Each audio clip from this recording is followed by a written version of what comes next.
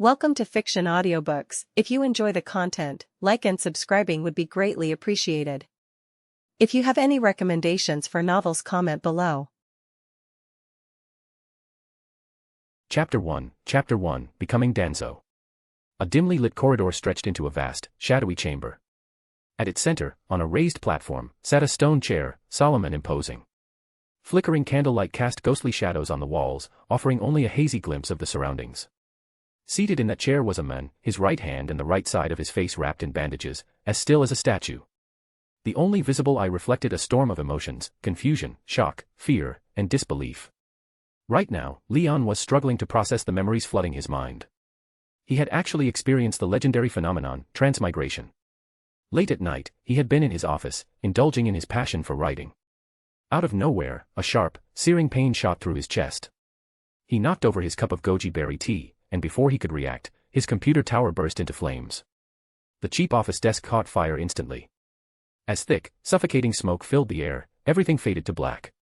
And now? Leon scanned his surroundings again, his mind still flashing with fragmented memories and unfamiliar emotions, as if a memory card was struggling to load. He lifted his left hand, flexing his fingers. The skin was slightly wrinkled, marked with old scars.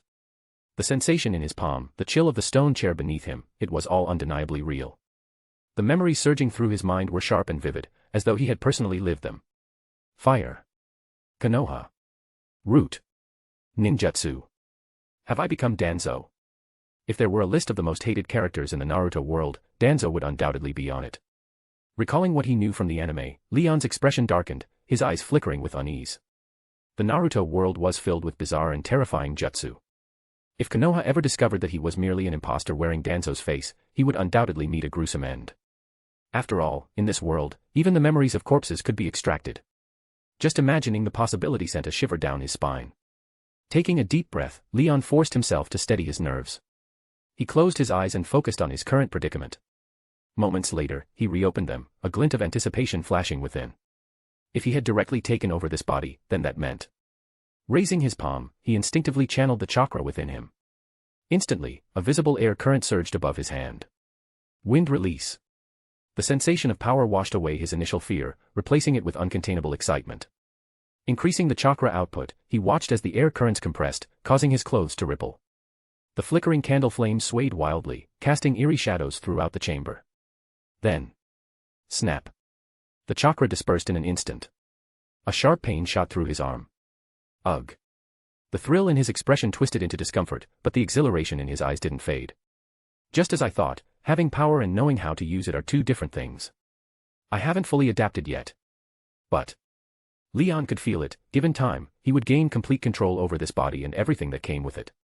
But before he could fully absorb all of this, his gaze swept across the chamber. Right now, he was most likely inside the Root headquarters. As the leader of Root and one of Konoha's elders, Danzo commanded numerous jonin skilled in assassination, torture, and interrogation. These were individuals with keen perception and deadly instincts. The last thing Leon wanted was for any of them to notice something was off. He thought of the curse of the tongue eradication seal, a technique that not only ensured secrecy but could also be used to punish or even kill its targets. It was comparable to the caged bird seal of the Hyuga clan. Going through a series of hand seals, he slowly familiarized himself with how to activate the curse mark. Thankfully, it was simple to use, even in his current state. Feeling reassured, he exhaled in relief. Memories of his past life flickered through his mind. There wasn't much to miss. Orphaned at a young age, shunned by relatives due to poverty, and disconnected from most of his family. The only relationship he had during college ended in humiliation and regret. His job barely kept him afloat, an exhausting, monotonous existence of long hours and little reward. He worked over 10 hours a day, trudging between home and office like a lifeless drone. Years of stress had worn his body down. At just 26, he felt older than his uncle back home. Did I actually luck out? Leon chuckled bitterly. Well, no point dwelling on the past. His expression grew firm. From now on, I am Danzo. As for leaving Konoha, that wasn't on the table, at least not yet. Surviving in this dangerous world as a rogue ninja was pure folly. Even S-rank missing nin spent their days on the run, constantly hunted down. Right now, as Root's leader and a Konoha elder, he had a far better chance of staying alive. Having made his decision, Leon mentally repeated to himself, I am Danzo. I am Danzo, while recalling Danzo's demeanor and movements. Just then. Tap. Tap. Tap. The sound of approaching footsteps echoed through the corridor, pulling him from his thoughts. Danzo closed his eyes, maintaining a neutral expression, his hands resting naturally on the armrests of his chair. When he finally opened them, his gaze was calm and unreadable. Emerging from the shadows was his trusted subordinate, Aburame Ryoma. A Jonin of the Aburame clan, possessing their unique insect-based jutsu, and one of Danzo's most valued confidants. Lord Danzo, the mission has been completed. Ryoma knelt respectfully. Danzo quickly searched his memories, his mind racing. There were too many instances of him assigning missions to Ryoma, but his recollections were still a chaotic mess. He couldn't pinpoint which mission this was referring to. Forcing himself to remain composed, he half closed his eye under the dim candlelight, keeping his tone devoid of emotion. Very good. Then, after a brief pause, he asked, "What of Sarutobi?" "All is as usual, Lord Danzo. Continue to monitor him. Report any developments immediately." "Yes." Ryoma responded respectfully before vanishing in a blur, using the body flicker technique. However, Danzo had keenly noticed it. Just before leaving, Ryoma's gaze briefly flickered toward his left hand, which still bore the faint marks of his earlier chakra exertion. His sense of caution immediately heightened. The thought of using the curse of the tongue eradication seal crossed his mind, but he ultimately held back. Reflecting on the exchange, Danzo reassessed his performance. His tone, his mannerisms, his responses, nothing seemed amiss. And in his memories, he did have knowledge of assigning Ryoma to keep tabs on the village's higher-ups. Glancing at his slightly injured left hand, he couldn't help but sigh inwardly. Ninjas truly are terrifyingly perceptive. I need to be more careful. At the same time, his urgency to master this body's chakra grew even stronger. Chapter 2, Root. In the blink of an eye, more than 10 days had passed. Within the headquarters of Root, Danzo, much like his past self, remained reclusive and rarely ventured out. As a precaution, the personnel responsible for his daily needs had been reassigned to a Root training base outside the village. In their place, newly promoted Root members took over their duties. During these days, aside from familiarizing himself with his chakra and the memories in his mind, Danzo had gradually pieced together the timeline. The Second Shinobi War had ended a year ago. Every village was focused on recovery, licking their wounds from the conflict. Yet, beneath the surface, tension still simmered. Over the past few days, Danzo had personally received reports from 6 returning Root squads who had been carrying out missions outside the village. During their operations, they had assassinated 32 enemy shinobi, 1 jonin, 5 chunin, and 26 genin. Additionally, they had destroyed 3 civilian settlements. Root had suffered losses as well, 8 chunin killed in action. Among them, 3 chunin had fallen while besieging the enemy jonin, but the mission had been completed. They had gathered crucial intelligence and acquired a forbidden jutsu that Orochimaru had specifically requested. The report was nothing more than a series of cold, hard numbers, a mission completion scroll devoid of emotion. This was Danzo's first clear realization of the cruelty of the shinobi world. Brutality persisted even in times of so-called peace. Now that he felt he had fully adjusted, Danzo took the initiative to summon Aburame Ryoma and listen to the latest decisions made by the Hokage. Sarutobi is too soft. In the end, he will drag Konoha into another war. Danzo's tone was dark, speaking of the Hokage without a shred of respect. Then he continued, Yakushi Nono's mission in the Land of Earth has encountered obstacles. You will lead a team to assist her. We need to start preparing for war ahead of time. This was Danzo's true intent, to send Aburame Ryoma to the Land of Earth and re-establish the Root base that had been destroyed during the war. The mission required high-level support, and sending his trusted subordinate away was also a convenient move for him. Understood, Danzo-sama. Watching as Ryoma vanished with the body flicker technique, Danzo secretly exhaled in relief. This mission would take at least a year and a half. By the time Ryoma returned, he would have fully regained his strength and taken complete control of Root. He was Danzo now, the leader of Root. Over the past few days, Danzo had thoroughly assessed Root's strength. It was undeniably formidable. As an extension of the Hokage's ANBU, Root had its own armed forces, intelligence network, research division, and sealing teams, along with an extensive collection of jutsu. It boasted 26 jonin and 256 chunin, not to mention countless spies and researchers. To put things into perspective, even Konoha's most powerful clan, the Uchiha, only had 28 jonin officially recorded in the Hokage's registry. While they likely had a few more hidden away, the numbers were still limited. For all the major villages, jonin were an incredibly scarce resource, the true high-level combat forces. The presence of even a few more jonin could alter the outcome of a battle. Unlike the later stages of the Shinobi World War, where jonin became little more than background figures, in this era, they were decisive forces on the battlefield.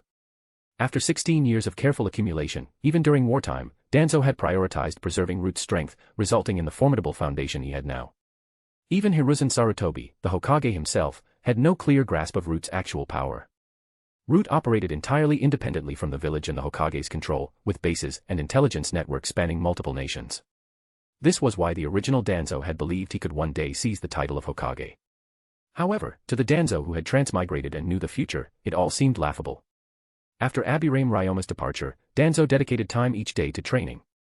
A swirling sphere of wind chakra stabilized in his palm, but when he infused more chakra, it suddenly shattered. Yet, under Danzo's control, it dissipated without causing any disruption. He was already used to this. By now, he had mastered most of his predecessor's jutsu, regaining nearly 80% of his strength. However, when attempting to recreate the Rasengan from his memories of the manga, Danzo quickly realized he was no genius. Even with his profound understanding of wind release, he still hadn't fully grasped the technique after several days. Danzo knew that while Root was his external power, his true strength lay in himself. But as he continued his training, the initial excitement of regaining his abilities faded, replaced by an unsettling realization. He had seen the limits of this body. Danzo was already 47 years old. His chakra growth had halted, and with age, his physical abilities were beginning to decline. Right now, with the numerous secret techniques at his disposal, he could barely be considered at Kage level, but even then, he would be among the weakest of the Kage tier fighters. Even with access to Konoha's vast jutsu archives, his growth had slowed to a crawl. Danzo let out a bitter chuckle. At least give me some kind of transmigration bonus, like a better body or increased talent. He touched his bandaged right eye and traced the wrinkles forming on his face.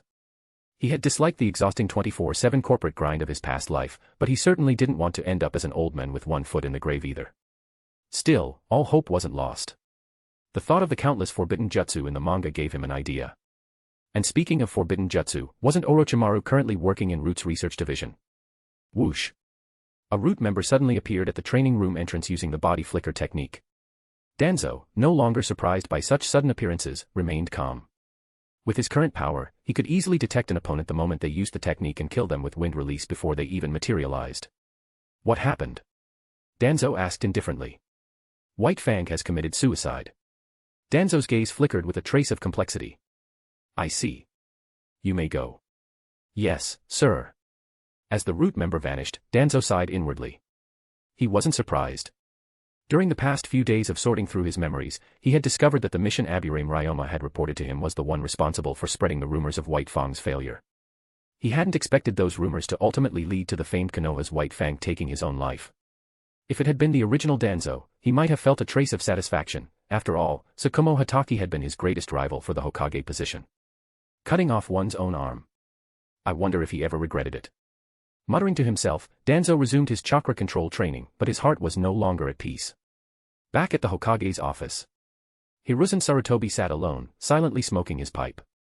From now on, no one is to spread rumors about White Fang.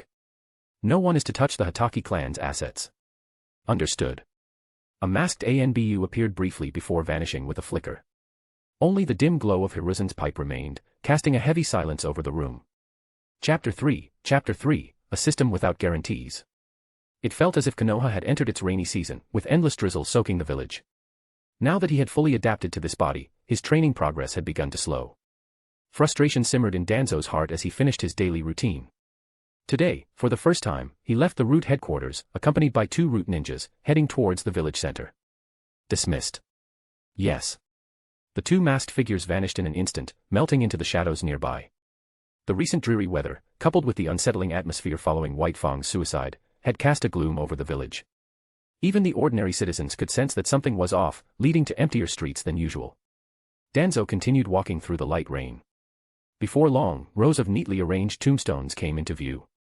He had arrived at Konoha's cemetery, resting beneath the solemn watch of the Hokage monument. Most ninja who inherited the will of fire were buried here after their deaths, even the first Hokage rested in this very ground. Danzo himself wasn't sure why he had come. Ever since hearing of White Fang's death, his once fervent dedication to training had begun to wane, his mind growing increasingly restless. A flood of thoughts churned within him. He had nearly regained the strength of his original self. He had acquired a ninja's power. With Danzo's past authority and the tongue-cursing seal, he had already secured control over most of Root without exposing any flaws. And yet, his mind remained unsettled, constantly agitated. Was it because he had gained immense power too suddenly, but lacked the mentality of a true strongman? At last, Danzo came to a conclusion. This world is full of danger and sorrow. Death, slaughter, bloodshed, and conspiracy lurked everywhere. Civilians were nothing more than lambs waiting to be slaughtered, while ninja served as mere tools in the grand game of power. Even he, a transmigrator, could not remain detached. He had been dragged into these conflicts, whether he wanted to or not.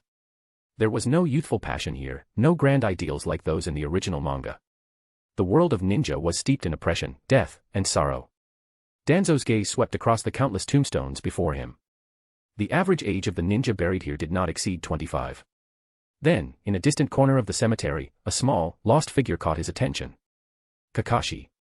The boy's distinctive silver hair and aura made him instantly recognizable. And the tombstone he knelt before. Konoha's hero. A political sacrifice. So, they had buried him here as well. As someone involved in the matter, Danzo knew all too well what had happened. The third Hokage had used a failed mission as an excuse to tarnish Tsukumo Hataki's reputation, seeking to erode the influence he had gained during the Second Ninja War.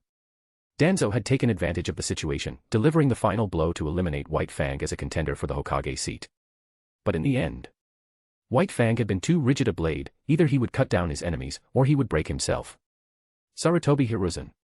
Danzo thought back to the elderly man from the anime, the seemingly kind teacher who once inspired loyalty with his words. Didn't expect to see you here. What, are you here to repent? A voice rang out behind him, tense and full of disdain.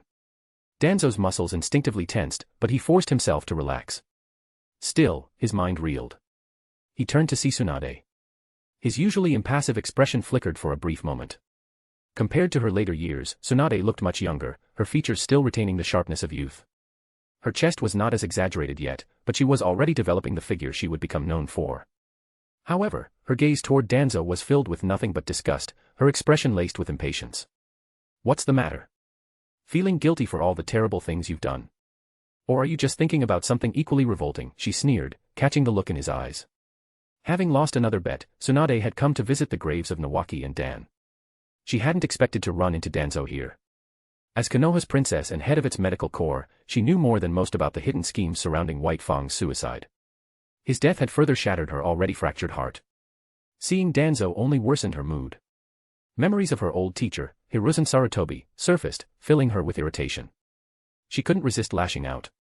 Danzo quickly regained his composure. Suppressing the turmoil in his heart, he ignored her and walked past her toward the cemetery's exit. He wasn't surprised by her attitude. After Hiruzen Sarutobi took the Hokage seat in the middle of a war, he had needed to consolidate his position upon returning to Konoha. He and Danzo had joined forces with certain ninja clans to accelerate the assimilation of the Senju into the general populace, just as the first Hokage had envisioned. Naturally, this process had involved some, less than honorable methods. From that point on, as the last princess of the Senju, Tsunade had never looked at them the same way again. Then came the Second Ninja War, where she lost both her lover, Dan, and her younger brother, Nawaki. Trauma led her to develop hemophobia and a tendency toward heavy drinking, her temper worsening with time. Even Hiruzen Sarutobi preferred to avoid provoking her. Under normal circumstances, the old Danzo might have reprimanded her for her insolence. But now, he couldn't be bothered. Because the moment he saw Tsunade, a mechanical voice echoed in his mind. Ding. Important character detected, Tsunade. Objective, earn her sincere acknowledgement of your character and ideals. Warning, time flows like a river. If you fail to change its course, your fate will remain the same. Danzo's heart pounded. Struggling to contain his excitement, he returned to route headquarters, flanked by 2 Jonin guards. After carefully analyzing the system's message, he couldn't help but curse. This damned system only gave rewards if he managed to gain the recognition of key characters. But he was Danzo. The most hated scapegoat of the entire series. The ultimate schemer. His ideology was universally despised. Even he had to admit that his original self was a paranoid madman. Frustration set in. Danzo tried communicating with the system, hoping for a starter gift, youth restoration, Rinnegan, sage body, anything. But the system remained utterly silent. If not for the lingering warning in his mind, he might have thought he had imagined the whole thing. The greater the hope, the harder the fall. That about summed up his current mood. If he were 10 years younger, he might have started cursing by now. A golden finger, yet utterly useless. No known rewards. It was like a company boss making empty promises. But the final warning troubled him most. My fate. Danzo's fate. Damn it. Whatever. Danzo calmed himself. The system was real. He wasn't starting from scratch. He had Kage-level strength, controlled root, and now possessed a golden finger. If he planned carefully, he refused to believe he would end up worse than his original self. Recognition from key characters, Chapter 4, A New Seed. Boom. A mud wall shattered instantly, torn apart by a swirling blue chakra sphere. Danzo swiftly leaped backward, avoiding the collapsing debris. Slightly out of breath, he looked at the crumbling earth release barrier and allowed a faint smile to form on his face. Over the past few days, he had successfully mastered the Rasengan, this sealless technique, using his knowledge from the anime. Though the Rasengan's destructive power was not quite on par with his vacuum wave or vacuum great sphere, it had the advantage of requiring no hand seals. Moreover, its advanced form, the wind release, Rasen Shuriken, surpassed even his vacuum great sphere. And if he could master Sage mode and elevate it to a Sage art, Rasen Shuriken. Swish, swish. 2 root jonin, wearing masks, appeared at his side, holding a set of clean clothes prepared after his training. Danzo donned his usual long robe, concealing the battle attire beneath. Once again, he transformed into the shadowy figure that instilled unease in many. "How are the preparations at the training facility?" he asked. "Everything is ready according to your orders, Danzo-sama. The oath ceremony has been arranged, and the new bloodlines from the various clans have already arrived," an Umbu operative respectfully reported. That night, after meeting with Tsunade, Danzo had solidified his path. Aside from strengthening his own power, he also planned to pass on his will, to earn recognition, gain rewards from the system, and, most importantly, find a way to rejuvenate his aging body. This decision was made after careful consideration. The world of Naruto was chaotic, but it upheld certain ideals that people were willing to follow.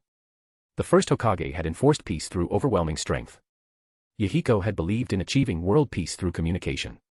Even the concept of infinite Tsukuyomi had its appeal within the shinobi world. Danzo possessed a broader vision than anyone in this world, coupled with the advantage of knowing most of the future events. He could carve out a new path of ideology, one tailored to the reality of this world. And if possible, he wished to change this suffocating world. The first candidates for his plan were the newly promoted Chunin from the root training facility. Most of them were orphans, though a few came from Konoha's secret technique clans. Originally, they would have been scattered, some absorbed into the Hokage's Umbu, while the rest remained en route, marked and monitored. Danzo arrived at a valley on the outskirts of the village. The valley was fortified with countless ninjutsu traps and sealing techniques, leaving only a single entrance. This was where orphans were typically housed, undergoing 6 grueling years of training before being sent on missions. Only those who reached Chunin level could officially become members of Root. 153 newly graduated Chunin stood in rigid formation, lifeless like wooden stakes. On the other side were the newly arrived orphans and clan children. Most of them appeared confused and timid, cautiously observing their surroundings. Beyond them, more than 20 root shinobi, skilled in genjutsu, stood in formation. Their cold and emotionless aura made them seem more like puppets than human beings. As Danzo approached, "Danzo-sama. Let the ceremony begin," he ordered, frowning slightly as he looked at the lifeless Chunin before him. These were shinobi whose emotions had been stripped away. Root's training had long since erased their humanity, reducing them to mere tools. One of the newly promoted Chunin stepped forward, his gaze dull and mechanical as he began to recite. "The long night is upon us. From this moment, I take my watch, and I shall not waver until death. I shall conceal my name and seek neither glory nor disgrace. I shall remain loyal and devoted, offering my life for this cause. I am the sword in the darkness. I am the root of Konoha. I am the flame that repels enemies, the light that breaks the dawn, the horn that awakens the sleeping, the shield that protects the village. I offer my life and honor to Danzo-sama, tonight and for all nights to come." By the end of the vow, his voice wavered slightly, and a flicker of emotion surfaced in his eyes. Then, he picked up a mask and placed it over his face, officially becoming a member of Root before stepping back into the ranks. One after another, the next candidate stepped forward, then the next. Danzo stood motionless at the front, a silent witness to the ceremony, offering neither praise nor reprimand. Meanwhile, the newly arrived recruits, their faces flushed with excitement, began to tremble as they watched. Some of them couldn't resist and started murmuring the vow along with the Chunin. "The shield that protects the village. I offer my life." By the time the ceremony ended, the sky had darkened, enveloping the valley in shadows. Only the 20 or so official Root members remained standing. Most of them appeared exhausted, their chakra reserves depleted. After all, they had maintained genjutsu throughout the entire ceremony. But Danzo knew that these illusions were nowhere near the level of Koto Ematsukami. They couldn't truly alter a person's thoughts. What he aimed to do was simply plant a seed. And then, through his own efforts, nurture that seed until it took root and flourished. He also ordered changes to the training curriculum. The previous method of erasing emotions would be replaced with a doctrine of sacrifice and protection. Though the core idea remained the same, the latter was far more acceptable. After all, there was a vast difference between seeing oneself as a mere tool and as a protector. He also revised the mortality standards. No longer would 300 talented children enter training, only for half of them to survive. Danzo trusted that the root shinobi overseeing the training facilities would carry out his orders with utmost diligence. Beyond shaping the minds of others, he also sought to gradually change his own persona. The way he had previously conducted himself was utterly unacceptable. If he continued down that path, he would eventually become just as twisted as his original self. Moreover, his new ideology and vision for the shinobi world were completely at odds with his old methods. As long as he continued to nurture this ideology, Danzo believed that one day, this seed would sprout. The road ahead was long. Chapter 5, Orochimaru. Over the past few days, Danzo had been refining the ninja philosophy he planned to instill, drawing from his past life's memories and countless experiences from various media. This path was anything but easy, and results wouldn't come quickly. Fortunately, he had arrived in this world early enough, before the worst deeds had been committed, before most key figures of the story had even been born. There was still time. Aside from training, he spent his days trying to recall ideologies from his past life that might suit the shinobi world. But today, his usual routine was interrupted when a root ninja from the research division delivered some news. Danzo decided to go see his other right-hand man, Orochimaru. After the Second Shinobi War, Orochimaru had been transferred to root by the Hokage and given the position of a division commander. The true purpose behind this move was clear to everyone. But things hadn't gone exactly as Hiruzen had hoped. Orochimaru, who had glimpsed the essence of life itself during the war, buried himself in research the moment he joined root, supported fully by Danzo, and showed little interest in worldly affairs. When Danzo arrived at the laboratory with 2 jonin, the scene inside was just as grotesque as he remembered from the anime. Rows upon rows of massive, 3-meter-tall glass tanks filled with nutrient fluid lined the lab, containing test subjects of all ages. Some had begun to show signs of woodification, their limbs transforming into bark and even sprouting tiny branches. Ding! You have gained the recognition of an important character, Orochimaru. As expected. Orochimaru, how's the progress? Danzo stepped forward, cutting off Orochimaru, who had been busy comparing data with the other researchers. This place was truly unsettling. Danzo-sama. Orochimaru turned around. His tone was respectful, but his eyes revealed a hint of irritation at being interrupted. The development of wood release is progressing smoothly, he said. However, the lab requires a much larger supply of test subjects. Danzo frowned. Just 5 days ago, the ANBU had raided a den of bloodthirsty bandits, delivering over 20 fresh materials to the lab. He refused to repeat the mistakes of his past self, going from village to village, abducting civilians for Orochimaru's experiments. Besides, the reports from root operatives in the lab didn't align with Orochimaru's claims. Far from progressing smoothly, wood release research had nearly stagnated. There were also irregularities in the use of materials and funding. It was likely that Orochimaru had already begun exploring the reanimation jutsu. T/N, I didn't write living corpse reincarnation or any other jutsu, he's simply searching for an immortality technique. He was treating Danzo as nothing more than a gullible investor. The war has just ended. Every nation is on high alert, strictly monitoring shinobi activity. Root's funds are needed more for training our members. Danzo paused, locking eyes with Orochimaru, whose expression darkened. Then he continued. However, I will speak to Hiruzen and have the village's death row prisoners transferred to root for processing. I will also fully support your research, but I require a copy of all your findings. His voice left no room for negotiation, and the lab fell into a dead silence. Unlike his past self, who sought to win Orochimaru over and coveted wood release, Danzo now had a different perspective. Orochimaru had been placed en route to be kept in check by the Hokage. But the men clearly had little interest in political power struggles, which suited Danzo just fine. Instead, he intended to use Orochimaru to pave his way to the Hokage's seat. First, he would help Orochimaru ascend to power. Then, he would expose Orochimaru's inhumane experiments and pull him down. Finally, he would take the throne. But that had been the old Danzo's plan. Now, things had changed. Orochimaru's face darkened, his piercing gaze locked onto Danzo. This demand had shattered the unspoken agreement between them. But Danzo didn't back down. He stared right back, waiting for a response. Behind him, the 2 root jonin subtly adjusted their stances, ready to act at a moment's notice. After a brief silence, Orochimaru suddenly chuckled. The tense atmosphere dissolved in an instant. He licked his lips, a mischievous glint flashing in his eyes. I never expected Danzo-sama to take an interest in my research, he said with a sly smile. But of course, as a member of Root, my findings are naturally meant to be shared. Danzo remained expressionless, though he inwardly sighed in relief. As he had expected, Orochimaru chose to yield. But the killing intent he had displayed just moments ago had been very real. Danzo had no intention of making an enemy out of Orochimaru, not yet. The men possessed knowledge and abilities that he needed. Besides, having Orochimaru in Root reassured the third Hokage, keeping Hiruzen's attention divided. I won't take your research for free, Danzo continued. In addition to providing you with funding and test subjects, take this. One of the Root Jonin stepped forward, crouched down, and placed his palm on the floor. Release. A sealing technique activated, and over a dozen scrolls appeared in a neat row. These are the notes left behind by the second Hokage, Danzo said. Consider them my investment. With that, he turned and left with his subordinates. Orochimaru casually picked up a scroll and unfurled it. His eyes immediately gleamed with excitement. The contents detailed Tobirama Senju's theories on the soul, insights far beyond anything Orochimaru had ever encountered. As he watched Danzo's departing figure, an unreadable expression flickered in his eyes. Recognizing Orochimaru as an important character was good news. It meant there were more key figures in this world than expected.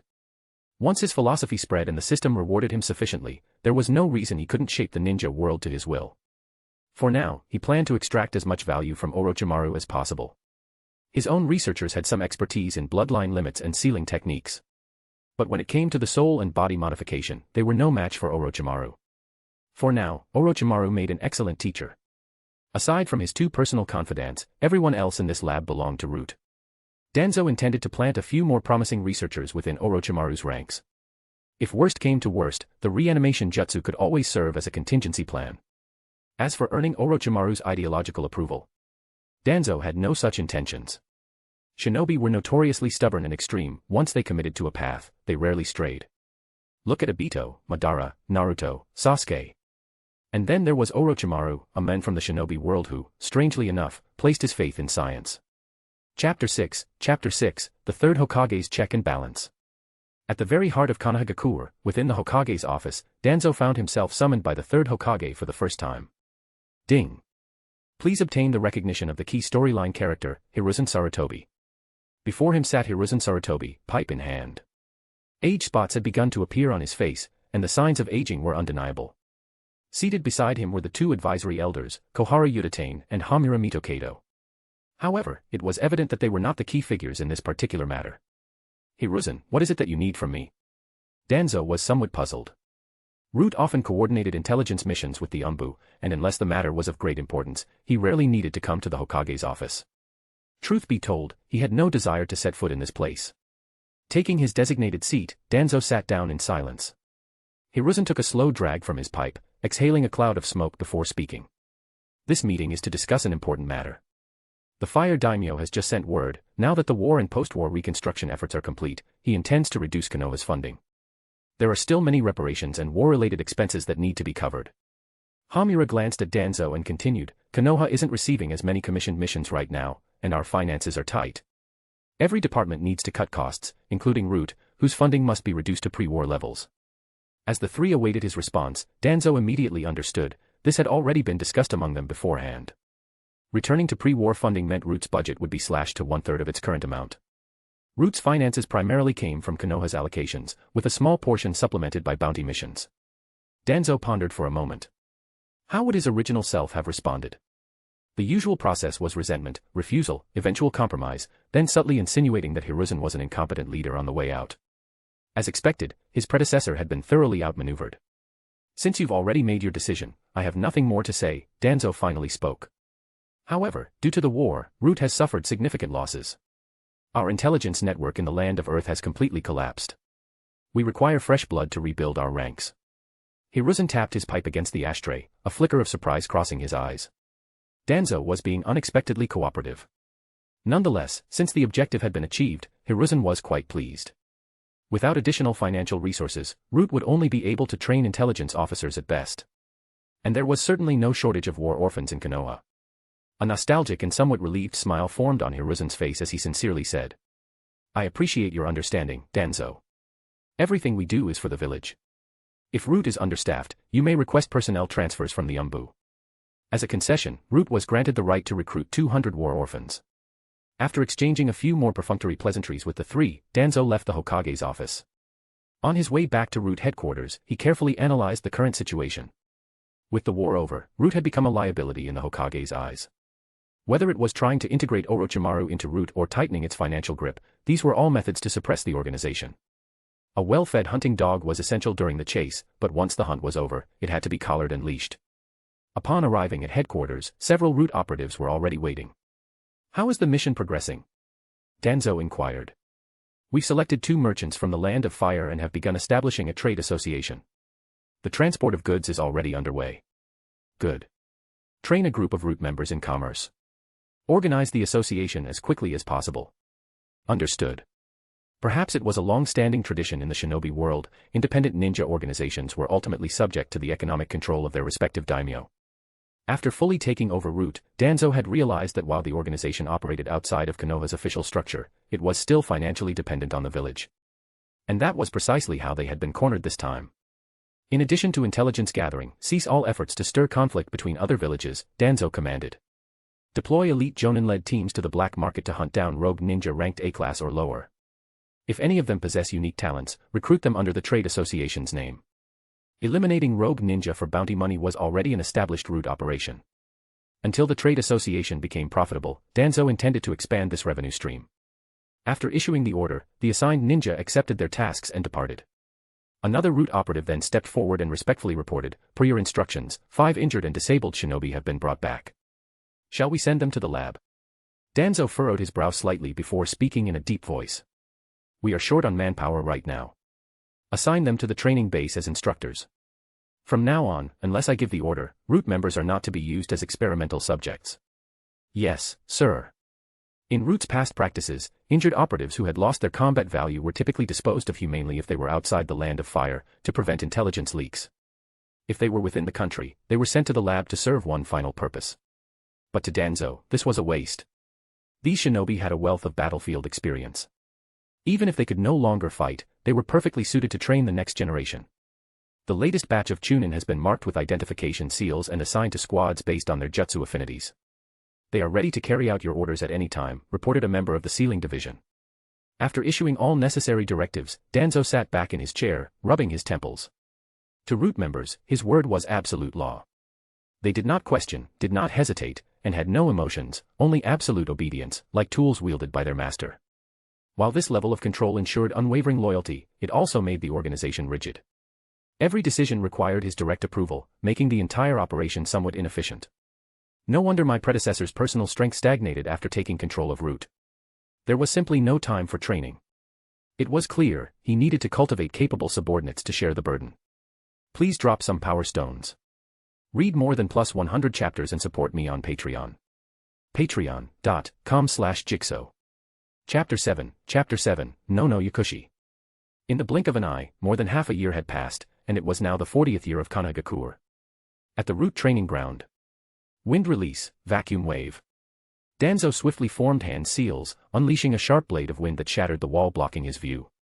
His eyes darted left and right, remaining cautious of his surroundings. Water release, hiding in mist technique. Water release, water dragon bullet. A sudden surge of chakra erupted from the left, followed by 2 consecutive water release jutsu. Fire release, fire dragon bullet. On the right, a crimson glow flared up as another attack was launched. Danzo quickly leaped backward, dodging the incoming ninjutsu. Boom. The collision of fire and water produced a massive burst of steam. Even though he had escaped the immediate blast zone, Danzo still felt the scorching heat in the air. Swish. Swish. Swish. Clang. Clang. Clang. Danzo skillfully swung his kunai, deflecting a barrage of shuriken aimed at sealing off his escape routes. He landed steadily on the ground. Earth release, double suicide decapitation technique. Before he could react, a pair of hands burst from the ground, seizing his legs and dragging him down. Without hesitation, Danzo used the body flicker technique to escape the predicament just in time. Another attack came flying toward him, a massive fireball. Fire release, great fireball technique. The coordinated assault left Danzo with no room to counterattack. He was forced to use the body flicker technique again to retreat. Gazing at the scorched ground where he had just stood, Danzo panted slightly, his vigilance increasing. Due to the combined effects of the hiding in mist technique and the steam generated from the earlier jutsu clash, the entire battlefield was now shrouded in thick fog. Visibility had dropped to barely half a meter. Among the 6 jonin he was facing, at least one of them was a sensory-type ninja. The battlefield conditions were unfavorable for him. Quickly forming hand seals, Danzo activated his next move. Shadow Clone Technique. Wind Release, Wind Pressure. Wind Release, Wind Pressure. A powerful gust swept through the mist. Increasing his chakra output, he attempted to clear the fog. Earth Release, Earth Spikes. Water Release, Hiding in Mist Technique. As expected, they immediately countered, trying to prevent him from dispelling the fog. I've got you now. Wind Release, Vacuum Great Sphere. Danzo leaped upward and unleashed a devastating area of effect attack in the direction of the chakra fluctuations. Earth Release, Earth Wall. Water Release, Water Wall. Sealing Technique, Jutsu Suppression. A deafening explosion followed, revealing a sealing barrier in the aftermath. After eliminating 2 of them, the flawless coordination of the enemy team was disrupted. Within the next 10 minutes, Danzo swiftly took down the remaining 4 one by one. As the mist cleared, the once pristine training ground lay in ruins. The 6 jonin stood respectfully to the side, while a team of 10, consisting of sealing specialists and medical nin, remained on standby to handle any emergencies. Such a luxurious sparring arrangement was a privilege only the Hokage and Danzo could enjoy in Konohagakure. Nono Yakushi, who had been waiting patiently nearby, approached Danzo and activated her medical ninjutsu. A soft green glow enveloped her palms as she healed the wounds on his arm caused by shrapnel from the earlier explosion. You may all leave. Yes, sir. The jonin and sealing squad promptly exited the training room. How are things in the land of Earth? The intelligence network in the land of Earth has stabilized. The trading company has also established a route there, and operations should begin next month. Orochimaru-sama requires additional funding, but the trading company is also facing financial constraints. Headquarters has sent word that an unidentified jonin infiltrated the warehouse in the capital. There were no casualties, but significant losses in goods. Nono Yakushi maintained a stoic expression, reporting the incoming intelligence with the same cold detachment as any other root member. Danzo accepted the robes she handed him and draped them over his shoulders, his original kimono now slightly tattered. Glancing at Nono Yakushi beside him, he felt a deep sense of satisfaction. She was highly proficient in medical ninjutsu and poisons, possessed extensive knowledge, and had a far more profound understanding of the world than even he did.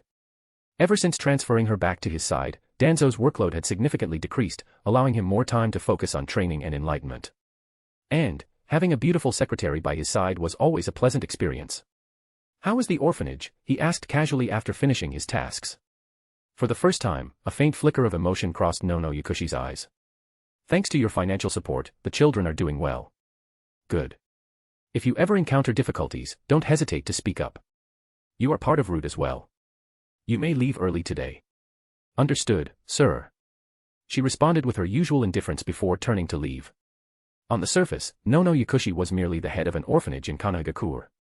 However, under Danzo's special permission, she spent most of her daytime working en route, only returning to the orphanage in the evening.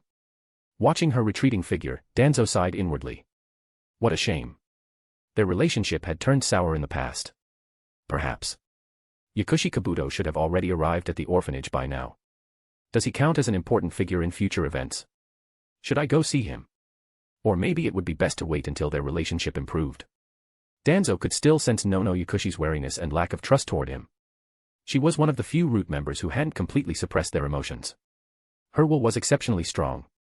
If not for the orphanage and the cursed tongue eradication seal, she might have already chosen to leave Root. Root needed talent now more than ever, and Danzo had no intention of letting her go. Over the past 6 months, he had attended 2 meetings at the Hokage Tower, though they were mostly trivial matters. Aside from expanding Root and his own training, he had little interest in interfering with Konohagakure's politics. Hiruzen Sarutobi was quite pleased with this stance. After each meeting, he would even reminisce with Danzo about their past battles together, making their surface relationship seem more amicable. Everything was progressing smoothly, though the seeds he had planted within Root were growing slowly in such an emotionless environment. Danzo consoled himself, true change takes time. Fortunately, the war orphans at the training facility had embraced his ideology wholeheartedly. That, at least, was a small comfort. Chapter 8, Nation and Village. Everything had been progressing smoothly. That was until the latest news from the capital of the Land of Fire shattered Danzo's good mood.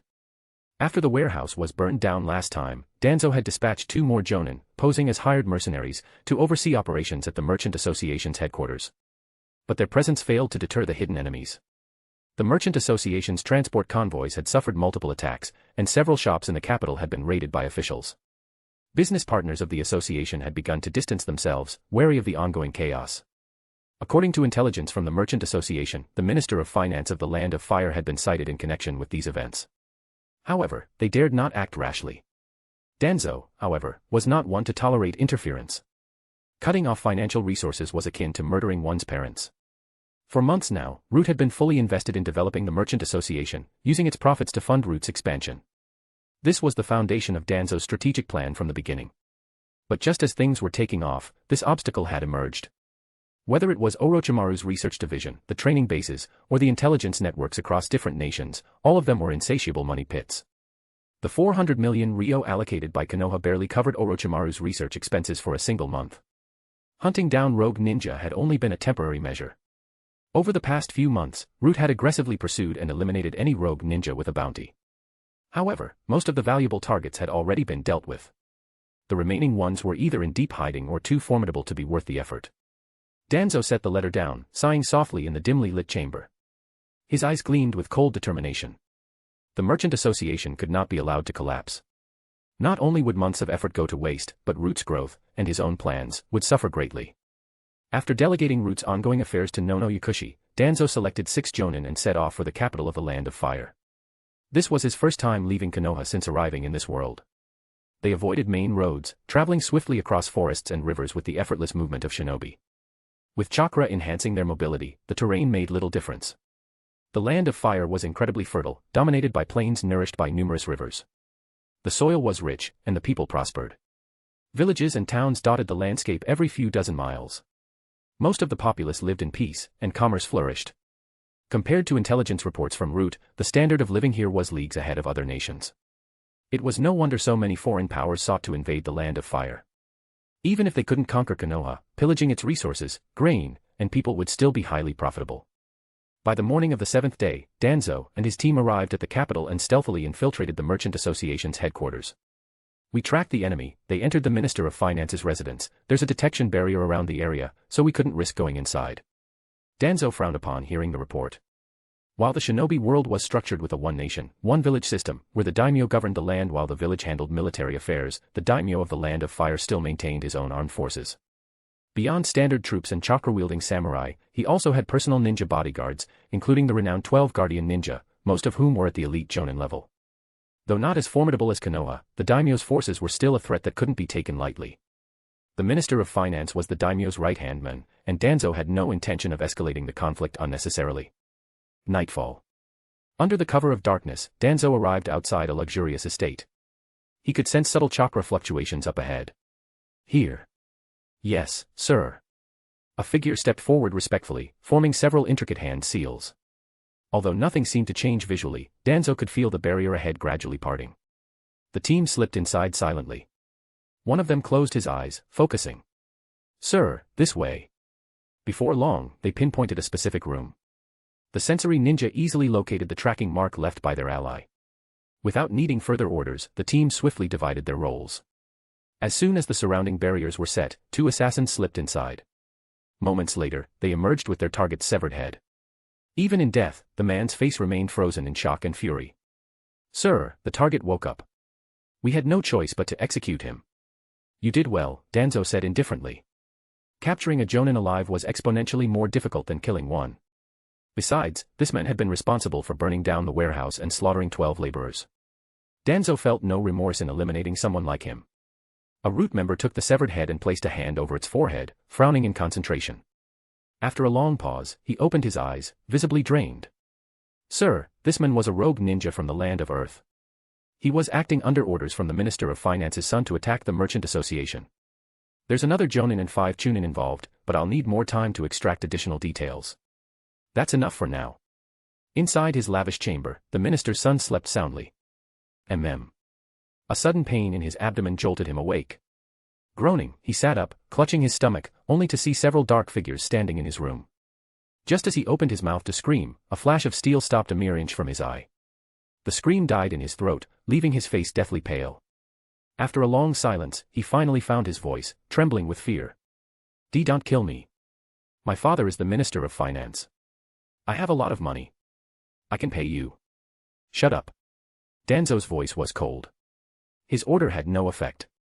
The young man only became more frantic. Why, you can't kill me? I'm the future Minister of Finance. If you do this, the daimyo will never forgive you. A root ninja formed a hand seal. Spare me. Help. As sealing patterns crawled across his body, his words sputtered and died. Eyes wide with terror, he stared helplessly at Danzo's group. Danzo hadn't expected him to be such a coward. He instantly lost all interest in negotiating. There was only one way forward. Stepping closer, Danzo slowly unwrapped the bandages around his head, revealing the long sealed eye beneath. In the darkness, the blood-red three-tomo Sharingan glowed with an eerie light. The minister's son, already paralyzed with fear, gradually sank into a daze as their gazes locked. Why did you attack the Merchant Association? They're a fat sheep. Their profits have been skyrocketing these past 2 months. They control several major trade routes. If I take them over, my father will be pleased. No one ordered you to do this. No. How did you know about their profits? Weren't you worried they belonged to another noble? My friend works at the city gate collecting taxes. He records all incoming shipments. The noble families all intermarry, so their businesses are well known. This is how things have always been done. Danzo was momentarily speechless. So paying taxes was the problem. And judging by his words, it seemed every major merchant association had a noble patron backing them.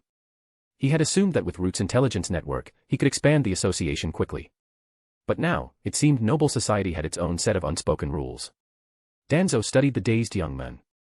For someone like this to be the next Minister of Finance. Well. I suppose this will be easy enough. He flexed his right eye, feeling the surge of chakra within. Chapter 9, The Limitations of this Damn System. For 3 consecutive nights, Danzo personally reinforced the genjutsu and psychological suggestions he had implanted. The Sharingan left behind by Uchiha Kagami, while not a Mangekyo, far surpassed an ordinary three-tomo Sharingan. Controlling someone as weak-willed as this was proving remarkably easy.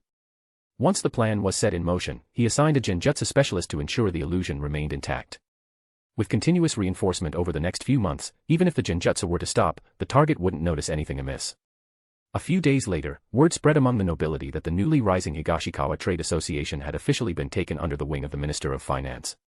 The shops were reopening, and many nobles sent gifts to celebrate. A stable trade route had already begun generating substantial profits. While some funds were reinvested into the company's expansion, Danzo could now divert 1 billion ryo per month to fund Root. According to the business reports, once they expanded trade routes with other nations, the profits would continue to grow steadily. On the bustling streets of Konoha, Yakushi Nono walked alongside a nondescript middle-aged man, blending seamlessly with the crowd. The past 3 months of steady profits had lifted a weight off Danzo's shoulders, granting him a rare moment to step outside and breathe. The vibrant streets, filled with merchants, returning shinobi, and civilians enjoying daily life, painted a picture of prosperity. For once, Danzo allowed himself to relax, considering a visit to a bar, a hot spring, or a fine restaurant. But then, his mind drifted to the looming threats, the upcoming Third Shinobi War, the Nine-Tails Rampage, Uchiha Madara, Black Zetsu. The fleeting desire for leisure vanished instantly. Knowing too much while lacking the strength to handle it, isn't a blessing, Danzo mused. His gaze swept across the scene, but instead of feeling like a part of it, he felt detached, like an observer standing outside the world. Beside him, Yakushi Nono had a gentle smile on her face, her expression warm and approachable. But Danzo, who knew her well, understood it was merely a facade. Let's visit the orphanage. The moment Danzo spoke, Nono's heart clenched slightly. Still, she respectfully replied. Yes.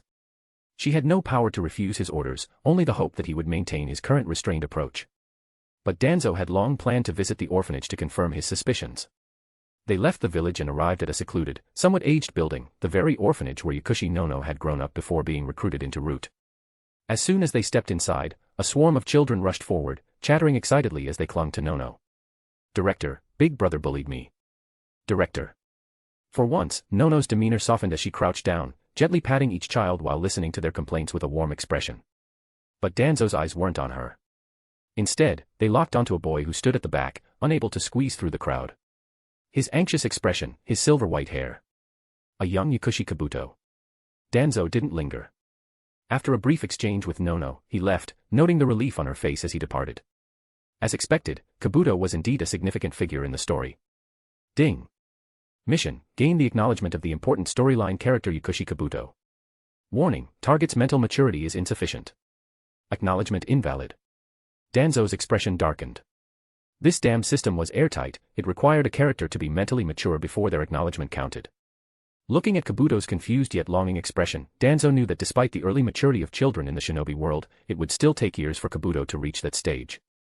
By then, the third shinobi war would already be over. This system was useless. If he had to wait for every character to mature before gaining benefits, it wouldn't help him in the short term. Danzo dismissed any plans to approach other key figures like Kakashi or Might Guy for now. Instead, his thoughts turned to the intelligence reports from the Land of Wind. Tsunagekyou's prodigy puppeteer, Sasori, had been missing for some time. Danzo, with his knowledge of future events, knew exactly what this meant. The catalyst for the Third Shinobi War was Sasori assassinating the Third Kazekage, throwing Tsunagekyou into chaos. Kumogakyou would seize the opportunity to invade, dragging Iwagakyou and Konoha into the conflict as well. Eventually, all major villages would turn their sights on Konoha, forcing it into a war it had barely recovered from after the Second Shinobi War. Danzo had long planned to use this war to prove himself. If he wanted to spread his ideology, then the battlefield would be the best stage. But war was no game. Even someone as powerful as the Third Raikage, who could fight the Eight Tails head-on, had perished in battle. Though Danzo had grown stronger, he knew he was nowhere near the level of the Third Raikage. Relying solely on self-improvement wasn't viable, time and his aging body wouldn't allow it. He had considered following the original timeline's approach, staying in the shadows and biding his time. But in the end, even if he covered his entire arm with Sharingan, he'd still be nothing more than an overpowered experience pack for others to defeat. Other people reincarnate and get systems that hand out weapons, techniques, women. I've been struggling for half a year, constantly living on edge, and I don't even dare to entertain thoughts about my beautiful secretary. And all this damn system does is dangle rewards in front of me like a carrot on a stick. For once, even Danzo, with all his mental fortitude, couldn't help but curse at his useless system. After taking a deep breath to calm himself, he sighed. In the end, one can only rely on oneself. Chapter 10, The Art of Reincarnation. Deep within the headquarters of Root, in a vast research lab, more than a dozen researchers were busily assisting Orochimaru in his experiments. With a nearly unlimited supply of funding and manpower, Orochimaru was consumed by his relentless pursuit of the truth behind life itself. Boom. A massive glass containment tank suddenly exploded, and from within came an inhuman shriek. Test subject number 16 is rampaging. The surrounding researchers instinctively stepped back, while the Root operatives responsible for security swiftly moved into position, ready to suppress the threat. This was already the third time this month that an experimental subject had lost control. They were used to it. It's immune to Genjutsu. Prepare to seal it with ninjutsu. The security squad captain frowned as he watched the grotesque creature effortlessly shatter the earth release, earth wall, meant to contain it. These rampaging test subjects were becoming increasingly difficult to subdue. This one in particular seemed to have the strength of an elite jonin. Who knew what kind of monster they'd create next? Hidden Shadow Snake Hands. The moment Orochimaru made his move, the tense atmosphere relaxed slightly. Several large serpents shot toward the escaped test subject at blinding speed, coiling around it and restraining its movements. Only then was the full extent of its transformation revealed. Its facial features had completely blurred into an indistinct mass, its entire body covered in grotesque, tumor-like growths that resembled a fusion of muscle and tree bark. As if enraged by its confinement. Snap. The snakes binding it were violently torn apart, their severed bodies writhing on the floor. Such strength. Orochimaru's eyes gleamed with fascination as he made his next move. Hidden Shadow Multi-Snake Hands. Dozens of serpents swarmed forward, instantly enveloping the test subject. Sealing Squad, now. Several Sealing Squad members rushed in to subdue it. Roar. Before they could act, the test subject erupted with raw power, sending the serpents flying in all directions. The Sealing Squad had no choice but to retreat.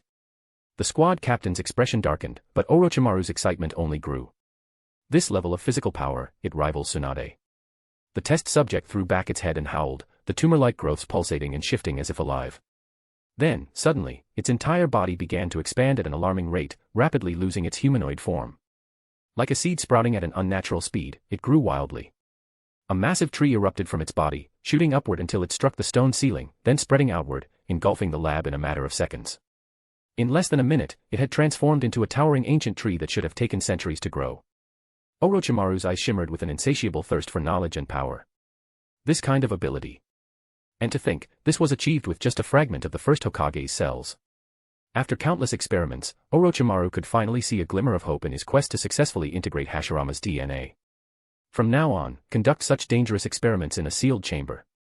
Danzo's cold voice echoed through the room as he arrived, his gaze sweeping over the wreckage, shattered containment tanks, mutilated snake corpses, and destroyed equipment. His expression was grim. All of this cost money. And Orochimaru, that damn lunatic, had no concept of financial restraint. The massive tree looming before him stirred unpleasant memories.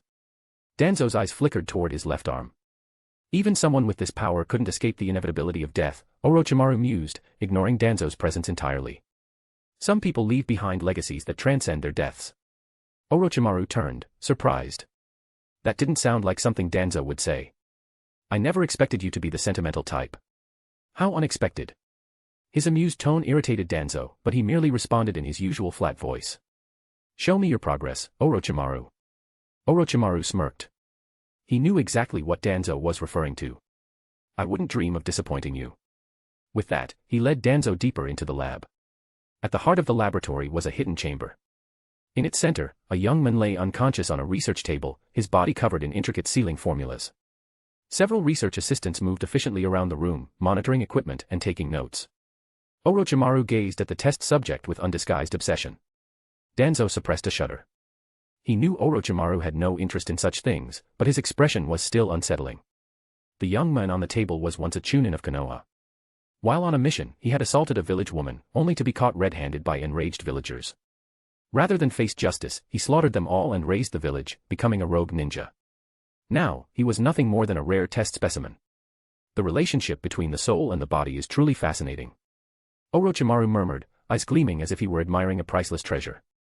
Danzo, uninterested in his philosophical musings, turned to one of the researchers.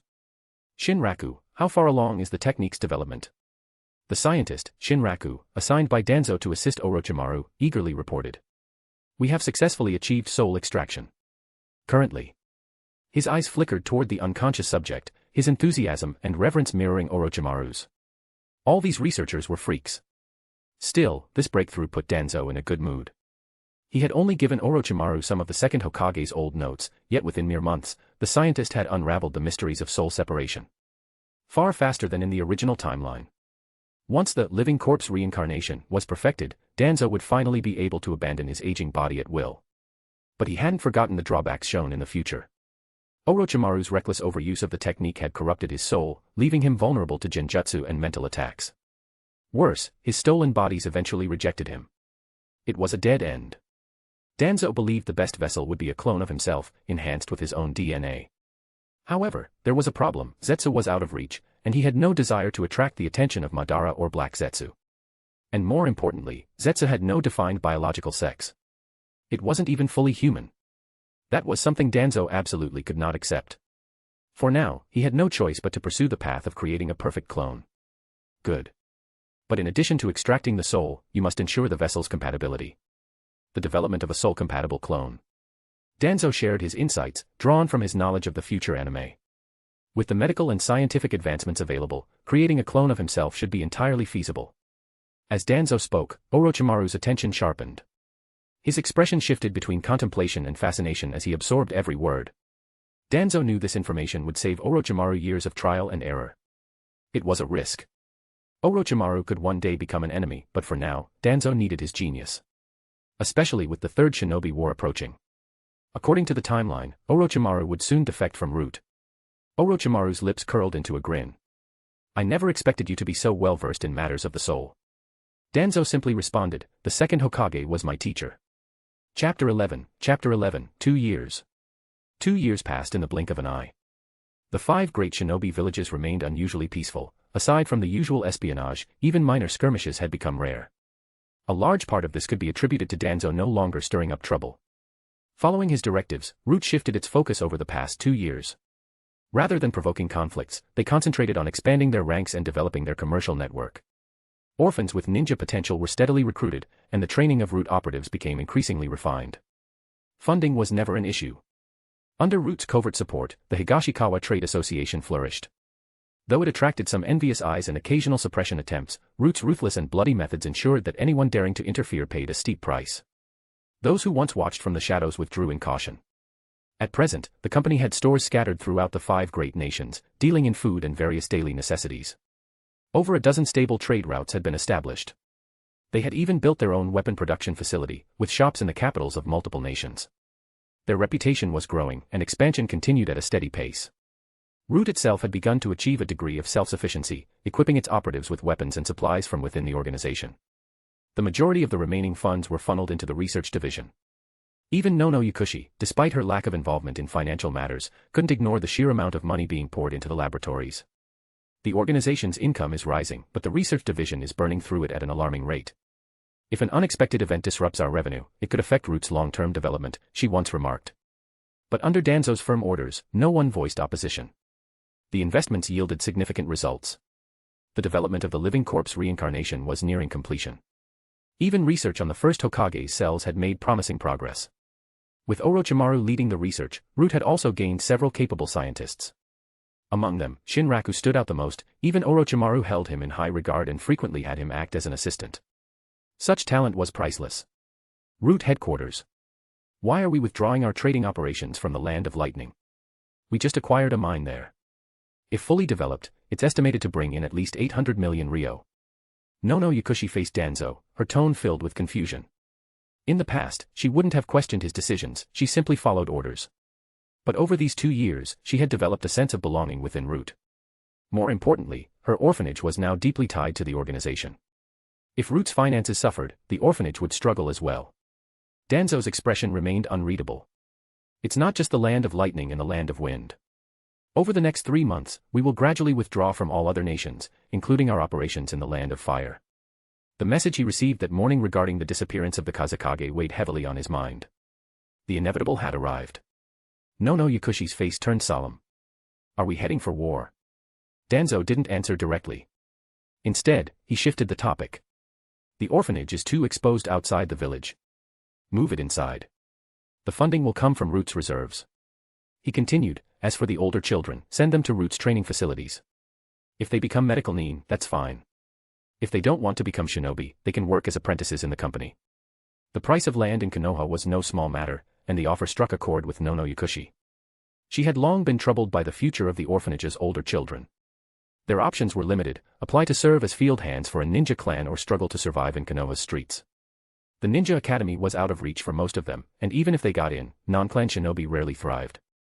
Within Root's training facilities, however, resources were abundant, far superior to those of the ninja academy.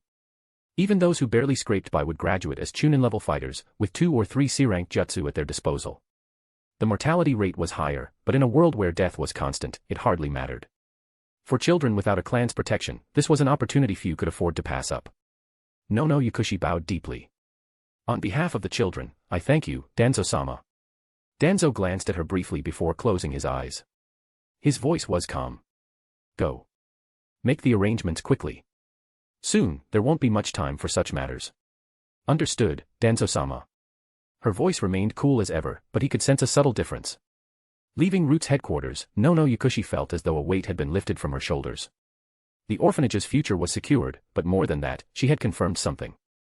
3 years ago, when she returned to Root, she had noticed a gradual but undeniable transformation. And the source of that change was Danzo. At first, she assumed it was merely a strategy, just another step toward his grand ambition of unifying the shinobi world. But as time passed, she saw the results. The suffering around them had diminished. The number of casualties in training had dropped. Civilian villages once deemed expendable were spared. Assassinations of innocents, once common, had slowed. Even the cursed tongue eradication seal, once used frequently as a form of punishment, had remained dormant for 3 years. Failures were no longer met with immediate execution. If the team had given their all and the failure was unavoidable, punishment was sometimes reduced. Failure was never tolerated in Konoha. Even within the village, missions were unforgiving. Yet, Danzo had begun to show something shocking. Mercy. And it wasn't an act. As someone trained in espionage, she would have recognized deception. But there was no pretense, no hidden agenda in this change. Because of that, her wariness had faded. She no longer felt the need to constantly be on guard around him. For the first time in years, she could breathe. Besides becoming more compassionate, something else seems different. A strange thought crossed her mind, bringing a faint blush to her face. Had she imagined it, or had his gaze lingered on her chest when she bowed earlier? Impossible. Right. Chapter 12, Prelude to War. Over the past 2 months, Sunagekyu's search for the third Kazekage had grown increasingly reckless. Not only were their ninjas scouring the neighboring lands of Kizugakure, Omegakure, and Tanagakure, but even within the Land of Fire itself, Suna shinobi had been spotted. Their blatant disregard for secrecy had begun to seriously undermine the border treaty signed between the major villages. At the same time, the intelligence networks of the great villages were becoming increasingly active. Konoha's root division had already weeded out a number of enemy spies within the village. Meanwhile, the news of the third Kazekage's disappearance had begun spreading among the upper echelons of the great nations. Just as Danzo finished his training for the day, he received an invitation to a meeting at the Hokage's office. Upon arriving, he found Hiruzen Sarutobi already there, along with the two village elders. The situation is growing unstable, the third Hokage began without preamble. Kumogakure has just sent envoys, proposing an alliance to wage war against Iwagakure. He couldn't help but feel some admiration for Danzo's keen intuition regarding war. 2 months ago, Danzo had already approached him, advising that they prepare for conflict at any moment. Hiruzen hadn't expected it to come this soon. With the third Kazekage missing and the villages mobilizing their forces, war could break out at any moment. I believe we should consider forming an alliance with Kumogakure, Mitokato Hamura suggested. Kumogakure was widely acknowledged as one of the strongest among the 5 great villages. Forming an alliance with them would be beneficial to Konoha. Hiruzen pondered this for a moment, tapping his pipe against the ashtray. Danzo, what do you think? You are the Hokage, Sarutobi. The decision is yours. I will support whatever course of action you choose. Hiruzen did not press the matter further but silently nodded in approval. He was becoming more and more satisfied with Danzo's attitude, though, at the same time, he couldn't ignore the creeping realization that both of them were growing old. Danzo himself had little patience for these kinds of fruitless discussions.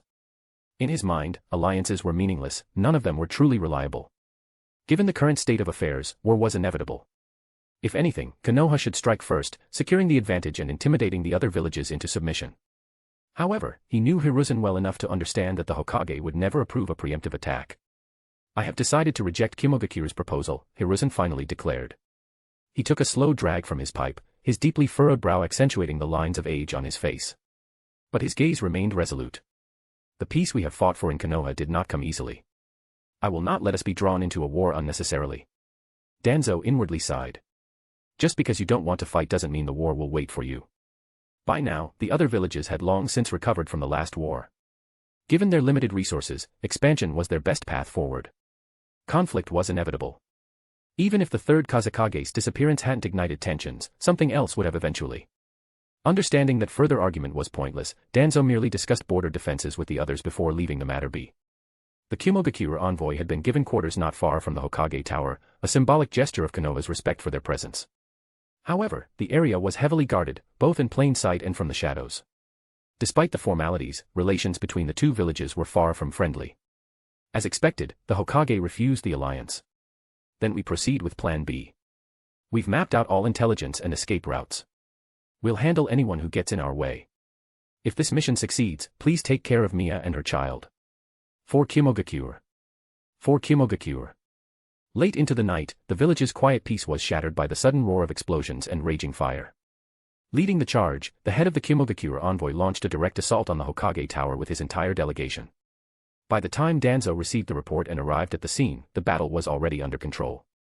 Only 3 Kumo shinobi remained standing, their bodies crackling with lightning as they struggled against a dozen Umbu operatives. Scattered around them were the bodies of fallen comrades from both sides, the remnants of a brutal clash. Hiruzen stood not far away, his brow tightly furrowed as he observed the battle. Take them alive.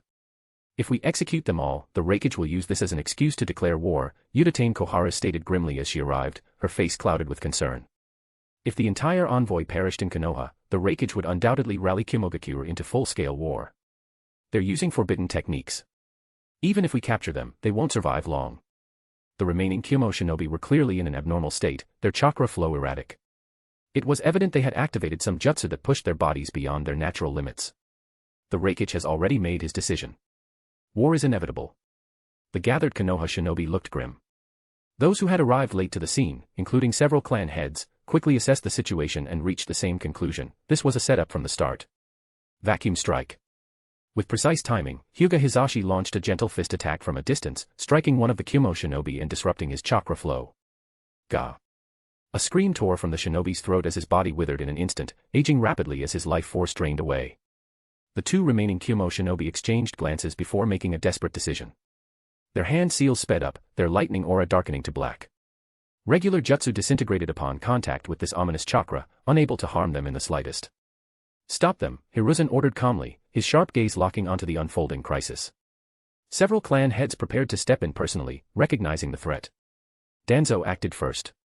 With practiced precision, black sealing marks surged forth, bypassing their lightning armor and spreading across their bodies. Their ominous black lightning flickered, then faded, their chakra dissipating uncontrollably. Their determined expressions turned to horror as their bodies withered away, succumbing to their own forbidden jutsu. The gathered shinobi cast glances at Danzo. No one had expected him to be so proficient in sealing techniques. Even those present had methods to counter such techniques, but none could have done so as effortlessly. Newly appointed Uchiha Fugaku narrowed his eyes slightly, a trace of wariness in his gaze. Danzo had never been a friend to the Uchiha, after all. Ignoring their stares, Danzo walked steadily toward Hiruzen. War is unavoidable now. Kumogakure never intended to negotiate. Root just sent word, the Nine-Tails Jinchuriki has been taken outside the village. The Jinchuriki herself is in pursuit. A heavy silence fell over the group. If Konoha lost a tailed beast, the coming war would be far more difficult to win. Hiruzen's face darkened, but when he looked at Danzo, a flicker of trust crossed his gaze. Danzo, bring her back. Safely. Leave it to me. With that, Danzo vanished into the night, while those left behind were lost in their own thoughts. Chapter 13, Namikaze Minato. At this moment, Danzo's real body was concealed atop a towering tree, watching an unfolding scene of heroism. This was the very moment from the original story, when Uzumaki Kushina was abducted. The mantis stalks the cicada, unaware of the oriole behind. T/N, oriole is a small icterid blackbird. Just as they were about to leave Konoha's territory, the three Kumogakure shinobi relaxed their vigilance. That was the moment Namikaze Minato, who had been silently tailing them, decisively made his move. Watching the swift and clean assassination below, Danzo, hidden in the shadows, couldn't help but praise him internally. Not bad. The future yellow flash indeed. Two of the Kumogakure shinobi collapsed instantly, their necks pierced. Minato, having achieved his objective, immediately vanished into the darkness once more. This guy really does have a talent for assassination. Even though he's only a chunin, his timing is impeccable. But this scene could use another protagonist. The quiet forest was filled only with the sound of movement among the trees, an unseen enemy is always the most terrifying. The remaining Kumogakure shinobi was visibly tense, his face filled with anxiety and a hint of fear. Holding a kunai, he warily scanned the dark forest while inching toward the unconscious Kushina. From Danzo's perspective, the shinobi had already lost his composure, fatal for a ninja. And sure enough, the moment he hurried to seize Kushina, he completely dropped his guard. Minato wouldn't let such an opportunity slip by. Whoosh! Under the moonlight, Minato's figure flickered, he was ready to deliver the final blow. But someone was faster than him. A streak of blue light flashed in the darkness. The Kumogakure shinobi froze in place, eyes dulling before he collapsed lifelessly. The sudden turn of events forced Minato to retreat swiftly, adjusting his stance. Ensuring the area was secure, he warily turned toward the new arrival, Danzo, standing beside the fallen enemy. His mind was filled with shock. Too fast. That body flicker technique. And what was that blue sphere? Out of the corner of his eye, he glanced at the corpse. Replaying the scene in his head. The attacker had appeared behind the target in an instant. The blue sphere struck his back, causing his chest to burst open. The internal organs had been obliterated in a single strike. Damn it. There was another shinobi lurking in the shadows. If that attack had been aimed at me, I might not have been able to dodge. Aside from vigilance and shock, Minato felt something else. An overwhelming sense of powerlessness. The only other person who had ever made him feel this way was his teacher, Jiraiya. All right, kid. Put away your kunai. Danzo said casually. Ignoring Minato's wary stance, he turned toward Kushina and untied the ropes and seals binding her. Kushina slowly regained consciousness, her dazed eyes adjusting to the moonlit figure before her. TCH. You again, you shady old man. She recognized him. Back then, this old man had tried to take her away. Even Tsunade had warned her to stay far away from him. Hearing her remark, Danzo couldn't help but sigh. Saving the damsel in distress. Clearly, that's not my role in this story. Kid, take her with you and follow me back to Konoha. Seeing the familiarity between them, Minato hesitated before lowering his kunai, though he remained on guard. At that moment, Kushina finally noticed Minato. Ah. It's you. Why are you here? Are you with him? Danzo, feeling a headache coming on, ignored their exchange and started walking toward Konoha. I followed you, using this. Minato raised a strand of vibrant red hair. Bathed in the moonlight, his warm smile and the fluttering strand of crimson made Kushina's face flush. This place isn't safe. Let's head back to Konoha first. Seeing Kushina's weak but shy expression, Minato didn't hesitate, he scooped her up and followed behind Danzo. Taking advantage of the moment, he subtly probed Kushina about Danzo's identity. Learning that Danzo had always been close to the Hokage, Minato quickly pieced things together. As he carried Kushina, he unconsciously closed the distance between himself and Danzo. Listening to the hushed conversation behind him, Danzo couldn't help but smirk. These two. Their bond is forming at an alarming rate. Whoosh. Whoosh. Whoosh. Shadows flickered ahead. Danzo-sama. The Inoshikacho trio appeared in front of him. You're just in time. I have other matters to attend to. Take these two brats back to Konoha. With that, Danzo disappeared into the night using the body flicker technique. I'm done here. I refuse to be force-fed any more of this romance. As he swiftly moved through the forest, Danzo recalled the system's notification from earlier. Namikaze Minato, at just 15, had already developed a mature mindset, recognized as a key figure by the system. However, Kushina was not, which meant she wasn't classified as a significant plot character. Danzo had a rough idea of how the system made these judgments now. He had also discovered something interesting. A subtle but distinct mental marker had been placed on Kushina, likely by a member of the Yamanaka clan. If she left Konoha's borders, it was likely the third Hokage would be alerted even before Danzo himself. That makes Minato's pursuit rather intriguing. One was Jiraiya's student. The other was the Jinchuriki of the Nine Tails. And unlike in the original timeline, where the Inoshikacho clan heads never personally intervened, this time, they had. The only explanation. The script had changed. Because a new character, himself, had entered the scene. Hiruzen. You truly are a skilled politician. Chapter 14, System Rewards. Kumogakure had declared war on Konohagakure. The official reason. Konoha had allegedly murdered Kumogakure's diplomatic envoy. News of the declaration spread like wildfire across the entire shinobi world. The Land of Lightning immediately sealed its borders. All foreign merchants and travelers were detained. Though their lives were spared, their possessions were confiscated under the pretext of wartime requisitioning. At the same time, the borders of the Land of Fire were swarming with shinobi, poised for battle. The major villages began scaling back their missions, consolidating their forces while keeping a watchful eye on Kumo's movements, waiting for the right opportunity to profit from the chaos. Iwagakure, too, started making strategic moves in the Land of Grass, prompting Kusagakure to send envoys seeking aid from Konoha. As for the truth behind the war, it no longer mattered. Deep within the headquarters of Root, in the vast underground chamber where he had once awakened, Danzo sat upon a stone throne, a symbol of his authority. Before him stood Orochimaru. You may leave for now, Danzo ordered. Yes, sir. Nono Yakushi, who had been standing by his side, bowed respectfully before withdrawing. Orochimaru observed Danzo closely. You don't seem particularly pleased. Sarutobi is getting old. Once this war is over, you may very well become the fourth Hokage. Both men had just received their orders from the Hokage. Orochimaru was to be relieved of his duties en route and sent to the Land of Grass to deter Iwagakure's ambitions and stabilize the situation. Danzo stood, his steps slow and deliberate as he descended 2 steps toward the laboratory. Orochimaru followed at a measured distance. Danzo-sama, surely you know what it is that I truly desire. Orochimaru licked his lips, his eyes gleaming with anticipation. Danzo, attuned to the serpent-like shinobi's mannerisms, furrowed his brow. Under his unwavering support, Orochimaru had grown bolder, more unrestrained. But you are correct, Orochimaru continued, his tone thoughtful. Aging leads to decay. Our sensei is already old. In truth, I believe you are better suited to be Hokage than he is. I could even offer my assistance. That won't be necessary. Danzo rejected the notion without hesitation. He knew well that Root had flourished in recent years precisely because he had maintained a semi-retired stance, staying out of the political spotlight. Both the Hokage and the major clans preferred it that way. Were he to openly seek the Hokage position, his old friend in the office would be the first to stand in his way. Orochimaru's expression flickered with disappointment before curving into an unsettling smile. What a pity. Given enough time, my support might become less useful. Danzo understood the underlying message but chose to ignore it. The two men reached the laboratory.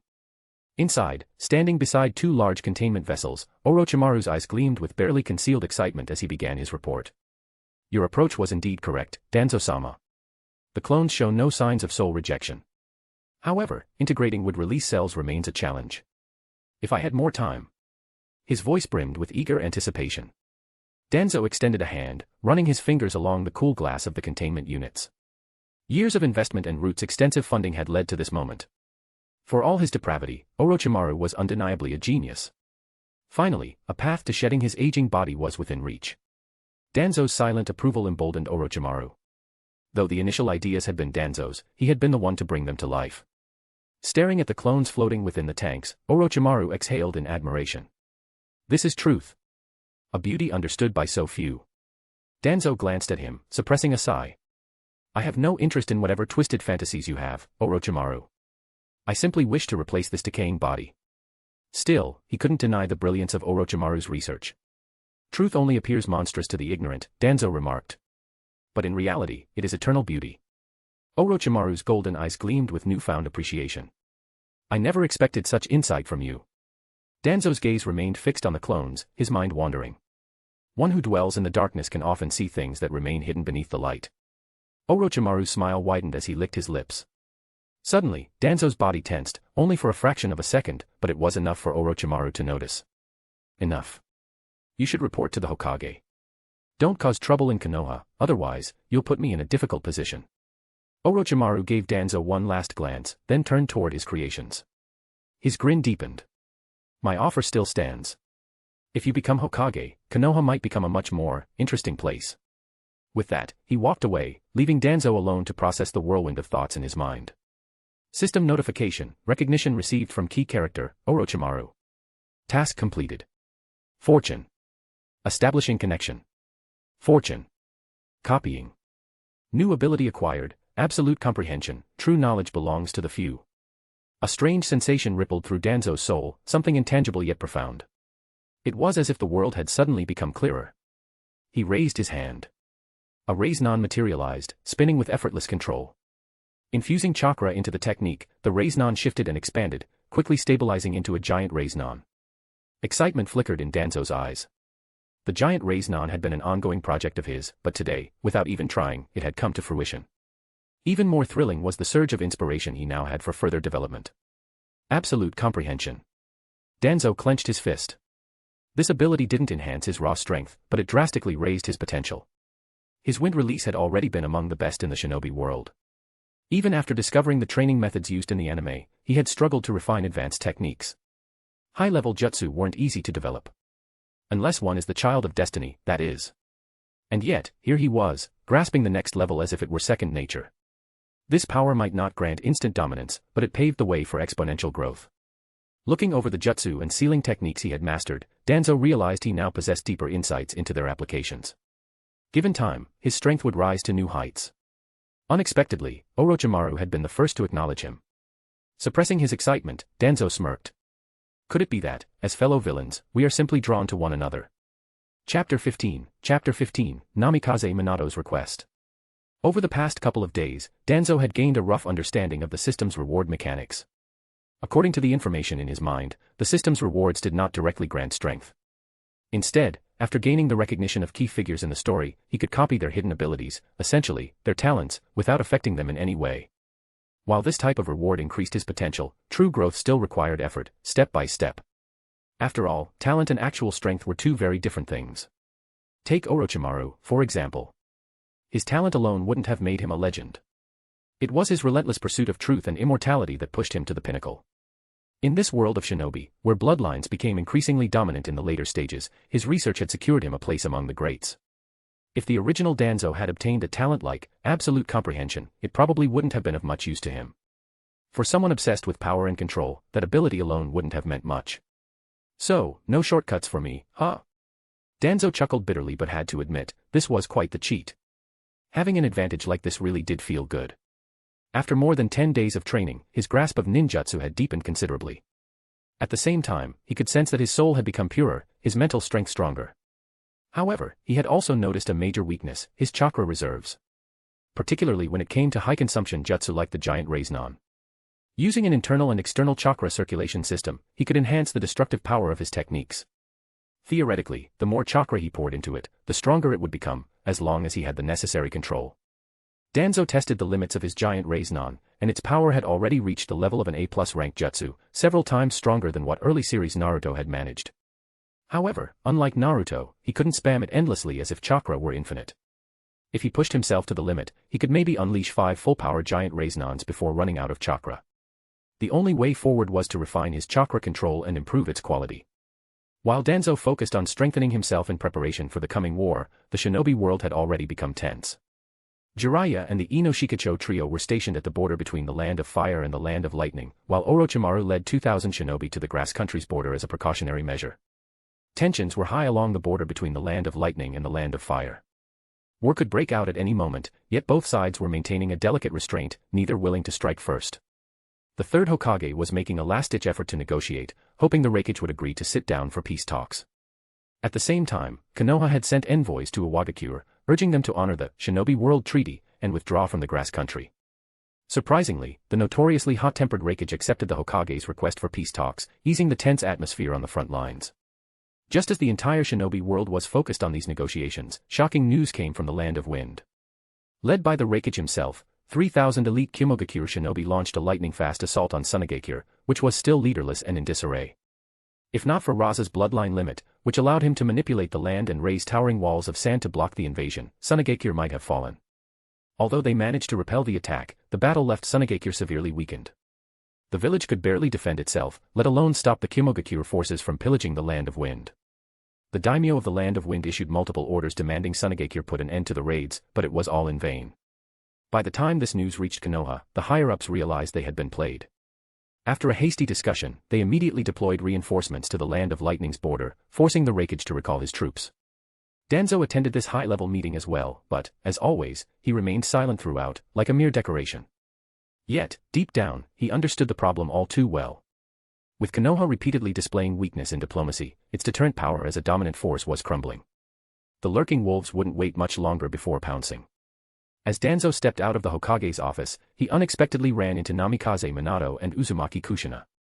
"Danzo-sama," Minato greeted him respectfully. Kushina, on the other hand, simply huffed, acknowledging his presence with a curt nod.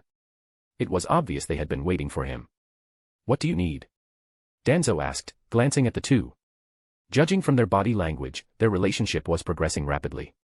"Last time, everything happened so suddenly, and we never got the chance to properly thank you for saving us," Minato said sincerely, his bright smile as warm as always.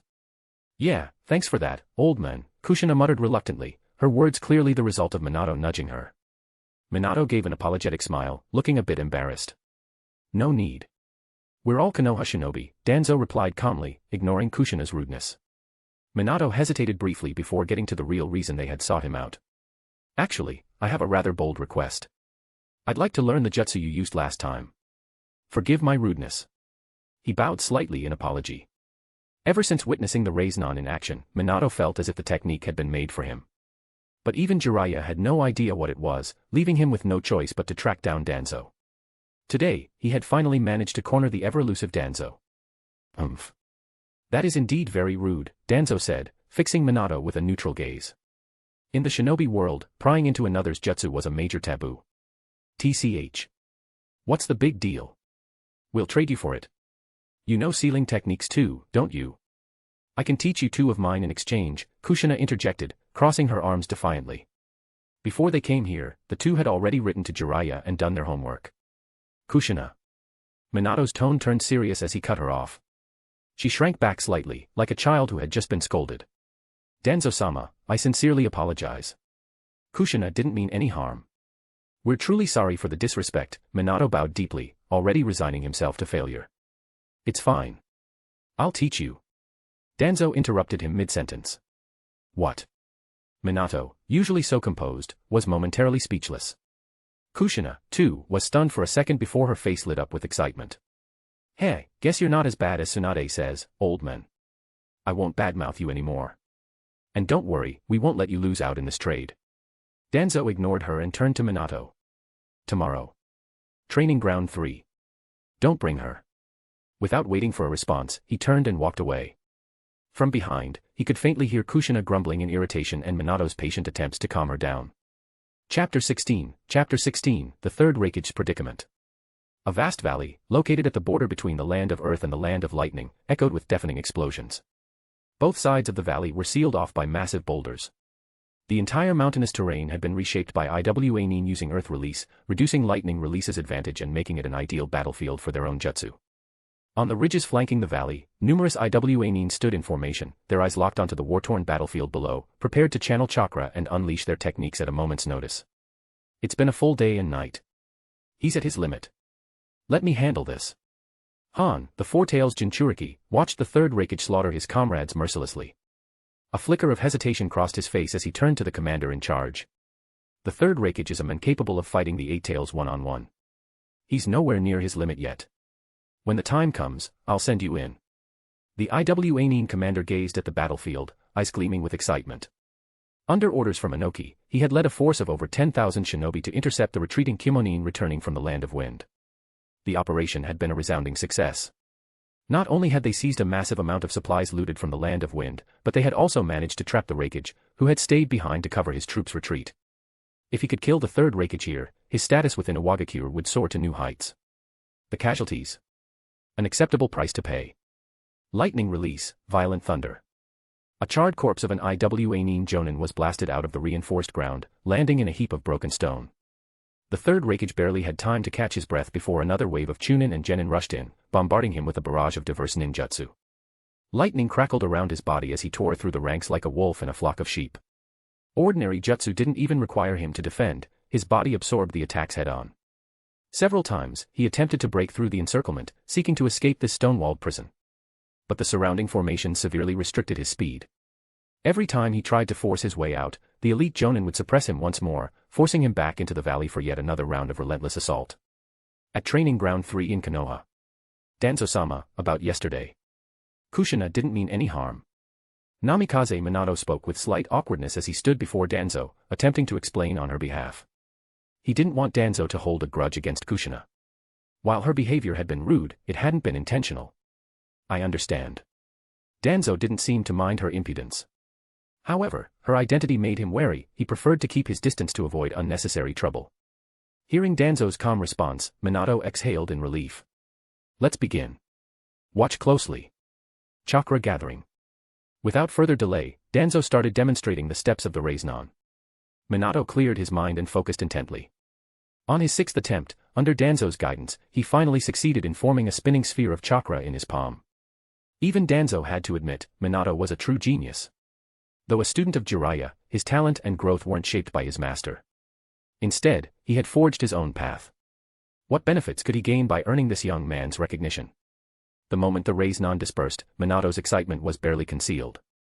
As he had suspected, this jutsu suited him perfectly, as if it had been tailor-made for his combat style. No hand seals. High concealment potential. Danzo-sama, I'm deeply grateful. Danzo frowned slightly. Every conversation with Minato was either an apology or an expression of gratitude. That wasn't exactly ideal for gaining recognition from his system. I heard you want to become Hokage. What do you think of the current war? Huh? Danzo's abrupt question caught Minato off guard.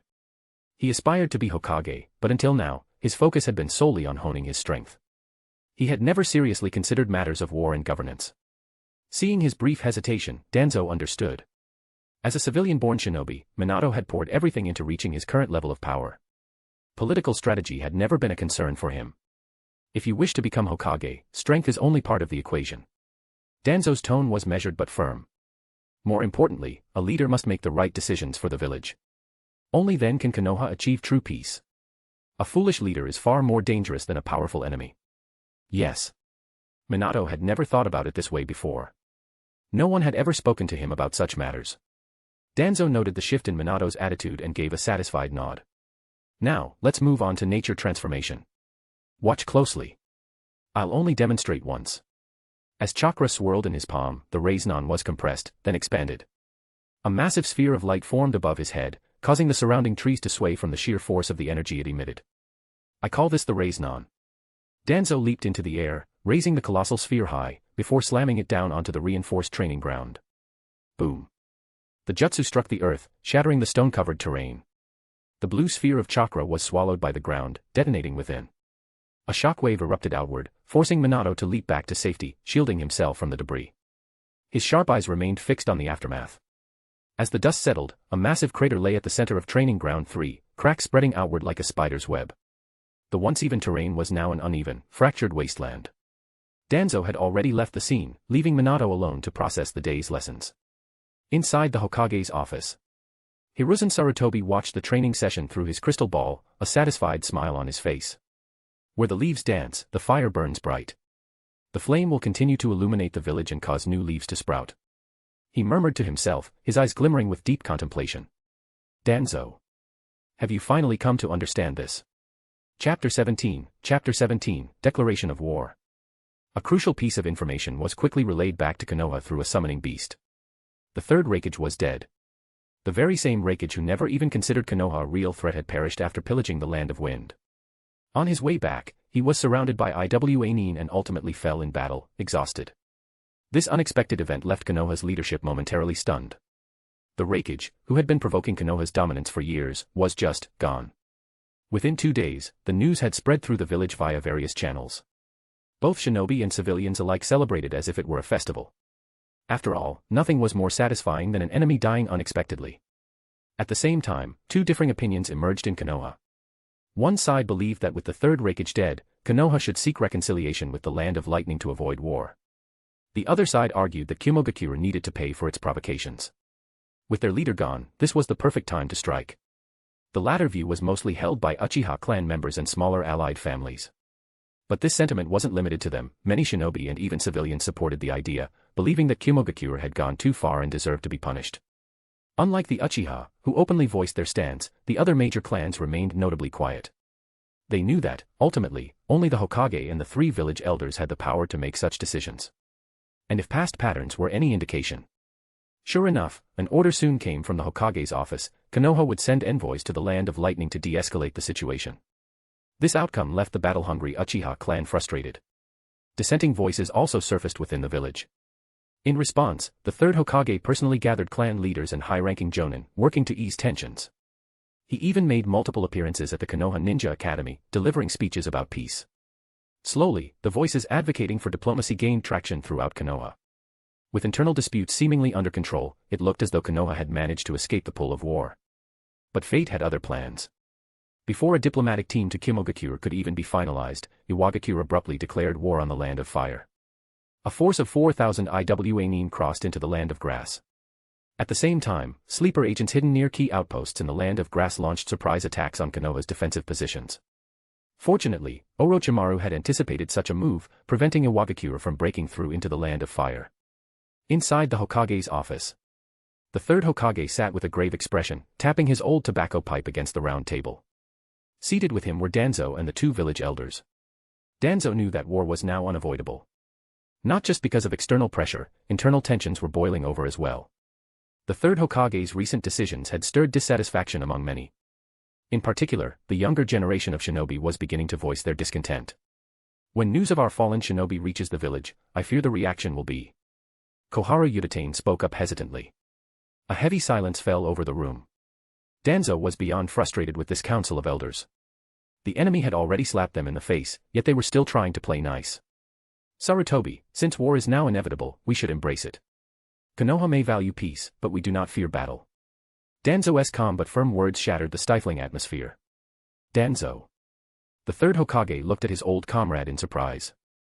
It's not just the village. If we continue hesitating, we risk losing the daimyo's support. Danzo continued, his tone unwavering. That's right, Hamura Mitokado, who handled communication with the fire daimyo, added. The daimyo is already displeased over the situation with the Land of Lightning. The third Hokage fell silent, taking 2 deep puffs from his pipe. It seems there's no avoiding it. The hesitation in his gaze faded, replaced by firm resolve. Seeing this, Danzo finally exhaled in relief. He didn't interfere with the Hokage and the elders as they finalized their war plans. Instead, he merely closed his eyes and rested. Danzo, about Root's involvement in this war. Despite Danzo's minimal presence in the discussions, Sarutobi knew the value of his forces. Don't worry, I will provide full support. Returning to Root's underground base, Danzo immediately summoned Aburame Ryoma. Seated at the head of the room, Danzo carefully reviewed the upcoming war strategy.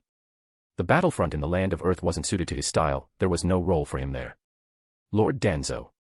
Kneeling on one knee before him, Aburame Ryoma awaited orders. Danzo spoke in an indifferent tone. The war has begun. You will oversee intelligence operations in the land of Earth. Lead the team personally and coordinate with Orochimaru. This was no simple task. Ryoma and his unit would need to infiltrate enemy territory, support the main forces with intelligence, and execute strategic strikes. It was a mission that demanded both leadership and precision. Few en route were capable of handling such an operation. Aburaim Ryoma was one of them. Yes, Lord Danzo. I will complete my mission. I trust you. As Ryoma departed, his figure gradually disappeared into the darkness. From the shadows, a woman in a nun's habit silently stepped forward. It was Nono Yakushi. She stood quietly behind Danzo, waiting for permission to speak. The trainees in our facility are ready. They await your command. Her voice was respectful and soothing, almost indulgent to the ear. A faint fragrance drifted from behind him, a subtle but pleasant scent. These trainees were Danzo's carefully cultivated assets. They were meant to operate in the open, to serve as the public face of his growing influence. Through years of training, the ideals of the new Will of Fire had been deeply ingrained in them. They were his legacy, the seeds of his vision, ready to take root in Konoha and, eventually, the entire shinobi world. Chapter 18, Entering the War. The howling wind carried yellow sand across the vast desert, making Sunagakure appear even more desolate. Especially after the invasion by Kimogakure, merchants and nobles from the Land of Wind had started fleeing in large numbers. Now, Raza, who had just been elected as the fourth Kazekage, was gathering Sunagakure's top officials. Iwagakure has sent an envoy. Over the past 6 months, they've managed to hold a significant number of Konoha's forces at bay in the Land of Grass. Now, they hope to form an alliance with us to carve up the riches of the Land of Fire. I've decided to accept their proposal. Raza's youthful face carried a sense of authority as he delivered his decision. I agree. Chiyo was the first to voice her support. She had an irreconcilable grudge against Konoha. I support the Kazekage. One by one, the other high-ranking officials gave their approval. It wasn't that they wanted war, but Sunagakure was on the verge of collapse. Internal conflicts were escalating. Ever since the surprise attack by Kimogakure 6 months ago, countless businesses had shuttered, and wealthy merchants had fled. The number of missions commissioned within the village had dropped dramatically. Meanwhile, the feudal lord of the Land of Wind, displeased with Sunagakure's failure to stop Kimogakure's raids, had further reduced the village's funding. For now, the Kazekage's unique bloodline ability allowed him to collect gold dust from the desert and exchange it for money on the black market. But that was nowhere near enough to solve their problems. They needed to regain the daimyo's trust. They needed to attract merchants and missions again. They needed to prove that Sunagakure was still the safest place in the Land of Wind. And war was the perfect way to do it. Danzo entered the Hokage's office, holding the latest intelligence report. He had waited half a year for this moment. Is it confirmed? Sunagakure's advanced troops have already set out. The team stationed in the Land of Rivers should send back a report in 2 days. Hearing Danzo's report, the third Hokage looked even more troubled. Konoha had been at war with Iwagakure for 6 months now, and neither side had gained the upper hand. The casualties were mounting. The Land of Grass, which had become their battleground, was on the verge of ruin. The country's leaders had already fled to foreign lands. Seeing the third Hokage deep in thought, Danzo could guess what was on his mind. Konoha was running out of capable hands. Send Tsunade, Danzo said calmly. She's the best counter against Sunagakure's poison techniques. You know Tsunade's situation. The third Hokage hesitated. He wasn't confident in sending her to the front lines. Then I'll go as well, Danzo said. We need to end this war with Sunagakure as soon as possible. Kimogakure has refused all peace talks so far, they could join the war at any time. Konoha can't afford to drag this out any longer. The third Hokage took a long drag from his pipe and fell silent for a moment. After staring into Danzo's unwavering gaze for a while, he finally spoke. I'll leave it to you. I'll go make preparations. You handle Tsunade. Danzo restrained his excitement as he slowly left the Hokage's office. He knew that the third Hokage would never let him command an entire force alone. The elders of Konoha, the foundation of Konoha, absolute authority and military might, the price of all that power was a life spent in the shadows. That had been the promise between him and the third Hokage long ago. And now. As he stepped out of the Hokage's office, a beam of sunlight fell on his shoulder. A slight smile appeared on his lips. Sneaky old bastard. A voice interrupted his moment. Show some respect, Kushina. I am an elder of Konoha, Danzo said, his tone laced with reprimand. This wasn't the first time Kushina had confronted him. Ever since Minato had taken his advice and gone to the front lines in the Land of Grass, she had been lurking around the Hokage's office, much to Danzo's irritation. Why did you send Minato to the battlefield? Is it because I offended you last time? Bring him back. I'll apologize if that's what it takes. Kushina fought to suppress her anger, her voice tinged with desperation. Danzo studied her for a moment before speaking solemnly. Kushina, do you understand? You don't deserve Minato. What? Kushina was stunned. Minato is a genius. The battlefield is where he belongs. His growth won't be limited to this village alone. You, on the other hand, may have talent, but you don't have the heart of a true warrior. The gap between you will only widen. One day, you won't be able to keep up with him. With that, Danzo walked past her without another glance, leaving her standing there in stunned silence. Seeing that she wasn't following him, Danzo let out a small sigh of relief. Finally managed to shake her off. Love-struck fools are terrifying. Danzo returned to the depths of Root's headquarters, where his ever-loyal attendant, Nono Yakushi, silently followed behind him. In front of him, hundreds of kneeling shinobi awaited his orders. These were the seeds he had carefully nurtured since arriving in this world. Most of them were orphans. Now, after years of financial and jutsu support, they had grown into a formidable force. The long night approaches. From this day forward, we stand watch. Until death claims us, we remain. We are the sword in the darkness. We are the roots of Konoha. We are the flames that repel our enemies, the dawn that breaks through the night, the horn that wakes the sleepers, the shield that guards our village. We pledge our lives and honor to you, my lord. The solemn oath resonated through the dimly lit chamber, making the underground space feel almost sacred. Danzo watched in silence. One day, I will shed this aging body and stand in the light. The will of fire is just words, unless you have the strength to fight for it. The war has begun. Follow me, all of you. Chapter 19, Farewell, Tsunade. By the time Danzo and his root operatives reached the border of the Land of Rivers, Tsunade had already taken charge of the front lines, arriving ahead of them with dozens of jonin. She had swiftly secured all strategic outposts, ensuring a smooth transition of command. Reinforcements continued to arrive, bringing supplies and additional personnel. The moment Danzo stepped into the command tent, the ongoing discussion ceased. Every shinobi inside turned to look at him. Tsunade stood up, planting both hands firmly on the table, and spoke in a commanding tone. Sunagakure will likely launch a full-scale assault soon. I need you, Elder, to hold the eastern defensive line and ensure they don't break through to our rear. All the jonin in attendance shifted their attention to Danzo. Some looked at him with outright confusion, as if they had no idea who he was. It took whispered explanations from their peers before realization dawned on their faces.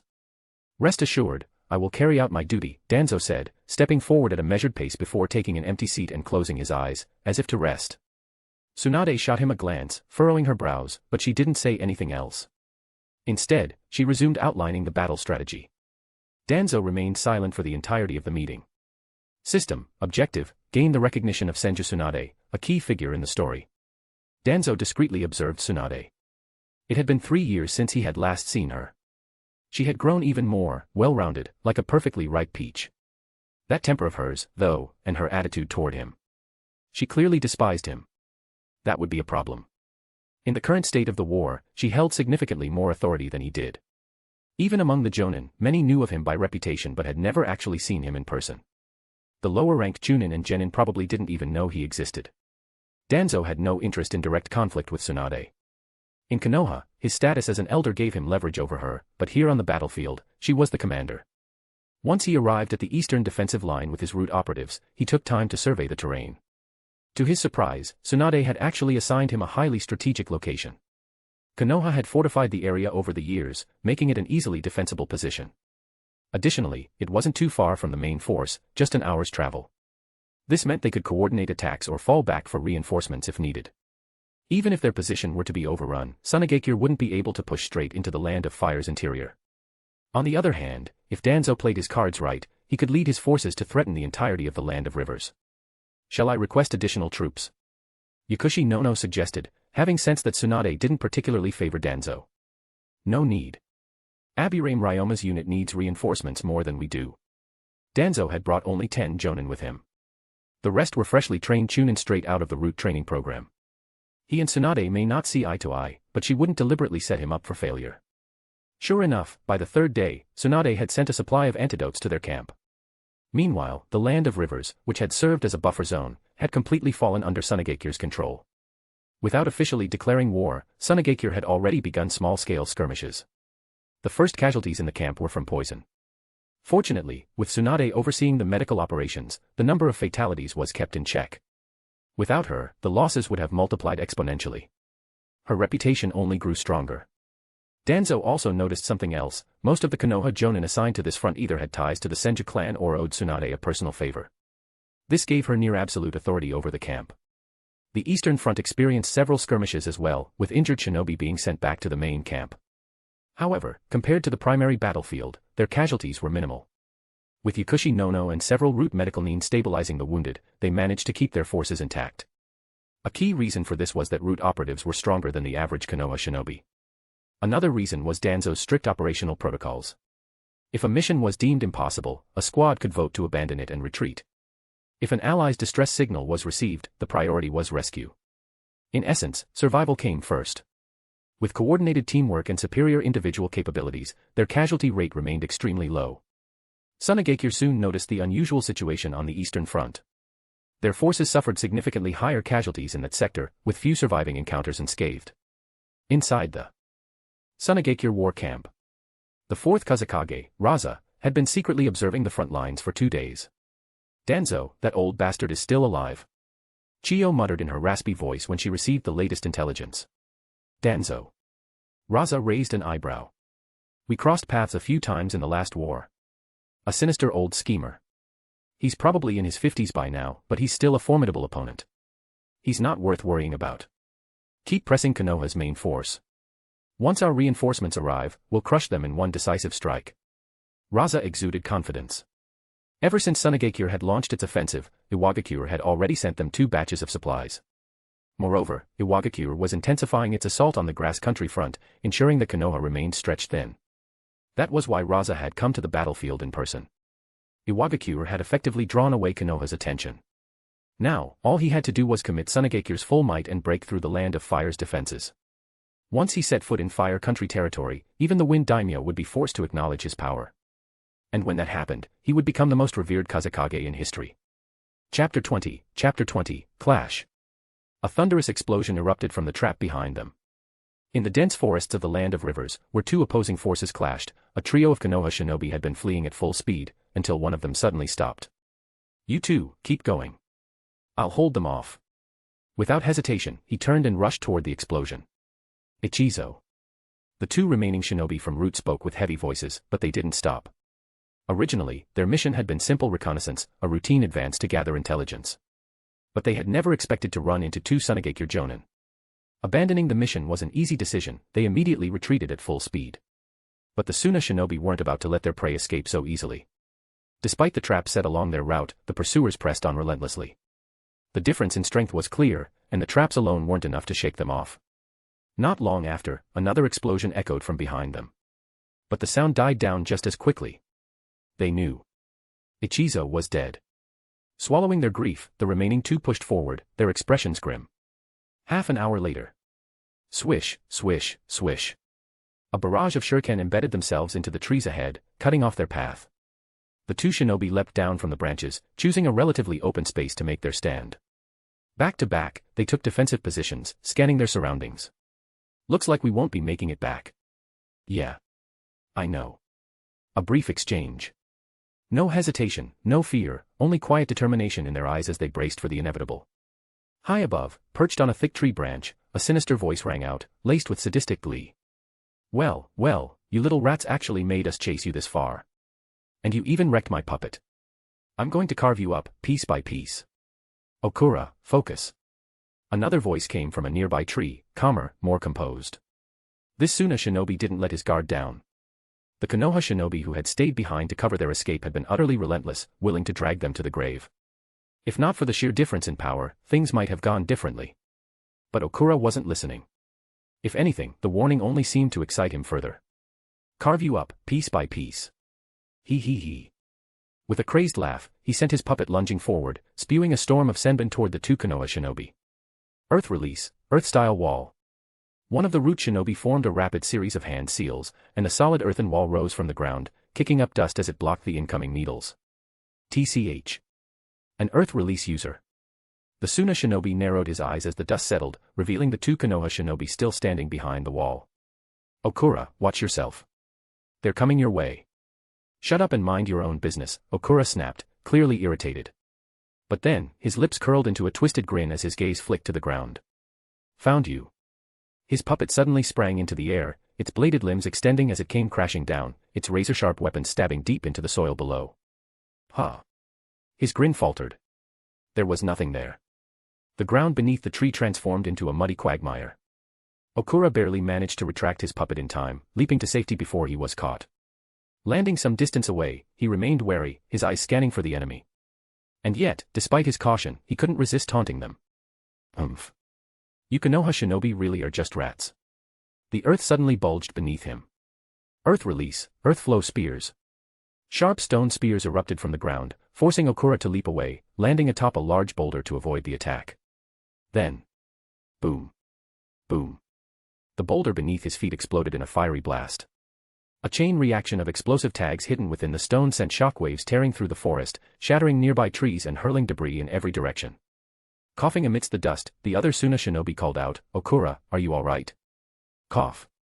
I'm fine. A rasping breath. A grimace of pain. Okura pushed himself up, leaning against a tree. His right hand, the one wielding his blade, trembled, charred by the explosion. His expression had lost its earlier arrogance. TCH. These bastards. Meanwhile, the two Konoha shinobi weren't in much better shape. One was clearly running on fumes, barely able to hold his kunai steady. The other. Blood dripped onto the ground. A deep wound to the chest, pierced straight through. The lightning-infused kunai had done its job, sealing his wound with burns, but breathing was still a struggle. The cautious Suna shinobi took in the state of their opponents. These masked root operatives, they were a problem. If he'd been even a little less careful, he might have fallen into their trap. But the battle was over. It's time to finish this. His voice was cold, final. Wind release. Dozens of razor-sharp wind blades sliced through the air, streaking toward the exhausted Konoha shinobi. Water release, water formation wall. A sudden surge of water formed a barrier, intercepting the attack. 3 masked figures landed between the injured shinobi and their enemies. Konoha reinforcements. The cautious Suna shinobi's expression darkened. Okura. Puppet master, aggressive, cruel. Taijutsu, moderate. Weak in direct combat. Right arm, heavily injured. One of the injured root operatives began listing off details about them. Wind release user. Taijutsu, moderate. Cautious, methodical. Weakness unknown. The Suna shinobi's frown deepened. They're analyzing us. And worse, Okura's right arm was in bad shape. He could still fight, but his puppetry would be much weaker now. After a moment of silence, he made a decision. Okura, we're pulling back. We've chased too deep. For once, Okura didn't argue. He simply nodded. Without another word, the two Suna jonin withdrew. The root operatives didn't pursue. Ensuring the safety of their wounded took priority. Just another skirmish. One of countless battles across the vast, shifting warfront. Chapter 21, Chapter 22, Full-Scale Assault. For those who wear masks and carry out their duties with unwavering precision, you can always entrust them with your back. This saying had spread widely throughout the Konoha camp in the Land of Rivers. Within the Konoha encampment, this was the first time Danzo had been invited to a meeting by Tsunade. Impossible. I don't have enough manpower as it is, Danzo stated flatly, already expecting nothing good to come from Tsunade's request. He had already transferred 100 root operatives to her, and over 20 of them had died. That loss alone made him grit his teeth in frustration, but there was nothing he could do about it. And now, she had the audacity to ask for even more. I'll send you 400 shinobi for the Eastern Front. You only need to transfer 200 to my side, Tsunade countered, her tone suggesting that he was somehow getting the better end of the deal. Danzo stared at her coldly. How could someone with such a pretty face be so infuriating? And so shameless on top of that. The shinobi she wanted him to take in, those of civilian background, were barely competent. A Chunin might know 1 or 2 C-rank jutsu, while the genin could only manage the 3 basic techniques. Their fundamentals were abysmal. Perhaps realizing that Danzo's gaze had turned particularly unpleasant, Tsunade grew impatient. I wouldn't be coming to you if I had a choice. Sunagakir's forces are pressing us harder and harder. The new shinobi we received are running around like headless chickens. If this continues, you and I might as well go back to Konoha and take responsibility for this mess. Sarutobi. Don't mention that old man, Tsunade interrupted bitterly. Look at the people he sent. After all this time, he still doesn't trust the Senju. Her expression was complicated as she met Danzo's gaze, a hint of self-mockery in her tone. It felt strange, no, outright unpleasant, that she and Danzo were now on the same side. She firmly believed that Hiruzen was using the battlefield to weaken the faction aligned with the Senju clan. That was the only logical explanation for their current predicament. What she didn't know was that Danzo had played a role in creating this situation himself. After he had emptied Root's reserves for the war, Hiruzen's political instincts kicked in. He subconsciously felt that letting Root grow too powerful was dangerous. At the same time, the battle on Orochimaru's front was dire, and the threat from Iwagakure was far greater than Tsunagekyure's. Weighing all factors, Hiruzen had prioritized sending reinforcements to Orochimaru. "I'll transfer you 100 more Chunin and 5 Jonin," Danzo finally said, his expression uncharacteristically serious. "And we write a joint letter to Sarutobi." Once their discussion was over, Danzo stood to leave. "If things take a turn for the worse, send an emergency signal. You know your situation." "I know, old man," Tsunade replied, her tone a bit irritable. After Danzo left, she was hit with a strange realization. Working with him wasn't as unbearable as she had expected. Which, ironically, was the worst part. What am I even thinking? She shook her head, pushing those thoughts aside. The arrival of 100 elite shinobi meant fewer casualties among the civilian-born troops. That would take some weight off her shoulders. Her turbulent emotions settled slightly. In a canyon within the land of rivers, Tsunagekyure's main encampment was stationed. "Lord Kazekage, our shinobi have already advanced within 30 kilometers of Konoha's camp. Their forces aren't as formidable as we thought. There's no need to wait, let's launch the assault now." This argument had been recurring for over a month in the Tsunagekyure command tent. "Wait a little longer," Chiyo interjected. "The escort unit is already en route. They'll arrive in half a month." Her opposition, however, had grown less forceful. Konoha's forces were so underwhelming that even she was beginning to hesitate. Was it really necessary to wait for reinforcements? Raza glanced at the elder and slowly stood, his gaze filled with ambition. Reports from the Land of Fire confirmed that most of Konoha's forces have been deployed to the Iwagakure front. It's time they learned the cost of underestimating Tsunagekyure. "Prepare the troops. We launch the full-scale assault at dawn." "Yes, Lord Kazekage." "Yes, Lord Kazekage." Tsunagekyure's assault was anything but subtle. Their forces advanced in full force, pressing forward without hesitation. Tsunade received word immediately and personally led Konoha's troops to meet them head-on. The battle erupted as soon as both sides clashed. At first, the two forces were distinguishable. But as the chaos deepened, formations broke apart, and the battlefield devolved into a frenzy of slaughter. There were no elaborate assassination techniques, only the sounds of steel clashing, jutsu detonating, and the dying screams of shinobi. Each person selected their target, using whatever means necessary to eliminate them. Tsunade descended from above, slamming the ground with devastating force. The resulting shockwave obliterated 3 of Chiyo's puppets in an instant. "You're way too old to still be on the battlefield," Tsunade remarked, forcing herself to ignore the revulsion in her gut. Her sharp gaze locked onto the elderly puppeteer. "Heh. To think that little brat from back then is now commanding troops on her own," Chiyo mused. Tsunade was already 30, but to Chiyo, she was still just a child. Strange markings adorned Tsunade's face, and her chakra reserves were immense. It was clear she was using a secret technique. Chiyo immediately grew wary. With a flick of her hands, more than a dozen puppets emerged around her. Both women were high-ranking commanders and widely recognized as Kage-level combatants. The surrounding shinobi instinctively backed away, unwilling to be caught in the crossfire. Tsunade made the first move, dashing toward Chiyo with incredible speed. 2 puppets lunged to intercept her, but the moment they got close, she shattered them effortlessly. Boom.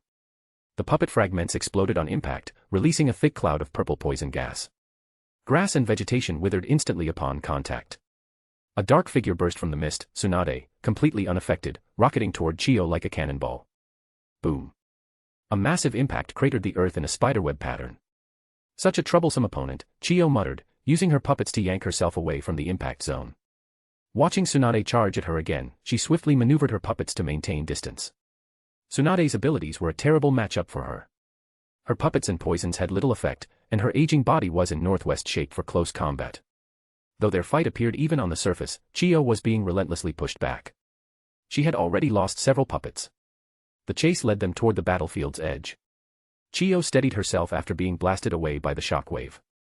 Tsunade clicked her tongue in frustration. "I told you, when you reach this age, you should be enjoying retirement." Away from the blood-soaked battlefield, she finally exhaled. Cough, cough. "I really am getting old," Chiyo muttered, dusting off her robes. Youngsters these days have no respect for their elders. Then, her gaze sharpened. For Sunagakure, I cannot let you leave this place alive. With a wave of her hands, over 20 new puppets appeared. Tsunade smirked. Good. I was thinking the same thing. And with that, she charged once more. Chapter 22, Chapter 21, The Belief of Root. Danzo-sama. Inside Danzo's tent, Yakushi Nono hesitated before speaking. What is it? Just say it. Danzo's rare display of curiosity was evident. There's a young one who wishes to see you. A hint of sorrow flickered beneath her calm expression. Danzo set down the intelligence report in his hand. The atmosphere grew heavy as he followed Nono to the medical tent. In a bed separated from the others lay a girl, her upper body wrapped in bandages. Her mask had been placed beside her, revealing a pale, youthful face drained of all color. On the way there, Danzo had already learned of her condition. The prolonged exposure to lightning release chakra had cooked her insides. Even though she was a lightning release user herself, her organs were almost beyond saving. The only reason she was still alive was due to medication and Nono's medical ninjutsu keeping her going. Danzo-sama. Her voice was uncertain, trembling with emotion. I'm here. Danzo sat beside her, feeling an unfamiliar weight settle in his chest. He had always known this world was far from peaceful or filled with the idealistic heroism some imagined. He thought he had accepted that reality. And yet. I'm so scared. Am I useless? Her voice was weak, shaking, filled with helplessness. Gone was the brave warrior who had fought on the battlefield, now, she was just a child. It's all right. We're all here. I'm here. You've done well. I'm proud of you. Feeling the slight tremor of her body, Danzo moved closer, his voice softer than ever as he repeated his reassurance. His usual cold and composed tone had vanished. In its place was something rare, gentle, pained. Her body slowly relaxed. A small, peaceful smile formed on her lips before she drifted into an eternal sleep. Danzo remained still for a long time. Danzo-sama. Leave me. I'll stay with this one a little longer. No matter how much Danzo despised war, it continued regardless. With Sunagakure reinforcing their forces, the intensity of battle had only increased. Even Danzo, stationed on the eastern front, had no choice but to tighten his defensive lines. For Tsunade, who was facing Sunagakure's main forces, things were even worse. The casualties were devastating. Yet Konoha's reinforcements were far from adequate. The first batch of reinforcements consisted mostly of civilian-born shinobi, with a majority being inexperienced genin who had never set foot on a battlefield.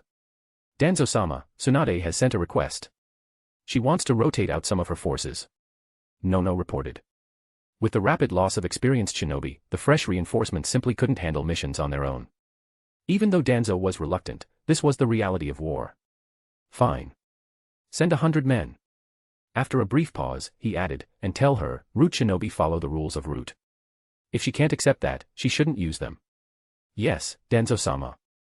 Nono bowed before leaving. Tsunade didn't care about conditions anymore.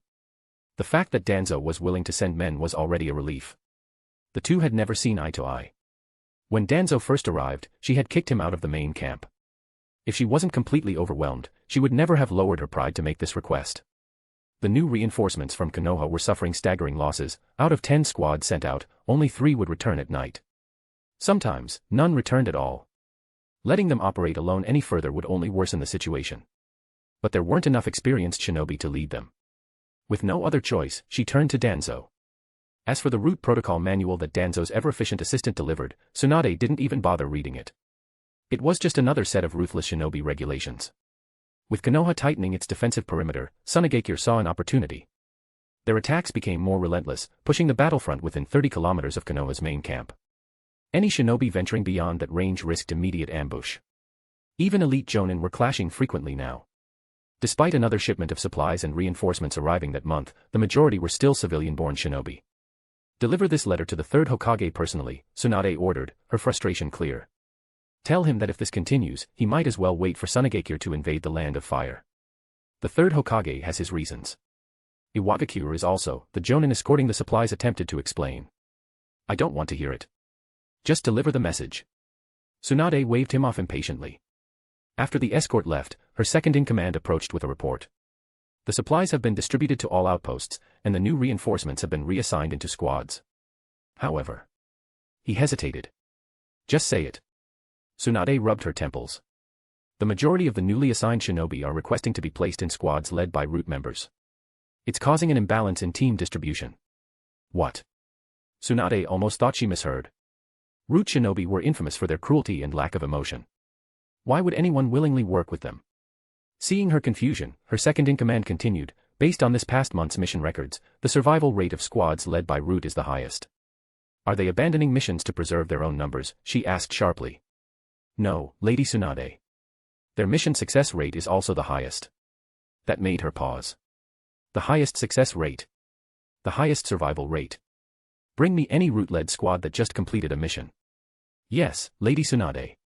Not long after, a masked Root operative entered her tent, accompanied by 3 young shinobi, no older than 15. Lady Tsunade. Tsunade studied the 4 of them. The Root shinobi stood straight, disciplined and unshaken. Judging by his build, he was no older than 18. The 3 behind him were clearly fresh out of the academy, nervous, fidgeting under her gaze. Report on your last mission. Yes. As she listened to his detailed breakdown, she couldn't help but nod. The strategy was solid. Tactical execution, precise. His experience was undeniable. More than that, he had ensured the safety of his weaker teammates. The 3 younger shinobi looked at their leader with admiration, their trust in him obvious. If completing your mission required you to sacrifice a comrade, what would you do? Silence filled the tent. All eyes turned to the masked Root shinobi. I would abandon the mission. Though his expression was hidden, the firm displeasure in his voice was unmistakable.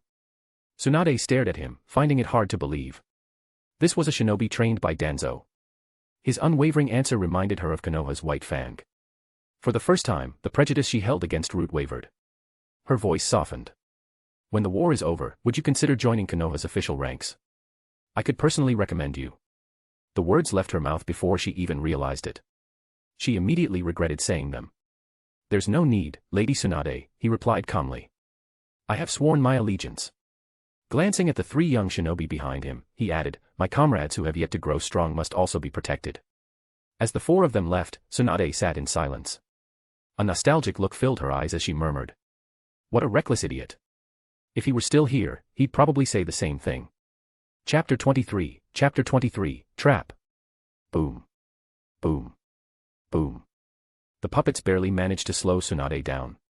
Instead, under her monstrous strength, they shattered with a single punch. No matter how many puppets stood in her way, Tsunade's eyes remained locked on Chiyo. If she could take her out, there was a chance to end this war, or at the very least, delay Tsunagekire's offensive. One after another, the puppets were reduced to wreckage, and Tsunade was getting closer and closer to Chiyo. As she reached a certain distance, an intense burst of chakra erupted from Tsunade's body, doubling her speed in an instant. To the naked eye, she was nothing but a blur, streaking straight toward Chiyo. The 2 puppets in her path didn't even get close before the sheer force of her chakra tore them apart. Less than 10 meters away. Suddenly, a golden sand wall surged from the ground, rising between the 2. Boom. Tsunade's fist struck the wall, sending golden sand scattering in all directions. If you don't step in, I won't last much longer, Chiyo exhaled in relief. Tsunade's gaze sharpened as she looked at the young man emerging with the sand. She knew exactly what that golden sand meant. I didn't expect the 4th Kazekage to sneak onto the battlefield. Is Tsunagekire ready to change leader so soon? Humph, sharp tongue. I'd love to invite Konoha's princess to Tsunagekire as our honored guest. Masses of golden sand began surging from the ground, moving as if alive, attempting to swallow Tsunade whole. Only an idiot wouldn't realize this was a trap. Tsunade immediately retreated. You think you can just leave? The 4th Kazekage's voice rang out as he shouted. Magnet release. A massive amount of golden sand, long buried underground, erupted in front of Tsunade, cutting off her escape. Within the flowing sands, puppets lurked like fish in water, swiftly closing in on her. Damn it. Tsunade's expression grew heavier. Since escaping was no longer an option, there was only one choice. With a sudden burst of chakra from her feet, she launched herself toward the 4th Kazekage. Stop struggling. This gift has been prepared just for you. Magnet release, sand shield. Raza taunted her even as his hands continued forming seals. Boom. Tsunade's punch shattered the shield, blasting a hole right through it as she charged forward. Raza's eye twitched at the sight, immediately abandoning the idea of direct combat. Enjoy playing with the sand. With that, he sank into the golden sands beneath him. Tsunade leaped into the air and stomped down at the spot where Raza had disappeared. The sheer force of the impact sent sand spraying in all directions. But there was nothing underneath. Instead, the surrounding sand began surging toward her like a tidal wave. From within the flowing sand, puppets lurked, ready to strike at any moment. After over 10 minutes of intense battle, Tsunade's clothes were torn in places, making her look a little worse for wear.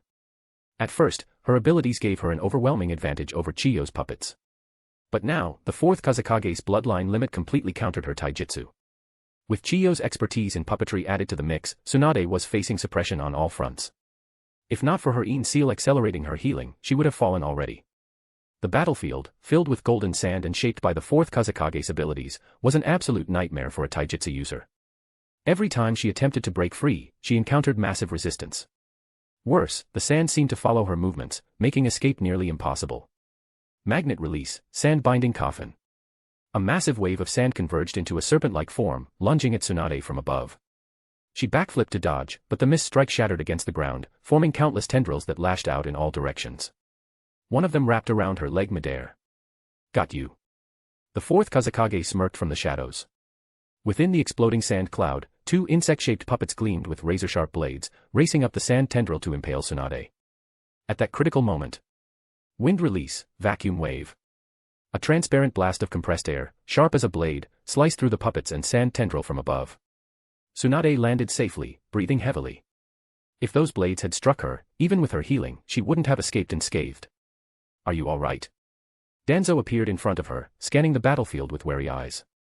When he arrived, Tsunade was nowhere to be seen, forcing him to search for her. He knew all too well about her fatal weakness. Tsunade steadied her breath and glanced at Danzo. I'm fine. We need to get out of here, fast. The fourth Kazekage's bloodline limit had an overwhelming advantage in a battlefield covered in golden sand. Danzo surveyed the terrain. I'll clear the way. Cover me. Konoha's elder, huh? Since you've come all this way, you might as well stay.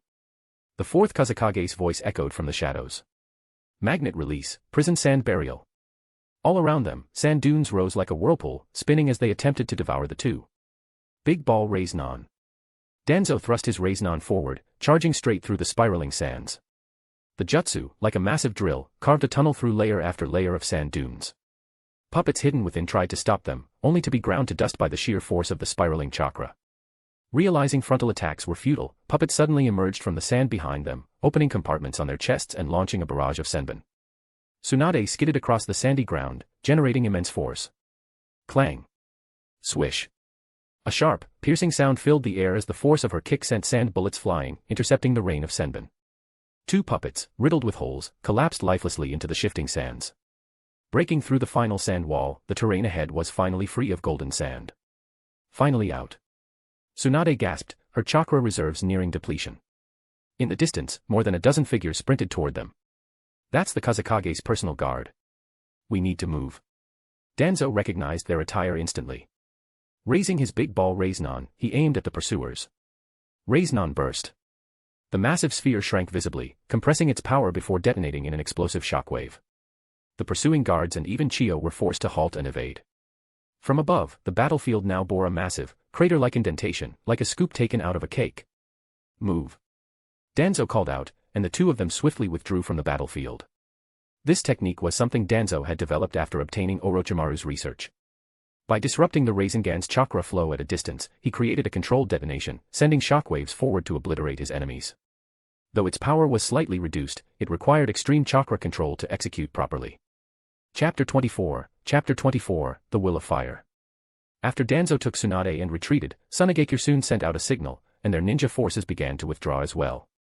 Konoha had suffered heavy losses in this battle. Out of the 2,000 shinobi deployed, a third had been lost. The remaining forces, though alive, were mostly wounded to some degree. Even Tsunade, due to the prolonged use of her Een seal, appeared exhausted. Upon returning to the main camp, she proposed a strategic withdrawal from the Land of Rivers to fortify their defenses along the Land of Fire's border. It was clear to everyone, Tsunagakure's forces held the advantage. Their reinforcements were steady, whereas Konoha's were lacking. No one objected to the proposal. Danzo, who attended the meeting, agreed without hesitation. There was no need for a head-on clash. Even if they expended all their resources, they might still be unable to hold back Tsunagakure's army. Retreating would force Konoha's higher-ups to acknowledge their losses and hopefully allocate more support to the front lines. Once a consensus was reached, the withdrawal proceeded smoothly.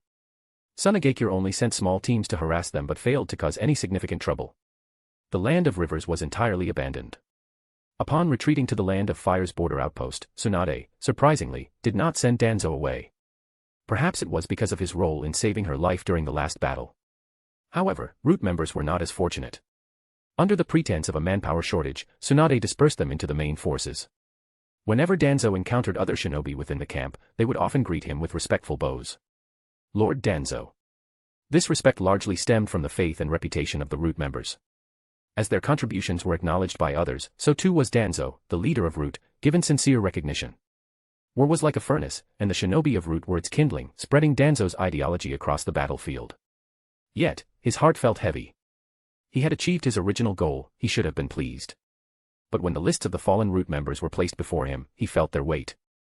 If it were others, he could have dismissed their deaths as the inevitable tragedy of the shinobi world. But these soldiers, they had inherited his vision. They had thrown themselves into death without hesitation, all for the so-called will of fire. Yet, his original intent had never been for something as laughable as that. Midnight. The moon was partially hidden by clouds, casting a faint light over the land. Not far from Konoha's main camp, over 200 figures stood motionless under the night sky. In front of them, 93 wooden boxes lay in neat rows. Inside each box were either ashes, shattered masks, discarded kunai, or remnants of clothing. Earth release, swamp of the underworld. The ground softened like a swamp, slowly swallowing the lined-up boxes. Once the jutsu ended, the earth hardened once more, leaving no trace of what had occurred. This was the ritual Danzo had decreed long ago. Root members had no past and no future. They did not need grand funerals, nor did they require tombstones. Each and every shinobi present removed their masks, revealing faces mostly in their mid-teens, boys and girls, all with solemn expressions. They placed their hands over their chests, silently bidding farewell to their fallen comrades. They lived by the will of fire that Danzo had set forth, viewing him as their leader, their pioneer. Once the ceremony concluded and the others dispersed, Danzo remained in place, lost in thought. Soft footsteps approached from behind, but he did not acknowledge them. Lord Danzo. From orphans to warriors, you gave them the best ending they could have hoped for, whispered Nono Yakushi, sensing the turmoil in his heart. Is that so?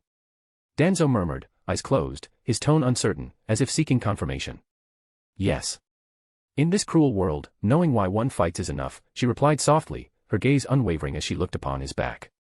Danzo exhaled quietly. But what if that purpose was nothing more than an illusion? The battlefield shifts. War was ever-changing.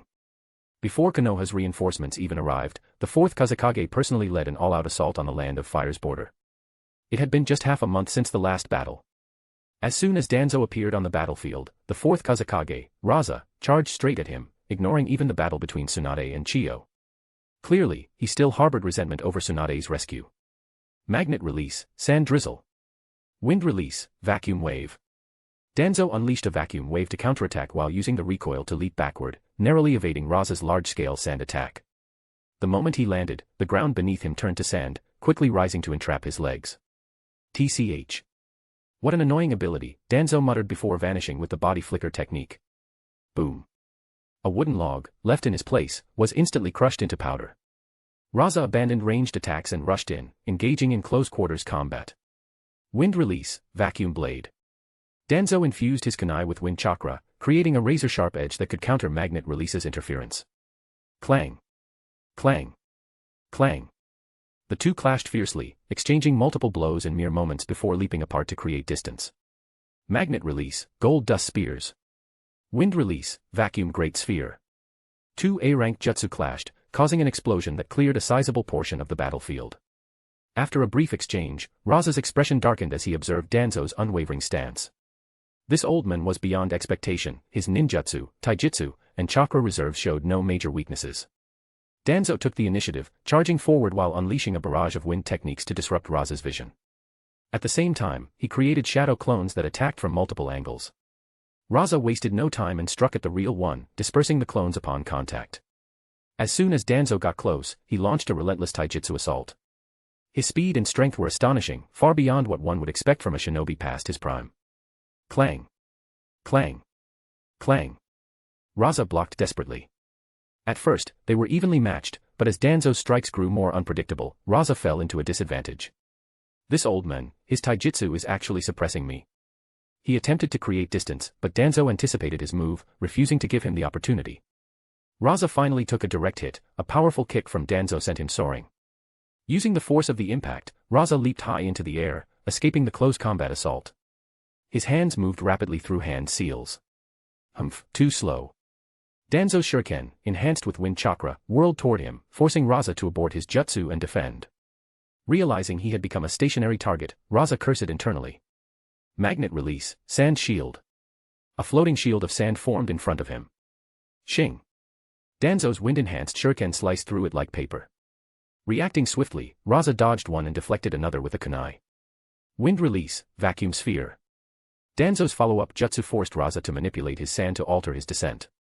But as soon as he landed, Danzo was already upon him, launching another relentless taijutsu barrage. Chapter 25, Battle at Kage level. Danzo was also engaged in battle, gathering intelligence on the 4th Kazekage. As a shinobi possessing the magnet release Kekkei Genkai, the Kazekage had a natural advantage over an ordinary human like Danzo. It wasn't just about having a larger chakra pool, he also had a unique combat style. However, precisely because of this, he had become overly reliant on his magnet release. While his ninjutsu was indeed superior to Danzo's, his taijutsu and battle experience were clear weaknesses. It didn't take long for Danzo to pick up on this. Maintaining an aggressive tempo, Danzo refused to give the 4th Kazekage any breathing room. He leveraged his taijutsu and extensive combat experience to control the flow of their battle. The two clashed at high speed across the battlefield, moving so fast that the surrounding shinobi could only see flickering afterimages. Only elite jonin were able to track their attacks and defenses. The Kazekage was on the defensive for most of the fight, struggling to withstand Danzo's relentless assault. Once again, he failed to disengage from the battle. This can't go on. Being forced into Danzo's pace felt suffocating. The more he tried to resist, the more he was drawn into his opponent's rhythm, and the pressure kept mounting. His expression darkened as he seized an opportunity, bringing his hands together and forcefully channeling chakra throughout his body, skipping the usual hand seals. Using an A-rank jutsu without preparation sent pain surging through his chakra network. Magnet release, sandstorm surge. A massive torrent of gold sand erupted, shooting out indiscriminately in all directions, forcing Danzo to retreat. A few unlucky shinobi in the distance were impaled on the spot. The surrounding combatants instinctively distanced themselves, fearing the destruction of a Kage-level battlefield. As the sandstorm subsided, the Kazekage had barely caught his breath when he saw 3 Danzo figures charging at him from different directions. Sensing the grains of sand in the air, he quickly confirmed, they were all real bodies, not clones. Using shadow clones just to get close. A foolish choice, I won't give you another chance. Though incredibly useful, the shadow clone jutsu divided the user's chakra equally among the clones, making it a technique most shinobi use sparingly. Taking a deep breath to steady his slightly disrupted chakra, the Kazekage formed hand seals with blinding speed. Magnet release, quicksand waterfall. A massive wave of gold sand surged from the ground like a tidal wave, crashing toward the 3 Danzos. The sand moved like a living entity, effortlessly engulfing the 3 figures, burying them beneath the golden dunes. However, instead of relief, the Kazekage's face darkened even further. His sand confirmed that none of them were real, not even shadow clones, just simple clone techniques. A Kazekage in name only. Still too young. Danzo's voice rang out from atop the golden sand, his tone laced with mockery. A simple trick, by manipulating the air currents around my clones, I made them feel solid, preventing your sand from detecting the truth. He had baited out a powerful jutsu with mere clones. A complete advantage. Your personal guard is still nearby. Until I take you down, I won't waste unnecessary chakra. Wind release, wind blade. Danzo lunged forward, swiftly forming hand seals as he released a sharp gust of wind to disrupt the Kazekage's defense. The Kazekage's eyes were filled with killing intent, yet he remained composed, using his sand to maintain distance between them. Danzo continued evading the golden sand while closing in, simultaneously launching wind-based attacks. And here I thought the great 4th Kazekage could handle 2 A-rank jutsu in a row. Is dodging all you can do? You'll never defeat me like this. Wind release. Magnet release. Ignoring Danzo's taunts, the Kazekage stuck to his evasive strategy, avoiding close combat at all costs. Yet despite his efforts, the sight of him being pushed back by Danzo was making waves across the battlefield. Though most of their jutsu were technically C-rank, their mastery over chakra nature transformation made them far deadlier than normal C-rank techniques. The distance between them kept shrinking, Danzo wasn't allowing the Kazekage any chance to recover. Wind release, vacuum sphere. The sharp gust tore through the Kazekage's sand shield. Got you. As the dust settled, the Kazekage leaped away to create distance once more. But Danzo was already there, anticipating his move. Appearing above him, Danzo delivered a swift kick, sending the Kazekage plummeting to the ground before following up with another strike. The Kazekage smirked. "Old man. It's you who's been caught." The moment Danzo's kick landed, cracks spread from the impact point. The Kazekage's body crumbled like a sand sculpture. From beneath the ground, an overwhelming surge of gold sand erupted, swallowing Danzo whole. Danzo was consumed like a grain of dust, unable to escape the sea of swirling golden sand. A towering pyramid, dozens of meters high, took shape, its surface covered in intricate sealing runes. The Kazekage emerged from the ground, his breath unsteady but his gaze alight with excitement. There was no mistake, this time, the one he sealed was the real Danzo. "I win, old." A calm voice behind him cut his words short. "An impressive sealing technique. It's meant for restraining tailed beasts, isn't it?" Before he could react, black sealing marks spread rapidly across his body. Danzo released his grip from the Kazekage's shoulder. This isn't possible. I sealed the real one. My sand remained attached to him the entire time. It couldn't have been swapped." Danzo smirked. "Who said I swapped it?" Then realization struck the Kazekage like a thunderbolt. From the very beginning, he had been deceived. The 3 clones were fake. The one chasing him had been a shadow clone. Danzo had manipulated him into believing it was real. His assumptions had been wrong from the start. Seeing the disbelief on the Kazekage's face, Danzo remained calm. The battle had been evenly matched in raw strength, but he had won through superior experience and strategy. Absent-mindedly, Danzo touched his bandaged right eye. "Come back to Konoha with me for tea, Before he could finish, he swiftly formed a raisonnon and drove it into the Kazekage's torso. Blood sprayed into the air, but the Kazekage's body was gone. All that remained was the corpse of an unknown Sunagakure guard. A substitution technique, or something more. A Kekkei Genkai. A secret technique. "Get the Kazekage to safety, we'll hold him off." Danzo frowned, sensing the Kazekage's chakra rapidly moving away. So, even now, he couldn't underestimate the hidden depths of a shinobi village. Several figures charged toward him at high speed. Chapter 26, Shikaku, the One Tail. Earth Release, Seismic Core. Fire Release, Fire Dragon Technique. The ground beneath Danzo's feet rose abruptly, creating a canyon-like passage as a scorching fire dragon surged through it. Wind Release, Pressure Damage. The gusts of wind fed the flames, sending searing heat waves rippling outward. Even the earthen walls that had just risen began to show signs of melting. 6 members of the Kazekage's guard remained in defensive stances, watching the blazing inferno ahead while staying alert for any surprises. Above. "Be careful." The Sunagakure ninja at the center of the group spoke gravely. 2 puppets let out a mechanical click as their chest compartments swung open. Whoosh. Whoosh. Whoosh. Danzo had just finished dealing with a barrage of poison senbon when he landed, only to immediately leap backward. A massive earth spike erupted from the ground where he had been just a moment before. He shifted to a safer position and eyed the Sunagakure forces blocking his path. Elite Jonin were the strongest shinobi below Kage level. They could wield A-rank jutsu, had few weaknesses, and possessed enough power to seriously threaten a Kage. Some were also adept at secret techniques, making them unpredictable. Underestimating them could lead to disaster. After all, in the original timeline, Kakashi, an elite Jonin, had once been ordered by Danzo to assassinate the 3rd Hokage. Danzo knew better than to take these opponents lightly. Based on their previous attacks.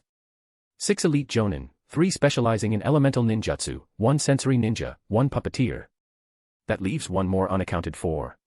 A genjutsu user. The scenery around him began to shift. The sky darkened, and a full moon slowly rose over the battlefield. The surroundings transformed into a dimly lit desert, with distant wolf howls echoing through the eerie silence. The Sunagakure shinobi before him vanished, leaving behind nothing but an empty wasteland. Not bad. A secret technique capable of manipulating all 5 senses. But, it's still a notch below the Kurama clan's illusions. Danzo's Sharingan reflected the moonlight, and the illusion shattered like a broken mirror. Ack! One of the Kazekage's guards clutched his head in agony, dropping to one knee from the backlash of the disrupted genjutsu. Quite a handy ability. No wonder Orochimaru desires it so much. Eliminating 1 elite Jonin in an instant, Danzo couldn't help but sigh in appreciation. Lord Danzo. 5 masked Umbu materialized beside him. Take them down. Yes, sir. The Umbu squad charged at the Kazekage's guard without hesitation. A chaotic melee erupted. Although the Kazekage's guard held a slight advantage over the 5 Umbu, they remained cautious of Danzo, who had yet to truly engage in the battle. Seizing the opportunity, Danzo targeted the weakest among them, the sensory ninja. The remaining guards attempted to aid their comrade, but the Umbu intercepted them. With Danzo joining the fray, the battle quickly tilted in his favor. Within 10 minutes, it was over. Victory will ultimately belong to Tsunegakure. The guard's body uttered its final words before his eyes went lifeless and his body collapsed. The sealing technique in his brain activated, instantly destroying his mind. Blood and gray matter leaked from his orifices. How troublesome. Danzo shook his head as he looked at the corpse. Despite sealing his chakra, the guard still found a way to kill himself, taking all valuable intelligence with him. Meanwhile, the Kazekage himself had vanished. He was likely hiding somewhere, attempting to break the seal that bound him. With their leader's defeat, Tsunegakure's forces wavered. Unlike Konoha's high morale, the Sand Shinobi began to retreat. Just as Danzo believed the battle was nearing its conclusion. Boom. At the center of the battlefield, a colossal, sand-patterned tanuki-like beast materialized. Its chaotic, malevolent aura struck fear into all who beheld it. Are they really bringing out the big guns? Danzo's expression darkened.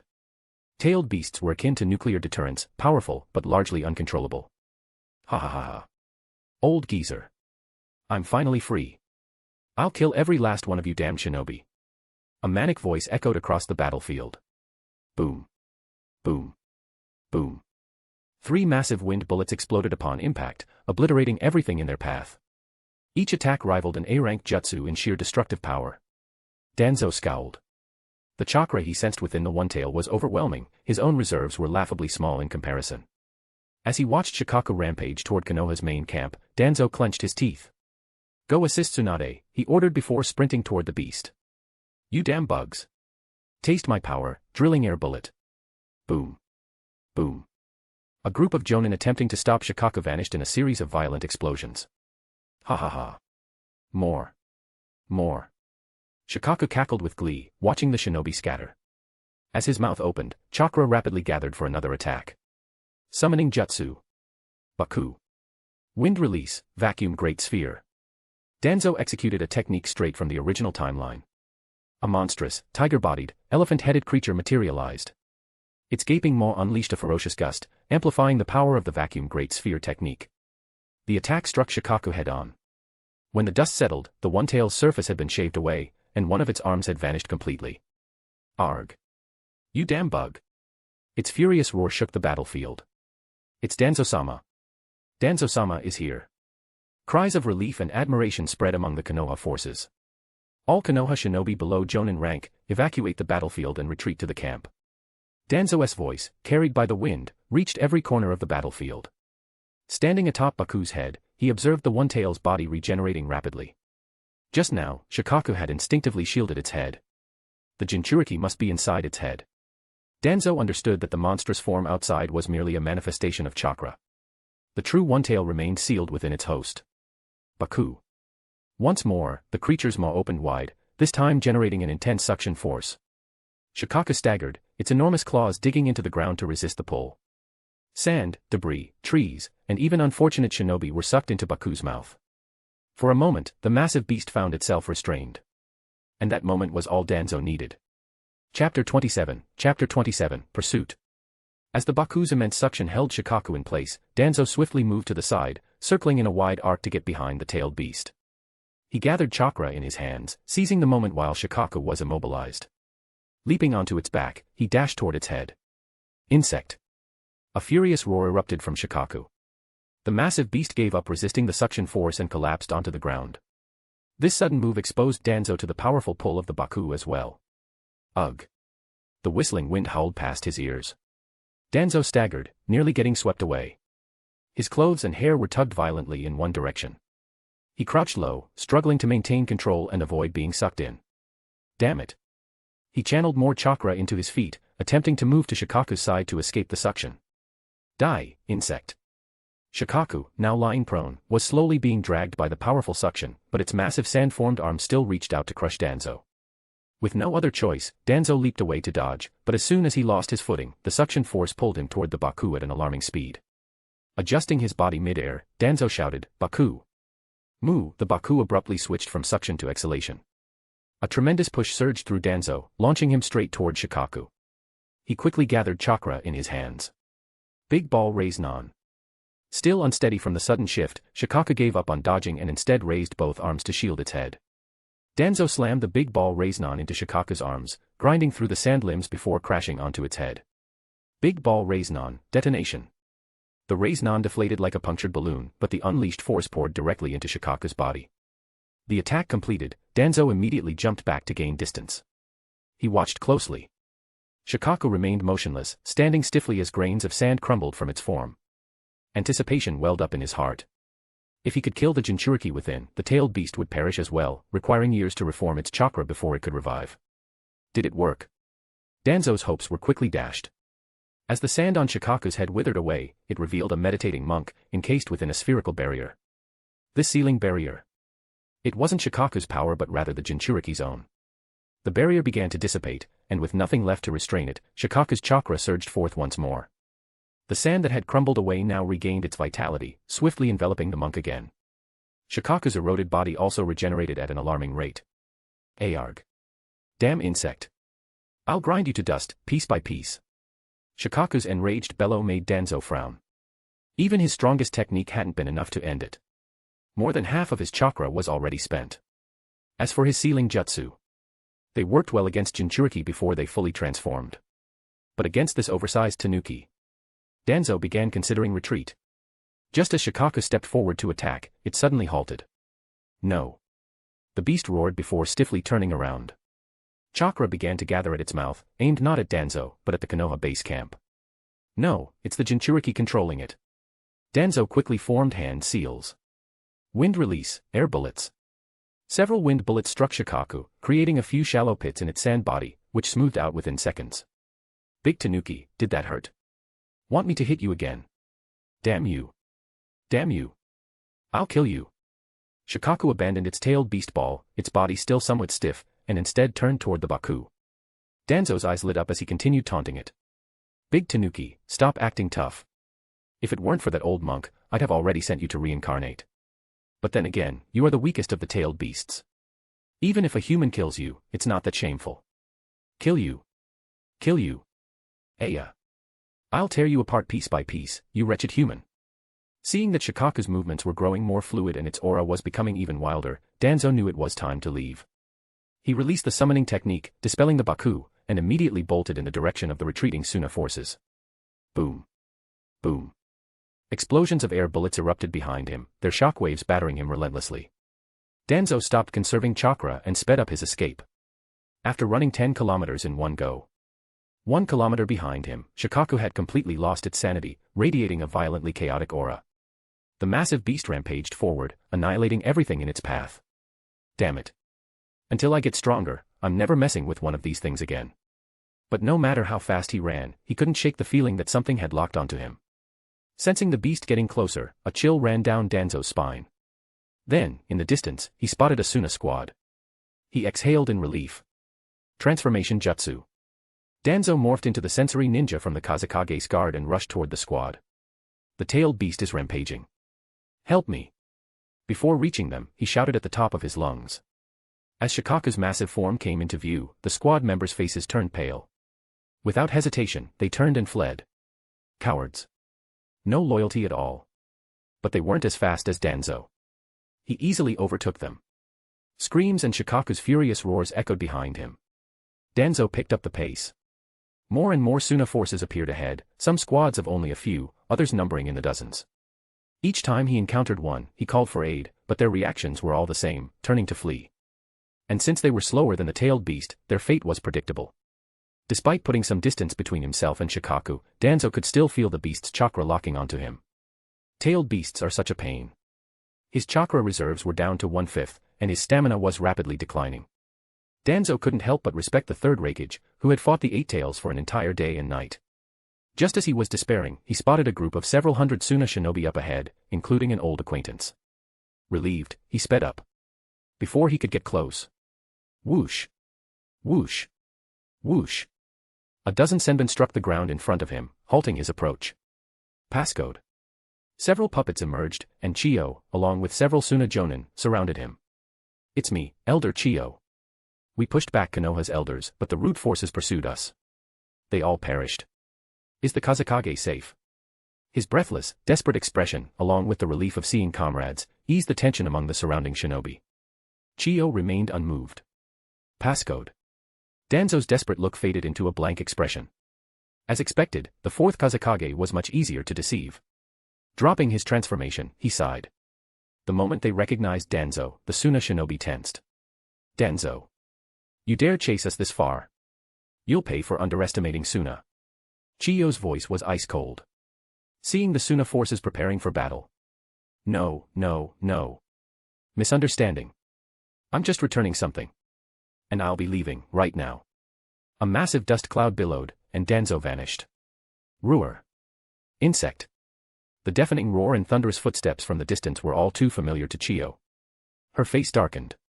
Damn you, Danzo. Move out. Chapter 28, The Aftermath of War. Hearing the explosions and furious roars echoing behind him, Danzo kept his presence hidden as he continued advancing toward Sunagakure's main camp. Every squad of Sunanin he encountered along the way was rushing toward the battlefield where Shikaku raged. Should I take a look? I might be able to take advantage of the situation. That thought crossed his mind, but Danzo's pace only quickened, distancing himself from the battle with the tailed beast. By the time midnight arrived, Shikaku's presence had vanished. Only after making a long detour to avoid Sunagakure's search parties did Danzo finally return to the Konoha encampment. As soon as he stepped inside, a ninja sent by Tsunade arrived to summon him. I knew it. You old bastard wouldn't die that easily. Upon entering the tent, he was greeted with a voice full of irritation. Yet, Danzo could sense a hint of relief hidden within Tsunade's tone. Her demeanor was noticeably softer than usual. Konoha is still in turmoil. I can't afford to die just yet, Danzo replied nonchalantly. Taking a seat at the meeting table, he let out a breath. A full day of battle and travel had left him utterly exhausted. If it had been any other time, seeing Tsunade in a rare good mood, he might have engaged in conversation, perhaps even using the opportunity to complete a system task. But at this moment, all he felt was the exhaustion that came from facing a tailed beast. You should take it easy, never mind. Still, I have to admit I didn't expect you to come so close to capturing the Kazekage. I never realized you were this strong. Next time Sunagakure attacks, don't you dare hold back.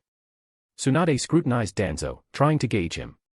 His actions over the past days had earned her approval. Without him, Konoha's encampment might have already fallen. She didn't want to strain their relationship too much. With a powerhouse like Danzo on their side, her burden was significantly lighter. Besides, the entire camp was already buzzing with rumors about how he nearly captured the Kazekage and fought against a tailed beast. His prestige within the Konoha camp was probably no less than her own at this point. Sunagakure won't be launching another attack anytime soon. The effort it took to suppress Shikaku without prior preparation wouldn't have come without a cost. Why not? Tsunade asked, frowning. Danzo, finally allowing himself to relax, felt the deep exhaustion creeping in. Right now, all he wanted was a good night's rest. You'll find out tomorrow. If there's nothing else, I'm going to rest, he said, rising from his seat and leaving the tent without another word. That damn old man is still as insufferable as ever, Tsunade muttered, her face darkening at his complete lack of respect. As soon as he stepped outside, he spotted Nono Yakushi waiting for him. Danzo-sama. MHM. Danzo responded instinctively and continued toward his own tent, Nono following closely behind as if it were second nature.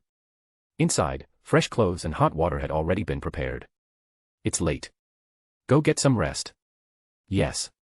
Watching as Nono departed, Danzo glanced down at his aging hands, a trace of frustration flashing across his face. Damn this body. The next morning. By sunrise, Tsunade received a report. Sunagakure had battled Shikaku for an entire night and suffered devastating losses. Any plans for another offensive were now out of the question. As if in response, good news arrived from Konoha as well, reinforcements were on their way. Out of the 2,000 ninja being sent, there were 30 jonin from prominent clans and 500 chunin. It seemed Konoha's leadership had finally grasped the severity of the situation. Or perhaps they were simply afraid that if Tsunade and Danzo decided to abandon the front, the consequences would be disastrous. After all, defending against Sunagakure with such meager forces for this long, there was a limit to how much the higher-ups could neglect them. Meanwhile, Danzo received Nono's latest casualty report. The losses suffered by Root were enough to make even him wince. Almost every operative was wounded. Even the jonin he had sent to Tsunade's forces had lost 2 members. The remaining chunin numbered only 214, with 23 of them so gravely injured that they would never be able to fight again. The situation across the entire encampment was even worse. The survival rate among the 4 waves of civilian-born ninja sent to the front barely reached 50%. The fourth batch of severely injured had already been sent back. And this was with Tsunade, Konoha's strongest medical ninja, on their side. After the brief excitement of surviving the night, the camp was now drowning in grief. The wails of mourning echoed through the darkness, a grim reminder of war's cost. Many of the younger, inexperienced ninja, those facing battle for the first time, were struggling to hold themselves together. Yet, to Danzo's surprise, in this atmosphere of despair, Root's ideology was spreading. A few days later, inside Tsunade's tent. Mourning for the fallen, fighting for the living. How ironic. Now, even back in Konoha, people are repeating Root's creed. Tsunade, do you think? Jiraiya. Tsunade's voice rose sharply, her brows furrowing in displeasure. All right, I won't bring them up anymore. But still, their change is remarkable. The contrast between how Konoha now praised Root and Jiraiya's own perception of it was too great. Having just arrived at the encampment, he found it unsettling. I don't care if it's some grand scheme or not. The fact is, they are protecting their comrades with their lives. The cowards hiding in the rear have no right to judge them. Tsunade had once harbored the same suspicions. But Root's members were undeniably sacrificing themselves for their beliefs. Their casualty rate was no less than that of the civilian-born ninja. Hearing Jiraiya's skepticism, she felt an instinctive resistance rise within her. Jiraiya sighed and decided to drop the topic. He knew Tsunade hated Danzo and Root even more than he did. Fine, I won't talk about them anymore. Let's change the subject. So, did you miss me? The moment I got back to Konoha, Jiraiya. Before he could finish, Tsunade's fist shot out, sending him flying several dozen meters through the air before he crashed to the ground with a heavy thud. It took him a while to recover, groaning as he clutched his aching chest. Yep. That's the real her. Same power, same pain. Guess the old man's plan didn't work after all. Chapter 29, Jiraiya. Danzo quickly received word of Jiraiya's arrival, along with a letter from the third Hokage. After reading the letter, he couldn't help but sigh. The ninja world is ever-changing. Although Kimogakure had yet to accept Konoha's ceasefire proposal, internal power struggles had erupted due to the third Raikage's death and the subsequent transition of power. In an effort to reclaim authority from the elder faction, the fourth Raikage, declared war on Iwagakure under the pretense of avenging the third Raikage. This move gained widespread support within Kimogakure. After all, the third Raikage had perished while staying behind to cover his forces' retreat. Leveraging the political capital left behind by his predecessor, swiftly suppressed the elder faction and personally led his army into the land of Earth, forcing Iwagakure to divert its forces to defend its borders. As a result, despite Kimogakure's declaration of war against Konoha, no major conflicts had broken out between them. Instead, Konoha's battles against Sunagakure and Iwagakure had intensified. It's time to leave. Danzo had accomplished his objectives, and the casualties within Root were mounting. With reinforcements arriving soon, there was no longer a need for him to remain on the front lines. Moreover, despite the largely complimentary tone of the third Hokage's letter, the underlying message was clear: he did not want Danzo to continue staying at the front. Otherwise, Jiraiya wouldn't have been reassigned from the Lightning Country's front lines to this location. Danzo-sama, Lady Tsunade requests your presence, said Nono Yukushi, bowing respectfully as she entered. Danzo nodded. You will accompany me? Yes, sir. Tsunade's tent. Inside Tsunade's tent, Danzo saw Jiraiya for the first time. Ding. Please obtain the acknowledgement of key storyline character, Jiraiya. Once everyone had gathered, Tsunade spoke. The reinforcements will arrive in 2 days. I plan to launch a counterattack. With Konoha's support forces on the way, Tsunade had made her decision. It was time to strike back and vent all the pent-up frustration from recent days. The Jonin present, upon hearing this, clenched their fists in anticipation. Danzo did not involve himself too much in the subsequent arrangements. Once the meeting concluded and everyone else had left, only Tsunade, Jiraiya, and Danzo remained. Something on your mind? Tsunade asked, unsure how to address Danzo in Jiraiya's presence. Now that Jiraiya is here, Sunagakure won't be able to cause much trouble. Root has suffered heavy losses in this war, so I plan to return to Konoha. I came here to bid farewell. Jiraiya grinned. Well, in that case, I guess it's time to let those sand-playing bastards witness the might of the Toad Sage. Clearly, Danzo's words had put Jiraiya in a great mood. He stood up, looking proud, until he caught Tsunade's cold stare. He immediately sat back down, scratching his head awkwardly. His bravado disappeared in an instant, making him look nothing like a Kage-level powerhouse. Danzo, however, did not underestimate him. In many ways, Jiraiya was the epitome of what a true ninja should be, unlike the overpowering figures that would later emerge. Does the old man know? Tsunade asked. She didn't particularly want Danzo to leave so soon. Regardless of his past reputation, his performance in this war had been reliable, especially in combat. His presence would be beneficial for the upcoming counteroffensive. I will inform Sarutobi, Danzo replied calmly. Seeing his determination, Tsunade didn't press further. After all, Danzo was a Konoha elder. His presence here was merely as an auxiliary force, not her subordinate.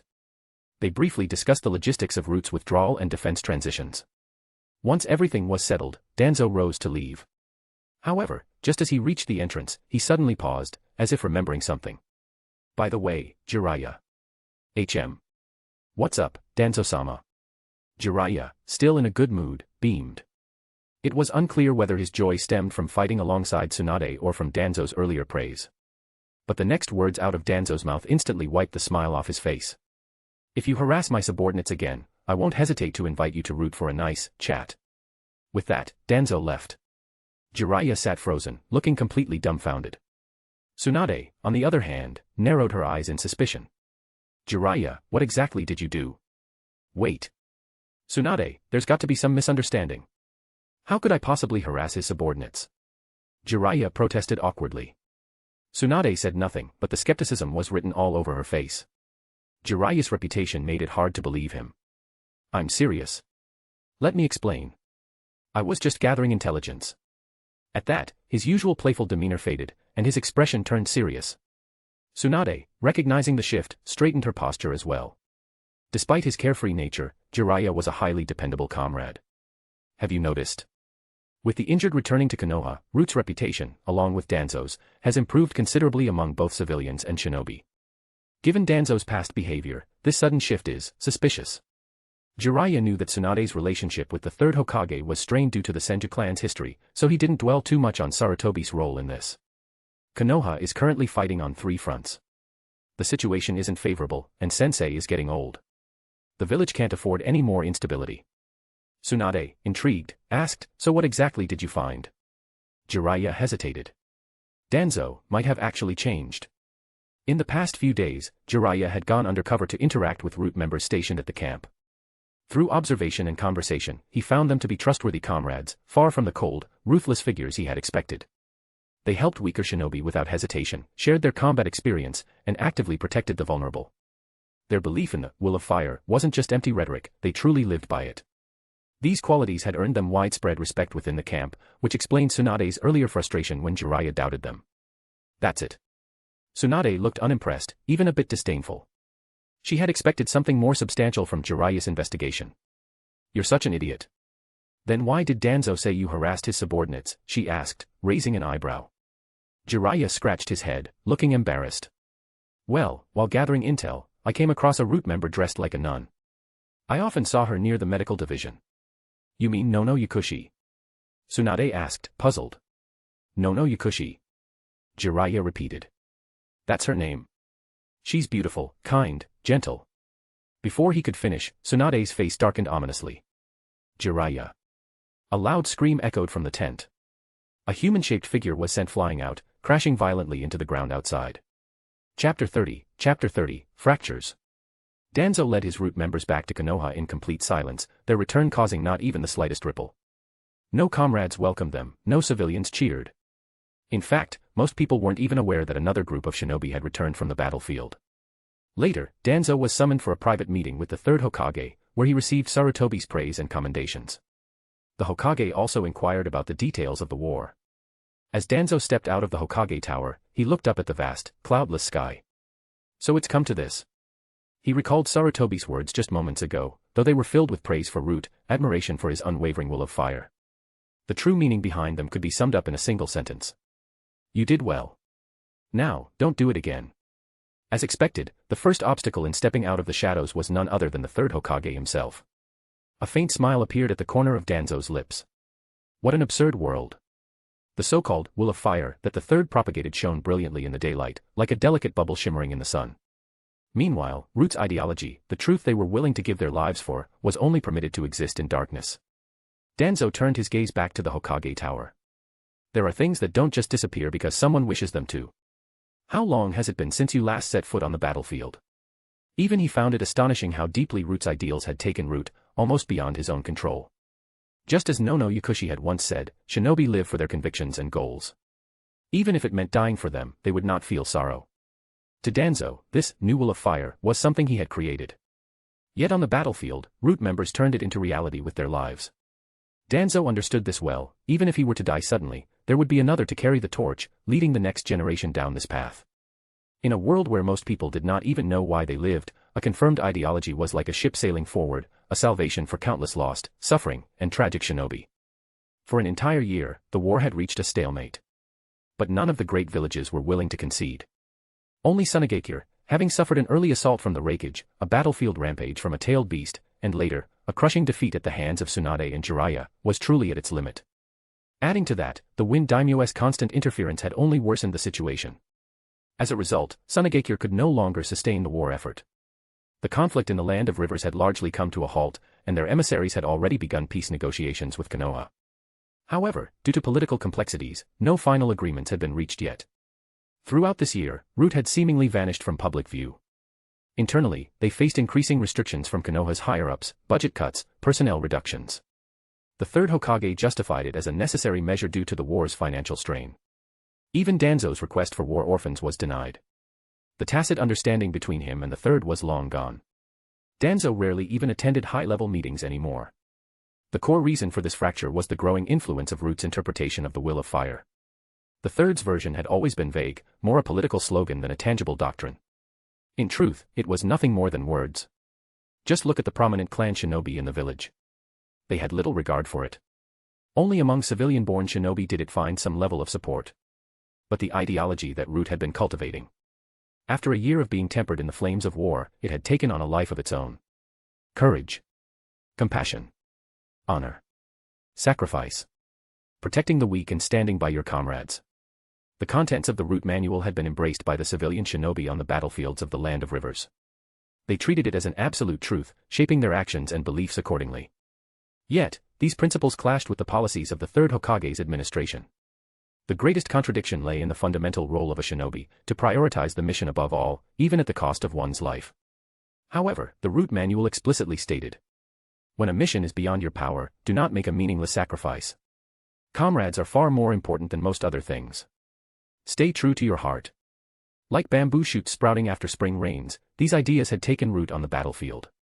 In the face of war's cruelty, amidst fear, sorrow, confusion, and death, shinobi had chosen to embrace these beliefs without hesitation. Even Tsunade, the battlefield commander, had silently approved of Root's principles. Her status as the first Hokage's granddaughter gave Root's ideology an undeniable legitimacy. Not even the third Hokage could suppress it. As a result, the name of Root began spreading among returning shinobi.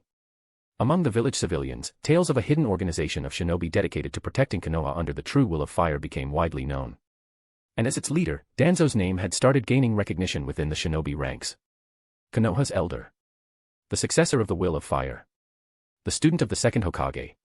A Kage-level powerhouse. Even those who had never encountered Root's ideology found themselves heartened by the notion that Konoha had gained another Kage-level figure in such turbulent times. Inside the Hokage Tower, Sarutobi sat with furrowed brows, puffing on his pipe as he read a letter from Jiraiya regarding the Land of Rivers. The warfront situation was highly favorable. Sunagakure no longer had the means to continue the fight. By all accounts, this should have been good news. But what troubled him was the overwhelming support and admiration for the Will of Fire that had taken hold on the battlefield. Sarutobi had always known Danzo was ambitious. But he had never feared it. In fact, he had granted Danzo strength, permitted his actions, and even tolerated his ambitions. He had buried Danzo in the darkness, using him to stabilize Konoha. He had even anticipated that Danzo might resort to underhanded means in his pursuit of the Hokage seat. But he had never imagined that his old friend would become a threat in this way. What puzzled him even more was Danzo's restraint. He had not capitalized on the war to build his reputation further. Instead, he had led Root into complete silence. Sarutobi took a long drag from his pipe, exhaling a slow plume of smoke as he gazed down at the village from his window. For the first time, he felt as though he had never truly understood this old friend of his. Chapter 31, A Different Path. Though Danzo yearned to stand in the sunlight, he had never intended to stand at the very top, at least, not yet. He had already achieved his initial goal, and in a way that exceeded even his own expectations. There was no need to waste time engaging in political struggles with the third Hokage and his faction. Every time he thought about it, the presence of Uchiha Madara and Black Zetsu lurking in the shadows, or even the spirit of the Sage of Six Paths himself, served as a constant reminder. As for the third Hokage suppression, Danzo hardly paid it any mind. The contingency plans laid out in the early days of his trade association had begun to bear fruit with the onset of war. Selling medical supplies and ninja tools to Konoha at exorbitant prices, the company had now become the village's most valued business partner. At least a third of the war funds allocated to Konoha by the Land of Fire had ended up in Danzo's hands. Recruiting for Root had become even simpler. Under the guise of the trade association, Danzo had established numerous shelters along the borders of the Land of Fire. In times of war, refugees and orphans were abundant. From them, he could select the most suitable candidates to replenish Root's ranks. This way, Root remained entirely self-sufficient, no longer reliant on Konoha. Deep within Root's underground laboratory, expansion had continued. Rows of glass containers filled with experimental subjects gave the room an eerie and unsettling atmosphere. Integrating the would-release bloodline leads to severe rejection within the body. The first Hokage's cells are simply too domineering, even when combined with Uchiha DNA, stability cannot be maintained. Inside the large glass tanks, numerous clones that bore a striking resemblance to Danzo, appearing around 18 years old, floated in suspended animation. Danzo stared at the youthful bodies in the glass, a flicker of longing in his eyes before he suppressed the disappointment rising in his heart. Over the past 2 years, he had conducted numerous experiments using prisoners to test the possibility of transferring his consciousness into cloned bodies. Even with a perfect genetic match, there was no physical rejection. However, each transfer led to an inexplicable weakening of the soul. Without a flawless vessel, Danzo dared not use the technique recklessly, fearing that his very soul would be damaged. You've done well. There's no need to blame yourself. If the first Hokage's cells were so easy to control, he wouldn't have been called the god of shinobi. Harnessing the true essence of chakra was proving to be far more difficult than anticipated. I will create the perfect body for you. Shinraku's eyes gleamed with fanatical devotion. Helping Danzo achieve the ultimate vessel was not just a validation of his own abilities, it was his sacred mission. Danzo nodded. I believe in you. I still have time. Yet, as he left the laboratory, he found himself less optimistic. His current body had reached its absolute limit. For the past 6 months, even with double the training effort, his strength had barely improved. There were powerful jutsu he could theoretically master with his talent, but his physical limitations held him back. His body had become the shortest plank in the barrel, restricting his growth. Aside from essential expenses, Root's resources had been almost entirely poured into the lab, yet progress remained minimal. Do I really need Uchiha Madara's cells to create a stable fusion?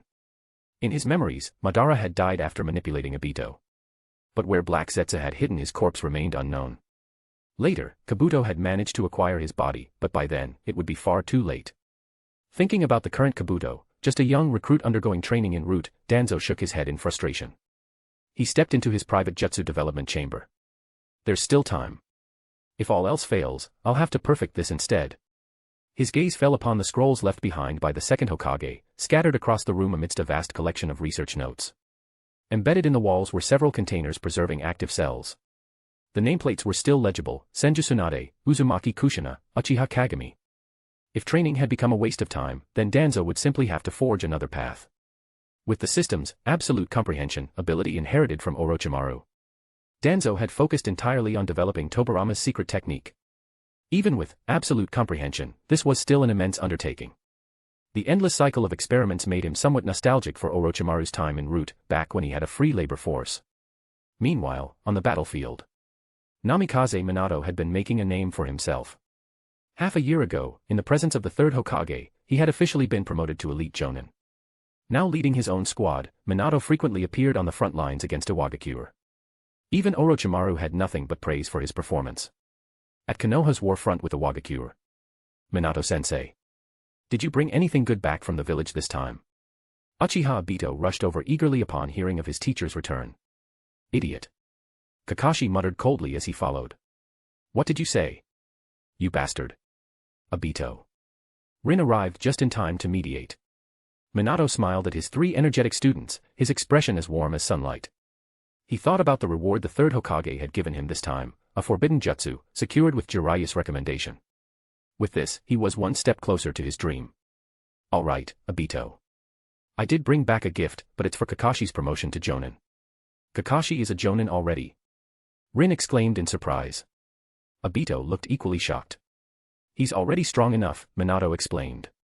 His mission record meets the requirements. Once we return to Konoha, he can officially apply for Jonin status. You two need to work hard as well. Obito clenched his fists in frustration, while Rin gazed at Kakashi with admiration. Noticing her expression, Obito shouted, "Humph. It's no big deal. I'll be a Jonin soon too, and I'll be way stronger than Kakashi." How childish. You. Minato chuckled at their bickering and ruffled Obito's hair. Alright, Obito, you need to keep working hard. Then he turned to Kakashi. Here, this is your gift. Obito, feigning indifference, still stole a few glances at the present. It was a small, black book. Is it a new jutsu? Or training notes? Rin asked curiously. Minato scratched his head sheepishly. No. Konoha has strict rules about sharing jutsu.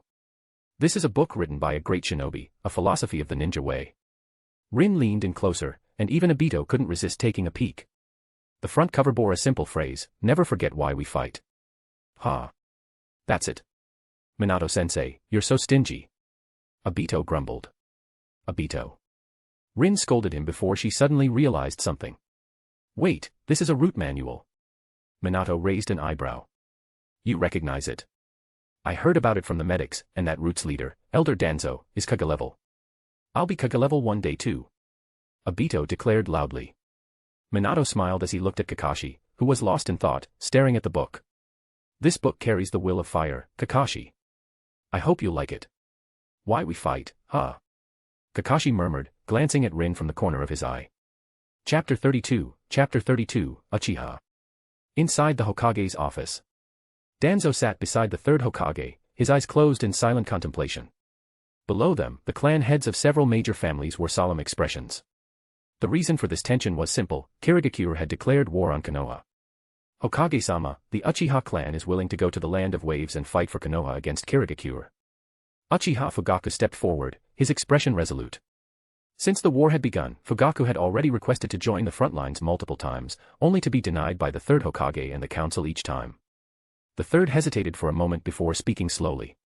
Konoha has already deployed a significant number of shinobi to the front lines. The village is understaffed, and we need the Uchiha police force to maintain internal security. Fugaku's face remained calm, but there was a hint of frustration in his eyes.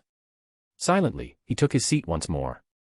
Danzo could see that Fugaku truly wanted to fight for Konoha, perhaps even as a means to ease tensions between the village and the Uchiha clan.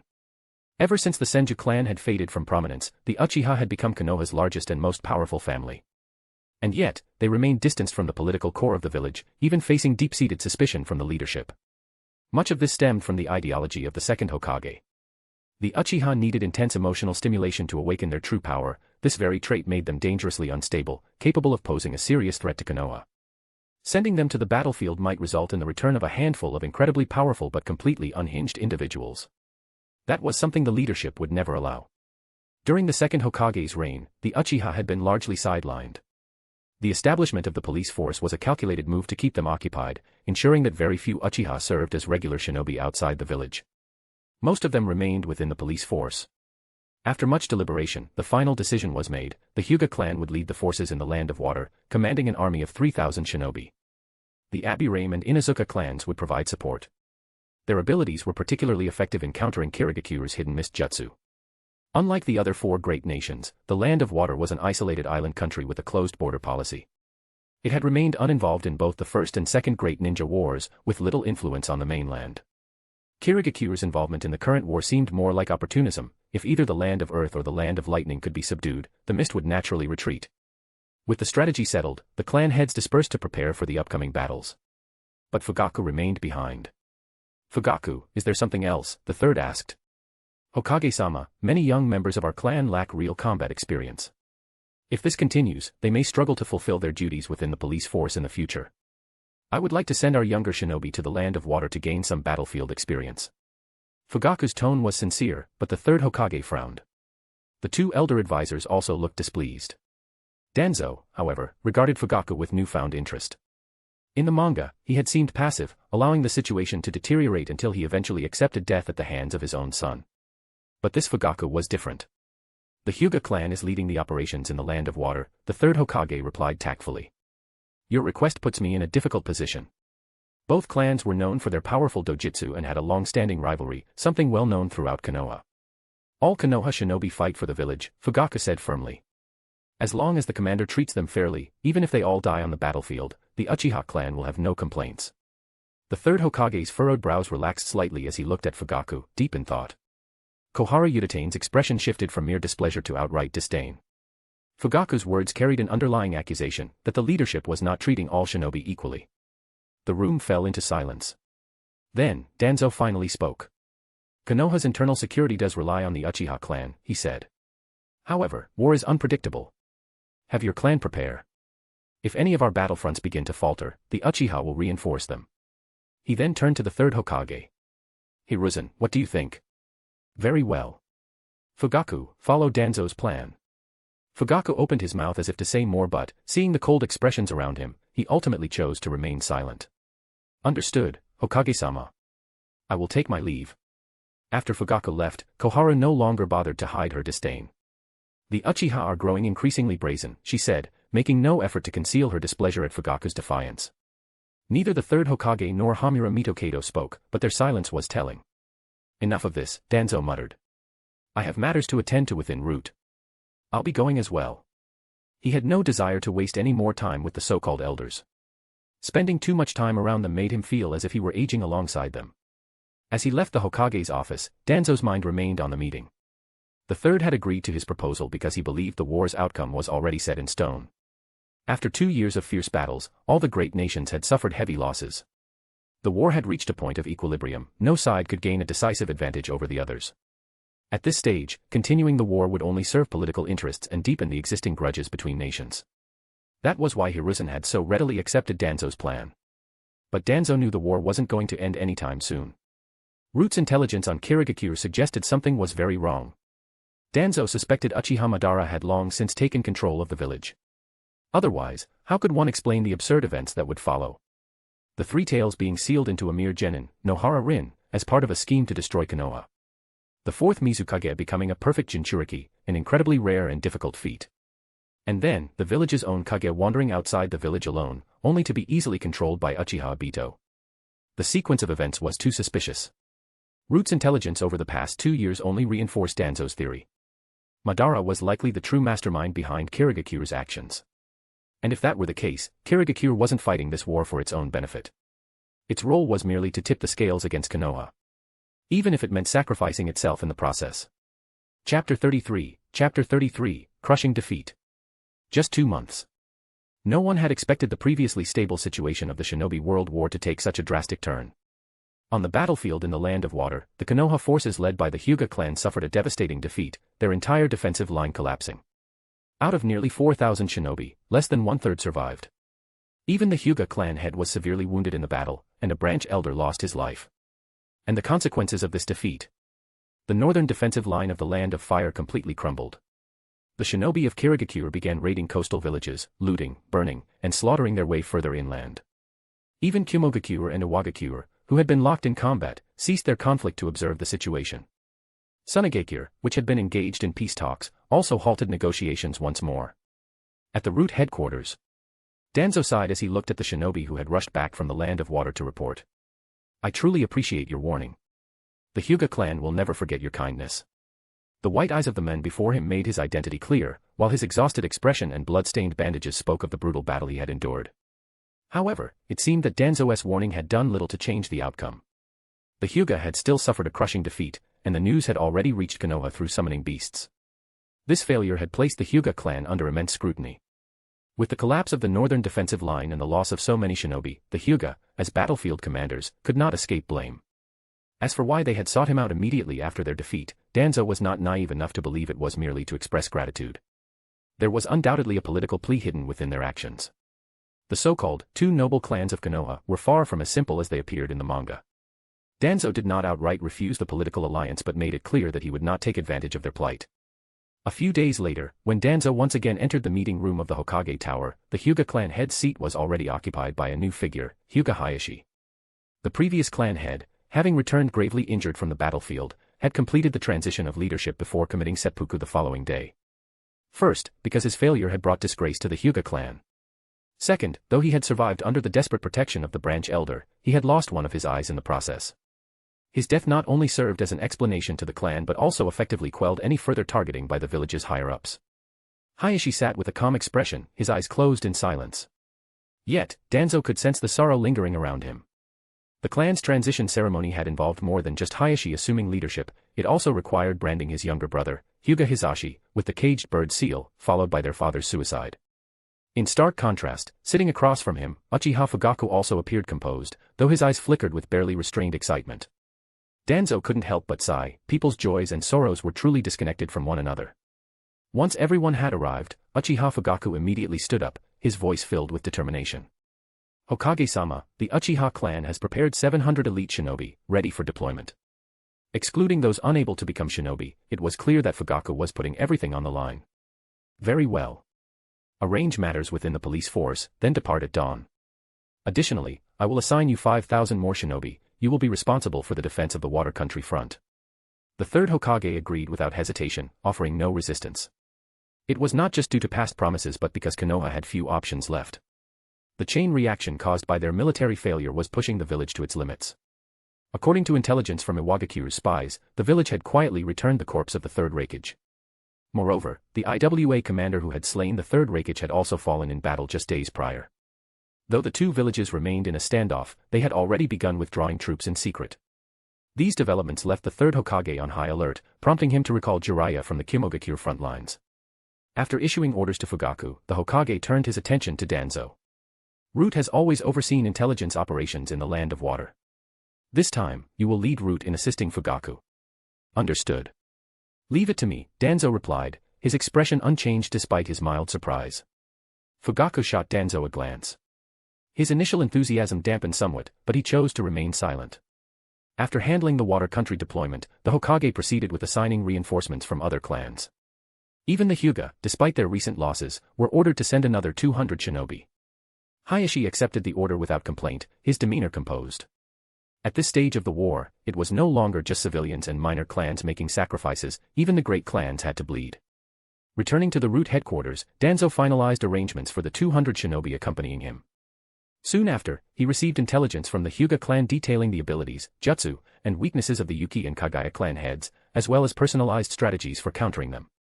These two were the very ones responsible for gravely wounding the former Hyuga clan head and taking his eye. With this information in hand, Danzo was confident in maintaining the upper hand in a one-on-one fight and ensuring his safe retreat even in a two-on-one situation. The Hyuga truly excel at intelligence gathering. They've even mapped out the precise chakra movement patterns of their enemies. Still, it seems they harbor some resentment toward Sarutobi's leadership. The intelligence they had submitted to the Hokage's office was far more basic in comparison. In truth, the Hyuga could not be entirely blamed for this defeat. With the advantage of the Byakugan, they had spotted and resisted Kirigakuru's ambush effectively. But no one had anticipated Kirigakuru's sheer recklessness, the 7 ninja swordsmen of the mist, 2 clan heads with Kekkei Genkai at Kaga-level strength, and over 100 jonin. What was assumed to be mere opportunistic raiding turned out to be an overwhelming onslaught. Any clan in their place would have been caught off guard. Yet, in order to maintain the authority of Konoha's leadership, the blame had to fall on the Hyuga. And in the process, their influence would be weakened, killing 2 birds with 1 stone. Chapter 34, Arrival at the Battlefield. This time, the Uchiha clan was not only represented by Uchiha Fugaku but also accompanied by 2 Uchiha elders. Among the 5,000-strong force assembled, half were Chunin, with ninja from various clans making up the ranks. The sheer combat power of this force was not to be underestimated. Clearly, Kirigakuru's unusual movements had caught the attention of the third Hokage, prompting him to take the situation seriously. Upon reaching the designated assembly point, Danzo quickly noticed that every clan had its own jonin representative. This was a stark contrast to the battlefield against Sunagakure, where Tsunade had been the sole voice of command. Here, decisions were made through discussion and compromise, largely dependent on the commanding officer's ability. So far, Uchiha Fugaku was proving to be a competent commander. His task allocations were met with little resistance, and the troops cooperated without major objections. Danzo refrained from interfering with the chain of command. Avoiding unnecessary conflicts suited his interests, and this hands-off approach was a relief to Fugaku. Given Danzo's reputation following the war with Sunagakure, his influence among Konoha's ninja was undeniable. If he had chosen to oppose Fugaku, things might have become much more complicated. After all, the Uchiha clan, responsible for Konoha's military police force, had made their fair share of enemies over the years and had never been on particularly good terms with other clans. Fugaku's first strategic decision was clear. Push the battlefield beyond the Land of Fire. With this goal in mind, Konoha's main forces began advancing toward the land of water. As they entered the war zone, Danzo's expression darkened. Everywhere he looked, villages lay in ruins, their remains engulfed in flames.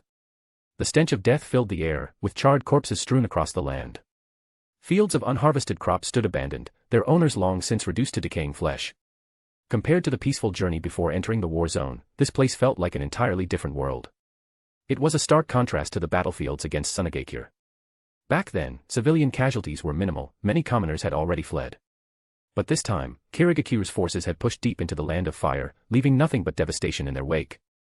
Every village they passed was ruthlessly slaughtered and plundered, leaving behind only chaos and despair. Konoha's main forces avoided engaging scattered enemy forces that had already infiltrated the land of fire. Instead, they pressed forward toward Kirigakuru's main base in the land of water, forcing the marauding mist ninja to withdraw in defense. Any remaining enemy forces within the land of fire would be dealt with later. Danzo took on the responsibility of eliminating these remnants, a task Fugaku was more than happy to let him handle. To aid him, 200 root members were assigned to his command, along with an additional 200 regular ninja. In a ruined village, flames flickered in the darkness, and occasional screams echoed through the night. These women break too easily. Keep searching. There must be more hiding somewhere. Kill the men, bring the women to me. A cruel, exhilarated voice rang out.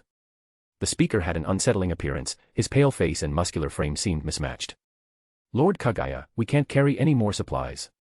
Should we retreat? The commander has issued a recall order. Say another word, and I'll kill you. The overwhelming killing intent sent a chill down his subordinate's spine. A handful of bone needles shot past the man's face, narrowly missing him. Swish. Swish. Hidden in the shadows, Danzo sidestepped the projectiles and revealed himself. I thought the Kagaya clan was full of reckless brutes. It seems the rumors were mistaken. His gaze swept across the room, lingering on the three bloodied, lifeless bodies on the floor. His voice grew colder. But tonight, you won't be leaving this place. The Kagaya clan warrior sneered. A one-eyed old man talking big. If you think you can kill me, go ahead and try. With a sudden motion, sharp bones protruded from his joints as he assumed a battle stance. Shikatsu Miyaku, Dance of the Seedling Fern. Countless bone spikes erupted from the ground, impaling the nearby mist ninja who had been unfortunate enough to stand too close. Their bodies were skewered like pieces of dango. The deadly forest of bone forced Danzo to retreat from the building. In mere moments, the house he had stood in was transformed into a nightmarish structure, its walls and roof pierced by countless bone spikes. Danzo scanned the area with a frown. Gone already. That was quick. Swish. Swish. Swish. A dozen ninja landed around Danzo. Lord Danzo, it's done, one of the root members reported. Several others carried sealed cocoons, prisoners restrained with powerful fuinjutsu. Danzo turned to a particular root member. Zensuk. I'll leave this to you. Hyuga Zensuk bowed respectfully. It will be done. Byakugan, activate. After an hour of pursuit, Danzo stood over his captured prey. The Kagaya elite Jonin, now bound and helpless, stared at him with wide, fearful eyes. Danzo's voice was calm but chilling. An excellent specimen. If my former subordinate were still alive, he would have liked you. The restrained shinobi trembled as sealing bands tightened around him, ensuring complete immobilization. Danzo looked down at the cocooned prisoners, his mind weighing the cost of war. War turns people into monsters. Once, he had been repulsed by the idea of human experimentation. Now, it seemed foolish to simply kill them. He required vast amounts of material, and these prisoners were the perfect source. In just 3 months, he had amassed an invaluable collection, 1 Kagaya Elite Jonin, 5 Jonin, 24 Chunin, including one with the ice-release Kekkei Genkai. The war's rear lines had been thoroughly cleared. The few remaining stragglers dared not reveal themselves, forced into hiding like rats in the shadows. At the same time, Fugaku's command had proven effective. Not only had he managed to pin down Kirigakuru's forces in the land of water, but Konoha's side had also begun to gain the upper hand in battle. The Uchiha clan's reputation as fearsome warriors had been reaffirmed. Among the ranks of the Mist Ninja, an unspoken rule had begun to spread. If your strength is not significantly superior, never engage an Uchiha in single combat. And so, once again, the title of the Uchiha, one of the 2 great clans that once stood equal to the Senju, echoed across the war-torn lands of the shinobi world. Chapter 35, The Camp in the Land of Water. After returning to the main camp in the Land of Water with his root members, Danzo quickly noticed a significant change in the attitudes of the other clans Jonin toward Uchiha Fugaku, the commander. Compared to 3 months ago, their respect had grown considerably. Such was the power of strength. Despite the various conflicts between clans within the village, a strong commander on the battlefield was someone everyone could acknowledge. Inside Uchiha Fugaku's tent.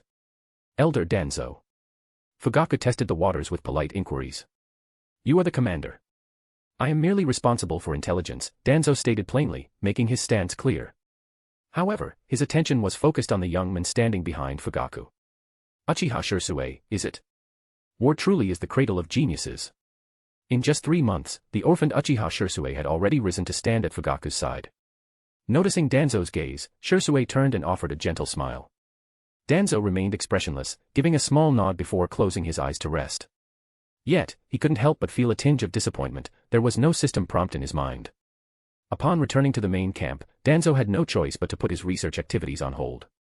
After all, human experimentation was not tolerated in the ninja world. With his duties now limited to intelligence gathering for Fugaku, Danzo found himself unexpectedly idle.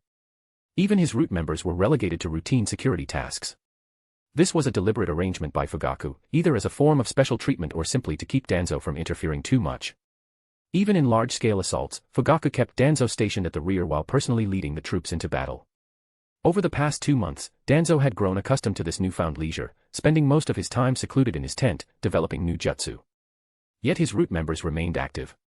Their masked figures seemed to possess an almost magnetic pull towards civilian-born ninja.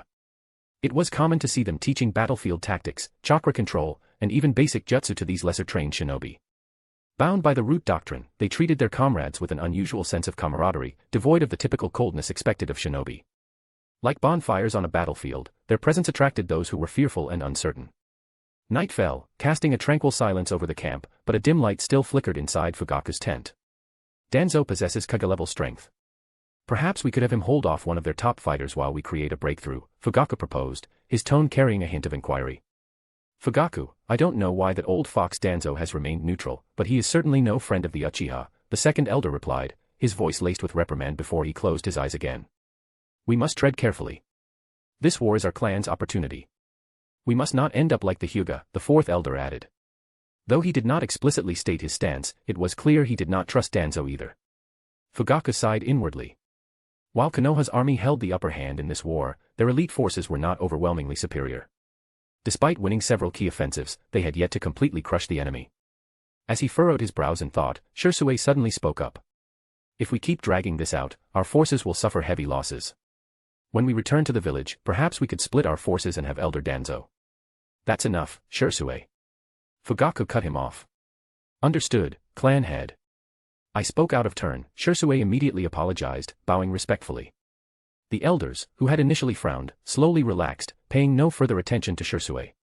Once the meeting concluded, Fugaku had his men escort the elders back. Glancing at Shisui, who had remained silent since his reprimand, Fugaku could not help but admire the young man. Not only was Shisui immensely talented as a shinobi, but he also possessed keen insight into the dynamics between the village and the clan. You realize your words might have displeased the elders. But if this drags on, Kimogakure and Iwagakure will be watching for any opening. If we cannot end this war quickly. You're absolutely right. Fugaku nodded in agreement with Shisui's analysis. However, his expression shifted slightly as he continued, his gaze sharpening. But this is also an opportunity for the Uchiha to secure a place in Konoha's upper echelons. Only by leading the village to victory can our clan carve out its rightful position. Do you understand? But. Seeing the conflicted look on Shisui's face, Fugaku sighed inwardly. Shisui, you are a shinobi of Konoha, but you are also the pride of the Uchiha. Do you understand? Fugaku agreed with Shisui's ideals. However, his years as clan leader had made him keenly aware of the deep-seated prejudices on both sides. There was no room for reconciliation. The only path forward was for the Uchiha to seize their voice in the village, step by step. Patting Shisui on the shoulder, Fugaku looked at him as if he were seeing his younger self. Chapter 36, The Offensive. Ding, please gain the recognition of a key figure in the storyline, Uchiha Itachi. After a long period of silence, the system finally reacted again when Danzo visited Fugaku's tent for discussions. To his surprise, the system considered the approval of 6-year-old Uchiha Itachi to be valid. But thinking about Itachi's deeds in the anime, Danzo quickly understood, this was a boy forced to mature early by the harshness of the world. Despite his young age, he had a firm will of his own. Around the camp, he was often seen doing whatever tasks he could manage. With his adorable appearance and impeccable manners, he was well liked by most people. What pleased Danzo even more was that Itachi seemed to resonate with Root's ideology and had even formed good relationships with several of its members. What kind of reward would I receive if I earned his recognition? Though curious, Danzo deliberately avoided too much contact with Itachi to prevent raising his suspicion, or worse, arousing Fugaku's concerns. After all, the Uchiha clan was not particularly friendly toward him. Just then, new orders from the village interrupted Danzo's peaceful days of ninjutsu development. The village had instructed Uchiha Fugaku to accelerate the war efforts against Kirigakure. Hiruzen also sent a letter, requesting Danzo's cooperation. "I'll have to trouble you with this matter." Uchiha Fugaku's excited expression made Danzo wonder, what kind of promise had Hiruzen given him? He looked like he had been injected with adrenaline. It was likely nothing more than the usual political compromises. Leave it to me." Danzo replied calmly, though his mind had already wandered elsewhere. Kumogakure and Iwagakure had secretly formed an alliance and launched an invasion against the Land of Fire. Tailed beasts from various villages had also been deployed to the battlefield, significantly increasing Konoha's burden. Meanwhile, Root had received an intelligence report. Minato's squad had successfully crushed an Iwagakure vanguard unit at Kanabi Bridge. Uchiha Obito had died in the battle. Minato's reputation soared after this fight. Single-handedly, he had defeated an elite force from Iwagakure, securing a key strategic advantage for Konoha. His Flying Thunder God technique, an S-rank jutsu, was beginning to gain attention across the great villages. The legend of the Yellow Flash had begun. However, Danzo felt that time was pressing. He needed to find a way to increase his strength, quickly. The battlefield. Once again, Uchiha Fugaku led the Konoha forces in a full-scale assault. This was already the third or fourth offensive in the past few days. Although Kirigakure had suffered slightly heavier casualties, it wasn't enough to force them into retreat. At dawn, Konoha's forces gathered once more. "Danzo, this time, it's up to you. Aim for a single decisive strike." There was a trace of frustration in the speaker's tone. It was Uchiha Kade, the third elder of the Uchiha clan, 5 years older than Danzo. Over the past few days, the two had grown somewhat familiar with each other. Danzo had yet to take action, spending his time studying Kade's battles against the leader of the Yuki clan, searching for weaknesses to exploit in a swift, lethal strike. "Rest assured." Danzo replied indifferently. He could clearly sense the distrust in Kade's eyes. There was even a faint trace of hostility, though the elder wouldn't act recklessly under the current circumstances.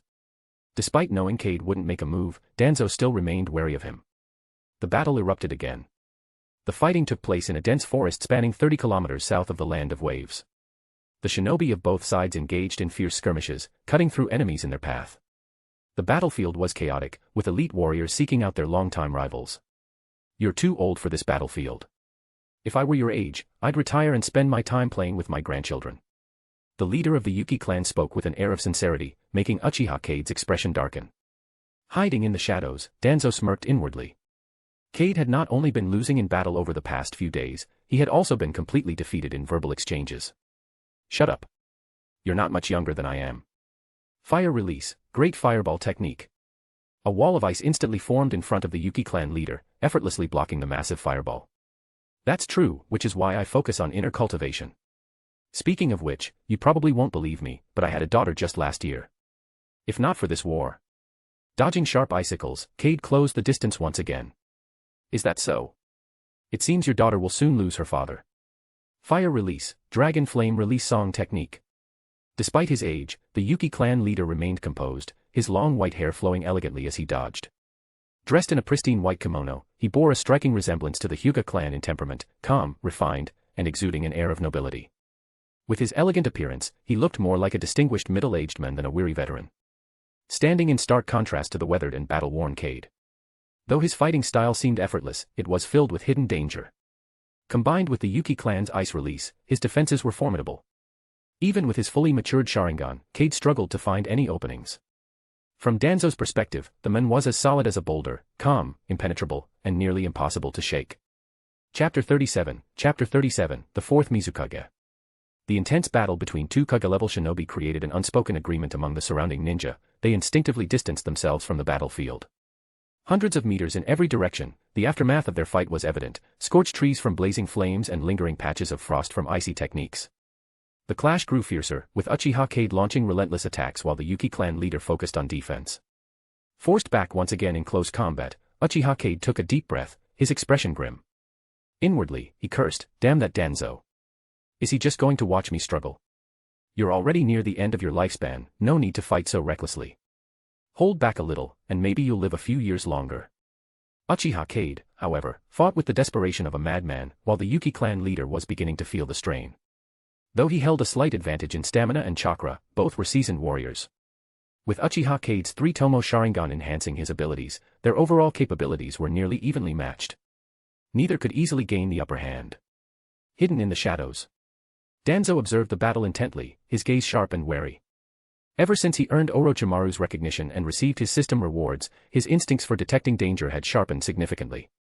Every time an opportunity to strike appeared, an inexplicable sense of unease crept into his mind, preventing him from acting rashly. He chose to trust his intuition and continue to wait. The high-intensity battle was rapidly draining the stamina of both combatants, aligning perfectly with the original plan, to exhaust them and create an opening for Danzo to land a fatal blow, just as Uchiha Fugaku had planned. Fire Release, Fire Dragon Technique. Watching Uchiha Kade perform his jutsu below, Danzo's unease intensified. Something about this place felt increasingly dangerous. He decided it was time to leave. Just as he prepared to retreat silently, his expression suddenly stiffened. His hands clapped together in urgency. This is bad. Wind Release. A powerful surge of wind erupted, expanding outward in all directions. The sheer force uprooted trees around Danzo, leaving the battlefield in complete disarray. Arg. A piercing scream rang out. As the swirling dust began to settle, a taunting voice echoed through the battlefield. What a pity. That old fox in the shadows is certainly cautious. But this time, it wasn't me who spooked him. If it weren't for you earlier, we wouldn't have had to drag this out for so long. Kukuku. 2 more Kaga-level heads for my collection. When the dust finally cleared, Uchiha Kade's face was twisted in agony. His right hand clutched the mangled remains of his forearm, his hand and lower arm had been reduced to a bloody pulp. Had it not been for Danzo's unexpected interference, that attack would have struck him straight in the chest. Danzo, meanwhile, stood on high alert, his gaze locked onto the 7 swordsmen of the mist who had just arrived. If it were just them, he wouldn't have been this wary. But his focus remained fixed on the young men at the forefront. A boy wielding a weapon far too large for his stature, its blade still glistening with fresh blood. It was clear who had inflicted such grievous wounds on the Uchiha elder. Whoosh. Whoosh. Elder. 2 Uchiha Jonin emerged from hiding, immediately positioning themselves in front of Uchiha Kade. Their expressions turned grim as they scanned the 7 swordsmen. But when their gazes landed on one particular swordsman, a man wielding a massive, grotesque blade, casually lifting a severed head with stark white hair, their faces drained of color. That head. The 4th elder, one of the Uchiha guards, murmured in disbelief, instinctively taking a step back. The 4th elder, who had been battling the Kagaya clan's leader, had been beheaded. His lifeless eyes, now hollow sockets, had already been robbed of their Sharingan. Though his face had paled in death, there was no mistaking his identity. It was undeniably Uchiha's 4th elder. Uchiha Kade, still clutching his ruined arm, stared at the severed head, his pained expression fading into one of sheer horror. While the Uchiha were reeling from the shocking sight, Danzo felt a crushing weight settle on his chest. He had been marked. With the 7 swordsmen of the mist, the 4th Mizukage, and the Yuki clan leader all present, he was backed into a corner. Forcing himself to suppress his unease, he faced the grim reality before him. I never expected the 4th Mizukage himself to appear on the battlefield. Danzo's words sent a fresh wave of fear through the 3 Uchiha beside him. The boy who had just launched a deadly ambush was the Mizukage. Kirigakure had always been shrouded in secrecy, and little intelligence about them was available. Even among the Uchiha, few knew much about their leadership. The Yuki clan leader stepped forward, bowing respectfully toward the young warrior. Mizukage-sama. Oh. So, this old man actually knows the Mizukage. Kushimaru Kuriere sneered, his tone filled with schadenfreude. Fuguki, looks like you haven't been doing your job properly. Yeah, maybe you should resign and come along with us. Bloodshed is the only real joy in life, after all, Munashi Jinpachi chimed in, though his eyes gleamed with undisguised mockery. Shut up, you two. Fuguki Suikezen bellowed, glaring at them. This old man, like me, is in charge of intelligence. Knowing the Mizukage-sama's identity is no surprise. Then, turning back to the 4th Mizukage, he respectfully added, this man is an elder of Konoha, possessing Kaga-level strength. He specializes in wind release and once fought the 4th Kazekage to a standstill. His mind holds a wealth of intelligence. If we claim his head. His voice trailed off, his gaze drifting back to Danzo. The other swordsmen's eyes gleamed with malice as they once again focused on their cornered prey. Danzo's heart sank. Kirigakure had always been notorious for its brutal, survival of the fittest mentality. They didn't care about status or reputation, only strength. And now, he had no choice but to gamble. Elder, retreat immediately. The Sharingan must not fall into enemy hands. Wind release, vacuum great sphere. Wind release, vacuum blade. Pouring his remaining chakra into his jutsu, Danzo unleashed a devastating onslaught, far surpassing his earlier jutsu. Razor-sharp wind blades tore through everything before him. He was ready to die if it meant ensuring their escape. Uchiha Kade didn't know what had changed, but he didn't hesitate. Under the protection of 2 Uchiha Jonin, 3 figures vanished into the distance, retreating at full speed. Chapter 38, The 7 Ninja Swordsmen of the Mist. Amidst the dust and debris kicked up by the wind release technique. Puffed. That old man's crazy. Courier Kushimaru spat out a mouthful of dirt as he pushed himself up from the ground, grumbling in irritation. A large-scale jutsu like that, when anticipated, hardly had any real effect on enemies. All it did was waste chakra needlessly. It was likely meant to cover their retreat, the leader of the Yuki clan remarked as he stepped out from the ice, a trace of admiration in his gaze. How boring. Then let's make them pay twice over for their escape. Kushimaru's tone was filled with disdain, and his eyes gleamed with cruelty. But who's going after those 3 rats? Mizukage-sama, they're all old foes. Let me handle this one. The Yuki clan leader stepped forward and requested permission. Against Uchiha Kade, who had already lost an arm, he was confident he could finish the job. You all stay here and take care of him. I'll go myself. Without waiting for a response, the 4th Mizukage vanished from sight. As the dust gradually settled, the ground had been torn up, leaving deep furrows. What was once a dense forest had been completely reduced to barren land, with nothing but exposed yellow earth stretching out for hundreds of meters. Danzo stood at the center, panting heavily. The rapid and intense chakra expenditure was pushing his limits. Despite the encirclement of the 7 ninja swordsmen and the Yuki clan leader, he actually felt a sense of relief. Casting a brief glance in the direction where Uchiha Kade had escaped, he murmured. Good luck, Elder. My survival depends on you now. The moment the 4th Mizukage appeared, Danzo finally understood the source of the unease gnawing at him. His concealment had likely been seen through from the start. His instincts screamed that this man was incredibly dangerous. Then, seeing the severed Sharingan taken from the head of the 4th Elder, and the way the Mizukage prioritized attacking Uchiha Kade's body, a theory formed in Danzo's mind. The 4th Mizukage seemed particularly interested in the Sharingan.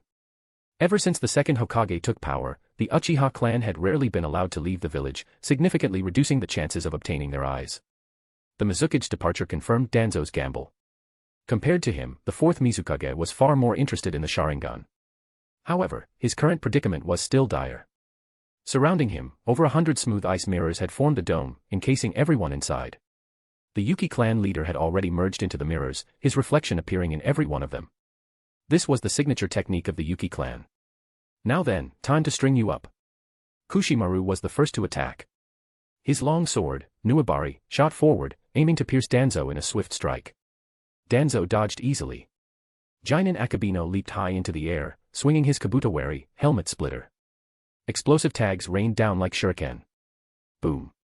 Boom. Boom. Ha! Danzo barely landed from his previous dodge before being forced to block with a kunai coated in wind release. The impact sent him flying backward from the sheer force. Whoosh! His arm throbbed with pain from the tremendous force, but before he could recover. Clang! Clang! Clang! Forcing himself to endure, he deflected Nuabari's rapid thrusts with his kunai. Sensing the incoming blue energy sphere from behind, Danzo immediately recognized it as an attack from the wielder of Hiramakarei. Wind release, great breakthrough. Unleashing a powerful gust at the ground, he propelled himself forward with the wind's pressure. Not only did he evade the incoming attack, but he also closed the distance to the ice crystal mirrors, gathering chakra in his hand to form a Raiznan. Danzo had no intention of engaging in a prolonged battle here. He couldn't afford to be trapped. The ice mirrors grew closer. Ice release, needles. A dense barrage of razor-sharp ice needles forced Danzo to halt. Even a moment's delay allowed the next wave of attacks to close in. Raiznan. Danzo had no choice but to unleash his gathered Raiznan in response. Pushed away once more from the edge of the ice crystal mirrors, he frowned. Though they were only at the level of elite Jonin, the precision and lethality of their sword techniques were terrifying. And with the Yuki clan leader providing support, the battle was slipping further from his control. These bastards are tough. I can't drag this out any longer. Danzo pulled away the bandages over his eye, revealing a 3-tomo Sharingan. He has a Sharingan too. Everyone, be careful, the Yuki clan leader warned from within the mirrors, his tone serious. The group immediately heightened their vigilance. The brief exchanges earlier had already made it clear, this old man was no easy opponent. Even if I die, I'll take one of you with me. Danzo's voice was low and chilling. With that, he launched into a ruthless offensive. His desperate, all-out assault combined with impeccable taijutsu momentarily suppressed Juzo Biwa, Emiri Ringo, and Jinin Akabino, 3 of the most combat-savvy swordsmen. Even while dodging Nuabari's needle-like strikes, he continued to press forward. This old bastard's gone mad, stay sharp.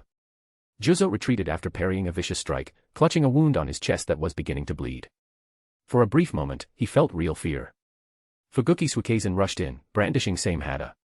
The sword's ability to absorb chakra made Danzo hesitate. As the 3 swordsmen pressed him back. From behind, Kushimaru's crazed laughter rang out. Ha ha ha ha. Nuabari style, ground spider stitch. The swordsman instinctively leaped away. Countless iron wires, hidden beneath the earth, snapped upward, coiling tightly around Danzo. Laugh all you want. You're coming with me. Instead of retreating, Danzo surged forward through the narrowing gaps of the tightening steel threads, closing in on Kushimaru. With a flash of his vacuum blade, Kushimaru's laughter abruptly stopped. He cursed his teammates for not stalling Danzo just a bit longer. But there was no time to think. He blocked with Nuabari, but in doing so, the steel wires ensnared both of them together.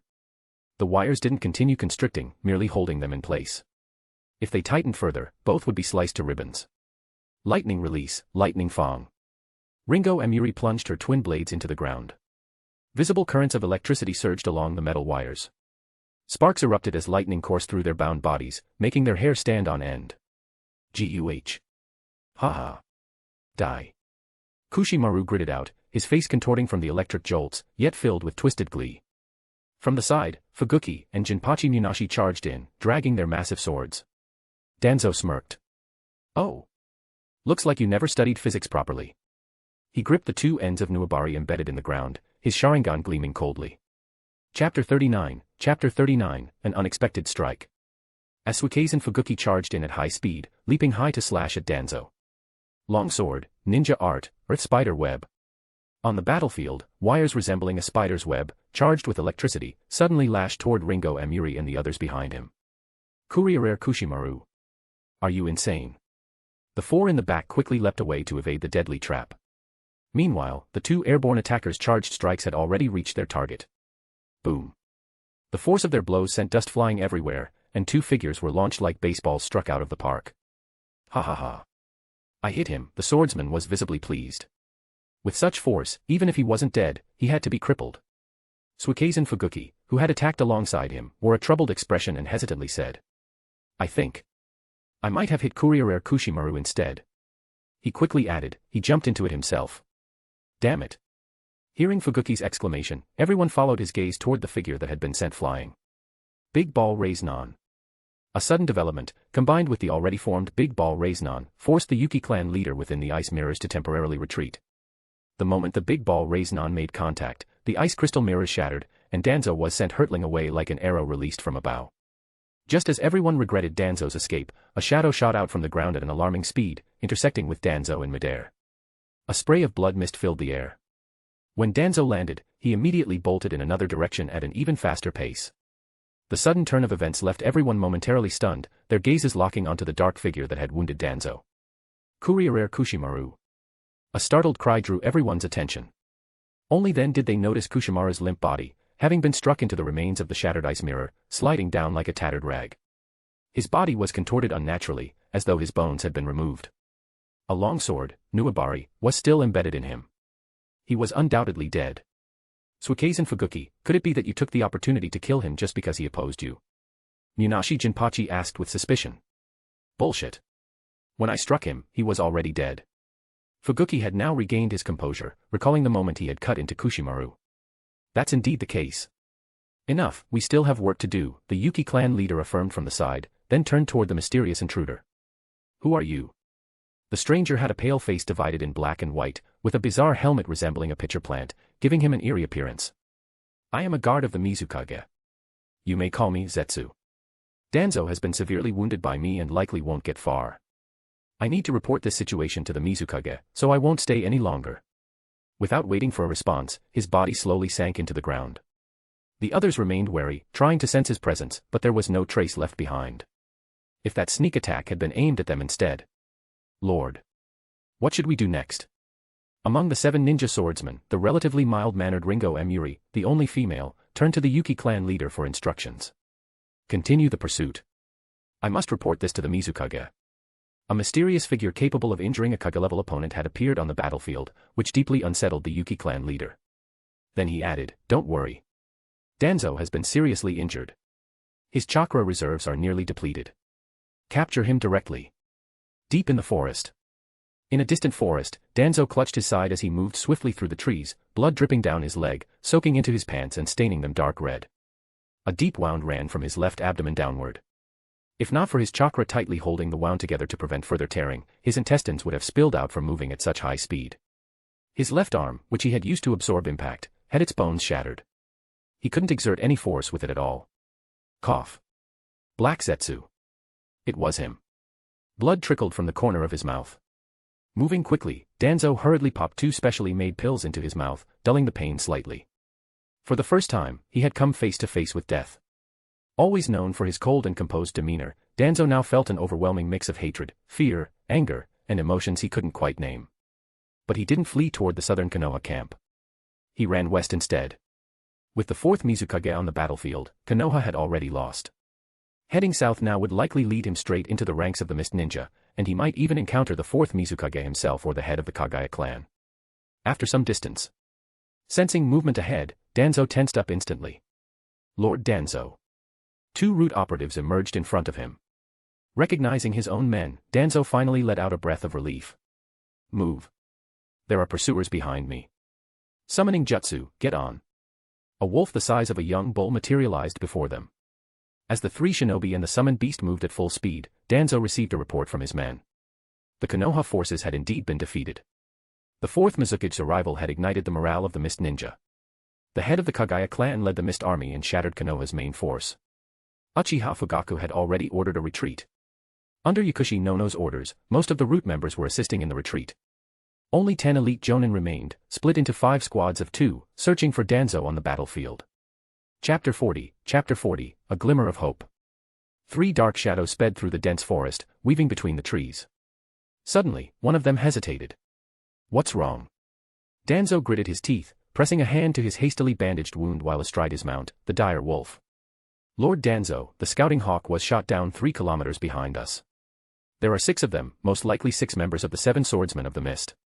The intelligence transmitted through the secret technique provided more than enough information. So, they've caught up already. The leader of the Yuki clan isn't with them. That, at least, was good news. But in their current state, taking on 6 of the 7 swordsmen was impossible. And with Konoha now in retreat, this battlefield had become a death trap. Just as these thoughts ran through his mind. Lord Danzo, go on ahead. We'll stay behind to buy you some time. Before Danzo could respond, the 2 shinobi beside him abruptly veered off in the opposite direction, sprinting toward their pursuers. You. Danzo watched as their figures vanished into the darkness behind him. The dire wolf carrying him let out a mournful whimper but did not slow down. It followed its master's command without hesitation. Danzo knew exactly what it meant for them to stay behind. He understood everything, the sacrifices, the inevitability of it all. But he hadn't expected to be caught in the middle of such a predicament. Nor had he expected to be the one benefiting from it. Yet, there was no joy in his heart, only an unbearable heaviness. The dire wolf galloped through the forest, moving at a pace far beyond its usual speed. They had finally reached the edge of the battlefield. If they could cross into the land of fire, the danger would be greatly reduced. However, Danzo was well aware of the dire wolf's condition, its stamina and chakra were rapidly depleting. He had no idea how much longer it could hold out. Snap. The sharp twang of breaking wire echoed beneath them. A tripwire trap. A perimeter alert trap. There are shinobi nearby. In this war-torn land, Danzo couldn't be sure if they were allies or enemies. Either way, it wasn't good news. He could only hope they had already evacuated this area. But luck was not on his side. Danzo immediately sensed 3 distinct chakra signatures ahead. Damn it, they haven't left. There. Genin. As the dire wolf burst through the undergrowth, 3 Konoha genin came into view, tensed and ready. Their eyes locked onto Danzo as he emerged. Noticing his attire, marked with the insignia of the Land of Fire, they visibly relaxed, though their wariness remained. Run west, now. There are enemies behind me. Danzo shouted, unwilling to slow his momentum. Whoosh! A massive, spinning executioner's blade hurtled through the air, embedding itself in the ground ahead, blocking their path. The dire wolf, already near exhaustion, stumbled and nearly collapsed. Damn, old man, you sure ran far. Biwa Juzo, sitting atop the executioner's blade, remarked impatiently. His gaze flickered toward the three genin. Well, an unexpected bonus. You've chased me a long way. Are you not worried that your chest wound will reopen and you'll bleed out on this battlefield? Danzo steadied his breath, suppressing the pain as he dismounted, placing a reassuring hand on his panting wolf's head. Despair crept into his heart. He patted the wolf. Go back, buddy. Poof.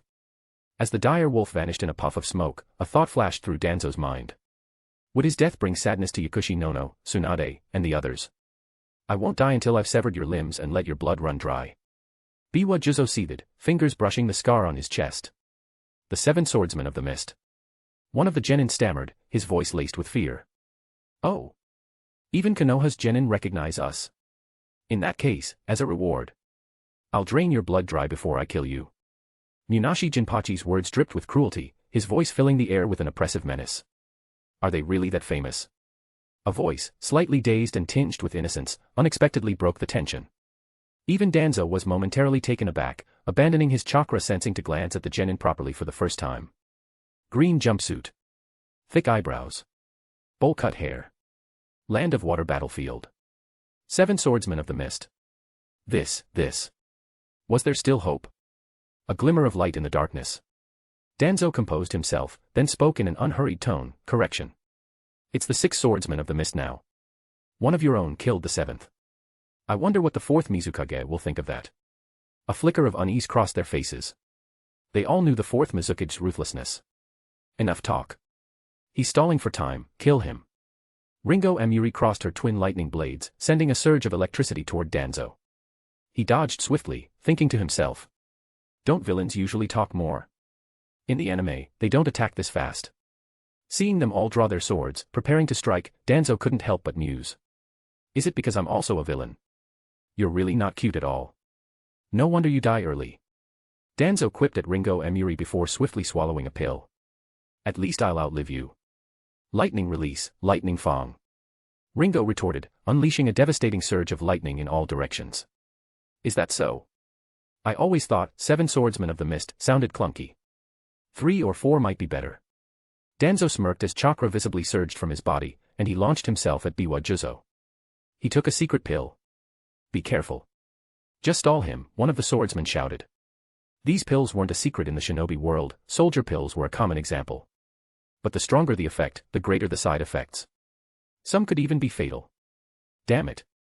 Biwa Juzo cursed, regretting his earlier taunts as Danzo charged straight for him. As for the 3 genin, they stood frozen like quails, watching the battle unfold at an inhuman speed. At this point, no one even cared about them anymore. Chapter 41, The True Danzo. A fresh wound cut deep into his chest, exposing the bone beneath. Cough. Cough. His consciousness was slipping, and his control over his body was deteriorating. As the battle dragged on, his injuries worsened, blood loss increasing despite the specialized root medication he had taken. With his arm severely damaged, his ability to perform jutsu was significantly hindered, leaving his combat strength far below its peak. Keep stalling him. He won't last much longer. Damn it. The Mist Swordman ninja surrounding him had also noticed his declining state. Juzo's excitement grew as he relayed this information to his comrades, but his momentary distraction earned him a fierce counterattack from Danzo, forcing him into a defensive stance. With a dull thud, Danzo was sent flying by Samahata's strike, skidding across the ground and leaving a long trench in his wake. Cough. Cough. Is it over? That old man. Fuguki Suikezen clutched his chest where a vacuum blade had torn through him, the deep wound making his face pale with blood loss. Even with their extreme caution, Danzo's desperate counterattacks had inflicted serious damage on them. Cough, cough. Blood trickled from the corner of his lips as Danzo forced himself up, swaying unsteadily. His tattered clothing barely clung to his battered frame, covered in dirt and bloodstains, stripping away all traces of his usual composure and authority. A worried voice called out as 3 genin approached Danzo. His gaze landed on the wide-eyed, thick-browed guy. He couldn't hold on any longer. Would this create a butterfly effect? I can still buy you time. Cough. Run east. Whether you survive or not depends on your luck. The idea of Genin escaping from the pursuit of Jonin was laughable. Everyone present knew that. If Danzo fell, it would be the beginning of their end. Their voices trembled with fear, despair, and helplessness. Even the usually oblivious guy could sense the vast difference in strength after witnessing the battle. Danzo had no time to comfort them. His body was growing weaker, his head spinning with dizziness. Summoning the last reserves of his chakra, he wiped his bloodied hand over his wound. Summoning Jutsu. A massive Baku appeared on the battlefield, letting out a thunderous roar that sent shockwaves across the area, toppling trees in every direction. The 7 ninja swordsmen of the mist were caught in the powerful gust. Wind release, great breakthrough. Danzo unleashed a devastating blast of wind-infused chakra, the spiraling force cutting and tearing through everything in its path. With Baku's assistance, the attack barely reached the threshold of an A+ rank jutsu. Now. Run. Before he could finish his command, Danzo sensed a chakra signature rapidly closing in. Guy. Before the figure even arrived, a familiar, joyous voice rang out. A green blur landed on the battlefield, a man clad in the same garish green jumpsuit, his body surrounded by a fierce green chakra aura. Might Dewey had arrived, his 7th gate fully opened, the sheer pressure of his chakra distorting the air around him. With a loud puff, the exhausted Baku vanished from the battlefield. You came. Danzo, unable to hold on any longer, collapsed onto one knee. Father. What are you doing here? They're the 7 ninja swordsmen of the mist. You have to run. Might Guy's initial joy quickly turned to horror. Guy. Do you remember self-restraint? Might Dewey grinned, flashing his signature brilliant smile. But. Guy seemed to realize what was about to happen. He bit his lip, his tears and snot uncontrollably streaming down his face. How touching. But don't worry. I'll make sure you die together. First, I'll cut off that old bastard's limbs, then I'll take my time with you. The remaining mist swordsmen, though battered and bloodied, smirked as they laid eyes on the fallen Danzo. Seeing his chakra completely depleted, they finally relaxed. Danzo, barely able to kneel, felt an overwhelming wave of exhaustion before he completely collapsed. Guy, watch closely. This is youth. Now. 8th gate. Gate of death, open. 1 step. In the haze of fading consciousness, Danzo heard a fierce battle cry and the deafening roar of air being torn apart.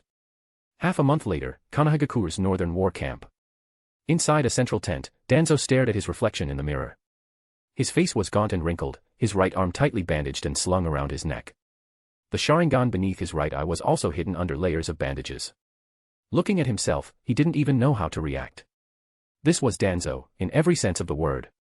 He could feel it, his once vibrant organs now exuded a sluggish, aged sensation. This time, I really lost. A set of approaching footsteps interrupted his thoughts. Danzo-sama, you need to rest. Yakushi Nono entered the tent, her expression filled with concern as she rushed to his side, ready to assist him. I've been stuck in here for a week. I just want to get some fresh air. But as she leaned in closer, Danzo found himself feeling uncomfortable. Having Nono care for him so closely for half a month, especially the week since he regained consciousness, was nothing short of humiliating. Years of carefully cultivated authority had crumbled in an instant. I knew you wouldn't stay put. Look what I brought for you. She beamed, pulling out a cane from behind her. Danzo's eye twitched. This was truly Danzo in his final form. You don't like it, she asked, her tone soft yet questioning. Don't treat me like one of your orphans. Danzo's voice carried its usual stern authority, though deep down, he felt helpless. Taking the cane, he slowly stepped out of the tent. Yes, Danzo-sama. She followed closely behind, a rare glint of playfulness in her gaze. Chapter 42, Might Guy. This defeat was more than just a costly loss, it forced them to abandon the main encampment in the Land of Water. Fortunately, the situation for the Mist Ninja wasn't much better. In terms of high-level combat power, aside from the 7 swordsmen of the Mist, whose fate remained unknown, even the clan head of the Kagaya clan had fallen on the battlefield. According to Root's intelligence, after Konoha's main forces were breached, Uchiha Fugaku led his personal guard into battle. At the cost of 5 Uchiha Jonin, he personally slew the Kagaya clan head. This was one of the key reasons Konoha's forces hadn't suffered a total collapse. Even so, the Konoha ninja army had lost more than half its troops, and its remaining high-end combat power was scarce. 10 days ago, they had already sent word to Konoha requesting reinforcements. As Danzo walked through the camp, he could see the grief, hatred, and fear in the eyes of many ninja. Negative emotions hung over them like a heavy fog. Among them, root members stood out like priests or political officers, their presence at odds with the rest of the army. Their unwavering belief gave them a resolute will, something that continued to exceed even Danzo's expectations. His presence drew attention, and as he moved forward, murmurs of respect followed him. Lord Danzo. A voice interrupted his steps. Uchiha Shisui had suddenly appeared before him. The clan head requests your presence. Danzo paused, then replied, But I have someone else to meet first. If it's not urgent, you may come along. Yes. Shisui nodded and moved to stand beside Yakushi Nono, maintaining perfect composure. This is the place, Nono said as they arrived. It was a tent for genin. Each tent held 20 beds, arranged in a military barrack style. Before they even entered, they could hear the sounds of an argument inside. A perpetual genin's father. So what if he died? He was just another nobody. He even claimed his father defeated the 7 swordsmen of the mist. Ha ha ha. The tent erupted with cruel laughter. Shut up. A voice, filled with shame and anger, tried to push back but was drowned out by the jeers. Guy. A single voice cut through the noise, neither loud nor forceful, yet it resonated through the tent like a command. A hush fell over the room.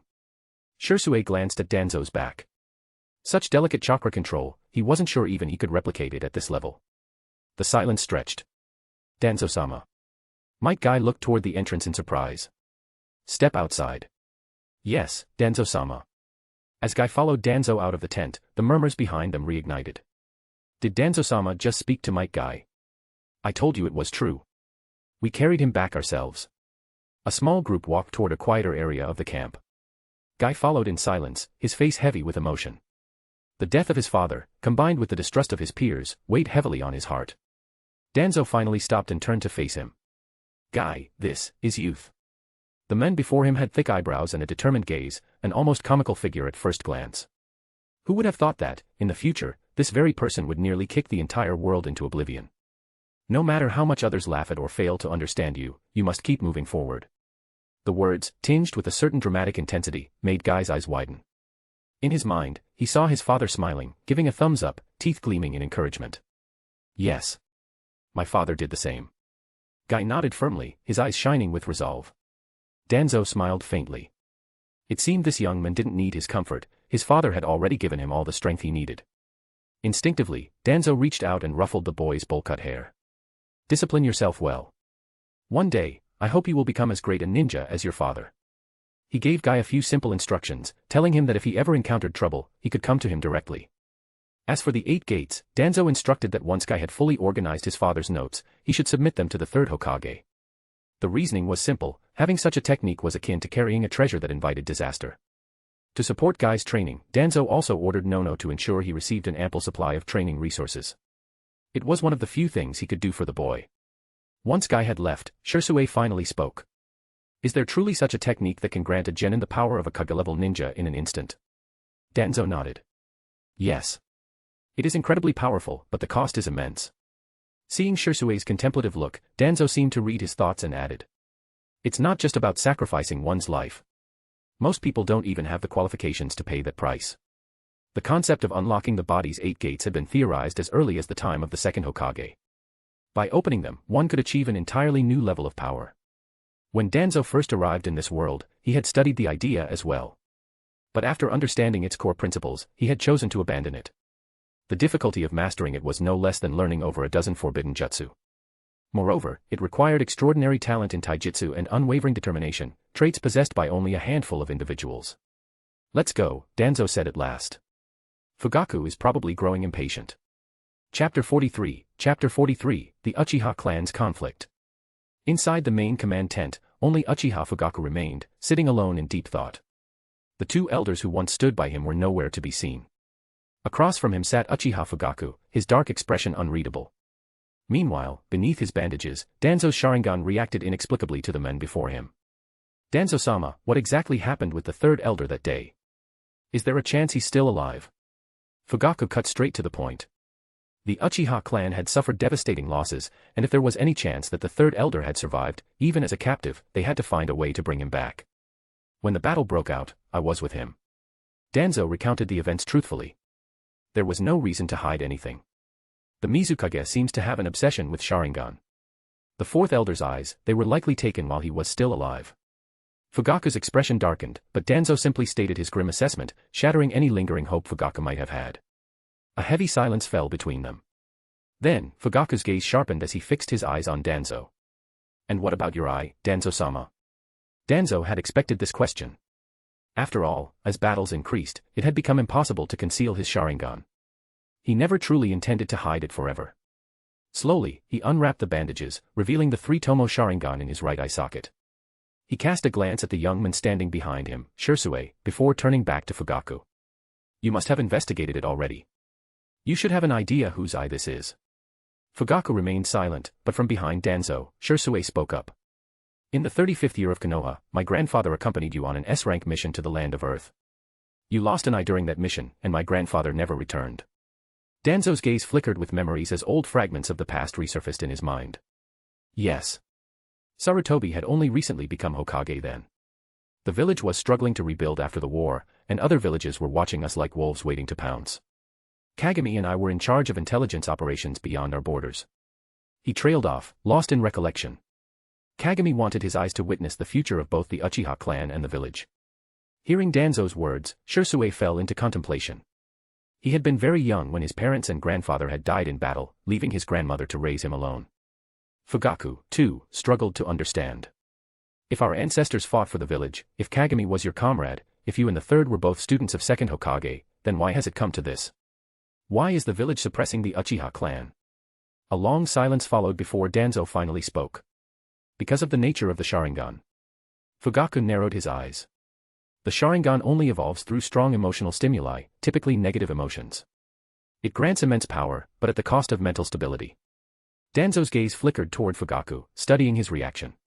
Second Hokage understood this well. He sought to maintain stability between the village and the Uchiha, but at the same time, he also ensured that the Uchiha would never fully integrate into the village. The weight of Danzo's words filled the tent with a suffocating silence. For Shursue, it was the first time he had heard such a blunt explanation from someone of the older generation. The realization shook him. As for Fugaku, he had always known the underlying tension between the Uchiha and the village. But hearing Danzo's insight now, it was like seeing the conflict through an entirely new lens. "Danzo-sama, are you saying that the Konoha military police force is what isolates us from the rest of the village?" Shursue found this hard to accept. He had been raised to believe that serving in the police force was an honor. Danzo nodded. "Yes.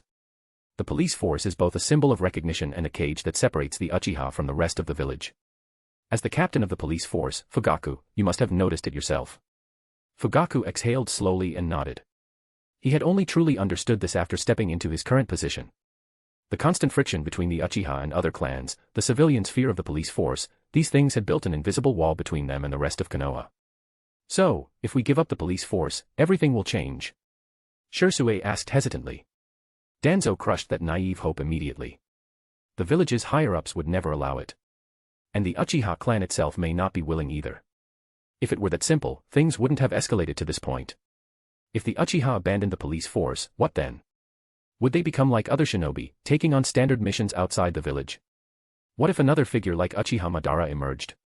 That would pose an even greater threat to Konoha. And beyond that, most of the Uchiha were already deeply entrenched in their pride and authority. How many of them would truly be willing to forsake their prestigious positions and fight on the battlefield like any other ninja? Danzo glanced at Fugaku, whose brow was furrowed in deep thought. Even in the original timeline, the Uchiha clan head was just that, a leader, not an absolute ruler. He could not single-handedly dictate the clan's future. And right now, Fugaku's authority was still new and fragile. Compared to the elders of the clan, his power was far from absolute. Shursue, meanwhile, looked at Danzo with sincerity in his eyes. "My grandfather gave you his eyes so that he could see a stronger Konoha. Now, the village is divided, and the Uchiha are caught in the middle of this rift. Danzo-sama, I ask you, will you help bridge the gap between the village and our clan?" Fugaku fixed his gaze on Danzo as well, waiting for his answer. Initially, he had only hoped to use Kagami's Sharingan as a bargaining chip in political negotiations. But now, he saw a possibility, an ally, rather than just leverage. His recent interactions with Danzo had made one thing clear: despite the rumors, Danzo did not harbor blind hatred toward the Uchiha. In fact, compared to the other village elders, and even the Hokage himself, Danzo was far more approachable. Chapter 44, Kakashi. As Danzo stepped out of Uchiha Fugaku's tent, Uchiha Shisui followed closely behind. Danzo's expression remained calm, but inwardly, he was ecstatic. Shisui was now within his grasp, could Itachi be far behind? And once he had both, the system's reward wouldn't be far off either. When the time is right, I'll recommend you for the ANBU. But for now, your priority should be increasing your strength. Power is what gives you a voice in this world. Shisui had already reached the level of a jonin, but to Danzo, that was still not enough. His potential was far greater than this. Yes, Shisui answered respectfully. This was also one of the conditions of the alliance with Fugaku, to gradually integrate the Uchiha into Konoha's decision-making circles. Joining the ANBU was one way to do that. And conveniently, this fell perfectly within Danzo's domain. After all, Root's main purpose was to supply talent to the ANBU. When Danzo proposed that Shisui join Root, Fugaku had readily agreed. A mutually beneficial arrangement, one where their individual ulterior motives could be overlooked. As for Uchiha Kagami's Sharingan, there was naturally no room for objection. From that day on, another masked Root operative had been added to Danzo's ranks. By the time Danzo had mostly recovered from his injuries, the reinforcements Konoha had sent, 1,500 shinobi, had arrived. Leading them was none other than the rising star of Konoha, Namikaze Minato. Just as Danzo had predicted, Konoha didn't have many strong fighters left who were available for deployment. The Uchiha and Hyuga clans still had some old veterans, but the cost of mobilizing them was too high. Even Hiruzen would have to think twice before making such a request. After all, the war had drained both of Konoha's major clans. They might not even agree to participate. In contrast, the Hokage's faction had now produced a Kage-level powerhouse, Namikaze Minato. Inside the command tent, Minato, having arrived promptly to pay his respects, gave Danzo a feeling of being honored. But the system remained silent, no notification of recognition. Danzo felt a twinge of irritation. Elder Danzo. HM. I hadn't expected you to rise so quickly. Kushina must be very proud. His gaze, however, drifted past Minato to the exhausted, hollow-eyed Kakashi standing behind him. Ding. Please obtain the recognition of important storyline character Hatake Kakashi. As for the girl beside him, Rin, with her unique facial markings, though she was undeniably pretty, Danzo chose to ignore her. In the dangerous world of shinobi, she was insignificant. Compared to her, the system recognized Minato and Kakashi were far more enticing prospects. Danzo sometimes wondered if the system was too picky, there were so few people it deemed worthy of recognition. You flatter me, Danzo-sama. Minato's demeanor was as warm and confident as ever, like a ray of sunshine. Danzo could sense that Minato's chakra had already surpassed his own. Combined with the Flying Thunder God technique, even ordinary Kage-level opponents. Danzo glanced down at his own aging body. His chakra reserves had diminished even further compared to before. Nothing is more frustrating than comparing oneself to others. I can leave with peace of mind now. The Land of Water, aside from the 4th Mizukage and the elders of the Yuki clan, has a hidden Kage-level fighter skilled in ambush tactics. He's the one who injured me. Not wanting to cause any unpredictable butterfly effects, Danzo chose to give Minato a warning. Do you have any message you'd like me to pass on to Kushina? Danzo had already sent a letter to Hiruzen, requesting to return to Konoha. His injuries from this battle, coupled with the side effects of his secret medicines, had left him unable to engage in high-intensity combat for the time being. Staying on the battlefield would do more harm than good. Danzo-sama, I have a request. Oh. Danzo raised an eyebrow in mild surprise. My fighting style isn't suited for leading a team. Lady Tsunade has already agreed to let Rin join Konoha's hospital after the war, but Kakashi. Minato knew it well, his speed and combat methods made it difficult for teammates to keep up. Obito's death had made that painfully clear to him. Danzo hesitated. It wasn't that he was unwilling to take Kakashi in. If he kept Kakashi close, the chances of earning a system reward would be even higher. But Kakashi suddenly wanting to join Root, that immediately made Danzo think of Orochimaru. Kakashi was clearly under the 3rd Hokage's faction. He could join the ANBU with a single command, why take the roundabout route of Root? Was this truly Minato's idea, or was Hiruzen behind it? Very well, Danzo finally agreed. However, about his Sharingan. He probed cautiously. Don't worry. I've already communicated with the Uchiha clan head. They won't pursue the matter. That's good. After Minato left, Kakashi remained behind. Danzo sat in contemplation, reflecting on their conversation. This is more complicated than I expected, but not necessarily a bad thing. Pushing the thought aside, Danzo turned his gaze toward Kakashi. The boy's hollow eyes reflected a deep exhaustion, as if he had completely detached himself from the world around him. The constant drain of the Sharingan must be affecting you. I suggest sealing it and only using it in battle. Kakashi, lost in his own world, only now seemed to register the conversation. As if none of the previous discussions had anything to do with him. No need, Kakashi murmured, finally lifting his head. I made a promise to Obito. I'll see the world through his eyes. Chapter 45, Return to Konoha. Late at night, in the Water Country's main encampment, a lone tent remained lit by candlelight. Inside, the head of the Yuki clan, who had previously clashed with Danzo, paced back and forth, deep in thought. For the second time today, he had urged the fourth Mizukage to order a retreat, to pull their forces back to the Water Country. Their foundation wasn't on the mainland, and they had already gained enough from their initial victory. There was no need to remain locked in a battle of attrition with Konoha. Dragging Konoha down would only serve to benefit the other villages. It was better to retreat, conserve strength, and wait for a better opportunity. Who's there? With a flick of his wrist, 2 ice senbon shot out. But when he rushed outside, all that remained were the fading remnants of a shadow clone. Lord. Several figures arrived swiftly. Strengthen the patrols. We have an intruder. The clan leader frowned as he scanned the silent, dark night around him. Back inside his tent, he pulled a slip of paper from his sleeve, his expression clouded with doubt. The fourth Mizukage has been controlled. Be careful. After securing Nono Yukushi, Danzo led a portion of his root operatives and left the border. As for the war itself, its outcome was beyond his control. He had initially assumed this mission to the Water Country would be nothing more than a trivial assignment, yet he had come dangerously close to losing his life. He had barely managed to escape with severe injuries.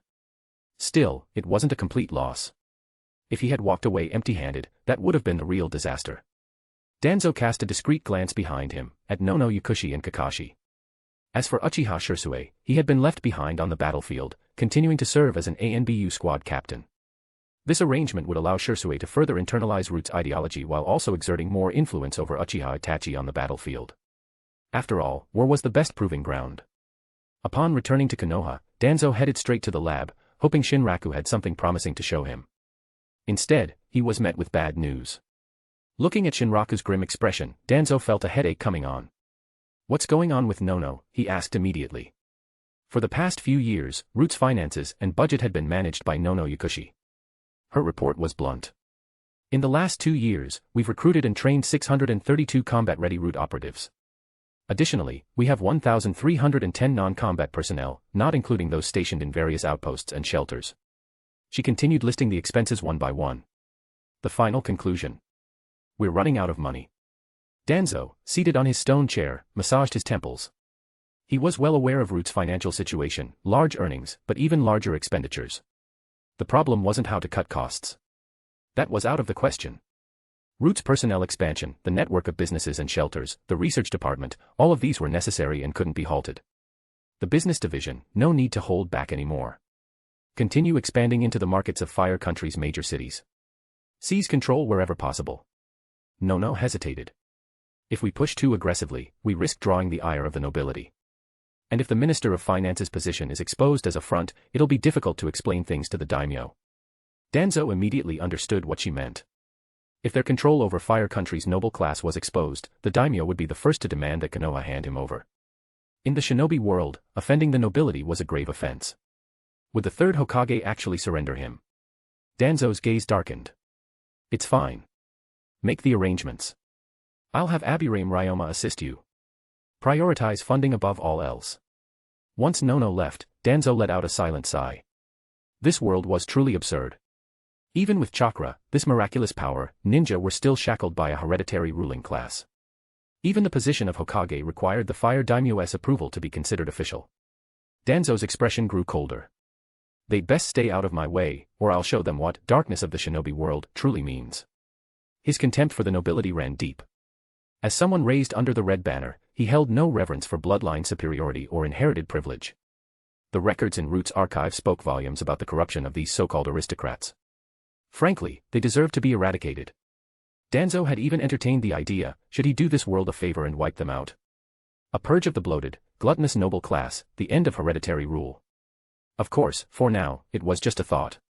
The nobility weren't the real issue. The bigger question was whether he was prepared to sever ties with the third Hokage. Should he break away from Konoha entirely? It was a serious consideration. But crucial figures were still within Konoha. And if he left, what would become of Root's ideology? Danzo shook his head, dismissing the distractions. For now, he could only take things one step at a time.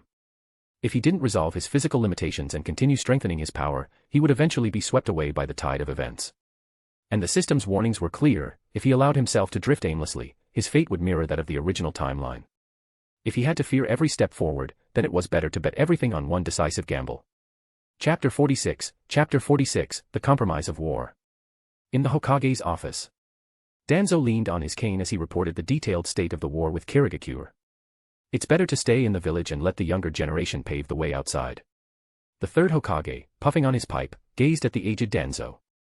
It was unclear whether he was speaking to himself or to his old comrade. We truly are old. If we go out now, we'd likely die on the battlefield, Danzo responded flatly, waiting for what Sarutobi would say next. He didn't believe for a second that the third had called him here just for small talk. They both knew better. Indeed. We should consider retirement. After this war, I plan to step down. Who do you think should be the fourth Hokage? How about Orochimaru? The third Hokage asked casually, as if merely chatting. Danzo studied the men before him, the Hokage, smoking his pipe, devoid of any commanding presence. You're the Hokage. You make the decision. As long as they have enough prestige and the votes are in order, I'll support whoever you choose. Danzo was well aware that his influence in Konoha was growing as Root's reputation expanded. He couldn't tell if Sarutobi was testing him or simply giving him advance notice. But judging by the way things were going, Orochimaru's chances seemed slim. Had the third already set his sights on Namikaze Minato? Minato was still a rising star. Compared to the legendary Sannin, his prestige was lacking. That works. When I retire, I can spend my time fishing and tending to flowers. That kind of life doesn't sound too bad, the third mused, a fleeting look of longing in his eyes. Let's talk about this after the war, Danzo replied coldly, shattering the daydream. At our age, we might not live to see that day. Sarutobi didn't react much to his words. He simply tapped his pipe against the desk. Take a look at the letter that Tsuchikage sent in secret. Here it is, the real reason for this meeting. Danzo picked up the letter and skimmed through it. His brows gradually furrowed as he set it down and looked at Sarutobi. What are you thinking? The daimyo has already agreed to it, and I believe it's the right move. I need your support, the third Hokage said, setting down his pipe. His usually unfocused eyes flickered with a trace of melancholy. Silence filled the Hokage's office. The Tsuchikage, Anoki, was demanding 50 billion ryo in reparations and the relinquishment of Konoha's influence over the land of grass. In exchange, Iwagakure would withdraw its forces. It was an outright demand for territorial and financial concessions. The money itself wasn't the worst part. Giving up influence over the land of grass, however, would be disastrous. The surrounding small nations would immediately start distancing themselves from Konoha. And without those buffer states, if war broke out again, the flames would reach the land of fire directly. The village's shinobi and civilians would hardly accept such a decision. The war had already fostered too much resentment and pain. Ending it in this manner would bring doubt and criticism upon the leadership. If we sign a peace treaty with the Iwagakure, Tsunagakure won't hold out much longer. The war would be over soon, the third Hokage broke the silence. If this is how it ends, we might as well keep fighting. I doubt they can last much longer, Danzo, usually silent on political matters, couldn't help but voice his thoughts. Konoha had suffered, but Iwagakure was in an even worse state. The war has lasted 4 years. It's brought enough suffering. It should end. Sarutobi, peace gained through concession never lasts. If we push harder, Iwagakure might not even have the will to continue fighting. Danzo could see that Sarutobi had already made up his mind, but he couldn't help feeling dissatisfied. He had been on the battlefield. He knew that for the shinobi who had fought and bled, this kind of peace was harder to accept than death. Neither side could convince the other. The meeting ended on a sour note. 2 months later, a strange rumor began circulating through Konoha. Victory was near. Iwagakure was collapsing and retreating.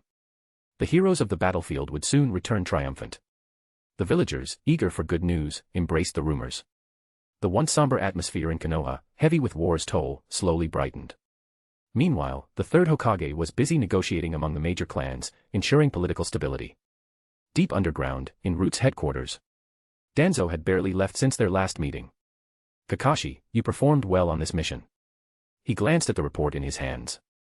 The efficiency of the boys' results even made Danzo pause to give rare praise.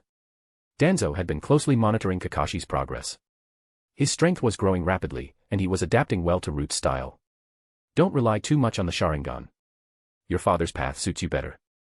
Kakashi seemed to be following the path of a copy ninja, but with his limited chakra reserves, it wasn't sustainable. Yes. Danzo could hear the indifference in his response. Kakashi had been en route for 2 months. His performance was impeccable, but his spirit remained dull. He was still trapped in his grief. The last wish of a dying friend isn't for you to punish yourself, Kakashi. The living should carry the wishes of the dead forward. Seeing no response from Kakashi, Danzo simply let the troubled boy leave. He was increasingly unable to grasp what the system valued in its chosen ones. Minato was like this. Kakashi was like this. It always felt like there was something deeper than mere friendship at play. Then why not Orochimaru? Chapter 47, The Bandit Gang. The peace treaty with Iwagakure, under the guidance of the third Hokage, was finally established. As for the opposition from the Land of Grass, in this ninja world, where only the strong have a voice, it was naturally ignored. Within Konohagakure, only the major clans and a few jonin knew the full details. Some people grumbled about it, but their voices were drowned out by the overwhelming chorus celebrating the victory. On the border between the Land of Rivers and the Land of Fire, 3 figures moved swiftly through the dense forest. Thanks to you, we finally got an easy mission. We can take it slow and get some well-earned rest. At this rate, our squad will all be promoted next year. I heard the shelters have plenty of beautiful girls. Maybe I'll even start a family. Then the real question is, should I stay en route or take a position in the merchant? Kakashi ignored his teammates' daydreaming. The other shinobi was used to this indifference and continued talking to himself. Fox, shut up. The oldest member of the 3-man squad, their leader, snapped impatiently. Yes, sir. But seriously, this is a tough choice. They finally reached their destination at the border and met with their contact, an administrator of one of Root's shelters. The man before them was a middle-aged shinobi, missing a leg and walking with a metal cane.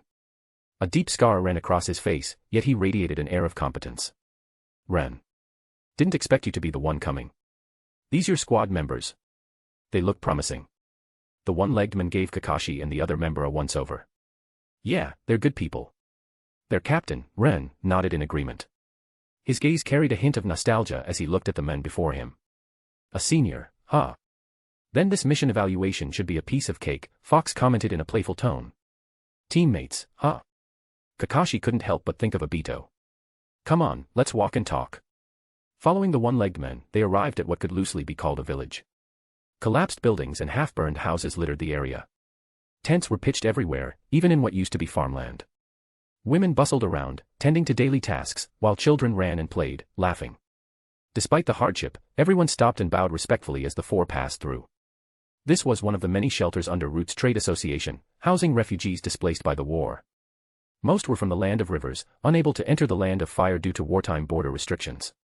They had no choice but to remain in this limbo, stuck at the frontier. The Trade Association often hired Root operatives to guard these shelters, and that was Kakashi's squad's current mission, investigating a bandit hideout 20 kilometers away. A week ago, a shipment of supplies meant for the shelter was ambushed and stolen. At first, they assumed it was just an ordinary bandit gang. But when the shelter's guards went to deal with them, they found evidence of rogue shinobi among the attackers. The Trade Association's samurai escort suffered heavy casualties. Under the cover of night, the 3 infiltrated the 300-strong bandit camp. The borderlands were rife with such groups, ranging from small gangs of a dozen to massive hordes of over 1,000. But in the wake of the raging ninja wars, nobody cared about these sword-wielding bandits. As long as they didn't threaten nobles, the deaths of commoners were nothing more than background noise. It didn't take long for the team to gather enough intelligence and confirm their target. Take them alive. For 3 Jonin, it was effortless. The mission ended quickly, but the intel they extracted was unexpected. These so-called rogue ninjas weren't wandering mercenaries. They were Sunagakure shinobi. Even more shocking, they revealed that over 200 Sunanin were currently hiding within the Land of Fire's borders. They had been operating in secret, using bandit gangs to loot the country's wealth and supplies. This had been going on for 4 months. The stolen goods were funneled through trade caravans in the Land of Rivers and smuggled directly back to the Land of Wind. And the Land of Rivers' role in all this? Unclear. After all, Konoha had just cut a deal with the Land of Grass. The surrounding minor nations were unlikely to remain as loyal to the Land of Fire as they had in the past. Danzo remained silent for a long time after receiving the report. During wartime, as long as the conflict didn't involve nobles or shinobi, no one cared if villages were raided and civilians slaughtered. Bandits thrived in chaos. Death among commoners was just another statistic. No, tell Ryoma to rally the trainees at the training facility. We have work for them. Understood, Lord Danzo. Nono bowed respectfully before leaving the dimly lit chamber. Danzo was left alone. So, in the end, I still can't just sit back and turn a blind eye. Chapter 48, Fracture. The wind carried fine grains of sand, swirling in the air, a scene that never changed in this desolate land. Deep within the desert lay Sunagakure, a village that looked abandoned at first glance. The war had left its mark, adding a layer of silence to the already bleak landscape. Inside the Kazakage's office, Raza was fuming. The squad he had sent to Fire Country for a raid had vanished without a trace. Damn that daimyo. Damn Konoha. Raza cursed, venting his frustration.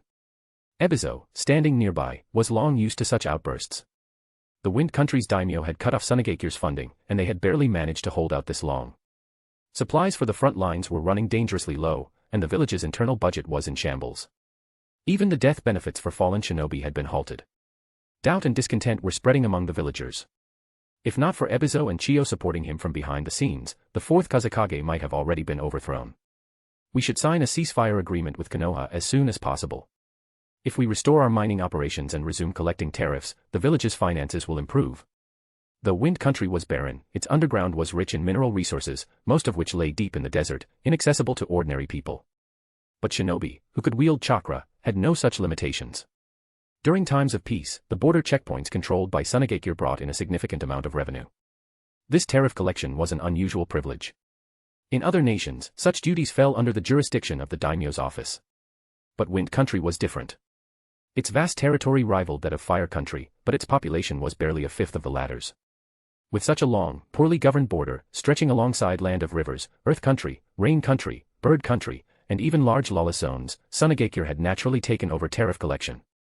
Even so, life in the village remained harsh. Raza stayed silent, absorbing Ebizo's words. He knew the elder was right, if they signed the treaty, the village's finances would stabilize. But what about him? The war had pushed Sunagakure to the brink, and he was its leader. Once the fighting ended, the village would need someone to blame. The instigator of the war. The loser. The first Kazakage to be overthrown by his own people. Would Chiyo and Ebizo still support him then? That was why he had delayed signing the ceasefire. He was searching for an opportunity, one last achievement to secure his position. I will head to Land of Rivers soon to finalize the treaty. Even as he spoke, he knew he had no choice but to concede. Once Ebizo left, Raza stood alone, staring out at the village through his office window. His eyes flickered with a storm of emotions. You forced my hand, he muttered. Tell Kirigakure that I accept their proposal. Yes, sir. A shadow flickered in the dimly lit office. A moment later, it was gone. Meanwhile, far away in Konoha, the atmosphere inside the Hokage's office was equally heavy. Danzo had been summoned, but Hiruzen Sarutobi remained silent, reviewing documents at his desk. Time passed. Then, at last, Sarutobi spoke, his voice low and controlled, like the calm before a storm. When you discovered the issue, you should have reported it to me immediately. Instead, you chose to escalate the conflict, Danzo. Danzo's expression remained impassive.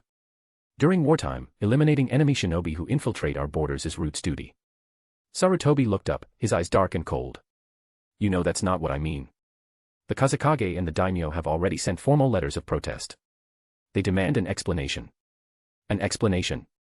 Danzo scoffed. Are they asking why, in the middle of a war, I killed invading Sunagakure shinobi inside Fire Country? Sarutobi's face darkened, and he slammed his hand against the desk as he stood. The war with Sunagakure is already over. Danzo cut him off. Tell that to the civilians who were slaughtered by their shinobi. War doesn't end that way, Hiruzen. With that, he turned and left, leaving Sarutobi behind, his face clouded with anger. At that moment, their long-standing rift became irreversible. Stepping out of the Hokage's office, Danzo found himself momentarily lost in thought. Ever since he had awakened in this world, he had done his best to avoid direct conflict with Hiruzen. He had focused on building power in the shadows. Yet here he was, facing confrontation sooner than expected. What had changed? Was it the Root members who had died for their cause? The innocent civilians caught in the crossfire? Or was it something deeper, something unresolved in his heart? This world is a wretched place, and yet I am part of it, Danzo murmured. A slight movement caught his eye. He turned to see Nono Yakushi trailing behind him, her presence so quiet that most wouldn't have noticed. Nono, he asked suddenly, do you hate war? Yes, sir, she replied. War only ever brings more suffering. For a moment, an old pain flickered in her eyes, stripping away the false smile she usually wore. That rare glimpse of raw emotion made Danzo pause. A flicker of something, regret, passed through him. The members of Root must feel the same way, he murmured. For once, his voice was uncharacteristically gentle. I'm sorry. Nono's eyes widened slightly. Danzo swept his gaze across Konoha's bustling streets, his expression hardening once more. Konoha's war may be ending, but for Root, it is far from over. Yes, Nono answered. She didn't know what had changed, but she could sense it, something about Danzo was different. And for the first time, in the depths of his otherwise cold voice, she heard a trace of warmth. Chapter 49, Sarutobi Hiruzen. Deep underground, not far from Canopy Bridge, a dimly lit base lay hidden in the shadows. The flickering candlelight swayed with the subtle currents of air, as if it could be snuffed out at any moment. A pale figure slowly emerged from the earth. It's all set, but this is a bit too cruel for Obito, don't you think? The voice was light-hearted yet filled with anticipation. Leaning against the cold stone wall like a lifeless corpse, Uchiha Madara slowly opened his weary eyes. Time had etched deep marks into his body, leaving him frail yet still commanding. At last. It begins. Obito will understand one day. He'll thank me for this. A strange light flickered in his aged, clouded gaze. That girl had two Jonin by her side. Took me some effort to handle. White Zetsu chuckled, clearly proud of itself. Enough. Don't dwell on the trivial. Stick to the plan. Go. With those words, Madara seemed to drain the last of his strength. His eyelids grew heavy, and he let them fall shut. Hee hee. The show is about to start. I can't wait to see Obito cry his heart out. I wonder what that will feel like. As White Zetsu's body sank back into the earth, the vast underground chamber was swallowed once more by silence. It was like a tomb, dark and still. Alone, Uchiha Madara remained slumped against the wall, unmoving, like a corpse that had long since lost the breath of life. Konohagakure. Did you hear? The Sunanin have invaded the land of fire. I heard they killed a lot of people. Didn't we already defeat them? Are they negotiating a ceasefire? That's just a smokescreen to deceive us. We never should have trusted them. We should have crushed Sunagakure from the start. Ever since Danzo and the third Hokage had parted on bad terms, rumors had spread through Konoha like wildfire, claims that Sunagakure had disguised their forces as bandits and raided villages along the land of fire's borders. When even the village newspaper began publishing reports of burned-down settlements and massacred civilians, public outrage erupted. To the people of Konoha, the once defeated Sunanin were nothing more than weaklings. The idea that they dared to challenge their conquerors was unthinkable. As the rumors spread, discontent toward Sunagakure surged, despite the leadership's attempts to suppress it. Both civilians and shinobi alike bristled with anger. Even the third Hokage had no choice but to convene a Jonin meeting to address the issue. Yet before they could reach a resolution, another explosive revelation surfaced. Every single Sunanin involved in the invasion had already been eliminated by Root. The few survivors were now being transported to Konoha as prisoners. The announcement sent a wave of excitement through the village. Civilians erupted into cheers, celebrating the decisive victory. Stories of Root's exploits spread once again, their reputation growing ever more formidable. But amidst the jubilant atmosphere, Konoha's upper echelons remained silent.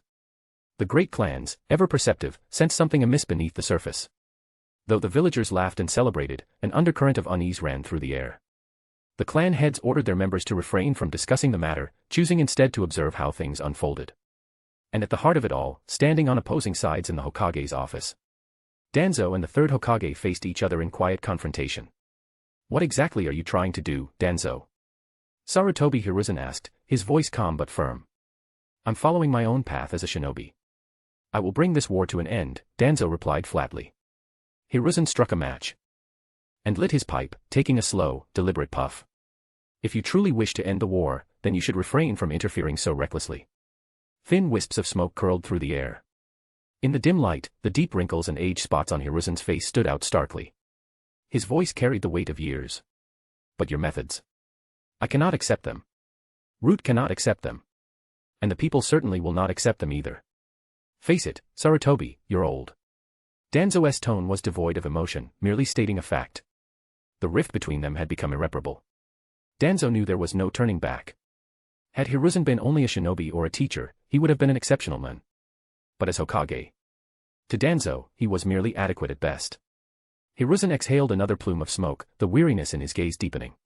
No matter your thoughts, I have already submitted my resignation to the daimyo.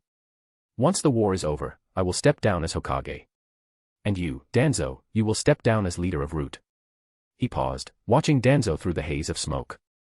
Until then, I don't want to hear another disruptive word from root within Konoha. His tone, though steady, carried an unmistakable weight. A warning. Danzo met his gaze impassively but sighed inwardly. He wasn't sure if it was a sigh of relief or regret. If I were you, I would have had me imprisoned by now instead of wasting breath on empty threats. You indulge your friends too much, and you're far too soft on outsiders. Turning toward the door, Danzo stepped forward, but just before leaving, he halted. Without turning back, he spoke again. I'll handle Tsunagekyu's affairs. And one more thing, I have no interest in the position of Hokage, whether you believe me or not. Then, without another word, he disappeared into the shadows. Chapter 50, Kakashi's Turmoil. Deep within a forest in the land of rivers, 3 Tsunagekyo shinobi hid near a flowing stream, alert and waiting for something. Water release, surging sea. The water in the stream suddenly swirled and surged toward the 3 Tsunagekyo shinobi. Enemy attack.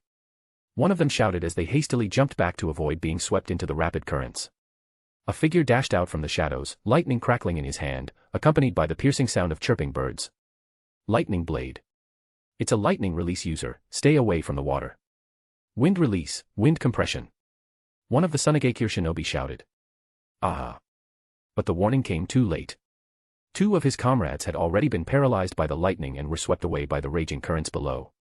The lone survivor barely managed to land in a safe zone, preparing to flee, only for a hand to emerge from the ground beneath him.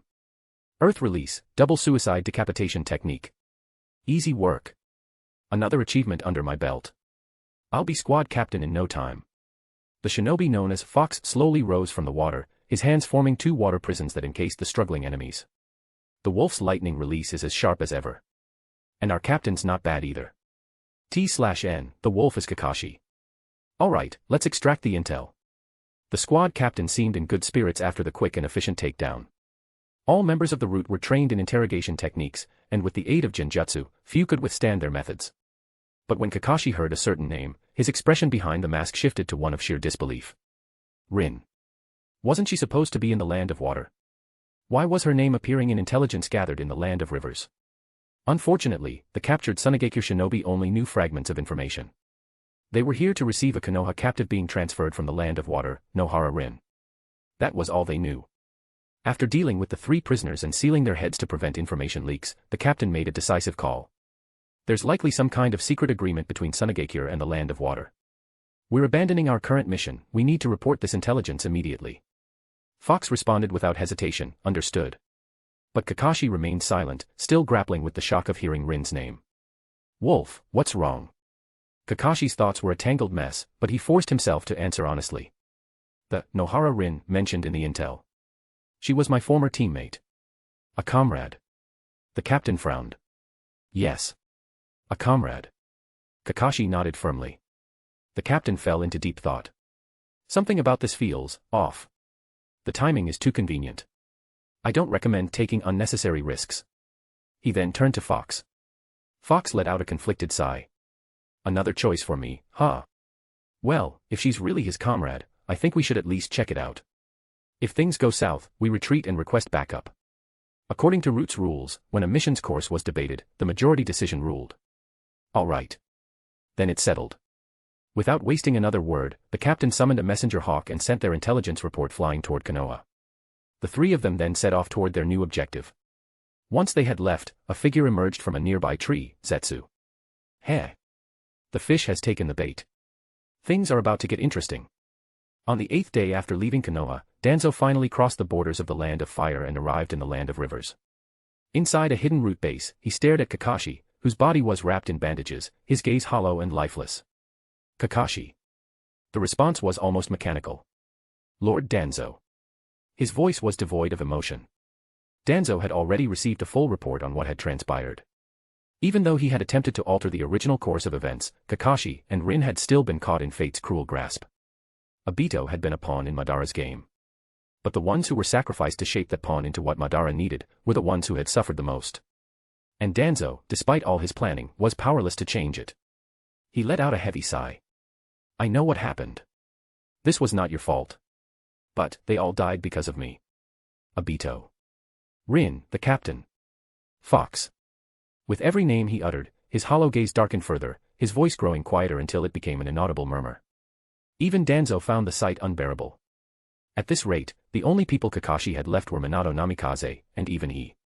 Danzo could foresee what was coming next. Watching Kakashi drown in self-blame, his expression void of all will to live, Danzo's face hardened. Shut up. His fist crashed into Kakashi's stomach, breaking through his dazed stupor. Ugh.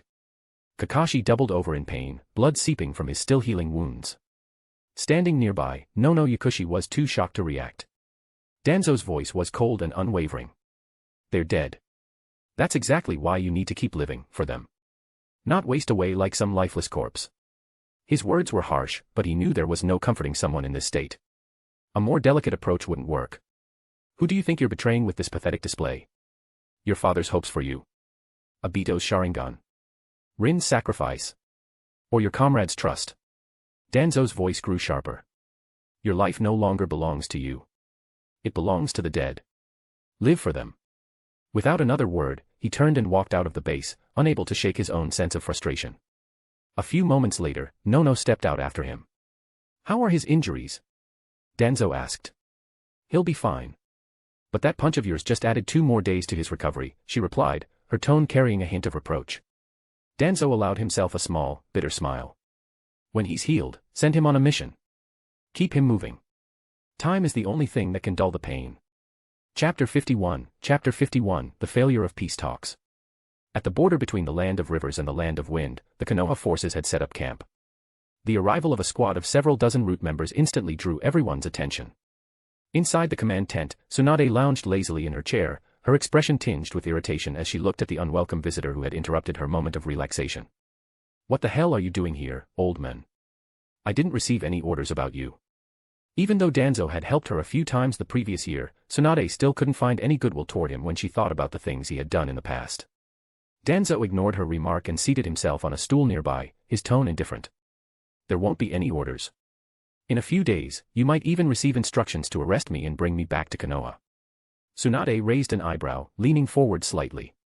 Interest flickered in her golden eyes. Oh. Did you have a falling out with Sensei? Or are you planning to defect from Konoha? Danzo glanced at her smug expression and felt a wave of irritation. He could hear the amusement in her voice, as if she were gloating. So, you finally got what was coming to you. Suppressing his frustration, he replied coolly, you should already be aware of the situation at the Fire Country border. Tsunade nodded. Root handled it well. The daimyo of the Land of Rivers could use a wake-up call too. She had only received the reports afterward, learning that while Konoha was engaged in peace talks, Tsunadeki's forces had disguised themselves as bandits and raided villages at the Fire Country border. Given the circumstances, she was quite satisfied with how Root had handled the matter. You didn't fall out with Sensei over this, did you? She asked. Danzo remained silent.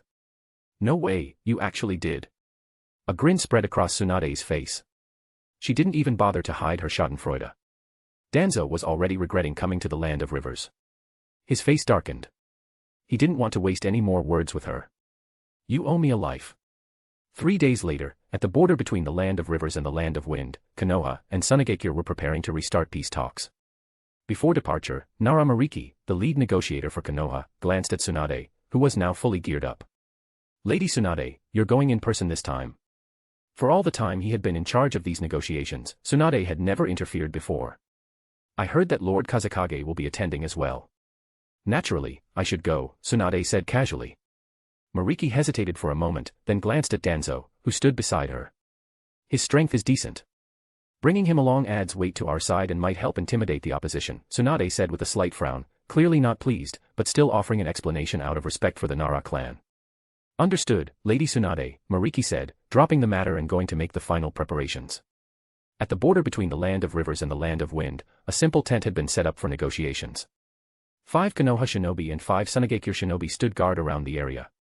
Just 5 kilometers away, the armies of both sides remained stationed as a precaution. Danzo, you've aged quite a bit. I heard you nearly died in the Land of Water, Chiyo remarked mockingly, her voice dripping with schadenfreude. Even Tsunade couldn't help but frown at the taunt. I heard your grandson defected. Congratulations, Danzo retorted indifferently as he took a seat, his gaze sweeping over the Tsunade representatives. Apart from the Kazekage, Raza, and Chiyo, another kunoichi stood behind them. She was strikingly beautiful, and her chakra levels were only slightly lower than Raza's. Slim figure.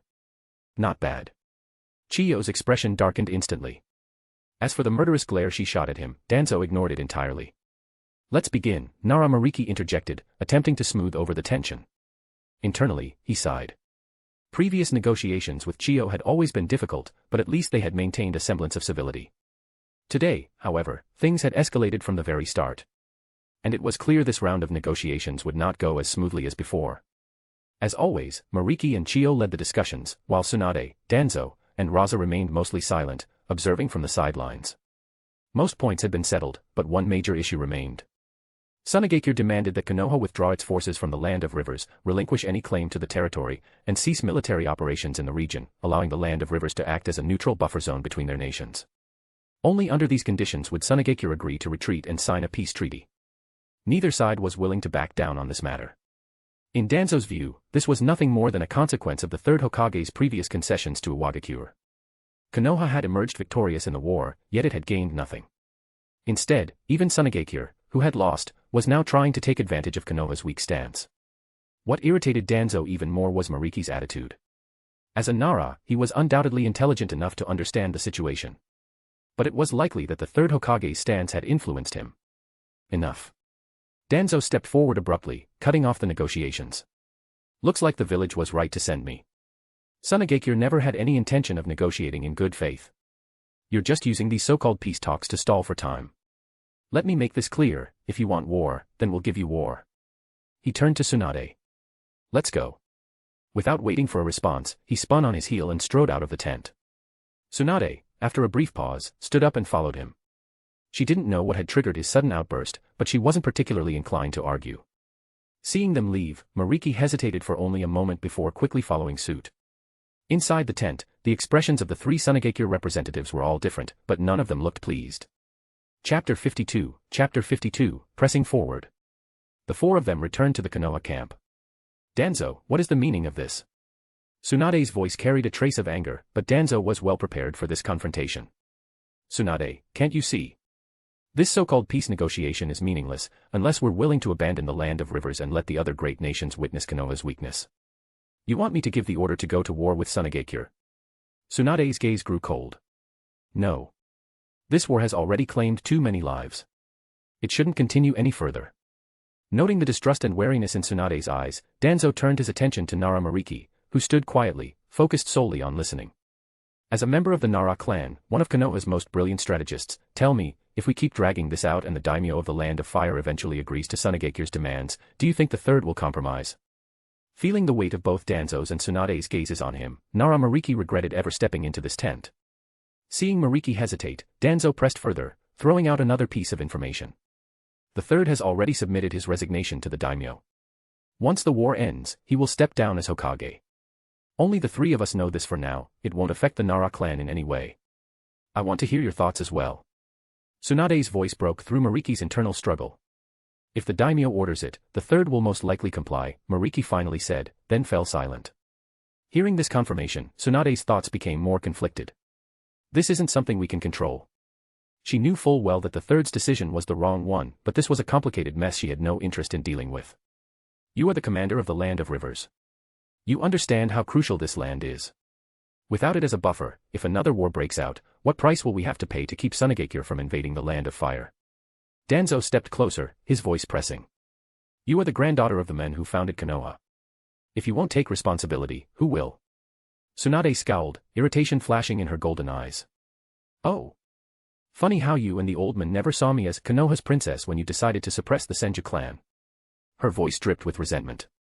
"That was a mistake, both mine and Hiruzen's." Danzo admitted his wrongdoing without hesitation, not that it mattered to him, since the decision had been Hiruzen's more than his. The other two in the tent exchanged surprised glances. Men like Danzo, who had risen to such heights, rarely admitted fault, even when they were undeniably wrong. Tsunade pondered for a moment before sighing. "You could stay out of this, you know." She was well aware that this situation was nothing but trouble. If she handled it well, no one would thank her. If she failed, she'd be the one held responsible. A thankless, exhausting burden. Hearing this, Danzo felt reassured. "I am the leader of Root and an elder of Konoha. I would rather make mistakes than do nothing at all." On the third morning, under Tsunade's orders, Konoha's forces split into 3 units and began advancing from the Land of Rivers toward the Land of Wind. At the vanguard were Danzo, Tsunade, and a battalion of route operatives. You know the strength of our forces in the land of rivers, we can't afford a prolonged battle. Even though Danzo repeatedly assured her that this would be a small-scale engagement, that they might not even have to fight at all, Tsunade couldn't shake her unease. At present, Konoha's army stationed in the land of rivers, even with the addition of the 300 route members Danzo had brought, could only match Tsunagekir's forces at best. More importantly, this attack had been launched without any official orders or approval from Konoha. In other words, they had no access to reinforcements, supplies, or backup. Don't worry. Tsunagekir is in an even worse state than we are. Once we return to Konoha, I will handle explaining things to Hiruzen. Danzo's expression remained resolute as he pressed forward at high speed. But in truth, he knew from Root's intelligence, and from his own insights, that Tsunagekir's internal situation was far more dire. Their village was unstable, and even the Kazekage's position was on shaky ground. Konoha's large-scale mobilization did not go unnoticed. The moment the attack began, Tsunagekir's forces were already prepared. Inside the command tent, Chiyo's expression was grim. She had initially thought Danzo was merely trying to intimidate them, but now, it was clear that Konoha was serious about waging war. This was far from the outcome she had hoped for. Across from her, the Kazekage, Raza, remained eerily calm. But deep in his golden eyes flickered both anticipation and fear. As long as the war continues, there is still a chance. Danzo and Tsunade led the vanguard, swiftly breaking through the land of wind's border defenses before coming face to face with their opponents. Standing in their path, golden sand swirling around him, was the Kazekage, Raza. Beside him, flames danced in the air, encircling a striking woman. Danzo immediately recognized her, Tsunagekir's hero, Pakura. Her status in Tsunagekir was comparable to Konoha's White Fang. A wielder of the rare Scorch release, she had once single-handedly eliminated 12 jonin who attempted to ambush her. For most of her career, she had been stationed in the eastern coastal regions of the Land of Wind, repelling incursions from Kirigakure. On Kirigakure's assassination list, she ranked within the top 10. It seems you intend to keep me here, Danzo muttered, chakra surging as he assessed his opponents. If taking you down would end this war, wouldn't that be a fair trade? Raza's expression was composed, but his tone was firm. Danzo studied him carefully. Compared to a year ago, the Kazekage appeared more mature, steadier, more experienced. If you truly wanted to end this war, you wouldn't have allied with Kirigakure, Danzo countered. I wonder what Tsunagekir had to sacrifice to gain their support. Enough talk. Raza abruptly cut him off, launching his attack. Chapter 53, Treaty of Peace. Tsunade is going along with his reckless behavior. The voice carried barely restrained anger. In Konohagakure, the third Hokage frowned upon the decision to engage Tsunagekir after receiving intelligence that war had already begun. He was deeply dissatisfied with their unilateral actions. Has the intel from Root been verified? The information is accurate, an ANBU operative confirmed respectfully. Furthermore, the loss of the Three Tails, along with internal instability within the Land of Water, has been confirmed. The fourth Mizukage has returned to his country. The Kirigakure forces in the Land of Waves have also shifted to a defensive stance and are showing signs of withdrawal. This piece of good news brought a trace of relief to the third Hokage's expression. Send envoys to establish contact with Kirigakure. Also, have Minato prepared to support Jiraiya in the Land of Lightning. Mitokedo Hamura inquired, we still have 2,000 reinforcements withdrawn from the Land of Grass. Should we have Orochimaru support Tsunade's front? The third Hokage deliberated for a moment before slowly shaking his head. With the Uchiha police force being deployed elsewhere, Konohagakure's internal security is lacking. Tsunade and the others will have to handle Tsunagekure. You will oversee the logistical arrangements. Despite his displeasure at their reckless actions, the third Hokage ultimately refrained from making things difficult for them. Understood, Lord Hokage. However, the situation in the Land of Rivers was developing beyond even his expectations. At the border between the Land of Rivers and the Land of Wind, after a brief battle, the two sides sat down once more for negotiations. This time, however, an additional delegation had arrived from the Land of Wind. We may advocate for peace, but we do not fear war. During the truce, Tsunagekure not only sent shinobi disguised as bandits to attack towns, causing casualties among civilians and Fire Country nobility, but also violated the Tailed Beast Treaty by conspiring with Kirigakure to unleash the Three Tails in the Land of Rivers. Hearing Nara Mariki's impassioned accusations, Chiyo and the fourth Kazekage's expressions darkened. While such actions were common among the great shinobi villages, they were taboo in the eyes of the feudal lords. Shinobi wars were not permitted to endanger nobility, and the use of tailed beasts outside their designated villages was strictly prohibited. Danzo had personally delivered all the evidence to the Wind Daimyo, leveraging Fire Daimyo's authority to hold Tsunagekure accountable. As a result, the Land of Wind had dispatched envoys, forcing another round of peace talks. As such, we demand that Sunagakure unconditionally withdraw its forces and pay 5 billion Rio in reparations for initiating this war and for the destruction of Fire Country's border towns. 5 billion Rio. Impossible. If it's war you want, we will not back down. Chiyo shot to her feet, her fury resembling that of a mother lion protecting her cubs. Although the Wind Country envoys had made it clear that the war must end, given its severe impact on the nation's economy and the daimyo's prestige, the demand of 5 billion Rio was beyond outrageous. Even if Sunagakure were completely emptied of resources, they could never raise that amount. Pakura, standing beside Chiyo, narrowed her eyes at the three Konoha representatives, clearly siding with Chiyo. And how do you plan to fight? Danzo's voice remained indifferent. Do you think you can win? You should know that when Konoha fought against the other four nations simultaneously, Sunagakure was still suppressed. Now that our war with Iwagakure has ended and the other two nations are engaged in peace talks. Each word struck like a hammer. Chiyo's fury gradually turned into grim silence. With Konoha's resolve for war and the pressure from the Wind Daimyo, Sunagakure found itself in a completely passive position. The arrogance they had displayed in the last negotiation was gone. At this moment, a Wind Country envoy finally spoke. 5 billion Rio is too much. Sunagakure's annual state budget is only 2 billion Rio. We hope Konoha can make some concessions. The daimyo does not wish for the war to continue, and we assume your daimyo shares the same sentiment. Nara Mariki did not answer but glanced at Danzo, who was orchestrating everything. His eyes gleamed with satisfaction. This was the kind of negotiation he had envisioned. Danzo leaned forward, pressing his hands against the table as he slowly stood up. We do not desire war. Therefore, as an elder of Konoha, I am willing to make a decision, reducing the reparations to 4 billion Rio. Sweeping his gaze across the room, he continued, the payment can be made over 5 years, at 800 million Rio annually. Sunagakure may also provide mineral resources, gold sand, or magnetic ores as collateral. This is the greatest concession Konoha is willing to offer. Otherwise, we will claim our compensation through war. The Wind Country envoys exchanged glances before turning to Raza, who had remained silent. What do you think, Lord Kazekage? Chiyo opened her mouth but ultimately said nothing. Instead, she fell into contemplative silence. After a long pause, Raza finally spoke in an emotionless tone. Fine. So be it. Thus, the negotiations concluded with Sunagakure's reluctant compromise. On the way back to camp, Tsunade seemed to be in an excellent mood. No wonder they call you a schemer. Your heart is as black as they say. At this stage, only the ambitious few still wish to continue the war, Danzo mused. Noticing Tsunade staring at him intently, he raised an eyebrow. What? You don't have to look at me like that.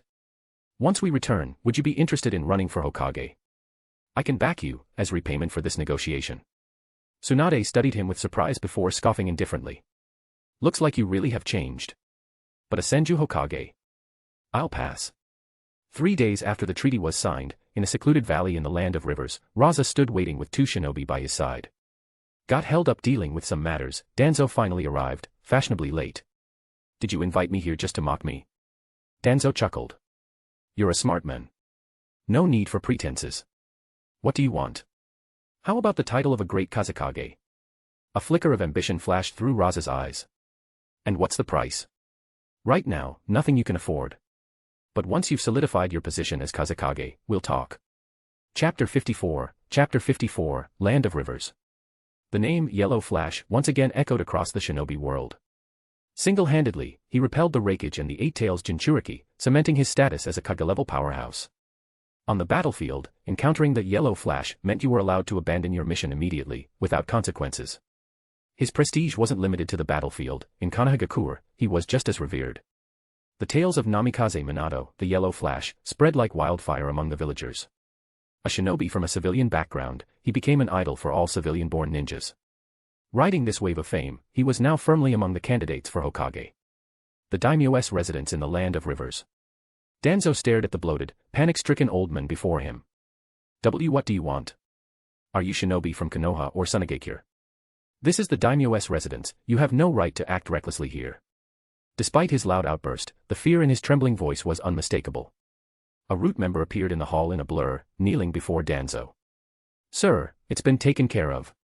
The Minister of Internal Affairs and the Minister of Finance have both agreed to support the second prince. Danzo barely spared a glance at the pale-faced daimyo. Get rid of him too. And no. Don't. You dare seize control of a nation. The 5 great shinobi nations won't let you get away with. The old man's desperate screams faded as his body slowly sank into the garden soil outside the hall. Danzo's strategy. A masked shinobi knelt before Danzo.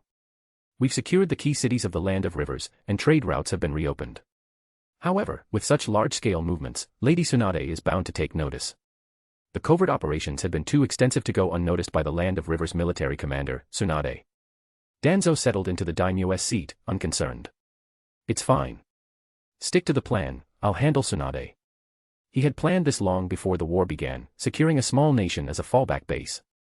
Originally, the targets had been the Land of Waves or the Land of Birds, both minor nations that wouldn't attract too much attention. But as the war progressed, the Land of Rivers became the perfect choice. Roughly 1/10 the size of the Land of Fire, it bordered the lands of fire, wind, and rain. 3 great rivers cut across its terrain, giving the country its name. Its northern coast faced the sea, and aside from the 1/3 of its land near the Land of Wind, which was a barren wasteland, the rest was fertile and arable. Had it not been caught between 2 great nations, lacking sovereignty and constantly ravaged by war, the Land of Rivers would have been an excellent place to settle. The Land of Rivers under Root's control. Not long after, the newly appointed daimyo of the Land of Rivers personally sent a letter to Konoha's field commander, Tsunade, requesting assistance in eradicating bandits and rogue shinobi. Naturally, Danzo took charge of the mission. In just half a month, not only were the bandits and thieves wiped out, but many rogue ninjas who had deserted during the war were also processed as valuable resources. Some missing nin, forced into a corner, retaliated, killing noble families and looting their wealth before escaping the Land of Rivers, never to be seen again. With the influx of grain and manpower brought in by the trading company, Root successfully took control of 3 cities and 11 prosperous towns. In just a month, the Land of Rivers was fully operational under Root's administration. The population count came in at just under 100,000. Even with the steady influx of people from trade caravans, the total estimate was only around 150,000. Given the country's vast lands, even discounting the desert region unsuitable for farming, it was still sparsely populated. Like most small nations, those who had a chance to leave rarely stayed. However, because this was wartime, when the Land of Rivers resumed stable commercial activity, refugees began arriving alongside trade caravans. Most came from the war-torn lands of Fields and Waves, small nations still ravaged by conflict. The Land of Rivers welcomed them all, assigning land for farming. As for spies, there was little concern. Unlike the great nations, no one saw the Land of Rivers as a strategic priority, it didn't even have its own hidden village. Economic boom and foreign intrigue. With Root's Eastern River Trading Company profiting immensely from the Land of Rivers, other merchants from the Land of Fire quickly caught wind of the opportunity, like sharks drawn to blood. One after another, trade caravans arrived, bringing goods into the Land of Rivers. For a nation of barely 150,000 people, its purchasing power seemed strangely high. Grain, textiles, timber, ceramics, anything brought into the Land of Rivers could turn a profit. At the same time, merchants transported back rare resources, copper, magnetite, and other valuable ores that were scarce in the Land of Fire. Some particularly shrewd traders, sensing the potential, bypassed the Land of Rivers entirely, heading straight for the Land of Wind, where they could sell their goods for even greater profits. But they soon learned the hard way. Though the war had ended, the Land of Wind was still filled with desperate civilians, bandits, and rogue shinobi. Any merchant unlucky enough to run into those who harbored resentment toward the Land of Fire would never leave the desert alive. The brutal lessons learned in blood quickly dissuaded merchants from attempting the route again. Chapter 55, Orochimaru's visit. The Konoha and the Land of Rivers forces were preparing to return home, and news of the peace treaty had already spread throughout the village. As the victor, Konoha not only ensured the sovereignty of the Land of Rivers but also received a hefty war indemnity of 4 billion ryo from Sunagakure. For the common folk, the outcome wasn't particularly significant, whether it was Iwagakure or Sunagakure, Konoha had still won. However, for the higher-ranking Jonin and the clan shinobi who understood the situation, the contrast was stark. Faced with similar circumstances, Iwagakure and Sunagakure had taken completely different approaches, leading to vastly different results. One decision brought profit, while the other led to losses. As the saying goes, the burden falls on the people. The 5 billion ryo demanded from Iwagakure wasn't just covered by budget cuts across Konoha's various departments, it also impacted the resource allocations to the ninja clans. As word spread, murmurs of dissatisfaction with the third Hokage began to grow within the shinobi ranks. Since assuming true control over Konoha, Hiruzen Sarutobi's reputation had never been lower. Ultimately, he was forced to release an official statement, declaring his intent to step down as Hokage once the war concluded. This temporarily quelled some of the unrest within the village. Returning to the village, Danzo Shimura received the news and responded with an indifferent smile. With Hiruzen's reputation in shambles and his legacy in tatters, it would be difficult for him to drag Danzo down with him when he resigned. At the same time, discussions over the next Hokage intensified. Orochimaru, Jiraiya, Tsunade, and Danzo himself were all contenders, along with two lesser-mentioned candidates, Namikaze Minato and Uchiha Fugaku. Among them, Orochimaru had the strongest support. With his formidable individual strength and his difficult-to-counter summoning techniques, he had been instrumental in the battle against Iwagakure. Even if Iwagakure had refused to retreat, they wouldn't have been able to break through his defenses. If not for his presence, Iwagakure wouldn't have been forced to reroute troops through Canopy Bridge, inadvertently setting the stage for Namikaze Minato's rise to fame. In the dimly lit underground chamber, Danzo observed Orochimaru, who had grown even more eerie and androgynous in appearance. You should be out gathering support from the major clans. What brings you here? Summoning technique. Orochimaru clapped his hands together and pressed them to the ground. Two human-shaped puppets emerged from the summoning smoke, their bandages marked with the kanji for steel and swift. Steel release and swift release. Kekkei Genkai exclusive to Iwagakure, quite the impressive materials, Danzo remarked, his eyes flashing with interest. So, what do you want? T/N, swift release is a combined nature transformation Kekkei Genkai that can be used to move with incredible speed, becoming nothing more than a blur when in motion. Seeing the gift Orochimaru had brought, Danzo was clearly intrigued. Such bloodline limits would be invaluable for his research. The ice release shinobi you provided last time was quite useful. I was wondering, in your operations within the land of water, did you happen to acquire any Uchiha? Danzo's expression darkened slightly. Orochimaru, that's a dangerous line of thought. Orochimaru licked his lips. What a shame. Then, as if recalling something, he chuckled softly. Danzo-sama, do you have any interest in the Hokage seat? My offer still stands. Danzo studied Orochimaru's expression carefully. He could sense the man's growing fascination with him, which made him somewhat uneasy. Not at the moment, Danzo replied evenly. Besides, Sarutobi won't let me take the position. Orochimaru exhaled through his nose in amusement. I see. That leaves only me, then. His tone was disturbingly casual, as if he were stating an inevitability rather than a mere possibility. You sound confident. The professor would never let Tsunade take over. The other clans won't allow another member of the Senju to claim the seat. As for Jiraiya, Orochimaru chuckled and shook his head dismissively. He didn't even bother mentioning the other two candidates. Danzo nodded slightly. When the time comes, you'll have my vote. He had no objections to Orochimaru becoming Hokage. The man had no interest in power itself and wouldn't interfere with his own operations. His preference for human experimentation was a minor issue. After all, Konoha's prison cells were filled with war prisoners, enemy spies, and rogue shinobi. Moreover, Orochimaru had talent, charisma, and overwhelming strength. If he was genuinely interested in the position, he would be difficult to stop. At that point, we'll finally be able to continue our research. Bloodlines. Truth. Eternity. A fervent gleam flickered in Orochimaru's golden eyes. I wonder, he mused, which of us will be the first to take that step toward the ultimate truth. His moment of reverie faded as his gaze shifted back to Danzo, taking on a calculating glint. Your body won't last much longer, Orochimaru remarked with a hint of amusement. Fortunately, I've been cultivating some suitable vessels. He watched Danzo intently, his forked tongue flicking out slightly, his aura even more sinister than before. You've modified your body? Danzo asked, sensing something distinctly unnatural about him. Orochimaru smirked, an unmistakable hint of pride flashing in his expression. You noticed? How perceptive. With the forbidden techniques of Ryuchi Cave at my disposal, I am inching ever closer to perfection.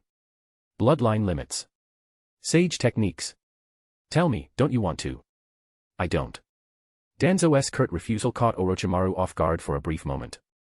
Then, as if undeterred, he licked his lips again and spoke in a low, persuasive voice. This technique eliminates all obstacles, compatibility, bloodline purity, even sage transformations. None of it would be an issue anymore. Danzo frowned, listening carefully. So Orochimaru had, indeed, refined his living corpse reincarnation technique. He had improved upon the original concept. It was even more complete than what was later recorded in the manga. Not only could it harness natural energy, but it also significantly improved compatibility, reducing the risks of rejection. However, he had seemingly overlooked, or outright ignored, the damage to the soul. Danzo compared this to his own version of reincarnation techniques. While his methods were more suitable for him personally, they also demanded far stricter requirements for compatible vessels. Despite pursuing similar goals, he and Orochimaru had already begun to diverge in their paths. The distance between them would only continue to grow. Chapter 56, Rewards. In just 3 months, the entire shinobi world had undergone drastic changes. Kirigakure, as always, remained independent and indifferent to political diplomacy. By the time Konoha realized what was happening, the mist forces had already quietly withdrawn from the land of waves, returning to the land of water without a trace. On the other hand, the envoys Konoha had sent to Kimogakure for peace talks were completely ignored. Everything about the Raikage stance made it clear, he had no intention of negotiating a ceasefire. However, it was evident that the internal affairs of Kimogakure were not dictated by the Raikage alone. After he and the Eight Tails were intercepted by Namikaze Minato, many within Kimogakure had begun advocating for an end to the war. Over time, this sentiment became the dominant voice within the village. Despite holding out for 2 months, the Raikage, was eventually forced to compromise. Kimogakure withdrew most of its forces back to the Land of Lightning, and Konoha did the same. However, no official peace treaty was signed, and politically, the two villages remained at war. In reality, though, both had shifted their focus inward. Between the two nations, all that remained was scorched earth. Whatever small country had once stood there had long since vanished, erased from existence, its destruction so complete that no one even cared to remember its name. As wave after wave of shinobi returned to Konoha, the village erupted in celebration, marking the war's unofficial end. Among the cheers and festivities, the biggest topic of discussion was the selection of the fourth Hokage. During a previous council meeting, Danzo had withdrawn from the race following Tsunade's decision to do the same. Jiraiya, upon his return from the front lines, also declined the nomination. Their decisions came as a relief to many, including both the Konoha Council and the Uchiha clan. This left only 3 candidates for the position of Hokage: Orochimaru, Namikaze Minato, and Uchiha Fugaku. With the war over, Danzo's thirst for power only grew stronger. His aging body had reached its limits, and the forbidden drugs he had relied on had only accelerated his decline, causing his strength to deteriorate even further. He spent his days secluded in the depths of the Root headquarters, conducting research in pursuit of a solution. He had no interest in the celebrations or the political race for Hokage.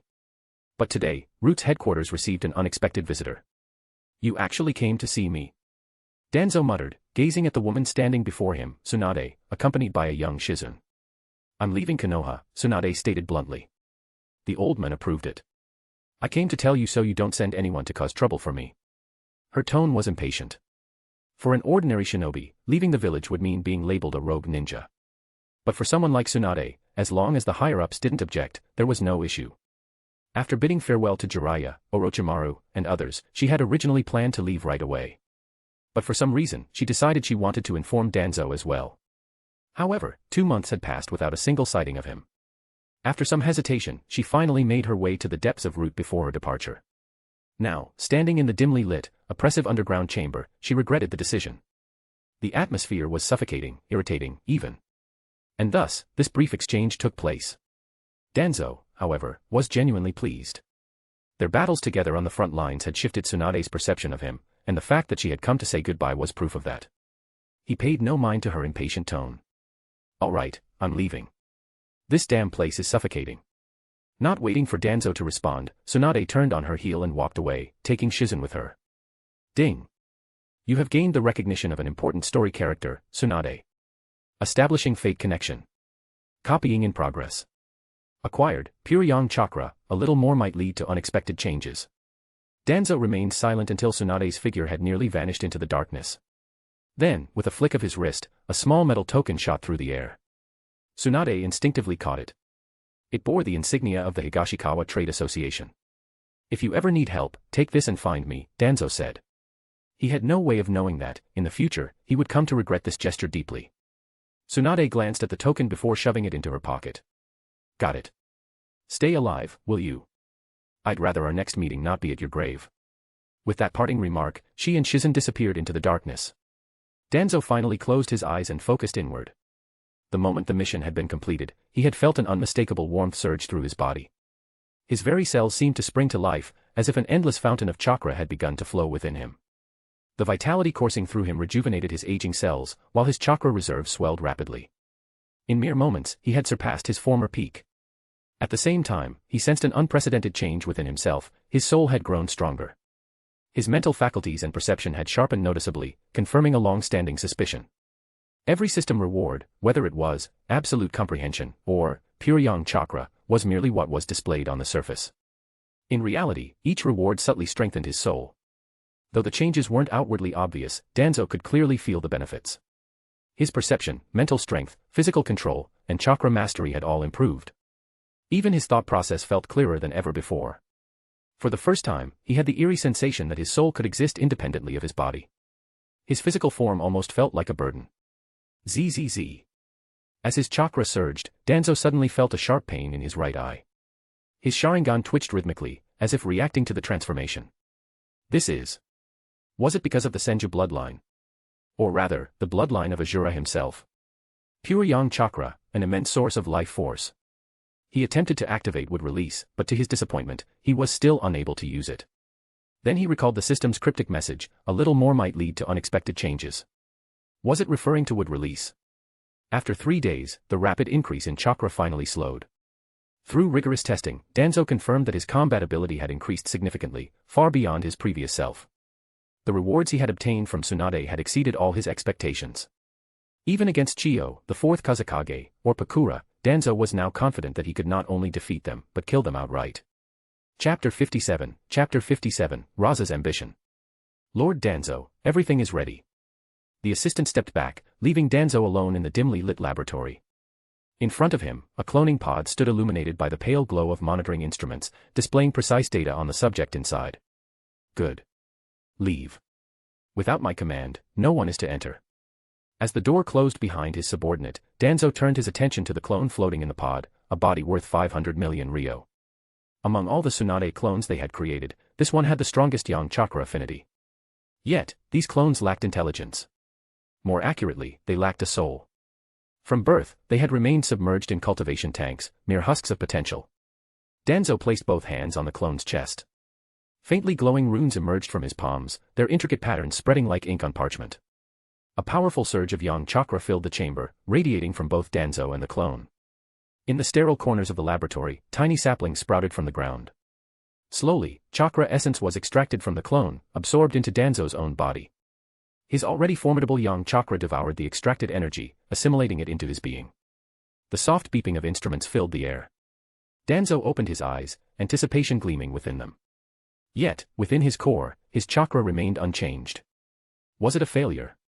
No, perhaps not. Would release. He swiftly formed a series of hand seals. From the floor, wooden tendrils emerged, lifeless, devoid of vitality. Danzo narrowed his eyes. Was it just Yamato's level of wood release? Far too weak. Nowhere near the first Hokage's legendary power. Disappointment flickered across his face. 3 years of research into chimera technique had yielded this. While his method allowed the extraction of Kekkei without the need for physical grafting, its essence remained similar to the original technique. And it had its price. The first 2 experimental subjects had succumbed to a severe form of Kekkei syndrome within mere months. Initially, their bodies thrived on the influx of Yang chakra, but as the energy became overwhelming, their cells failed to adapt. In the end, they were consumed from the inside out. Danzo had considered replicating the original method, acquiring multiple Kekkei to balance the strain. But such an approach was incredibly risky.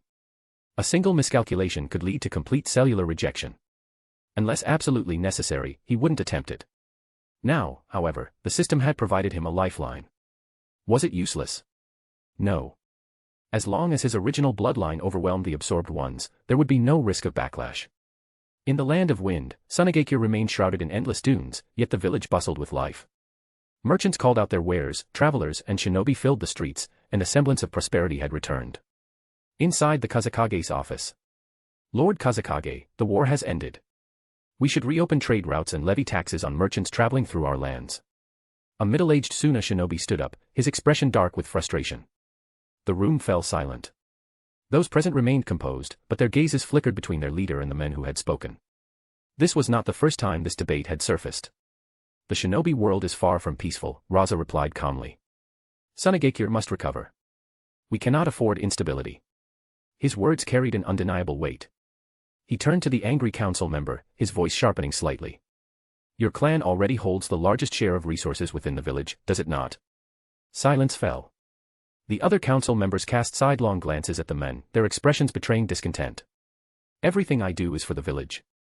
The man's protest was weak, his confidence wavering. Ultimately, he sat back down, wordless. He knew the truth. While his clan received the largest official allocations, their private trading ventures, enabled through ties to the Wind Daimyo's court, had reaped profits far beyond those of sanctioned village distributions. Yet now, Sunagekyur's external trade routes were plagued by rogue ninjas and bandits. A month prior, Raza had issued a decree sealing the borders, forbidding unauthorized merchants from leaving or entering the country. 4 months ago, such an order would have been ignored outright. But things had changed. 70% of Sunagekyur's resources now flowed directly through Raza's administration. For the first time, civilian families of fallen shinobi received proper compensation. War veterans, too, were granted small stipends in recognition of their service. Public sentiment had shifted. Many smaller shinobi clans and commoners now openly supported the Kazekage. Even the Wind Daimyo himself had softened his stance. After receiving 2 highly skilled female bodyguards, handpicked by Raza, the once indifferent ruler had suddenly shown great favor toward Sunagekyur, granting an additional 800 million ryo in financial aid. The last true opposition, Elder Chiyo, had recently stepped back from politics. Declaring her retirement, she and her brother had taken charge of the village library, removing themselves from active governance. Now, Raza stood unchallenged as the undisputed Kazekage. As the meeting adjourned, he walked to the window, looking down at the village below. The bustling streets, the rising prosperity, this was his Sunagekyur. His eyes burned with ambition. Sunagekyur, my Sunagekyur. And behind it all, there was another force at work. The Eastern River Trading Company, operating under an assumed identity, had secured a near monopoly on 20% of the Wind Country's imports and over 70% of Sunagekyur's internal commerce. Cheap grain, timber, and textiles from the Land of Fire were sold at staggering markups upon entering the Land of Wind. Likewise, Wind Country's valuable magnetite ore found its way back to the Land of Fire through the same discrete channels, yielding equally immense profits. With Raza's full cooperation, the Eastern River Trading Company had taken complete control of the trade network between Fire and Wind. And at the heart of it all, hidden in the shadows, was Danzo. Chapter 58, Orochimaru's defection. As reports on the affairs of the Land of Rivers and the Higashikawa Trading Company trickled in, even Danzo, who had been focused on adapting to his newfound strength, found himself with a headache. The scope of his operations was expanding rapidly, yet the number of people truly capable of handling things independently remained unchanged. Even Yakushi Nono had been stationed in the Land of Rivers, leaving Danzo with fewer capable hands. The increasingly complex matters of route meant that Danzo's personal time was shrinking. He couldn't help but reminisce about the past, when Nono used to follow him around in her nun's habit. Now, as he read the letter she had personally written, carrying a faint trace of her familiar scent, he absorbed the details about the company's operations and growing profits. She pointed out that the Higashikawa Trading Company's expanding size made it harder to conceal, recommending that it be split into smaller entities. Danzo had already considered this, but the issue remained, there were only a handful of people who could manage such things. He could rely on them for assassinations, but restructuring a trading company, that wasn't their specialty. Yakushi Kabuto might have been a suitable candidate, but he was only 11 years old and still in training at Roots Academy. Uchiha Shursue and Hataki Kakashi weren't suitable for this task either. Recalling the events of the Hokage's storyline, Danzo noted that this world placed more emphasis on combat, while individuals skilled in internal affairs and commerce were few and far between. In the end, he had no choice but to send Aburame Maro, who had been assisting him with administrative duties, to personally oversee the restructuring of the Higashikawa Trading Company within its current framework. With Root's responsibilities falling squarely on Danzo's shoulders, he reviewed the latest roster and evaluation reports from the Root training base. Among the 653 recruits, Yakushi Kabuto stood out. His skills were exemplary, reaching A rank across the board. His instructors held him in high regard, believing that he could one day become an indispensable member of Root. Several other promising recruits also caught Danzo's attention, familiar names from his knowledge of the future: Fuyamanaka, Aburame Torian, Yuzuki. As expected, those who left a mark on history were never ordinary. Just as Danzo was preparing to juggle his political duties while continuing to adjust to his new strength, an Umbu messenger arrived with a direct order from the Hokage. The sudden command shattered the temporary calm. Danzo led 10 elite Root Jonin, swiftly traversing the dense forests outside the village. As he moved, he weighed the pros and cons of the situation. Orochimaru had finally been discarded, earlier than Danzo had anticipated. The war had only just ended, and Konoha had yet to fully stabilize. Orochimaru, a prime candidate for the position of Hokage, defecting at this moment would undoubtedly have a significant impact on the village. Lord Danzo, there's a battle up ahead, several Umbu corpses have been found. Move. Danzo's team quickly shifted formation, advancing toward the battle site. Even before arriving, the furious shouts of Jiraiya and the roaring of fire ninjutsu filled the air. Orochimaru, you bastard! Jiraiya, someone like you, bound by emotions, could never defeat me. Orochimaru's eerie voice carried his usual calm, almost conversational tone. Even if I have to break every bone in your body, I'm dragging you back to the village. Summoning jutsu. Boom. A massive toad emerged, visible from miles away. Orochimaru glanced toward the forest's edge. It seems we have more company. Danzo stepped onto the battlefield, his gaze locking onto the two figures before him. Orochimaru's eyes gleamed with intrigue, his hands pausing mid-seal. Oh! Lord Danzo. Jiraiya also noticed the change and immediately called out, Elder Danzo, help me take Orochimaru back. Ignoring Jiraiya, Danzo focused on Orochimaru, his brows knitting together. Did Hiruzen raid his laboratory? Orochimaru's presence was even more sinister and unsettling than it had been half a month ago. His chakra felt erratic, his demeanor increasingly unhinged. There's no need for this, Orochimaru, Danzo said. Are you here to bring me back as well? Orochimaru's lips curled into a wicked grin. I want you to stay in Konoha. You can remain with Root. Danzo's voice was steady. Orochimaru let out a low chuckle. I never thought even you would be shackled by such trivial sentiments. His gaze briefly flickered toward Jiraiya before he continued, such things only make people weak. I thought we were alike, but it seems I was mistaken. Orochimaru's voice carried a strange sort of self-satisfaction, as if he had found clarity. Danzo's frown deepened. What had happened to him? Half a month ago, he still held some attachment to Konoha. Now, his gaze toward Jiraiya was devoid of anything but cold calculation, as if he saw him as nothing more than an obstacle. I don't know what pushed you to this point, but if you continue down this path, you'll end up with nothing.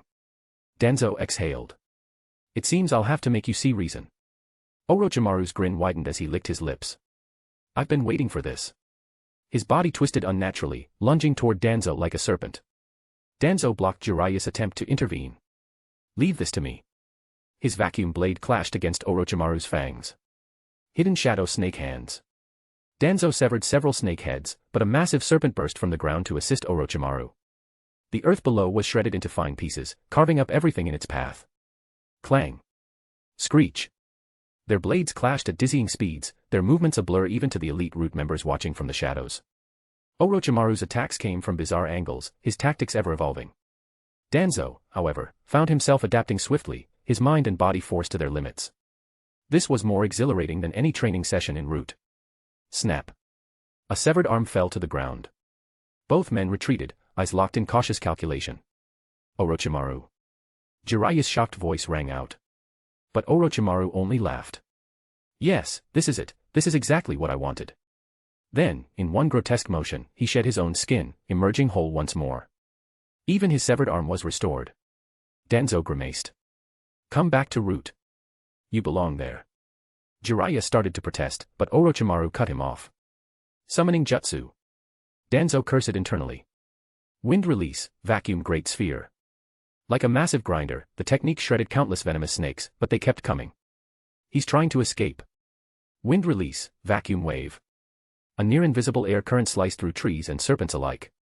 A massive python was split in two, revealing Orochimaru hiding within, his legs now severed. Yet, despite this, he continued slithering forward, unimpeded. Wind release, Raise-non. Jiraiya, who had been watching for an opening, struck him head-on. Splurt. Blood splattered, but Orochimaru merely sneered. Still too soft, Jiraiya. A flash of white light. Jiraiya staggered and collapsed. Orochimaru glanced down at him. Summoning Jutsu. Dozens of snakes scattered in every direction. Danzo narrowed his eyes. Each one felt like the real Orochimaru. If he couldn't tell which was the original, he'd just have to kill them all. Wind release, vacuum serial waves. A storm of slicing wind tore through the battlefield. By the time the technique ended, nothing remained of the serpents, only the eerie silence of the blood-soaked forest. Yet, there was no trace of Orochimaru's chakra. Danzo had to admit it, Orochimaru's escape skills were second to none. With Jiraiya poisoned and unconscious, he had no choice but to carry him back to Konoha. Chapter 59, Danzo's Choice. Orochimaru's defection had indeed shaken Konohagakure. The many supporters he had gained on the Iwagakure battlefield refused to believe the truth. Numerous shinobi who were close to Orochimaru went directly to the Hokage Tower to demand an explanation from the third Hokage. Within a single week, 6 incidents of defection had already occurred. Rumors even spread about villages outside of Konohagakure being raided by rogue Konoha shinobi. But the third Hokage seemed to have been prepared for this. Orochimaru's human experiments were publicly exposed. However, the test subjects had all been Iwagakure shinobi and wandering ninja, some of whom were even familiar faces, sent by Danzo himself. The only Konoha shinobi among them was his own apprentice, Mitarashi Anko. Even so, human experimentation was something the public could not accept.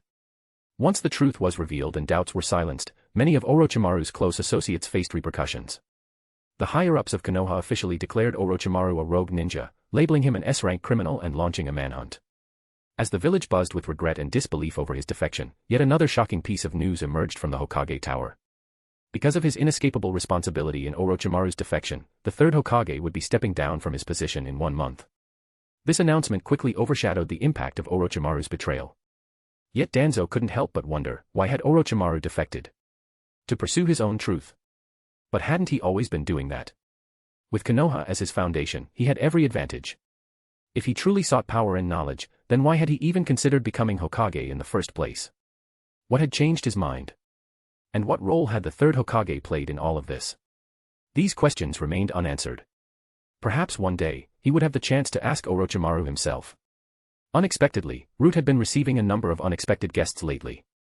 As Danzo sat in his underground chamber, he looked at the two people standing before him, Namikaze Minato and Uzumaki Kushina. He had no idea how they had even found the entrance to Root. He certainly didn't believe Sarutobi would have told them. Before either of them could speak, Kushina grinned and declared boldly, "Old man, we are getting married soon." For 2 years, she had been holding a grudge against Danzo for saying she wasn't worthy of Minato. At the time, she had worried about it for a long time, until Minato reassured her that Danzo had simply been testing her. Even now, she still hadn't let it go. "Congratulations, Minato." Minato scratched the back of his head awkwardly. "Thank you. Aside from inviting you to our wedding, I actually came here because of Jiraiya-sensei's Raiznan. There's no need to explain." Danzo cut him off. "The Raiznan isn't some forbidden technique. There's no issue with others learning it. Any shinobi with sufficient talent could grasp the concept behind the Raiznan and eventually master it." The fact that Jiraiya had developed it wasn't surprising. After all, the technique had been invented by Minato himself. "Do you have any other reason for coming?" Minato's expression turned serious. "Yes. It's about the Hokage election. I hope to have your support, Danzo-sama. I won't let you down." His gaze was filled with sincerity and confidence. Beside him, Kushina instinctively moved a little closer to him. Even Danzo had to admit, the young man's charisma was undeniable. "With Sarutobi's backing, your position as the fourth Hokage is already secured. You don't need my endorsement." "I want your support publicly," Minato replied. "If I become Hokage, I hope you will serve as an elder and be part of the Hokage's advisory council." The room fell into silence. Danzo was certain that Sarutobi had no idea Minato had come to him with this request. "Give me a reason." "A shinobi exists to protect, not to be used as a mere tool," Minato said, his voice steady. "If the path you believe in is truly the right one, then I need your guidance." His gaze softened as he glanced at Kushina beside him. "Minato." Kushina murmured in support. Danzo ignored the affectionate exchange. Instead, he found himself lost in thought over Minato's request. "Those who break the rules often end up swallowed by them," he mused. "Many shinobi have met that fate, including Konoha's White Fang. Are you certain about this?" "This is my ninja way." Minato's warm, unwavering smile reminded Danzo of the sun. Minato's proposal clearly disrupted Danzo's own plans. Standing in the light meant stepping into the political battlefield, a risk Danzo had always carefully avoided. But what if the Hokage stood by his side? That would open up far more possibilities. Still, Minato's fate. For the first time in a long while, Danzo felt a hint of hesitation. Even fear. And then, he smiled. A rare, genuine smile. "Then go and do it," he said. "If your path is the right one, then Root will always be behind you. As will I." With that promise, he watched them leave. Alone, Danzo sat back in his stone chair, letting out a quiet chuckle. People really do change. He barely recognized himself anymore. And yet, for the first time in a long while, he felt at ease. Chapter 60, The Election Struggle. Danzo set down the letter from Uchiha Fugaku and looked at Uchiha Shisui, who was kneeling before him. The clan head has no intention of competing for the Hokage position. However, the rest of the clan. After hearing Shirsue's explanation, Danzo couldn't help but sigh. These truly are turbulent times. Among the Hokage candidates, some had withdrawn, some had fled, and others had simply stepped aside. The only remaining competitor was a young Namikaze Minato, barely in his early 20s. The Uchiha clan, however, seemed to think this was their chance. They had started reaching out to various noble clans, even coming to test the waters with him. Danzo knew why. After the recent events concerning the Land of Wind, the Uchiha had seen the cracks in his relationship with the third Hokage. Did they really not understand? Neither the Hokage faction nor the other clans would ever allow an Uchiha to take the position of Hokage. Or perhaps they did understand, yet still couldn't resist the temptation of such a once-in-a-lifetime opportunity. From Fugaku's letter, it was clear that he remained level-headed. He knew he had no real chance. But it was also obvious that he wasn't the sole decision-maker within the Uchiha clan. What do you think? Danzo asked. The Uchiha have no chance in this election, Shisui replied firmly. And why do you think that? Namikaze Minato is just a commoner. Compared to Uchiha Fugaku, he doesn't have much of an advantage. Precisely because he is a commoner, the other clans won't reject him, and the civilian population will support him even more. On top of that, he is Jiraiya-sama's student and has already proven himself with numerous achievements. The village is still recovering. This is a time for stability, not unnecessary internal conflict.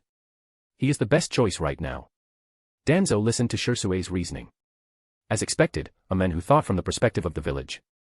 Is this your own opinion? Danzo asked, intrigued. It's what I believe, and Itachi thinks the same, Shisui answered honestly.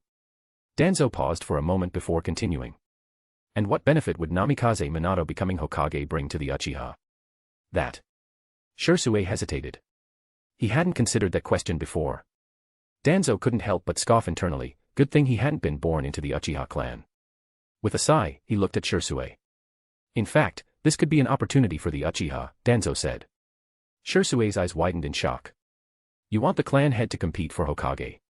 No. Fugaku has no chance of becoming Hokage, but he does have a choice. Seeing that Shisui was listening intently, Danzo continued. The Uchiha clan's recent contributions in the Land of Waves have placed Fugaku in the running for Hokage. But that's as far as it goes.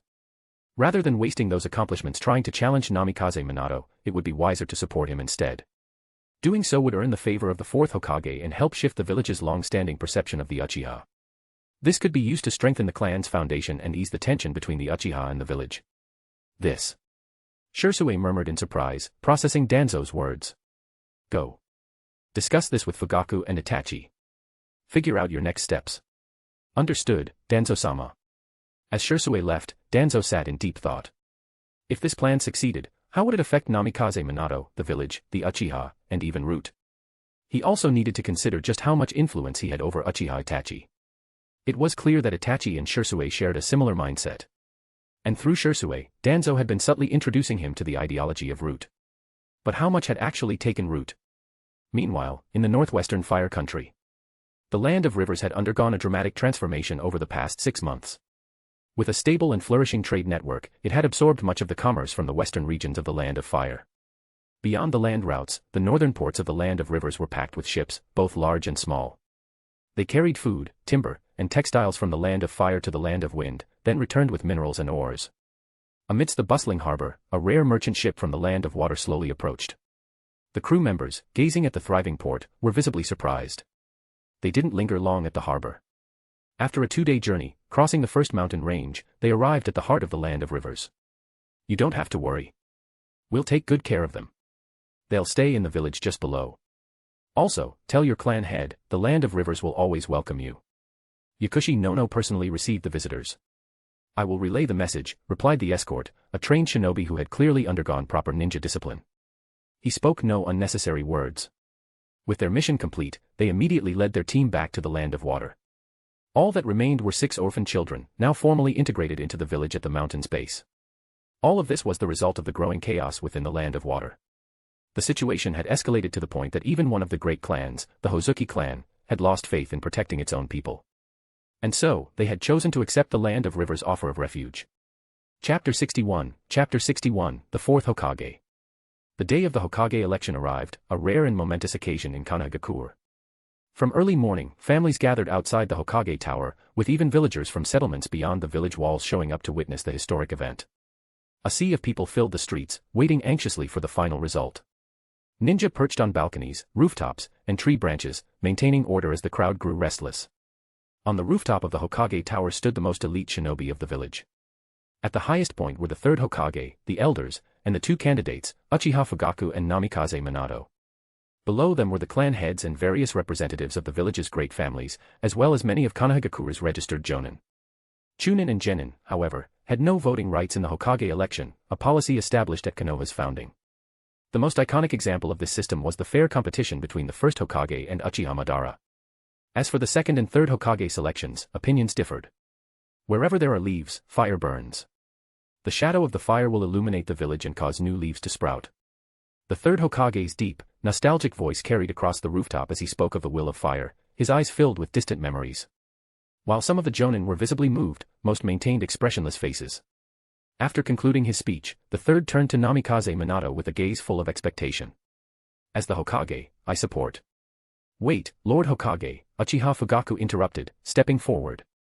His action caused a ripple of surprise and irritation across the gathering, but he remained unbothered. I, Uchiha Fugaku, formally withdraw from this election. On behalf of the Uchiha clan, I declare our support for Namikaze Minato as the fourth Hokage. The Uchiha will always fight for Konoha. With that, Fugaku descended from the stage, leaving behind a stunned audience. Even Danzo was caught off guard.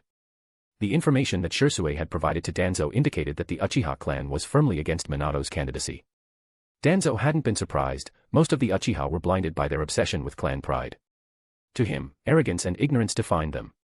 But Fugaku's unexpected move, Danzo glanced at the Uchiha's great elder standing below, whose clenched jaw and dark expression betrayed his anger. He then turned back to Fugaku, a hint of admiration flickering in his eyes. I underestimated him, Danzo thought. He has more guts than I anticipated. Perhaps I should lend him a hand. As the crowd struggled to process Fugaku's announcement, Danzo stepped forward. As the leader of Root, I also support Namikaze Minato as the fourth Hokage. Following Danzo's lead, Hyuga Hayashi took a step forward, his face emotionless. The Hyuga clan supports Namikaze Minato as the fourth Hokage. One after another, the other clan heads made their declarations.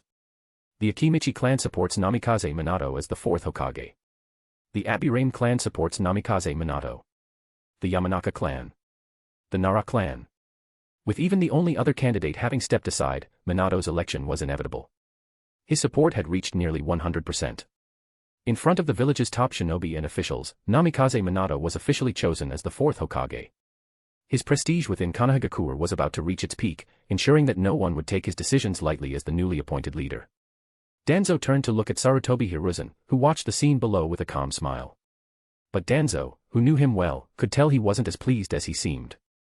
This is the will of fire, carried by those destined to surpass us. It's your time now, Sarutobi. Two Umbu approached with a Hokage cloak they had prepared in advance. Minato took the cloak and draped it over his shoulders, his confident, radiant smile enough to make even Danzo feel a pang of envy. I probably looked just as dashing at 20, Minato accepted the Hokage hat from the third Hokage's hands, officially taking on the mantle of the fourth Hokage. Lord Hokage. The assembled Jonin knelt on one knee, their resounding voices shaking the air. Down below, the villagers erupted into wild cheers, eager for news of the election's outcome. When Minato stepped to the edge of the Hokage tower, fully visible to the crowd below, the jubilant cries reached a fever pitch. The fourth Hokage. Hokage. The overwhelming cheers made even Danzo's ears ring. With this, the era of the fourth Hokage had officially begun. At the same time, intelligence agents from every nation scrambled to relay the news back to their respective villages. But something else was stirring. In Megakure, chaos erupted. A mysterious force had crippled the networks of spies infiltrating the village, and further infiltration attempts had become nearly impossible. Megakure had shut itself off from the outside world. Only Danzo, who understood the larger picture, knew what had transpired. The Akatsuki had arrived. Chapter 62, Governance. Half a month after the fourth Hokage officially took office, emissaries from Sunagakure and Iwagakure, villages that had signed peace treaties, arrived in Konoha to offer their congratulations. However, their true intent was likely to gauge Konoha's current strength. Danzo had already assumed a visible role in the Hokage's administration as a senior advisor. Even though Hiruzen Sarutobi and the other two elders had objected when Minato proposed this arrangement, they couldn't stop the fourth Hokage, who was at the height of his authority. In Konoha's meeting hall, the fourth Hokage and the Elder Council met with the emissaries from the two villages. As the protector state of the Land of Rivers, Konoha will do its best to maintain the trade routes between the Land of Fire and the Land of Rivers, ensuring that essential supplies reach the Land of Wind civilians. Konoha also expects Iwagakure to restrain its shinobi and prevent them from crossing into the Land of Grass and disrupting its order. Such actions harm the commercial interests of both the Land of Fire and the Land of Earth. If Iwagakure continues its reckless behavior, Konoha will accept a commission from the daimyo of the Land of Grass to send shinobi to safeguard the Land of Grass's stability. Minato Namikaze displayed no hesitation in handling the emissaries.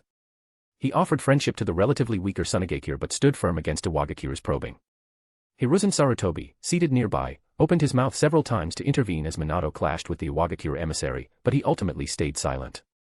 After the emissaries had been seen off, Hiruzen finally spoke. Konoha is still recovering and can't afford a war. And the land of grass.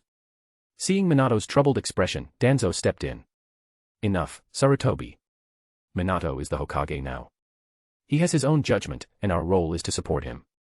Interrupted by Danzo, Hiruzen sighed, his expression weary. I still can't shake this habit of worrying. Danzo is right, Minato, do what you must. We old-timers will support you from the background. Minato's tone was humble but respectful.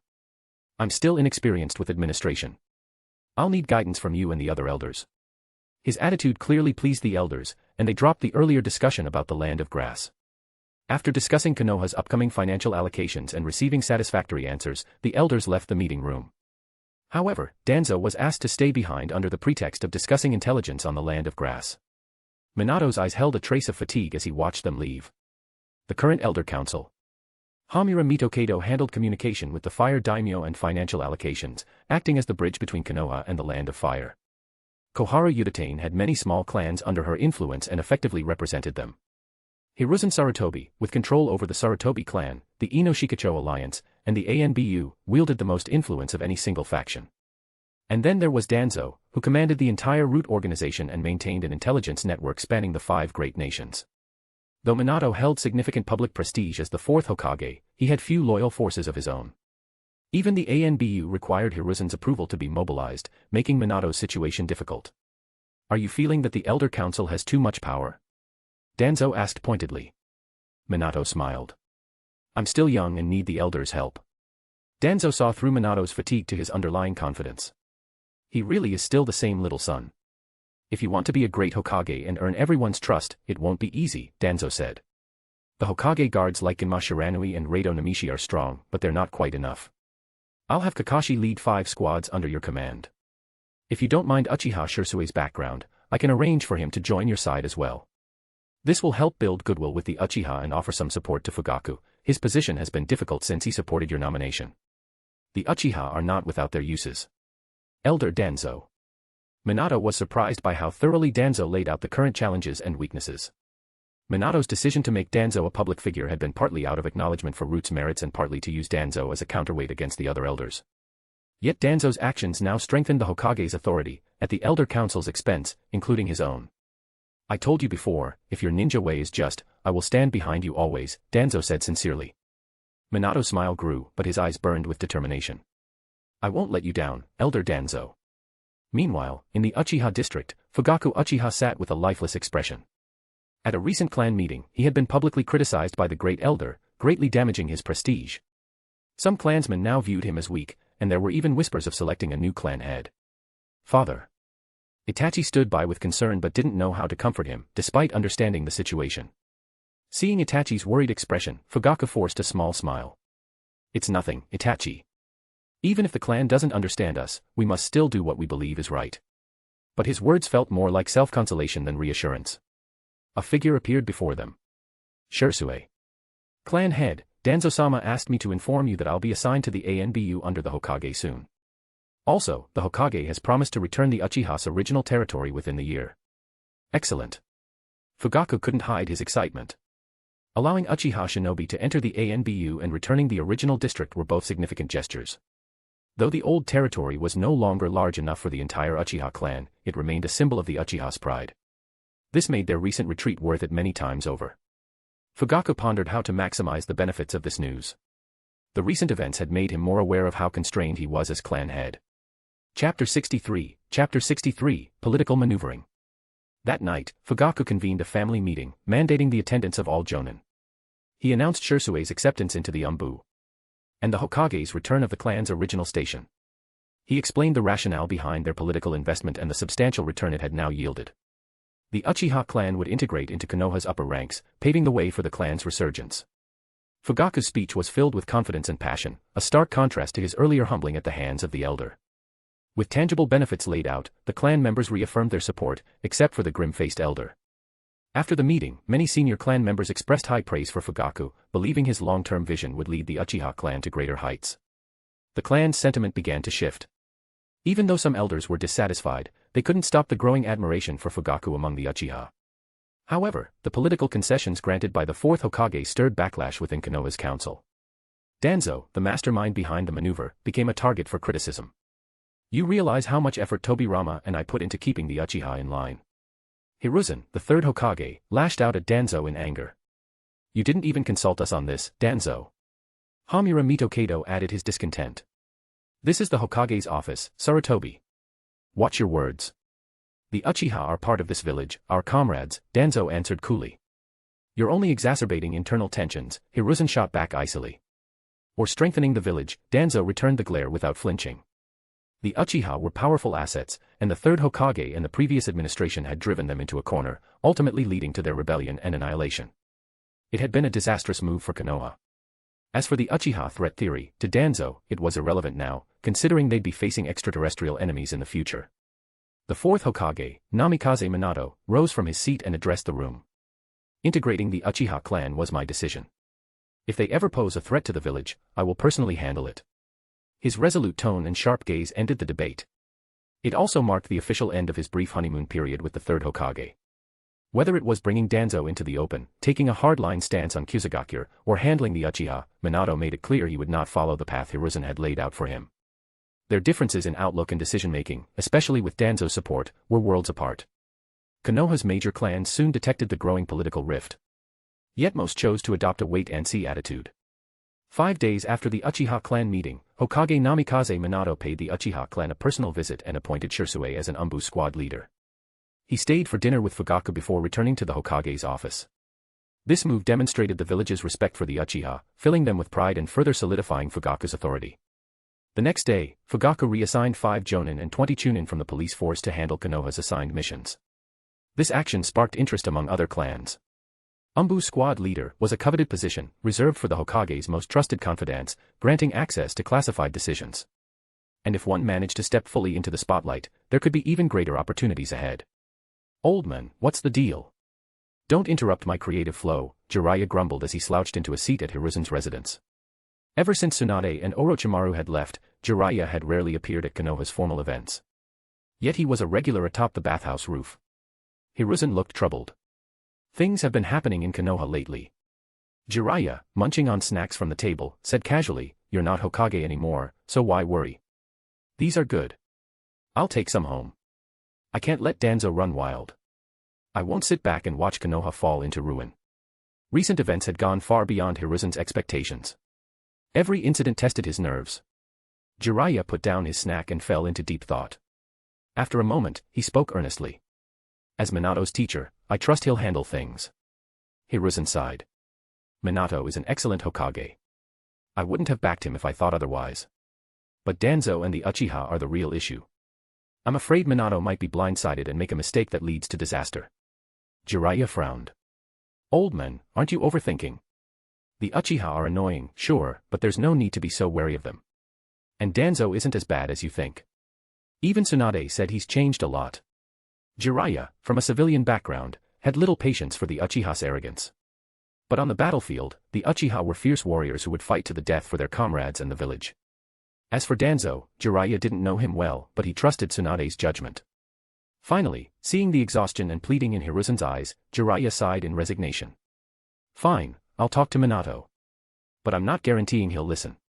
Chapter 64, A Dilemma.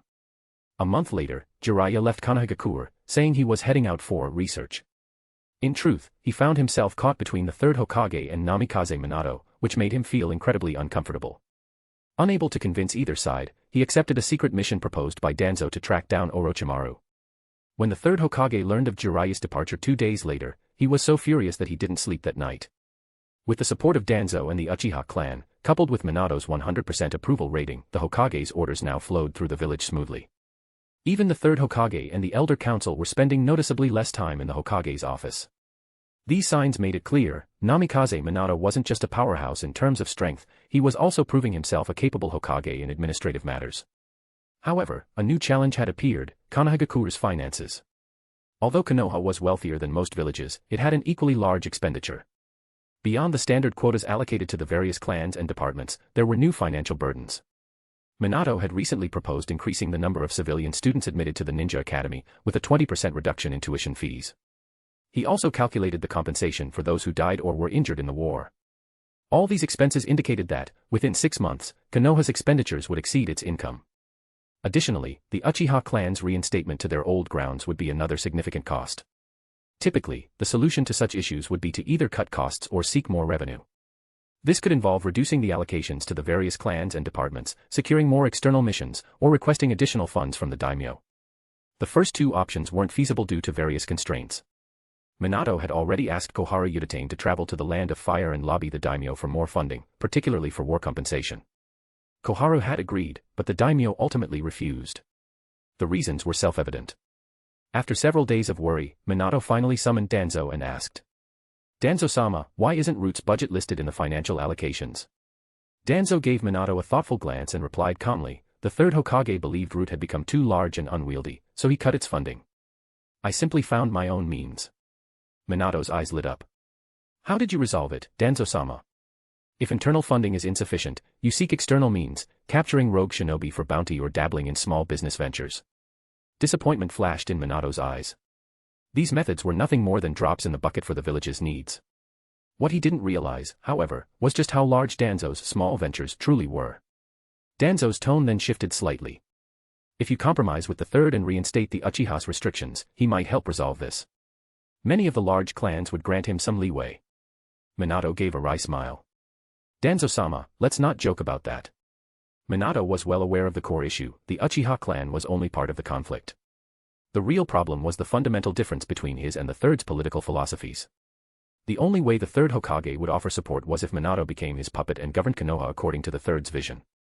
That was something Minato would never accept. "Then you'll have to find another way," Danzo said flatly. Minato's eyes lit up again. "Danzo-sama, do you have any advice?" Danzo, in Minato's eyes, was a wise elder with a unique perspective on everything. More importantly, Danzo was willing to offer help without seeking control over the Hokage's authority. "Seek external solutions," Danzo said, grabbing a map from the Hokage's desk. "Look at these towns around Konoha. This one, and this one, both are bustling trade hubs. Securing just 2 of them would be enough to feed Konoha." Minato's eyes widened. "Danzo-sama, you must be joking." "Do I look like I'm joking?" Danzo's expression was serious. The atmosphere turned tense. This proposal struck a nerve with Minato. If the third Hokage heard such a suggestion, Danzo would likely be arrested under charges of treason against the Land of Fire. In the shinobi world, the daimyo managed towns and cities, while the ninja villages handled military defense and various missions. This balance had been in place even before the founding of the ninja villages, and no one questioned it. Minato gave a small laugh to break the tension. "Danzo-sama, your perspective is certainly unique. But let's not speak of this again. You're the Hokage. The decision is yours," Danzo replied indifferently. The two briefly discussed other administrative matters, though the earlier conversation left a lingering awkwardness. Danzo soon excused himself and left the Hokage's office, ending the discussion. Chapter 65, Minato's decision. "Lord Hokage, good evening, Lord Hokage." As the setting sun bathed the village in warm light, Namikaze Minato left the Hokage's office.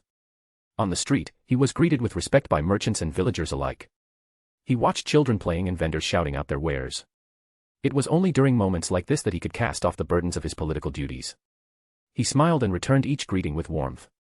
Although he had only been in office for a short time, he had already enacted several policies that greatly benefited the civilian population. As a result, his reputation as Hokage had risen even higher among the common folk. However, Konoha's resources and budget were limited. When resources were shifted to aid the civilians, the ninja clans naturally received fewer benefits. While they weren't outright opposing him, they also weren't offering their full support. This delicate balance was a constant source of pressure for Minato. Just as he reached the front door, footsteps echoed from inside before he could even knock. "You're back." With a sudden thud, the door swung open. Kushina Uzumaki flung herself into his arms, hugging him tightly. The warmth of the embrace helped him finally relax. "Come in quickly. I made something delicious this time. I even learned some tips from Mikoto, try it." As lively as ever, Kushina pulled Minato inside with her usual energetic flair. Minato took a bite, and the corner of his mouth twitched slightly. "It's good, better than last time. Really? Let me try. Ah. So salty. Minato, you lied to me. She pounced on him, and the two broke into playful chaos. After the commotion settled, Minato lay on the sofa with Kushina in his arms, gently stroking her fiery red hair. They enjoyed the rare peace and quiet that belonged only to them. Something troubling you? Kushina raised her head from his chest, concern in her eyes. Minato smiled apologetically and brushed a hand against her cheek. Sorry for bringing my worries home. I didn't mean to make you anxious, but I'm close to solving it. Elder Danzo gave me some advice. Kushina chuckled. That old schemer, he's sneaky, but smart. Minato let out a wry smile. He's an elder, so I have to show respect. Kushina scrunched her nose in defiance. He doesn't care, so why should I? Especially after he tricked me last time. Minato chuckled and patted her head. Kushina pressed her face to his chest, muttering softly. He doesn't mean me any harm. He doesn't mind me calling him names to his face. Because of the Nine Tails, Kushina could sense people's malice or goodwill. Around those she trusted, her true, unrestrained self would shine through. He's a wise elder. Minato's tone carried a hint of complexity. Meanwhile, in the dark, narrow corridors of the route headquarters, Danzo walked steadily, the flickering candlelight casting shadows on his face. His figure seemed shrouded in an ominous aura. Following closely behind him was a 10-year-old boy. Itachi, what do you think of Route? After Shisui Uchiha left, Itachi Uchiha had naturally become the bridge between Danzo and the Uchiha clan. Root is Konoha's foundation. It provides nourishment and strength to the village, helping it grow, the young boy answered, his voice carrying an unusual maturity for his age. From now on, you'll stay at my side. No need to remain in the shadows. Yes, sir. Danzo said no more. Itachi's formal response was to be expected from someone who had attended the ninja academy. Danzo's only concern now was whether Minato could break free of Konoha's old constraints and make real changes. If not, he would be just another cog in the wheel of endless cycles. The next morning, Danzo was summoned by the Hokage again. Minato paused his work and waved dismissively. Leave us. 4 ANBU members emerged from the shadows, including the familiar faces of Kakashi and Shisui. Before they left, Danzo stopped them. Itachi, stay behind. This caught everyone's attention, especially Shisui, who hadn't expected Danzo to favor Itachi so openly. Now, only 3 remained in the Hokage's office. He's a promising young shinobi. I'd like him to inherit Root's ideology, Danzo explained. Even Itachi felt a flicker of surprise at those words. Minato glanced at the young boy and smiled. For the elder to recognize you, you must be quite exceptional. Without probing further, Minato turned serious. As for the plan you mentioned yesterday, I've given it some thought. It's too aggressive. A single misstep could backfire. Danzo inwardly grumbled. Asking you to use genjutsu to control the land of fire's nobles was already my gentler suggestion. But he knew better than to say that aloud. Danzo understood that Minato's worldview and upbringing wouldn't change easily. You're right. It is a bit aggressive. But we can use more subtle methods without disrupting the current power structure. See these 3 towns. They're key trading hubs in the southern region of the Land of Fire. The best trade spot in the south, however, is at this crossroads. Danzo pointed to a location on the map. We could establish a hidden market town here. Charge taxes, resell goods, within 6 months, Konoha's financial strain will ease. Minato studied the map carefully. Danzo was right. The location was indeed a major transportation hub.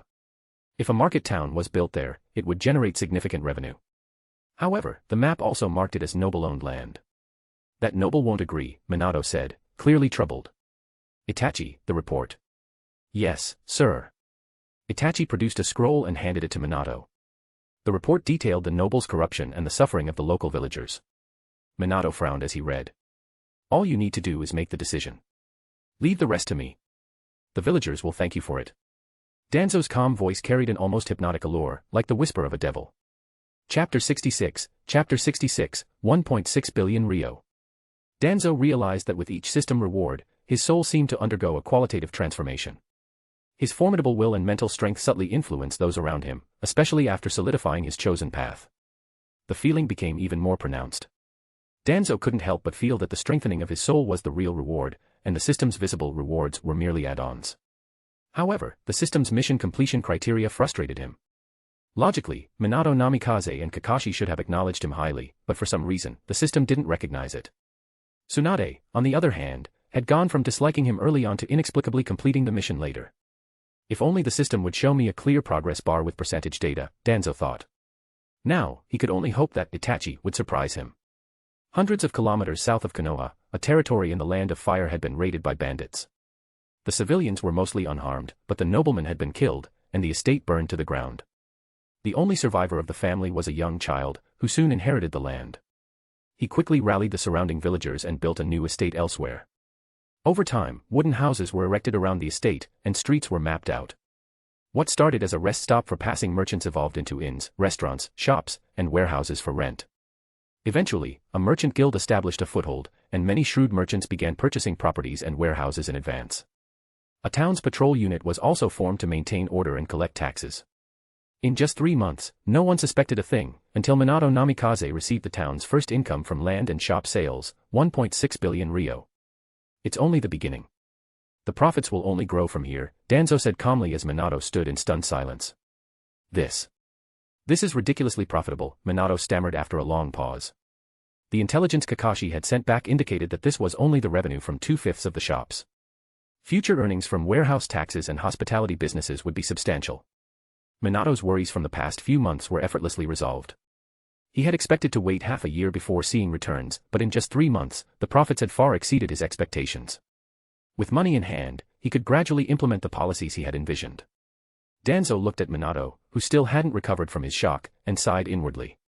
With the wealth of the Land of Fire, Konoha's military strength, and the commercial push from the root, not making money would be the real surprise. This world is full of contradictions, Danzo continued. They claim it's a world where strength reigns supreme, yet the daimyo and nobles hold more authority. Despite having formidable armed forces and resources everywhere, they still rely on others for military funding and remain bound by political restraints. If you weren't opposed, the income would have doubled by now, Danzo added, his words tinged with temptation. Sure enough, Minato snapped out of his daze, his eyes lighting up with curiosity and a hint of hope. This 1.6 billion ryo is just a fraction of the profits from 3 prosperous towns in the south, Danzo explained. The commercial centers of the southern Land of Fire are still concentrated in those 3 places. If we attract rogue ninja, and Konoha can establish the town as the safest trade center in the south. As Danzo spoke, Minato's eyes grew brighter, though a hint of hesitation crept into his expression. This is already great, Elder Danzo. I can't risk turning Konoha against the Land of Fire, Minato said with a faint smile. Danzo showed no disappointment at Minato's refusal. You're the Hokage. The decision is yours, Danzo replied. This was one of the things Minato liked most about Danzo, he never interfered excessively with his decisions. In the end, Danzo declined Minato's invitation to the family dinner and concluded their discussion. Just as he left the Hokage's office, a familiar figure followed behind him. A light floral scent wafted through the air, soothing him. On a quiet path, Nono Yakushi shared intelligence from the Land of Water. The Land of Water is growing more chaotic. The Yuki clan. Most of the information came from the Yuki clan in Kirigakure. They had gone from being indifferent to Danzo's early olive branch, to tentative cooperation, and finally to being left with no other choice, a clear reflection of Kirigakure's internal struggles. Use the Yuki clan to reach out to others. Avoid exposing the Land of River's involvement. Do it under the guise of a Land of Fire merchant guild. And have Itachi return. Leave the town's management to Kakashi. The root won't intervene in its operations. Yes, sir. One more thing. Nono's return lightened the burden on Danzo's shoulders. Chapter 67, Pakura. The birth of the Kazekage's second child brought a rare air of joy to Sunagakure. Though the villagers still lived in poverty, life was far better than during the war. At the very least, they had enough basic supplies to survive.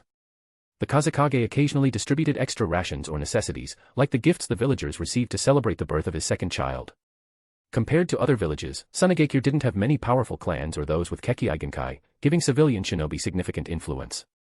This, along with his benevolence, had earned Raza the title, the kindest Kazekage, further raising his standing among the villagers. Inside the Kazekage's tower. Yes, Lord Kazekage. I guarantee the mission will be completed. Pakura, whose figure was as striking as her skills, accepted the mission scroll with a respectful bow. You may go. Return as soon as possible. Yes. Raza watched Pakura's departing back, his expression deep in thought. The Land of Wind was vast and sparsely populated, with its southern coastline frequently raided by rogue squads from the Land of Water. Since becoming a Chunin, most of Pakura's missions had been to exterminate these rogue Kirigakure shinobi. Her scorch release had claimed countless lives, making her a hero in Sunagekure, and a nightmare for the Mist Ninja. This mission was no different. She was to travel to a southern outpost and lead the Sand Shinobi in eliminating a Kirigakure squad that had been sighted there. After 10 consecutive days of travel, even the elite Jonin Pakura felt weary. The dust and grime clinging to her didn't help her mood either, but there was no time to stop. Passing through a narrow valley, a gentle breeze brought a rare moment of relief, lightening her spirits. 2 more days. Suddenly. Whiz. Whiz. Whiz, boom. Countless kunai rained down on her, many laced with explosive tags. What? An ambush. Pakura quickly evaded the barrage, disbelief flashing across her face. Had the southern outpost been overrun? That would be the only explanation for an attack this far into the land of wind. Judging by the intensity of the assault, there were at least 100 attackers. Earth release, earth flow spears. Pakura weaved through the relentless attacks, but a stray kunai grazed her arm. Blood seeped through her sleeve, and her heart sank. Water release, raging torrent. The attacks kept coming without a moment's respite. Every dodge was met with another wave of kunai and ninjutsu. And with no cover in the valley, she was trapped. This was a calculated ambush. The enemy knew her strengths and had prepared accordingly. I need to break through. Scorch release. Flames engulfed the valley, blinding the attackers temporarily. Water release, torrential rain. Sealing jutsu, 5 seal barrier. Water extinguished the flames, revealing Pakura's position once again. Her enemies wasted no time, tightening the trap. Pakura's several attempts to break out were thwarted, leaving her with more wounds and rapidly depleting stamina. Ha! She's weakening. Finish her off. The attackers, numbering at least 200, closed in. Among them were several jonin, and the valley was rigged with traps and barriers. Even with all her skills, Pakura couldn't escape. Take her head. We'll be heroes. A sudden, agonized scream cut through the din. What? She's right there, how is she still standing? Enemy attack. Fall back. It's a Kage-level shinobi. Before they could react, a voice rang out. Wind release, vacuum wave. A nearly invisible air blade swept across the valley. Rocks, Mist Ninja, everything in its path was split in two, even Jonin. The survivors scattered in terror. On the ridge stood a dark figure. Pakura, leaning against the valley wall, looked up at her savior. Squinting against the sunlight, she whispered, Lord Kazekage. Did the southern outpost. But as the figure came into focus, her expression turned pale and wary. Danzo. Danzo watched her closely. I just saved your life. Come up here. No need for that defensive stance, not even at your best could you stop me. Pakura, still cautious, climbed the steep valley wall. Outside, the bodies of her enemies confirmed their identities as Mist Ninja, but her confusion only deepened. Treat your wounds. Don't die on me now, I didn't rush here for nothing. Pakura began bandaging her injuries, though she never let down her guard. Ask your questions. No need to be so tense. You're not even worth my time. Danzo's suffocating aura made it clear he wasn't bluffing. The pressure forced Pakura to cough up blood, leaving her too weak to remain on guard. She sat on a flat rock, resigned. Why are you here in the land of wind? For you. Me. Danzo's cryptic smile only deepened her suspicion. You're just cargo. Not very valuable, but useful enough. A sudden spike of killing intent made Pakura cough up more blood. Try anything, and I'll make sure this trip was a waste. Danzo's eyes sharpened, locking onto her as she knelt weakly. You're stubborn. I'll need someone to explain things. At his signal, 2 figures emerged from behind a rocky outcrop. Their Sand Shinobi uniforms were unmistakable. Take off your masks. They obeyed, revealing dazed expressions, clear signs of genjutsu. Baki. Pakura gasped, recognizing one of them. Baki. Danzo mused. Well, that's a nice bonus. The other one's useless. Without hesitation, the second guard drew a kunai and slit his own throat, collapsing in a pool of blood. You. Pakura's eyes blazed with hatred. Danzo considered making a sarcastic remark but decided against mimicking Orochimaru's theatrics. Too distasteful. Chapter 68, Bargaining Chip. Don't look at me like that. Once you know the truth, you'll thank me. If you have any questions, ask him. Danzo remained indifferent to her hateful glare. If anything, he seemed mildly entertained. Pakura suppressed her fury, though her heart was filled with confusion. Baki, has Maru's left leg healed? Baki's vacant, hollow gaze stared into the distance as he answered mechanically. Maru injured his right leg. It was amputated a year ago. A wave of complex emotions washed over Pakura. Was this really the same comrade she once knew? Her doubts deepened. What are you doing here, Baki? Wasn't the southern outpost taken by Kirigakure? I'm here under orders from the Kazekage. The southern outpost wasn't taken. How could that be? And the Kirigakure nin? Her anger melted into shock. She pressed on, desperate for answers. Danzo watched her questioning with a perverse sense of satisfaction as the truth began to surface bit by bit. No, you're lying. You're under genjutsu. Baki. I haven't lied. Our mission was to observe Kirigakure's trade and report back to the Kazekage. Though Baki's answers were sparse, they were enough for Pakura to piece together a grim picture: sacrifices in Kirigakure's trade. Her complexion grew paler, and her chakra flared erratically. Her earlier composure was gone. No, it's all lies. Did Chiyo know about this? Silence. Clutching at her last straw, she refused to accept the truth. This can't be real. But she couldn't admit it. Refusing to give up, she frantically bombarded Baki with questions, grasping for meaning in a collapsing world. Danzo caught a kunai thrown at him and smiled at Pakura's breakdown. This is all you're doing, Danzo of Konoha's root. I know who you are. I'm a hero of Sunagakure, you won't manipulate me. Her frantic voice was laced with grief, panic, and determination. Her chakra flared, and the surrounding temperature spiked as she activated her scorch release. Sealing technique. Black runes crawled across her body, and silence fell over the world once more. Her movement stopped. She slumped onto a boulder, her limbs weak and lifeless, her eyes blank like a shattered doll discarded after cruel play. No, it's not like that. She muttered softly to herself. Danzo stepped closer, gently running a hand through her brown hair. Pakura gave no reaction. It's all right. I need you. Root needs you. One day, you'll return to Sunagakure and show them how wrong they were. You are Sunagakure's true hero. His voice seemed to echo in her very soul, carrying both temptation and salvation. Pakura lifted her head slightly, a faint spark in her eyes. She looked at Danzo and pleaded. Is that really possible?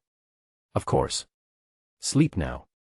When you wake, it'll be a new beginning, no more lies, no more nightmares. For once, Danzo smiled. In the sunlight, it was unnervingly sincere. Pakura collapsed onto the boulder and slipped into unconsciousness. Using genjutsu now may have been unethical, but it worked. With Pakura dealt with, Danzo turned to Baki. He thought for a moment before flicking his fingers. A blade of wind chakra lashed out, striking Baki and slamming him into a boulder. His fate was unclear as blood pooled beneath him. The desert's night brought a sharp temperature drop. Ah. Baki groaned through the pain clouding his mind. Slowly regaining consciousness, he felt a sharp sting on his face, a jackal was gnawing on his cheek. The scavengers feasting on corpses had noticed their live prey and began closing in, eager for fresh meat. Damn it. With all his strength, Baki managed to reach his leg pouch. Purple smoke erupted from it, spreading rapidly. The nearest jackal dropped. Then the second. And the third. The rest, terrified, fled into the night. Baki hadn't expected his corpse trap mechanism, designed to prevent enemies from looting his body, to save his life. He passed out again. On the seventh day, Kazekage Raza finally received news from the southern outpost, along with Baki's encrypted letter. The trade had gone awry. Every Kirigakure shinobi stationed in the south was dead. A mysterious third party had wiped them out, and Pakura's status was unknown. Raza studied the report, a scheming smile spreading across his lips. He had sold the same goods to two buyers. The Kirigakure shinobi and a potential rival had both been eliminated in the process. The trade with Kirigakure had been Raza's idea, approved by Sunagakure's upper ranks, who were all beneficiaries of the deal. After all, the village didn't need too many heroes. But the deal with Danzo. That was Raza's secret alone. The Kirigakure shinobi, Scorch Release Bloodline, and Southern Outpost, all were just bargaining chips. Chapter 69, Expansion. The shinobi world had finally calmed, and time passed quickly. It had been a year and a half since Namikaze Minato became the fourth Hokage. His prestige in Konoha was quietly approaching that of the strongest Hokage, the third Hokage. This wasn't due to strength alone but rather his influence within the village. Even the proud Uchiha clan had been won over by Minato's broad-minded nature and personal charisma. His policy of treating everyone equally and the introduction of substantial financial investments helped resolve many of the political issues left behind by the third Hokage. Perhaps inspired by the commercial successes they had witnessed, Minato had spent the last year implementing policies that strongly supported Konoha's internal commerce and attracted merchants from outside the village. Konoha's prosperity grew, bringing benefits to the various clans within the village. They wisely aligned themselves with the fourth Hokage, recognizing the potential for further gain. Externally, Konoha carried itself as a victorious nation, adopting a firm yet tactful diplomatic stance that left the other villages unwilling to underestimate their young Hokage. Even Iwagakure, known for its stubbornness, softened its stance on the land of grass after several diplomatic encounters. At the same time, the elders' influence waned as they appeared at the Hokage office less frequently. However, Danzo remained an exception. To the outside world, he seemed more like the Hokage's chief advisor than a member of the Council of Elders. Deeply trusted by the fourth Hokage, Danzo's influence within Konoha only continued to grow. His decisive, pragmatic methods gradually gained the recognition of many shinobi clans. In the Hokage office, plans for the village's next phase of development were in full swing. This area needs barrier reinforcement, and I want it completed in 2 months. As for this street's layout, Minato was preparing to expand Konoha by another third. Craftsmen from across the Land of Fire had already been recruited. The various clan representatives present were enthusiastic about the expansion since they would directly benefit from it. Along with allocating housing to those without homes, we'll attract around 1,000 families from the Land of Fire and establish 3 commercial streets. Minato had already finalized the details of the expansion with Danzo. Most of the meeting involved task assignments, but judging from the smiles on the clan leaders' faces, they were satisfied with how profits would be divided. Suddenly adding so many new villagers, won't the other villages take advantage of this? Hyuga Hayashi voiced his concerns. Since its founding, Konoha had consistently absorbed new villagers but never at this scale. Leave that to Root, Danzo calmly took on the task and continued, as for incorporating new villagers, I suggest placing the 16 villages within 30 kilometers of Konoha under our administration. When Konoha needs fresh blood, we can select villagers from these settlements. This will help prevent spies from infiltrating while ensuring they quickly integrate. What about the daimyo? Someone asked, skeptical about the plan. It's settled. We'll proceed as Elder Danzo suggested. I'll send a letter to the daimyo, Minato said, finalizing the decision. He turned to Nara Shikaku, who stood quietly nearby. Prepare a detailed plan for regulating the surrounding villages. Yes, Shikaku responded. The Nara clan's previous patriarch had stepped down 3 months ago, and Shikaku now led the clan.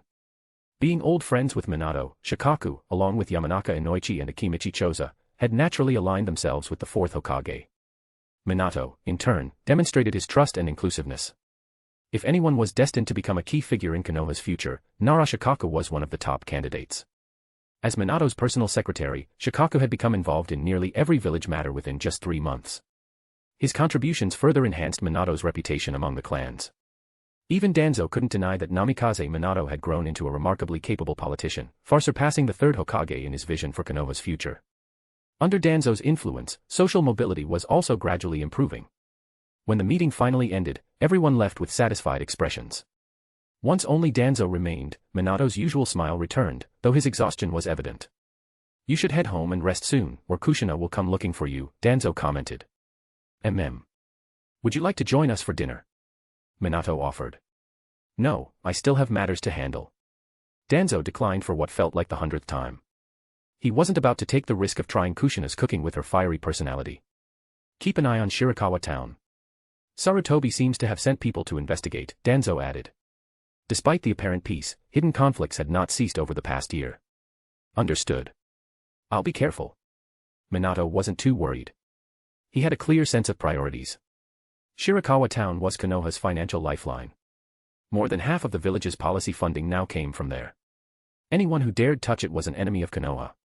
Chapter 70, Shirakawa town. As sunlight bathed Konohagakure, the streets quickly filled with merchants and villagers. The recent expansion had attracted many outsiders seeking new opportunities. Knock knock knock. The office door of the Hokage tower echoed with the sound of knocking. Come in, Minato's calm voice invited. Hiruzen Sarutobi stepped inside slowly, his eyes scanning the familiar surroundings, a trace of nostalgia in his gaze. Minato put down the scrolls he was working on and stood to greet the third Hokage, gesturing for him to take a seat. Minato, what did you need me for? It's about the Land of Grass again. With the ongoing expansion, many root members have been reassigned, so we need assistance, Minato explained. Officially, the Land of Grass was a neutral nation. After several diplomatic confrontations, Iwagakure had acknowledged its sovereignty and recalled its overt forces to the Land of Earth. However, the tug-of-war between Konoha and Iwagakure over influence in the Land of Grass never truly ceased behind the scenes. For both villages, the Land of Grass was a crucial strategic location. Minato hoped Hiruzen's ANBU team could take charge of the matter. Understood. Leave it to me, I won't let Konoha's interest be compromised, Hiruzen agreed without hesitation. The two exchanged updates on Konoha's recent developments and challenges until Shikaku Nara knocked and entered with urgent documents for the fourth Hokage. Hiruzen took this as his cue to leave. Back at the Sarutobi estate, Hiruzen appeared troubled upon returning home. "Old man, what task did the fourth give you?" a voice called. A 17-year-old Asuma Sarutobi, a cigarette dangling from his lips, sauntered into view with a rebellious, carefree air. "It's likely related to the investigation you were working on, it's been exposed," Hiruzen said, lighting his pipe. His frown deepened. "I can't believe they'd be so bold. It's treason against the land of fire," Asuma said with barely concealed anger. There was no respect in his tone, only frustration. His attitude fit his role as a member of the 12 Guardian Ninja. They believed the Land of Fire's daimyo was the nation's true foundation, some even advocating for disbanding the ninja villages and pledging full loyalty to the daimyo. Asuma's return to Konoha was part of the investigation into Shirakawa Town. Though officially under the control of the Land of Fire, no noble who tried to extend influence into the town ever succeeded. As Shirakawa Town's wealth grew, it had finally caught the attention of the higher-ups in the Land of Fire. "I didn't think they'd go this far either." Hiruzen's eyes clouded with uncertainty. From the data Asuma brought back and his own findings, it was clear Konoha's economy was becoming increasingly independent of the Land of Fire. This was unprecedented in Hiruzen's years as Hokage, an independent Konoha outside the daimyo's control. He wasn't sure if it was a good or bad thing, but it had certainly drawn the daimyo's ire. "We need to report to the daimyo. Old man, do what you can to negotiate. If this keeps up, Konoha will lose the daimyo's trust," Asuma warned before leaving. Hiruzen sat there for a long time, lost in thought, before giving a bitter smile. How could he negotiate? A year ago, he could have gathered some of the clans to oppose the fourth Hokage. But now? In the dim underground chamber, the same stone chair remained as always. "They've left Konoha. Should we?" Itachi's tone was calm, but there was a hidden edge of killing intent. "No need. Conflict is inevitable, it's just a matter of timing," Danzo replied, glancing at the young Uchiha. "As the young master of Shirakawa Town, what have you observed over the past year?" "Stability, prosperity. Konoha has grown stronger as a result," Itachi answered without hesitation. Under the guise of being a surviving noble orphan, Itachi had watched Shirakawa Town's transformation firsthand.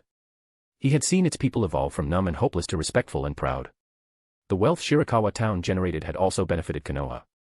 Under the fourth Hokage's leadership, the prejudice against the Uchiha clan had gradually faded.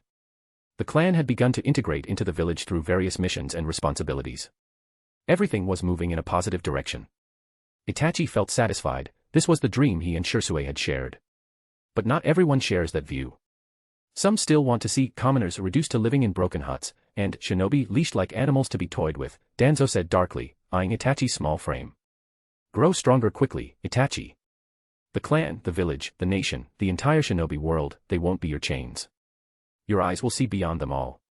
His voice was filled with expectation, along with a hint of frustration toward the system itself. Why wasn't the system acknowledging Itachi's loyalty and respect? He could feel the boy's recognition, yet the system refused to reflect it. "I will always stand at your right hand, witnessing your path," Itachi vowed, kneeling on one knee. "Little runt, the right side of Danzo-sama is reserved for me alone." A cold, beautiful voice rang out from behind Danzo. The temperature in the chamber seemed to rise as the speaker's irritation became palpable. Chapter 71, Chunin Selection Exam. The expansion of Konoha was in full swing, drawing considerable attention from many parties. Seizing the opportunity, the fourth Hokage held the Chunin promotion exams within Konoha. Although no allied nations were invited, it remained a grand event within the Land of Fire. As per tradition, several noble families from the Land of Fire were invited to observe the proceedings. Major clans began preparing in earnest, hoping to leave a lasting impression on the Hokage and the upper echelons of Konoha.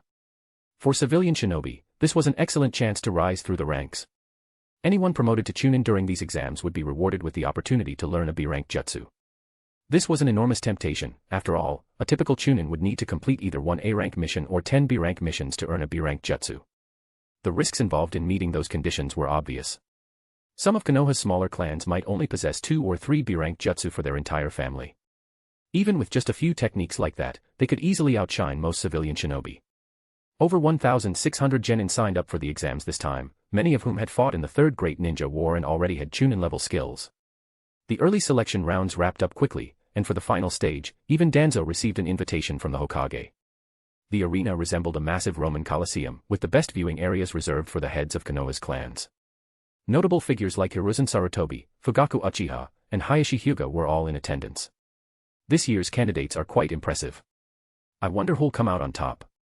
Definitely someone from the Uchiha clan. 9 of their members made it to the finals. The Hyuga clan's not far behind, with 7 finalists. In the distance, several representatives from the Land of Fire's nobility sat with an air of detachment.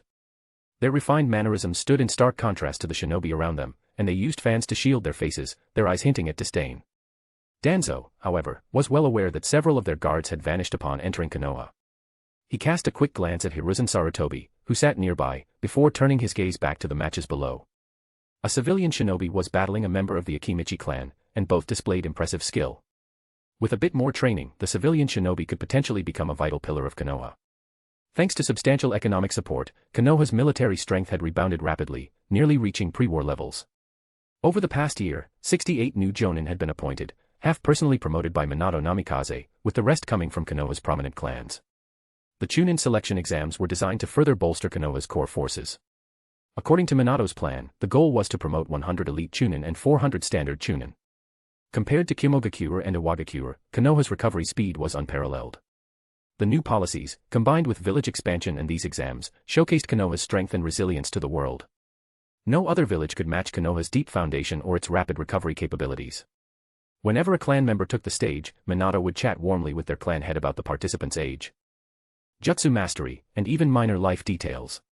In such a grand setting, being seen conversing with the Hokage was a significant political marker, proof of the Hokage's recognition of the clan's strength. It also came with considerable prestige, earning envious glances from those nearby. Fugaku Uchiha, seated in the stands, hadn't stopped smiling the entire time. This was a stark contrast to how the Uchiha clan had been treated in the past. Minato casually remarked as he watched an Uchiha youth launch a fierce attack in the arena. Once the exams end, I'd like to assign 50 Chunin to the Konoha police force. What do you think, clan head Fugaku? No objections at all. The Konoha police force belongs to the village, after all, Fugaku responded readily, already having discussed the matter with Danzo beforehand. The other clan heads listening in couldn't hide their surprise at the arrangement. Hayashi Hyuga had the second most conversations with Minato after Fugaku. Minato had also entrusted him with added responsibility, the leadership of Konoha's medical division. Hayashi immediately accepted. Thanks to Tsunade's contributions, the medical division had become a cornerstone of Konoha, and the Hyuga clan's abilities were well suited to the field. Meanwhile, several family representatives approached Danzo to discuss the performance of their children in the route.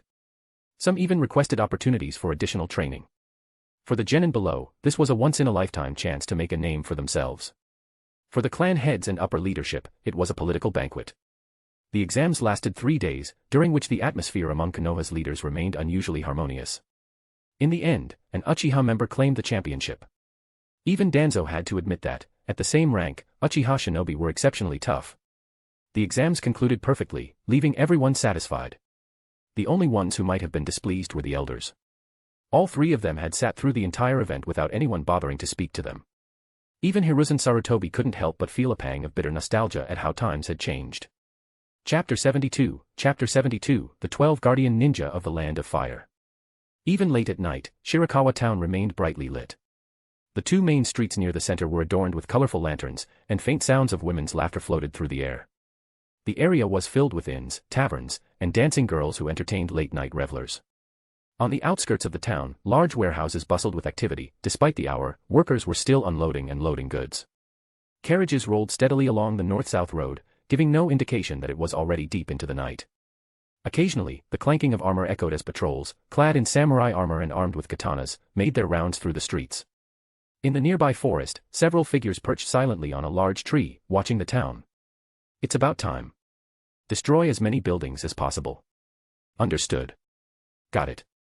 Just as they jumped down to disperse, a flash of lightning blocked their path. Welcome to Shirakawa town. Kakashi stepped out from the shadows, his face obscured by a mask.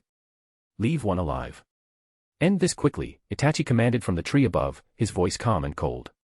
Despite his youthful tone, his words carried a strange authority. Yes. Without hesitation, Kakashi's Chidori crackled to life, and he charged forward. 2 ANBU members followed close behind. This mission, assigned by the 4th Hokage, was to follow the orders of the Root Division. Kakashi, privy to certain details, understood that these enemies hailed from the Land of Fire. His teacher, the Hokage, still seemed hesitant about this operation. You brats are awfully cocky. The four men glared at the masked youngsters who treated them like mere small fry. When had they ever been looked down upon like this? Sparks of lightning danced across their bodies, more intense than Kakashi's Chidori. It was clear they were highly skilled in lightning release techniques. Yet Kakashi and Itachi weren't troubled. They frowned instead when they saw the four enemies holding their positions rather than fleeing after being discovered. Their behavior was puzzling for shinobi. Staying to fight after a failed mission. They're more reckless than I expected. Itachi's Sharingan activated, the three tomo spinning as he prepared to join the fray. Fire release, Phoenix Sage Flower Nail Crimson. The four shinobi, masters of lightning release, consisted of 3 jonin and 1 elite jonin. Their coordinated combat style matched the intelligence reports. These were the infamous 4 brothers of the 12 guardian ninja of the Land of Fire. Even with Kakashi, Itachi, and 2 ANBU jonin, they couldn't easily take down the brothers in a short time.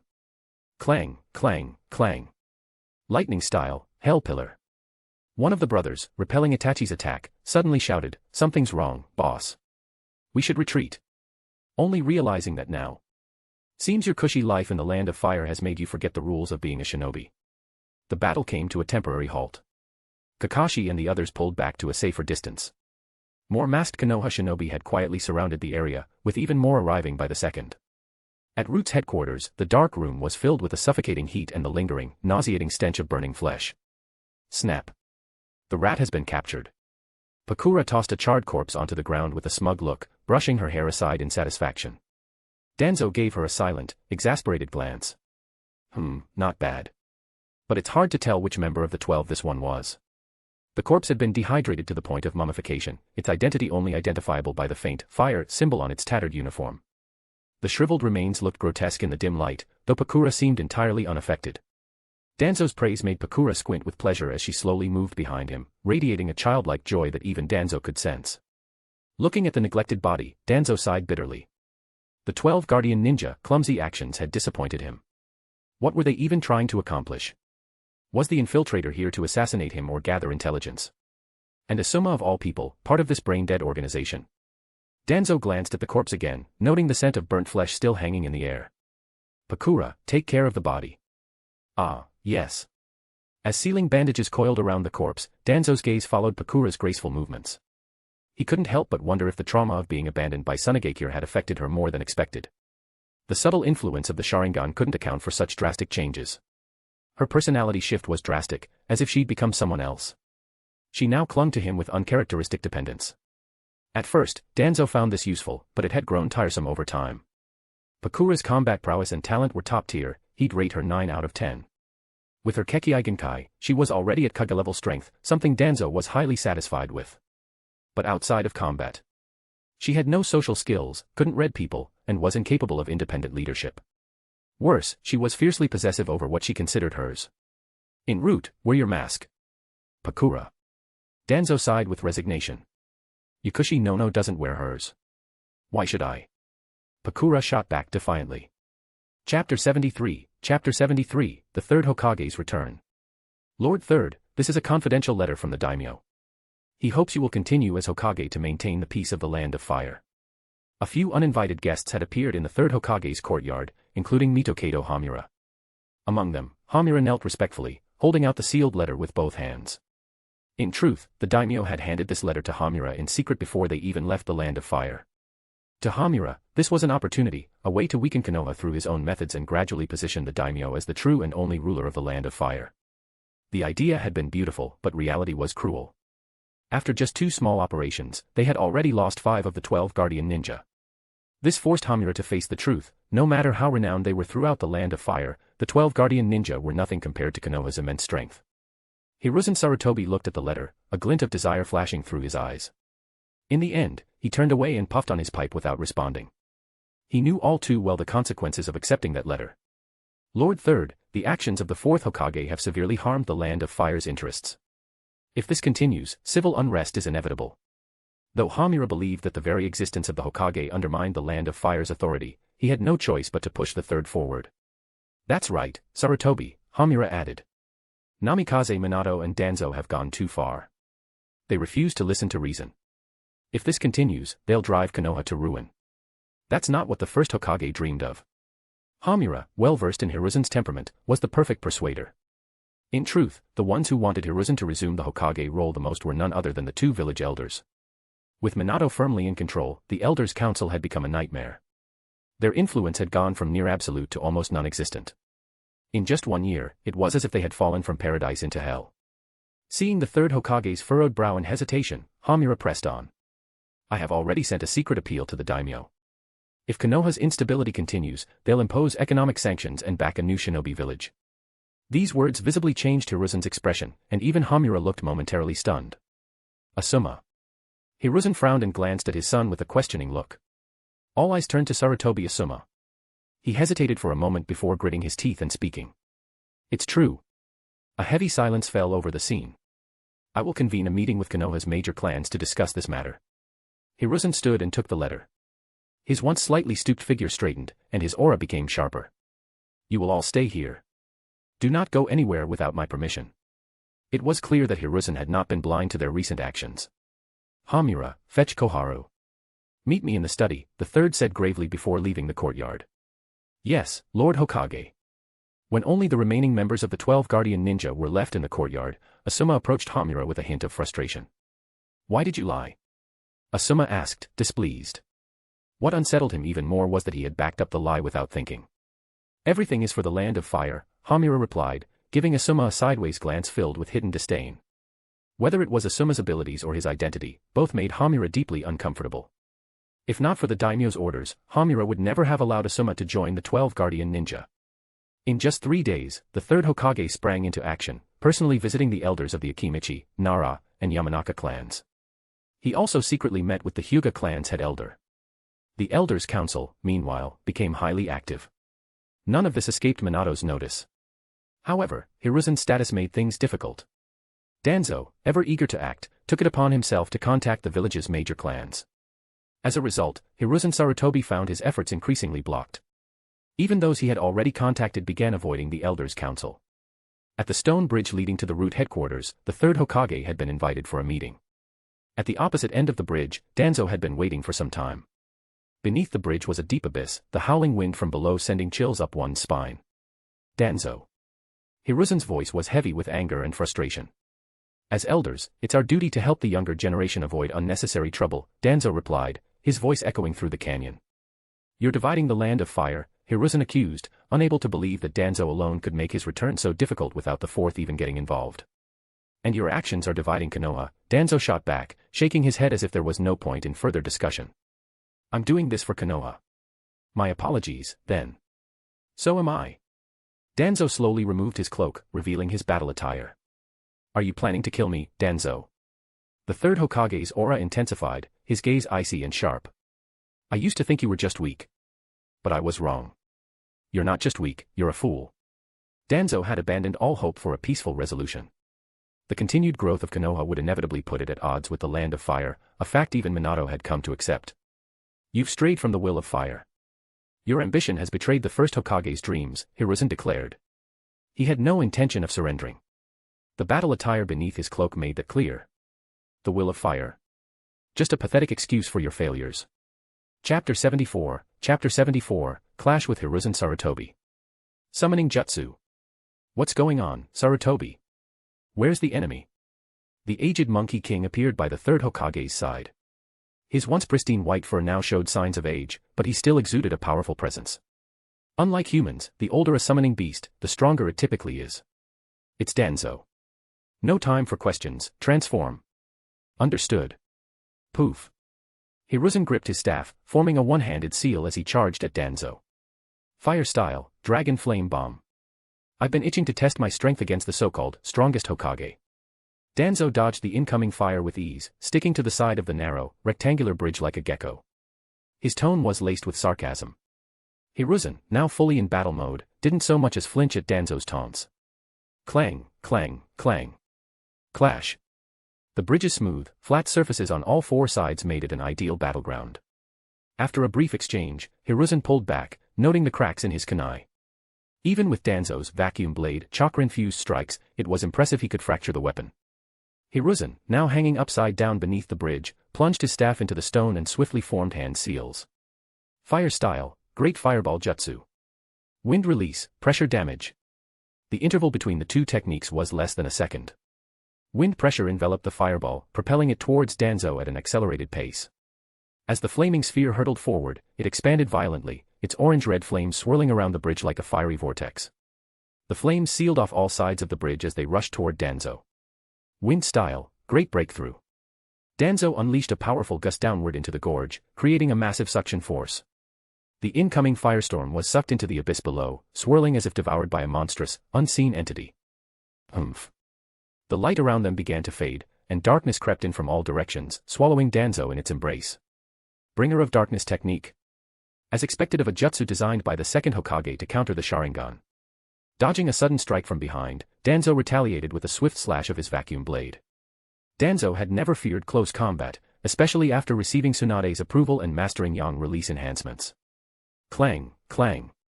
With a relentless flurry of attacks, Danzo's blade finally found an opening, stabbing straight at Hiruzen's chest. Poof.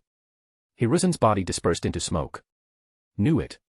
Danzo scanned the area, his sharp eyes taking in the vast canyon. He now stood alone on the stone bridge, frowning. Ninja tricks. Always so annoying. Wind style, net trap.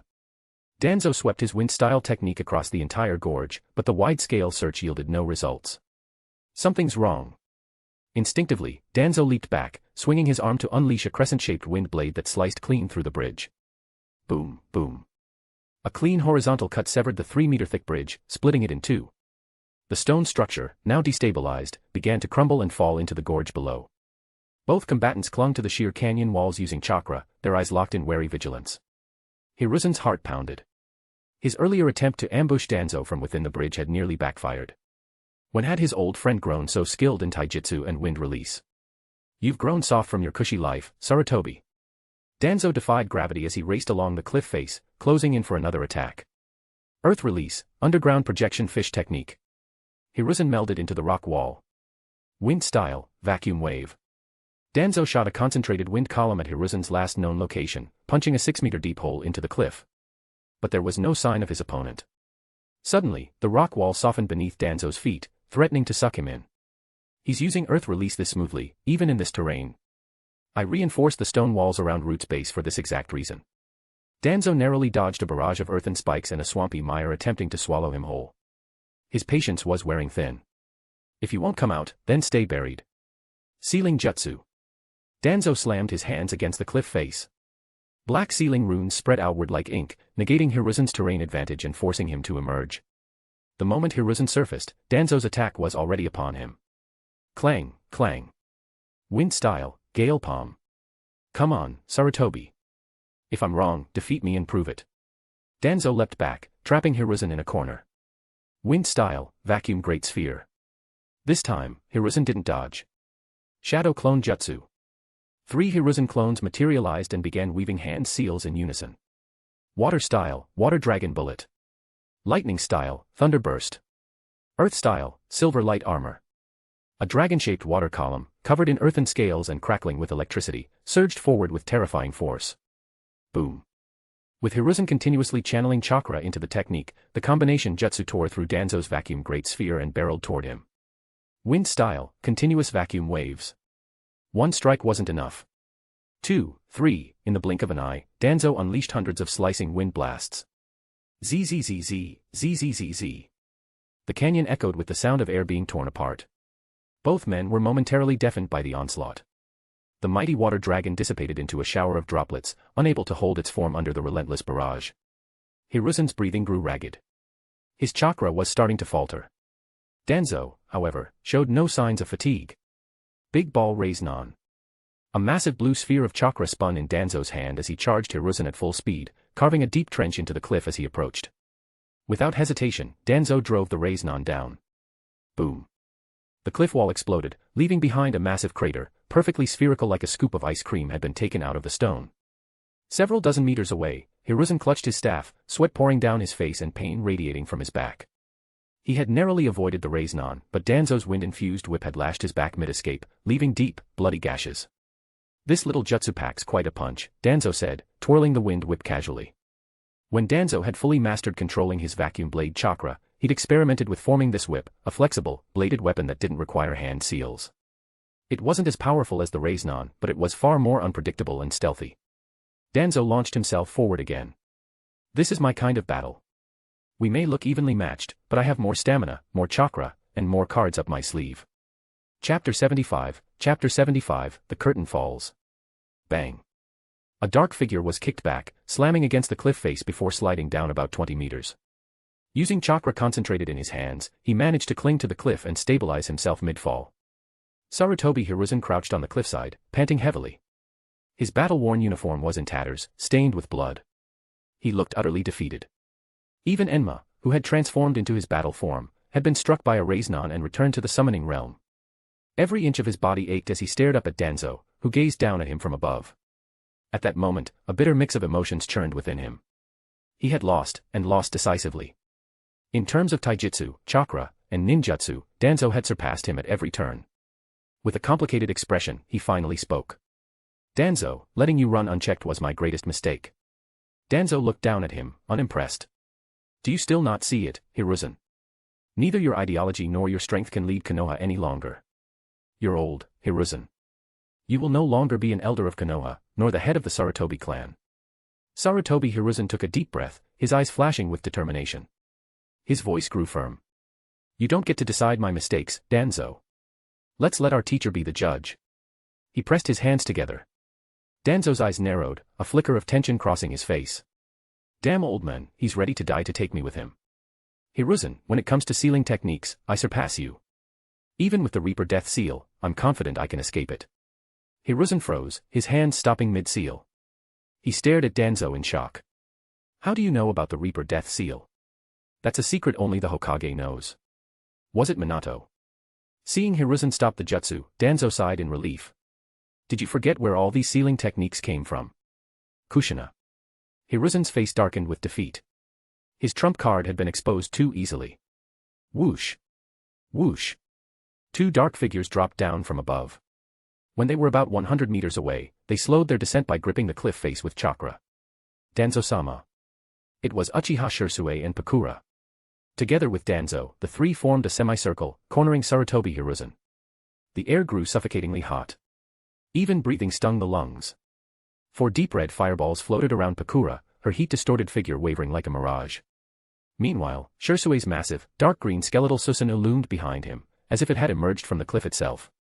Its flaming green eyes locked onto Hiruzen with an unyielding stare. Scorch release Kekkei Genkai. Mangekyo Sharingan. Susanoo. 2 Kage-level shinobi. Even as exhausted as he was, Hiruzen's sharp eyes caught the gravity of the situation. How can this be? His confusion shifted to shock. Everything today was shattering Hiruzen's worldview. When had Konoha gained so many Kage-level shinobi without him knowing? Hiruzen, just go home. Konoha's growth has far surpassed your imagination. Minato can lead the village through any challenge. Danzo initially wanted to mock him with you don't know the true strength of Konoha, but he was wary of pushing Hiruzen to the brink. Killing him would likely provoke Minato's wrath. Danzo thought it best to let Hiruzen see reality and retire peacefully to spend time with his grandchildren.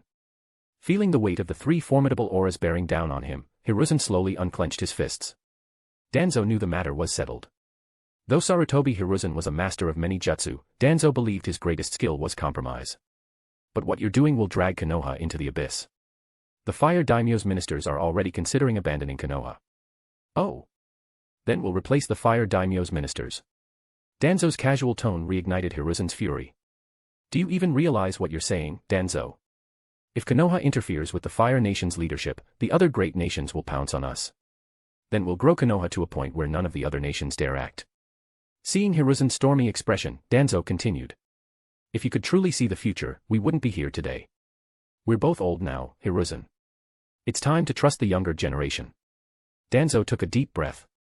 There were moments when he wanted to kill Hiruzen or be killed by him just to end it all. Convincing a stubborn old man was far too exhausting. Trust your own judgment. Minato will handle everything. After all, you were the one who chose him back then. In the end, neither of them managed to convince the other, but the outcome wasn't bad. Sarutobi Hiruzen reluctantly agreed to step down. His ANBU were taken back under the village's control. This political struggle, as usual, had been resolved through combat. The only regret was that several of the Fire Nation's 12 guardians had escaped, including Asuma, who had left Konoha with them.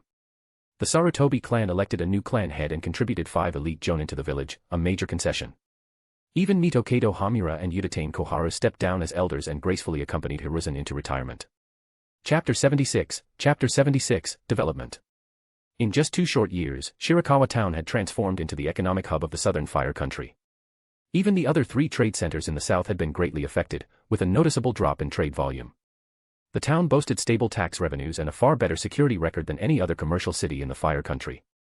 No aristocrats or other factions dared to impose taxes or exploit merchants, creating a genuinely fair and just trade environment. With the boom in commerce, establishments such as inns, bars, hot springs, and casinos sprang up like mushrooms after a rainstorm. Various new services were introduced, offering luxury experiences without regard to one's background, so long as they had money. Shirakawa Town became a famous destination for indulgence in the Fire Country. The town's resident population had already surpassed 60,000, and monthly foot traffic exceeded 400,000. Few cities in the Fire Country could rival Shirakawa Town's prosperity, and its ability to attract wealth was undeniable. Even forces outside the Fire Country coveted it. Each year, over 1 billion ryo was spent on protection measures. On the surface, Shirakawa Town had established long-term partnerships with Kanagakuwa and the Land of Iron. This year alone, it had contributed 1.5 billion in taxes to the Fire Country. Yet even that was not enough to satisfy some. Throughout this period, officials had been appointed multiple times, and nobles had repeatedly tried to interfere. This was followed by attempts to block trade routes and embargo goods. However, under the sheer force of Konoha's protection, those appointed officials and soldiers enforcing the blockades fell to the blades of wandering Fire Country shinobi. Namikaze Minato even received several letters of condemnation from the Fire Country daimyo for this. As for the previous tactic of cutting Konoha's funding, the Fire Country had ceased all financial support a year ago. The power struggle between the two parties had almost moved entirely into the open. Despite the tension, Konoha's development remained unaffected. Using the excuse of safeguarding the surrounding area, Konoha announced unilaterally. To prevent similar situations from arising near Konoha, we are expanding our territory by an additional 30 kilometers. Konoha's jurisdiction grew from 16 towns and villages to 41, adding over 30,000 civilians who could provide the village with fresh blood at any time. At Danzo's suggestion, village leaders and administrators were now often retired or disabled Konoha shinobi. At this point, Konoha had evolved from being merely the Fire Country's military force into something resembling a nation within a nation. Inside the Hokage's office, Namikaze Minato and Danzo sat across from each other. With Minato's increasing prestige, Danzo was perhaps the only one who still had a seat in the Hokage's office. The daimyo of the Grass Country has been acting a little restless, and his stance is unclear. Konoha had previously helped the Grass Country drive away Iwagakure shinobi through diplomatic means, under the agreement that Konoha could station troops at their border. However, the Grass Country daimyo had since stalled on the promise. Recently, the Fire Country daimyo had been quiet, but Minato felt this unusual calm was cause for concern. They can't exert control over Konoha internally, so they're likely turning to external forces. The Grass Country probably won't be reliable, and Iwagakure's movements have been strange. Danzo understood that the daimyo overturning the table outright was unlikely, but it was entirely possible they would use outside forces to suppress Konoha. It's best to strike first. Konoha has both money and manpower now, we should station troops at the Grass Country border immediately. Minato pondered for a moment. Yes, that seems necessary, but we still need a pretext. Konoha had to make the Grass Country pay a price, and they also needed to protect their standing in the shinobi world. Thankfully, Konoha now had the confidence to take such steps. I'll handle it. A caravan from Shirakawa Town is heading to the Grass Country soon. We can use that as an excuse to reinforce the border. Minato glanced at Danzo, who remained impassive, and a complicated expression flashed in his eyes. Konoha's current development owed much to Danzo's philosophy and actions. At times, Minato even wondered if Danzo would have done a better job as Hokage. All right, I'll leave this matter in your hands. Danzo felt Konoha was already on the right path, one unique in the shinobi world. Even without him, Minato wouldn't allow Konoha to fall back under the Fire Country's control. The daimyo's past suppression efforts were largely the result of ingrained class ideologies, with few daring to break free from that mindset. But now, the daimyo's feeble attempts to test and suppress Konoha clearly demonstrated one truth: once freed from economic shackles, superior military force dictated the world's order. Though their relationship had deteriorated badly, the daimyo still didn't dare to make an overt move. Over the past year, Danzo had gradually reduced his interference in Konoha's internal affairs, allowing Minato, the rightful fourth Hokage, to take full leadership and avoid unnecessary friction. Instead, Danzo focused on developing root and improving his own strength. However, the stronger he became, the harder it was to achieve any meaningful breakthroughs. Fortunately, the laboratory had recently made a significant breakthrough. They could now stabilize the cells of both the Senju and Uchiha clans. The only issue was the lack of a suitable host to fuse the two powers. This immediately made Danzo think of White Zetsu's cells. Chapter 77, The Family's Interests. MT Mayaboku was like a world of its own, completely out of sync with the outside environment, its surroundings filled with dense natural chakra. In the place where the chakra was most concentrated stood a grand and towering palace. Great Toad Sage, young Jiraiya is here, a voice called out. At the top sat a massive, ancient toad, its eyes closed as it drifted in a dream. Great Toad Sage. Fukasaku called again. The old sage slowly opened his eyes, his gaze confused as it landed on the two tiny figures below him. Oh. Fukasaku and little Jiraiya. What brings you to me? Fukasaku was unfazed by the greeting, bowing respectfully. You mentioned something in your dream, so I brought Jiraiya as you requested. Did I? The sage's cloudy eyes filled with contemplation as he tried to recall. After a long moment, he looked at Jiraiya. Oh. I seem to have forgotten what I needed to tell you. My dream changed, the vision shifted, and the original scenes disappeared. Everything is changing, whether for good or ill, I don't know. Jiraiya, you must find the child of prophecy quickly. Before he could finish, his eyes slowly closed again, and soon, soft snoring filled the air. Jiraiya smiled faintly. I've already found the child of prophecy. I believe he will lead this world to peace. A warm and confident face flashed in Jiraiya's mind. Night fell, and the illuminated streets of Kanahagakure made the village seem especially peaceful and prosperous. Not far from the Hokage's office stood a newly fenced-off compound, the original Uchiha settlement from when the village was founded. After the second Hokage took power, the clan had been forced to vacate this land under the guise of building a ninja academy and hospital. But the real reason was Uchiha Madara's involvement in the first Hokage's death, punishment for the Uchiha clan.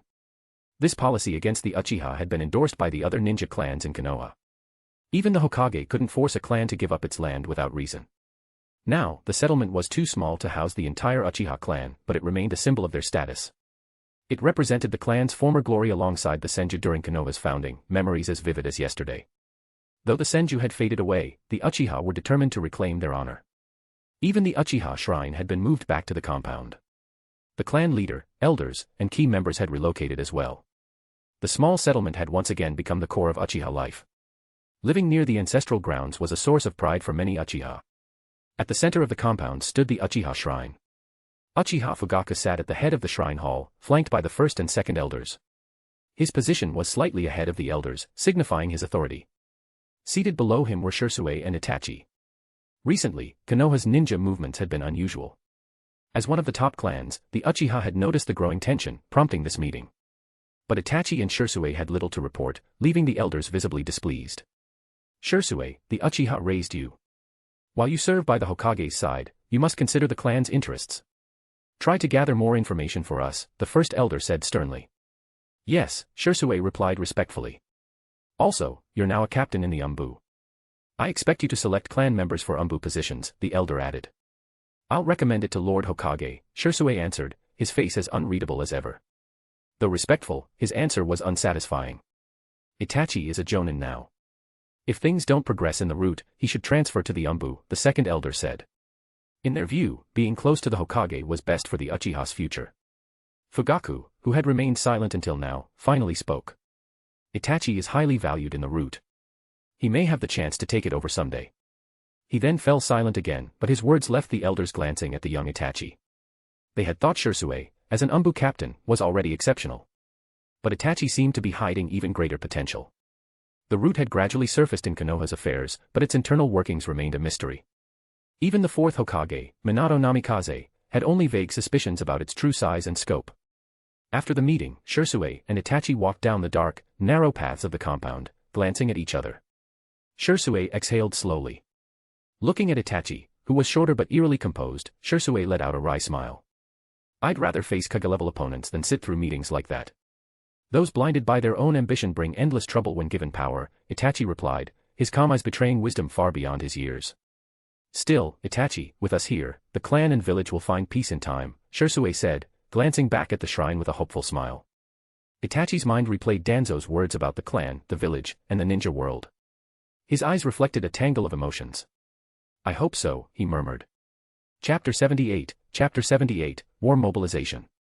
The ninja world is stirring. It started with the disappearance of a merchant caravan on the border between the land of fire and the land of grass. The border patrols sent to investigate were ambushed by rogue ninja. Konoha responded by reinforcing its defenses along the border. Not long after the news spread, the daimyo of the land of grass announced a military pact with the land of earth. As part of the agreement, Iwagakure would station 1,000 ninja in the land of grass to maintain internal stability. What began as a minor dispute escalated into a growing standoff, with troop numbers increasing from 1,000 to 2,000, then 3,000. Though no blows had yet been exchanged, the entire ninja world turned its eyes toward the simmering conflict. Iwagakure, with its rocky, earthen tones, was stark and unadorned. The scenery of the village was plain but conveyed an air of ancient solidity. At the center of the village stood the Tsuchikige's towering office. "Old man, are we really on the brink of another war already?" "The last one just ended," grumbled Akatsuchi. His blunt tone only added to the Tsuchikage Inoki's growing irritation. Should have known better than to listen to the daimyo. That young Hokage and that old schemer Danzo, they're more stubborn than I am. The daimyo's letter had made it sound like they'd gained the upper hand, but now it seemed the move had backfired spectacularly. Not even Inoki had foreseen the current standoff. Konoha's recovered faster than we expected. "If we fight them now, we won't gain any advantage," Akatsuchi added, his usually carefree expression unusually serious. Iwagakure still hadn't fully recovered from its losses in the Third Shinobi War. "Enough. I don't need you to tell me that," Inoki snapped. "Tomorrow, take a squad to the land of grass and make sure things don't escalate into a full-blown war." Despite his frustration, Inoki couldn't stomach the idea of retreating from the land of grass. Giving up the position now would be like surrendering a prime cut of meat right before taking a bite. And if he backed down, he'd have to explain it to the daimyo, who had already sunk a fortune into this deployment. They were too far in to turn back now. Meanwhile, in Konoha's conference room at the Hokage Tower. "We must send more reinforcements to the grass border. Even if it leads to war, we can't back down," Minato Namikaze declared, his eyes sharp as he surveyed the room. His words left no room for negotiation, they were firm, resolute, and carried the weight of his position. It was a mess left behind by the third Hokage. If Iwagakure established a permanent base in the land of grass, the entire northwestern defense line of the land of fire would need to expand threefold. "I want each clan to mobilize its best. We'll form a 4,000-strong force to join the 3,000 already stationed at the front and reclaim the land of grass once and for all." Minato's gaze swept the room. "The Uchiha clan will send 15 jonin and 300 chunin," said Uchiha Fugaku firmly. "The Hyuga clan will send 15 jonin and 1 elder," Hyuga Hayashi added. "The Sarutobi clan will contribute 5 jonin and 200 chunin," another voice followed. With the Uchiha and Hyuga clans leading the charge and the Sarutobi clan giving it their all, the rest of the clans began to pledge their support as well. Each wanted their family to secure a stronger position within Konoha's ranks. A flicker of satisfaction crossed Minato's eyes. As long as they maintained unity, Konoha would face any challenge head-on. "I'm also looking for a commander for this campaign. I'd like anyone interested to step forward," Minato said, throwing another bombshell into the room. The crowd's eyes lit up. Commanding a campaign like this was dangerous, but the potential rewards were huge. Victory would mean more influence at the top. And everyone had confidence in Konoha's strength. The village's rapid development over the past 2 years was no secret. Even with an additional 7,000 troops being deployed, Konoha had the capacity. But despite the enthusiasm, everyone knew the true competition was between 2 clans and 1 elder seated near Minato with his eyes closed. "The Hyuga clan is ready to serve the Hokage," declared Hayashi. "I'll personally lead the campaign to reclaim the land of grass," Uchiha Fugaku said, his gaze burning with determination. "I believe clan leader Hayashi is best suited for the role of commander." One elder began. "Clan leader Fugaku has experience defending against the land of water," another argued. In the end, Uchiha Fugaku emerged as the commander, though the Hyuga clan secured the role of deputy commander, with Hyuga Hisashi taking the post. Other prominent clans also received various roles. News of Iwagakure's incursion spread quickly through Konoha. In peacetime, strength, stability, and prosperity could be overlooked. But when the Hokage issued the call to arms, Konoha's great machine roared to life. Within 5 days, waves of ninja and supplies were racing toward the northwestern border of the land of fire. Chapter 79, Compromise. With Konoha stationing 7,000 shinobi at the border, Tsuchikage Inoki had no choice but to personally lead the reinforcements. Although the two sides had entered a military standoff, no casualties had yet been recorded. Until a clear order to engage was given, even if scouting teams from both sides crossed paths, they would quietly retreat to avoid combat. Inoki's temporary command post was set up in the daimyo's mansion in the land of grass.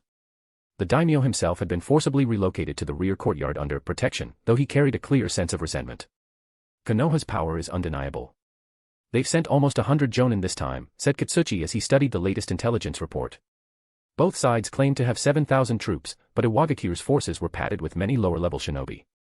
Yet, this didn't mean Iwagakure was weak. After enduring 3 shinobi wars, they had managed to mobilize 7,000 shinobi without weakening their border defenses, something even Kimogakure couldn't do at the moment. Other villages were in even worse shape. Jonin are nothing. You've never seen Konoha in its prime, Inoki said, his face shadowed with old memories and a trace of bitterness. Iwagakure has fallen behind in some respects. I miss my old rival. I made a mistake this time. Inoki hadn't expected the situation to escalate this severely.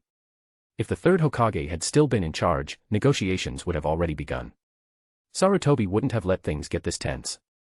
So, what now? If this standoff drags on, it'll drain us. And if war breaks out? Katsuchi trailed off. Inoki sighed. Send someone to contact Konoha. Open negotiations. Katsuchi blinked in surprise. His father was famously stubborn. Was it old age catching up? Old man. Katsuchi began, trying to offer reassurance. But Inoki cut him off. Also, send a message to Kimogakure. Let them know we'll tie up Konoha's main forces here in the land of grass.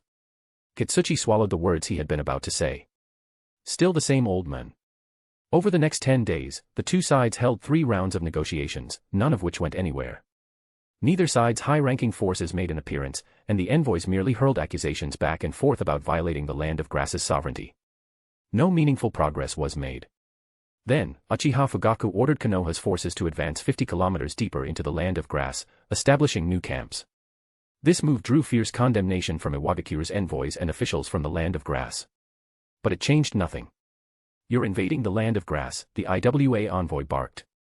Konoha has every right to ensure the stability and sovereignty of the lands bordering the land of fire, Nara Senki retorted coldly.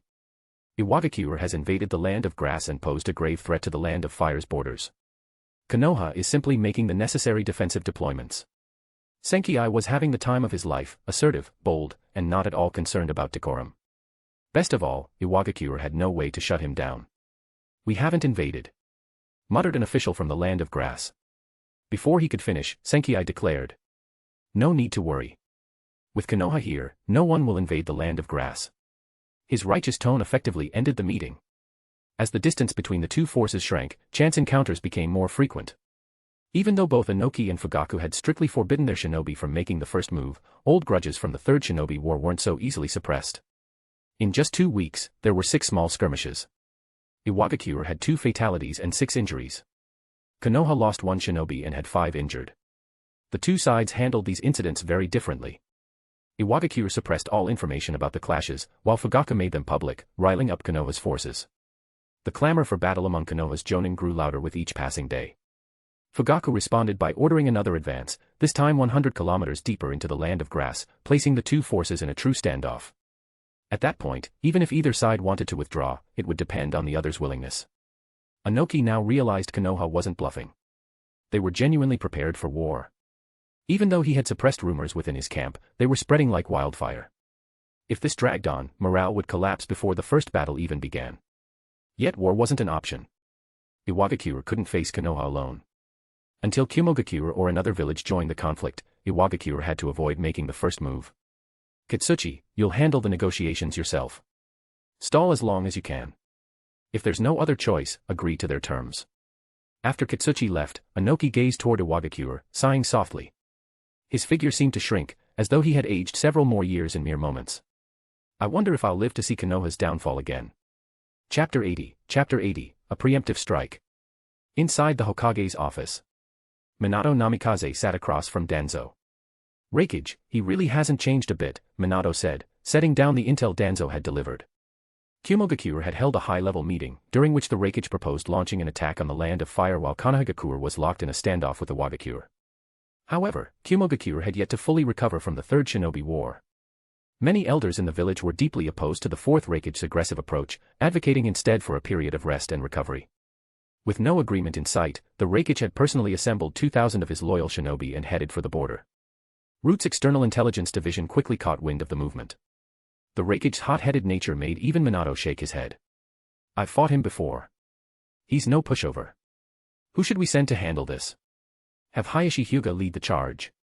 I'll take Root to provide support. Good idea, Minato agreed with a nod. The Hyuga clan was the best choice for this mission, and keeping any one group from monopolizing power within the village was important.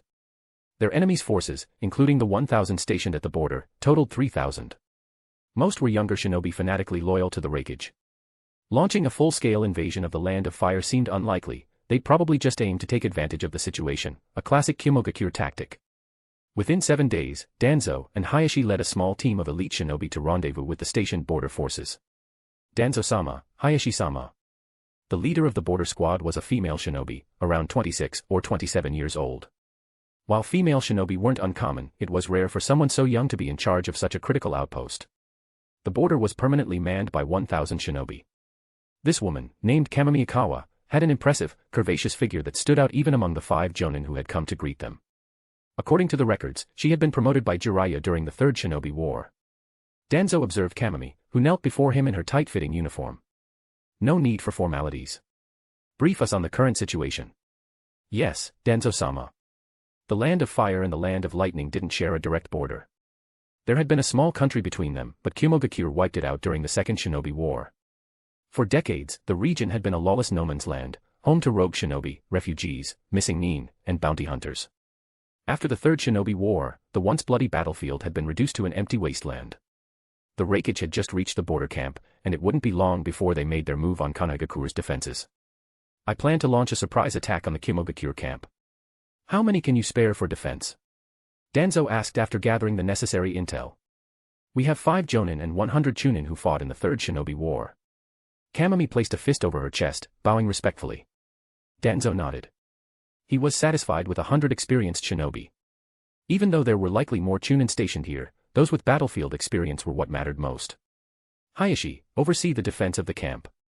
I'll take Root to cripple Kumogakure's morale. Any objections? I'll leave it to you, Danzo-sama. Hayashi then turned to another shinobi. Zensuke, take 100 shinobi and follow Danzo-sama's orders. Despite his role as commander, Hayashi dared not show any arrogance around Danzo.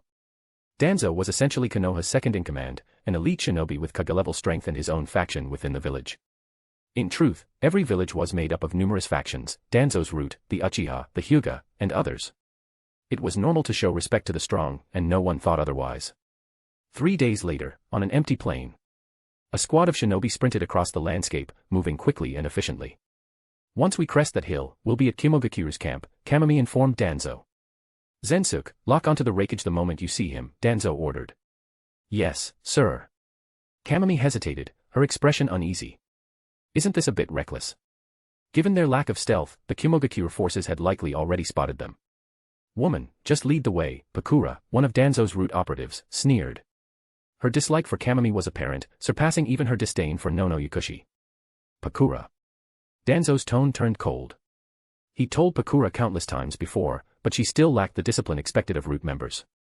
If it weren't for her loyalty, strength, and usefulness, Danzo would have sent her to the Land of Rivers long ago. Yes, sir, Pakura responded respectfully, though she inwardly bristled. However, she didn't dare openly defy Danzo. Her animosity toward Kamami only deepened. Danzo's reprimand was entirely Kamami's fault, in her eyes. Danzo turned his gaze to Kamami, who was running steadily by his side without the slightest sign of fatigue. Stay by Zensuke's side and protect yourself. Leave the Raikage guards to Pakura and Root.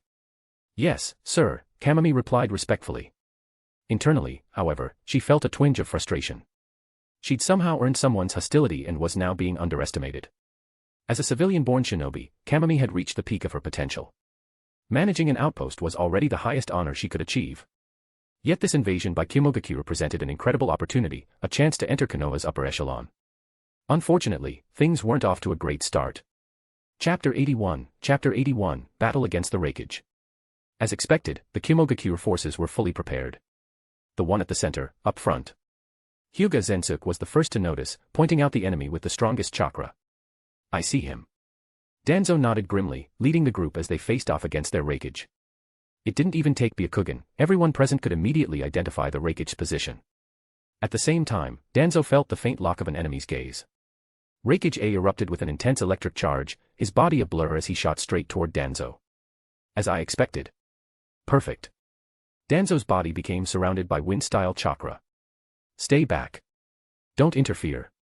He broke away from the group, moving with surprising agility despite his seemingly frail appearance. The contrast between Danzo's nimble movements and the Reikich's ferocious charge was stark. Raisnon. As the two were about to collide, a blue sphere began forming in Danzo's hand. The Reikich's eyes narrowed. Sparks intensified across his body as his speed increased further. Boom. Clang, ZZT, clash, clang clang. Two blurred figures crossed paths. The Reikage narrowly evaded the Raisnon and struck Danzo's wrist, sending the Raisnon flying before it exploded. The two blurred figures clashed again, faster than any of the surrounding shinobi could follow. This is the difference between us and Kage-level shinobi. The bitter tone was filled with frustration, envy, and a touch of jealousy. Ikawa Kamami, a jonin, couldn't help but feel the enormous gap after witnessing another Kage-level battle. A Kage will always be someone you can only look up to. Woman. A scoffing voice cut through the air. Kamami didn't need to turn to know who it was. She ignored Pakura standing beside her and continued observing the battle. The air suddenly grew hotter. Pakura, stop. Danzo-sama will be angry, Uchiha Itachi warned softly. The heat in the air gradually subsided. In just 5 minutes, the two combatants had already exchanged over 30 blows. The Reikage's clothes were torn in several places as though lashed by a whip, yet his body remained unscathed. They now stood apart, each studying the other intently. Danzo had to admit that his usual advantage in taijutsu was ineffective against the Reikage.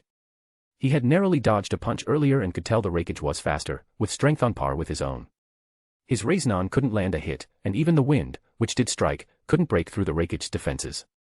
The Reikage fought much like him. Once he got a grip on his opponent, he wouldn't let go.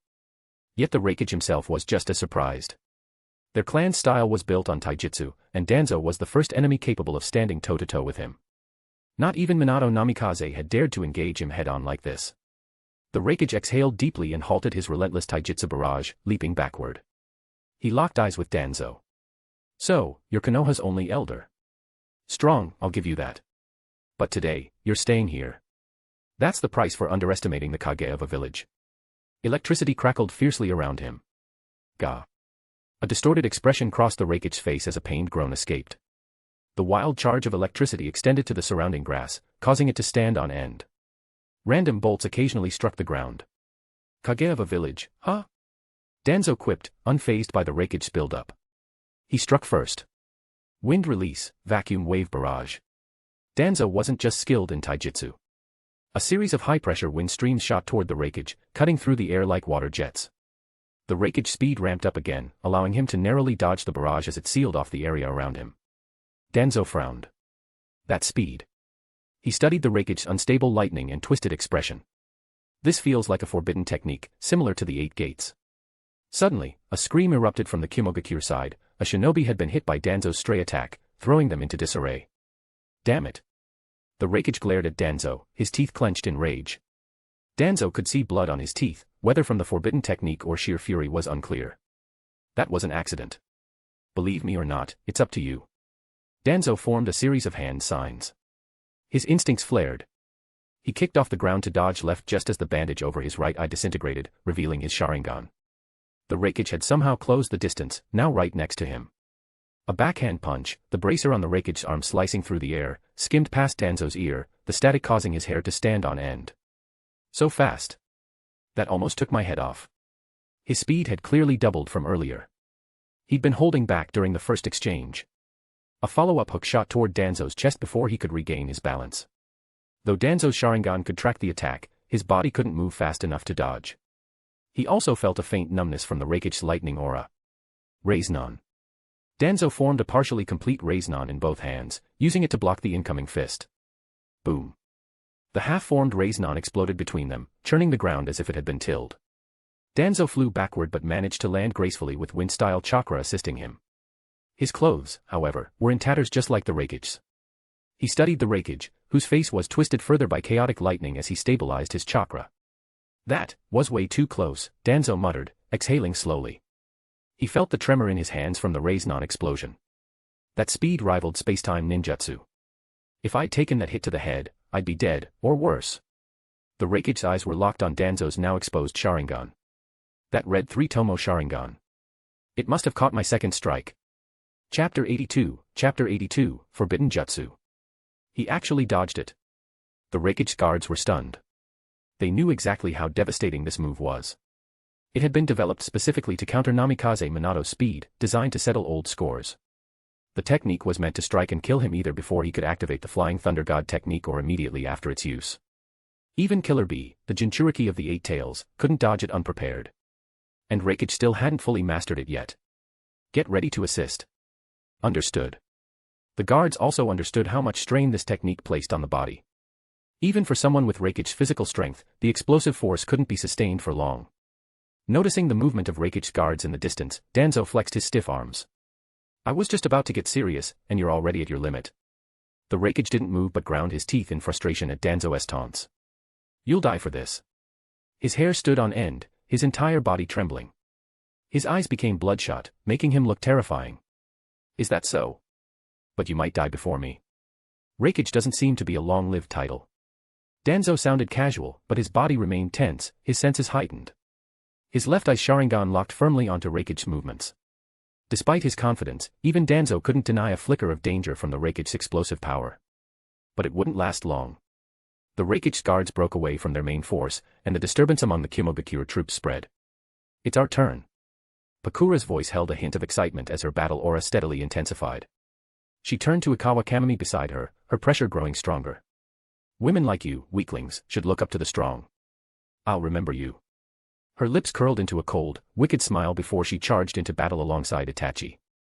Ikawa Kamami only regained her senses after they had gone, gasping for air.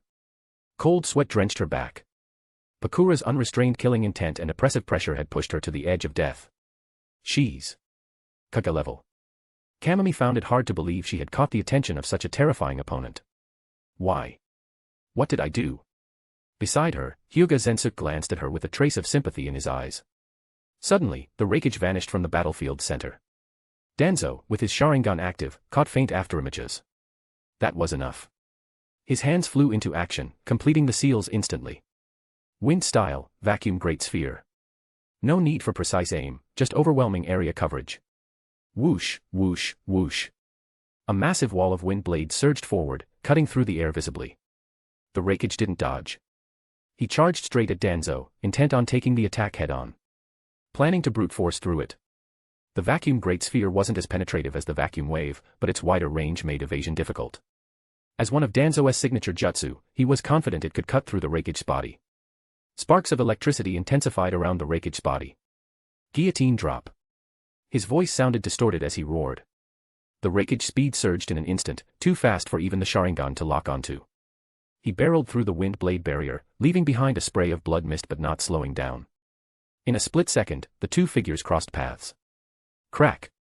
Danzo's torso was split in half from the chest down. The force hurled his broken body into the air like a rag doll before it crashed to the ground.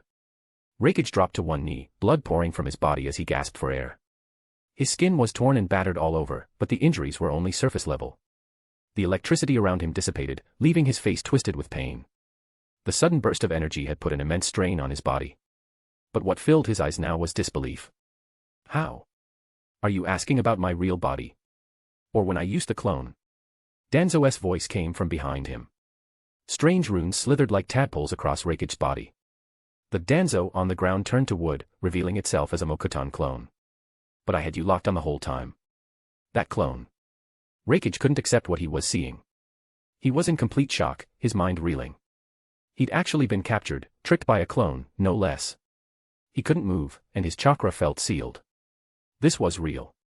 You don't know much about Konoha's history, do you? You'll learn more when you're my guest. Danzo offered no further explanation. Facing the Sharingan head-on and still smashing through half of a Mokutan clone's chakra, it was reckless, Danzo admitted. Even with his lightning-release chakra protecting him from most genjutsu, Danzo's powerful mind and Sharingan could still slip in simple suggestions. And Mokutan clones. Even Uchiha Madara struggled to tell them apart. Rakichi had no chance. Danzo could only think, he lost fair and square. The Rakichi's guards, rushing to the scene, were shocked beyond belief. So much had changed in just an instant.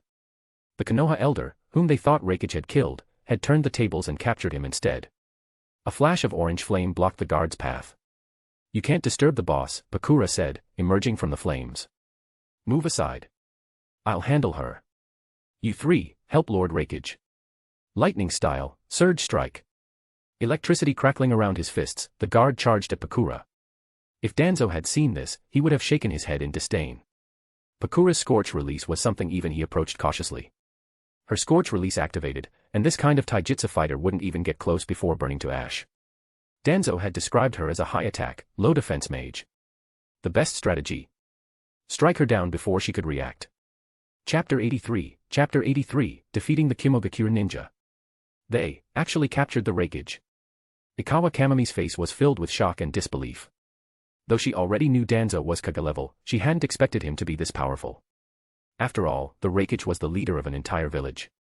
Danzo-sama once defeated the Kazekage. Now it's our turn to move. Seeing Kumogakure's forces starting to charge, Hyuga Zensuk waved a single hand.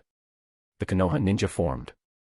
Small squads, skillfully avoiding Danzo's battlefield and preparing to intercept the advancing Kumogakure troops. Although outnumbered, with the Reikage defeated, Kumogakure's charge was nothing more than a desperate, fading effort.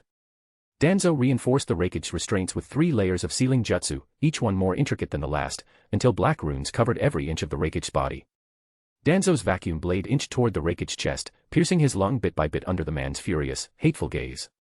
It felt as though the blade was cutting into solid stone, and Danzo couldn't help but admire the Reikage's sheer physical toughness, impressive even without lightning armor. Once the Reikage's face turned pale and his resistance fully faded, Danzo finally stopped, pleased with his prize.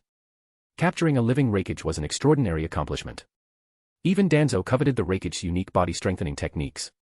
It's time to deal with the stragglers, Danzo muttered, turning toward Pakura, who was wrapped in blazing orange flames several hundred meters away. She and Itachi had done an impressive job holding off Kumogakure's reinforcements, preventing them from breaking through. Konoha's reinforcements had already engaged the rest of Kumogakure's forces. Watch him, Danzo ordered a few root operatives before dashing toward Pakura and Itachi, who were still surrounded. Wind style, vacuum wave. Before Danzo even reached the battlefield, a narrow column of wind shot from his mouth, cutting down a Jonin and 5 Chunin, as well as a few unlucky bystanders. His arrival threw Kumogakure's formation into disarray before they could react. Wind style, divine wind. A powerful wind pressure tore up grass and dirt as it surged toward Kumogakure's main force. Scorch release, extremely steaming murder. 3 basketball-sized orange fireballs flew into the air and split off toward Kumogakure's formation. When the fireballs exploded, their flames merged with the wind pressure, creating a massive wave of fiery destruction that swept across the battlefield. Earth style, earth wall. Water style, water wall. Aarg. The defensive jutsu were far too weak to hold back the overwhelming wall of flames. The orange inferno swallowed everything in its path, forcing Kumogakure's troops to flee in terror. Help me, Arg. Pakura's scorch style didn't merely burn its victims. Those who were a step too slow were devoured bit by bit until the flames passed, leaving only charred, contorted corpses behind.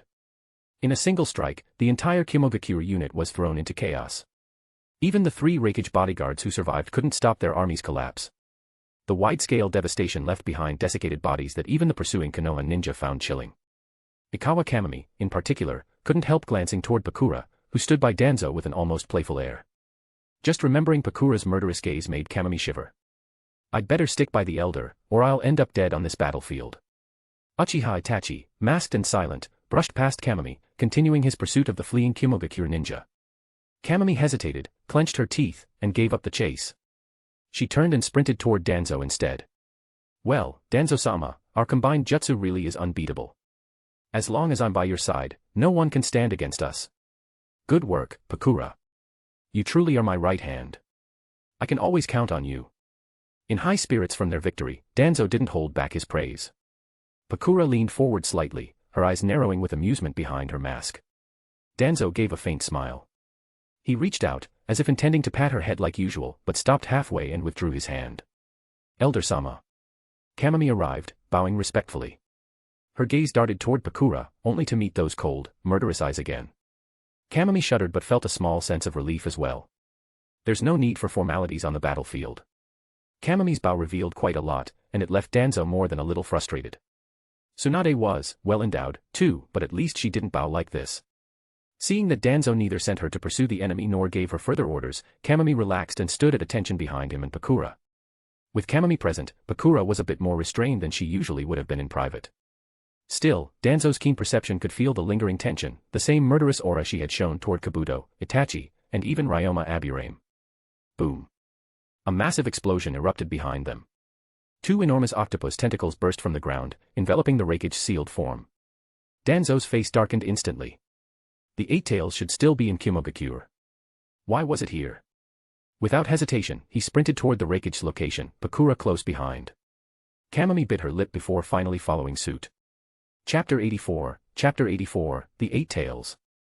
Killer Bee, in his half-tailed beast state, had his octopus tentacles tightly wrapped around the Rakich, wielding several sharp blades as he deftly fended off the ambush from the ANBU. Big bro looks real bad. Guess I gotta be the hero and save the day. Yo, yo.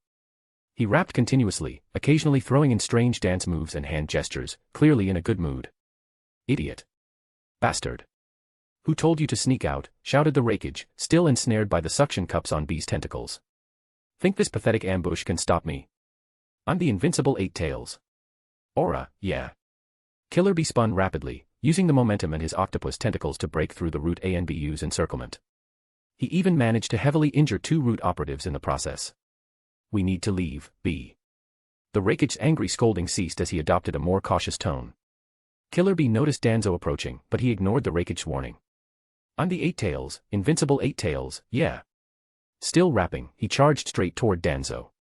You idiot, Bee. Danzo's hand swiftly formed seals, and his Sharingan-embedded right eye locked firmly onto Killer Bee. Just as they were about to clash, Killer Bee leaped high into the air, releasing a barrage of stinger-like blades toward Danzo. Swish. Swish. Swish. Danzo dodged and weaved through the hail of blades as he continued closing the distance. Wind release, Gale Palm. The large-scale jutsu unleashed countless tiny wind blades, leaving Killer Bee with no room to evade. For the Rakich, these minor wind blades were no problem to endure with sheer muscle, but Killer Bee didn't have the same level of durability. Octopus tails sprouted from Killer Bee's body, wrapping into a protective sphere. The wind blades struck without leaving a single scratch. Whiz. Whiz. Two wind-enhanced shuriken followed, slicing shallow marks into the octopus sphere. However, they still couldn't break through. Big Ball raised on. Danzo himself charged forward, carrying a massive blue orb of energy. It was the perfect tool to break through Bee's defense, if it landed. Against the lightning-fast Rakich, the Raise-on would be too slow. But for Killer Bee, it was a viable option. Every attack so far had been a setup for this moment. At just 5 meters apart, the sphere of octopus tentacles suddenly opened. But it wasn't Killer Bee inside, it was a bull's head with a purple energy ball in its mouth. Boom. The explosion echoed for miles. When the smoke cleared, the full form of the Eight Tails appeared, its massive frame dominating the battlefield and radiating an unmatched presence. However, the imposing sight was soon ruined by Killer Bee's bizarre rap. Yo, yo, yo. Old man got stomped, all thanks to little ol' Eight Tails. That hurt, Bee. The Eight Tails grumbled, nursing its wounds from the explosion. We're the unbeatable Eight Tails duo. Yeah, yeah. Scorch release. Before Bee could finish his rap, searing orange flames erupted, engulfing the Eight Tails entirely. The enormous beast was soon ablaze. Even for someone like Pakura, sustaining such an enormous fire took a toll, but she continued pouring chakra into the flames, raising the temperature. Flames. I hate flames, roared the Eight Tails. Its massive tentacles flailed as it tried to extinguish the fire, shaking the earth with every movement. Wind release, tornado blast. Danzo rose from the ground, clutching his chest in pain, and added another layer of pressure. Wind release, pressure wave. Wind release, gale. Fire release, great flame bomb. The surrounding root jonin joined in, further feeding the fiery whirlwind. The massive fire tornado enveloped the Eight Tails, burning fiercely. The sky turned red from the flames, and the ground trembled from the Eight Tails' frantic struggles. The mid-level ninja nearby quickly evacuated. Once a tailed beast entered the battlefield, they were completely out of their depth. Danzo held his chest as he gazed up at the roaring Eight Tails. He hadn't expected Killer Bee to transform directly into the full-tailed beast. The earlier explosion from the mini-tailed beast bomb and the big ball Raise-on had caused him significant damage. If it weren't for his young chakra-infused body, he'd have been gravely injured. This one's tricky. The Eight Tails, charred and angry, began healing rapidly. Its enormous jaws opened, drawing invisible chakra from the air, a ball far larger than the last began forming. Danzo knew if it detonated, he wouldn't survive. Looks like I need to get serious. Danzo pressed his hands together. A faint green light of life force chakra spread over his body as his yang chakra surged. Wood release, wood dragon jutsu. This was Danzo's most powerful wood release technique. Without holding back any chakra, he summoned a massive wood dragon that burst from the ground and coiled around the eight tails. The dragon's jaws clamped down on the eight tails' head, interrupting the formation of its tailed beast bomb. Creak! Creak! The wood dragon tightened its grip around the eight tails. Come on, little eight. Break free. Killer Bee finally dropped his carefree tone, sounding serious. It's draining my chakra, grunted the eight tails.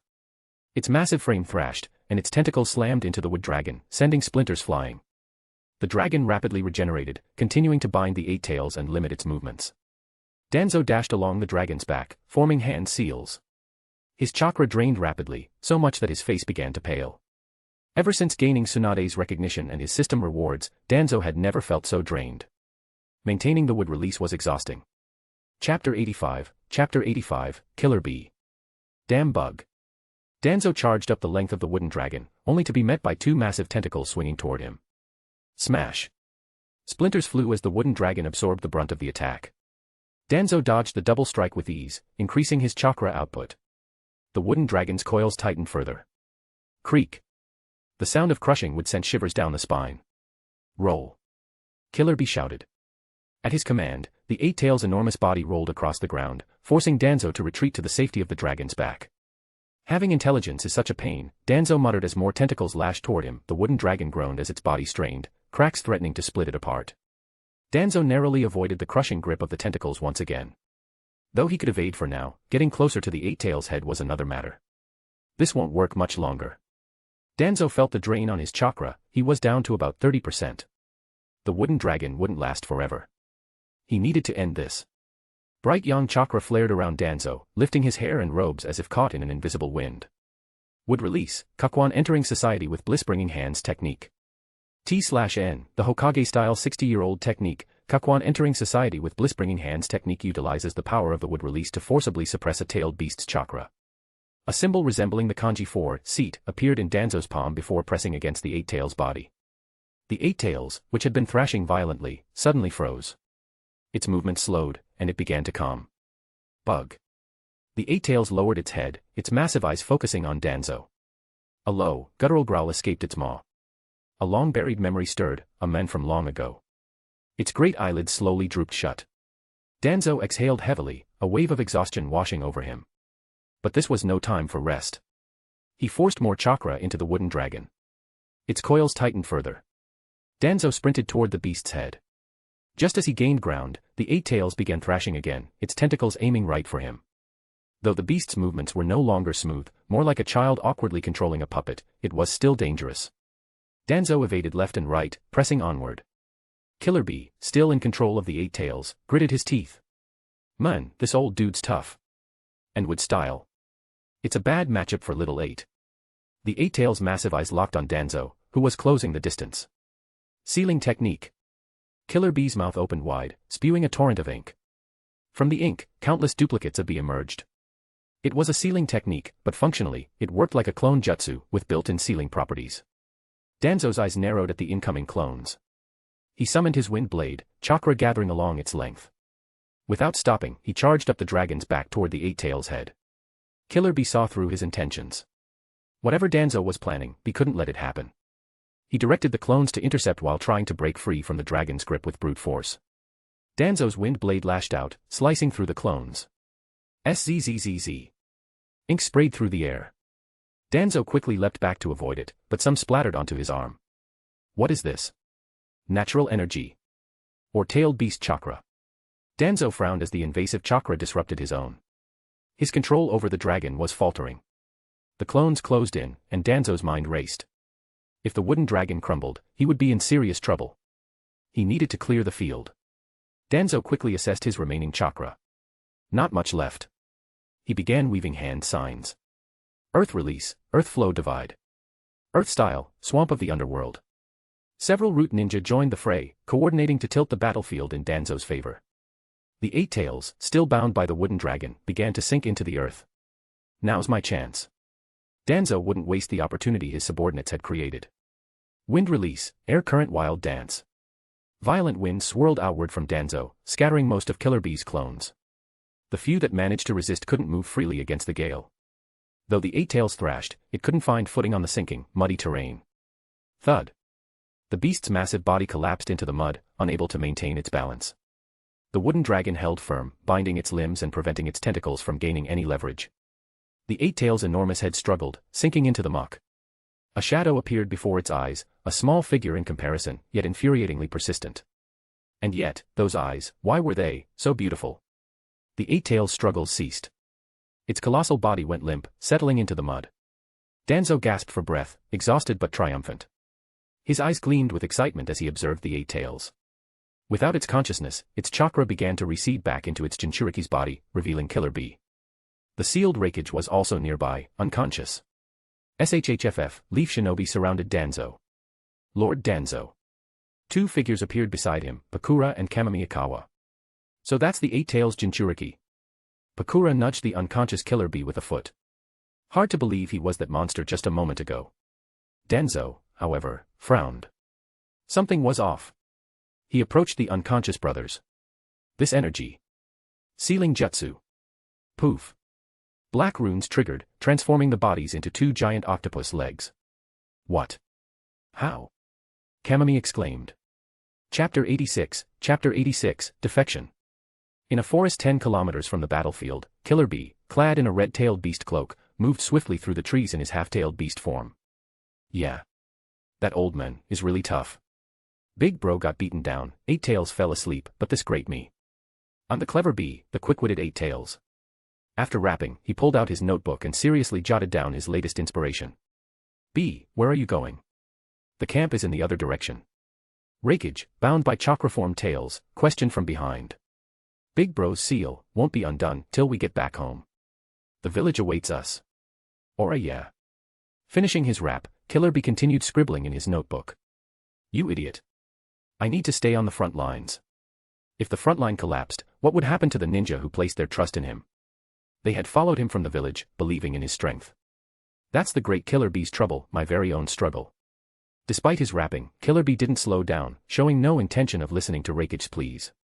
Danzo stared at the two massive octopus tentacles before him, his mood sour. He had just outplayed Raikage using wood release, only to be tricked by Killer Bee's substitution technique. When had it happened? Even with his Sharingan, he hadn't noticed a thing. Wait.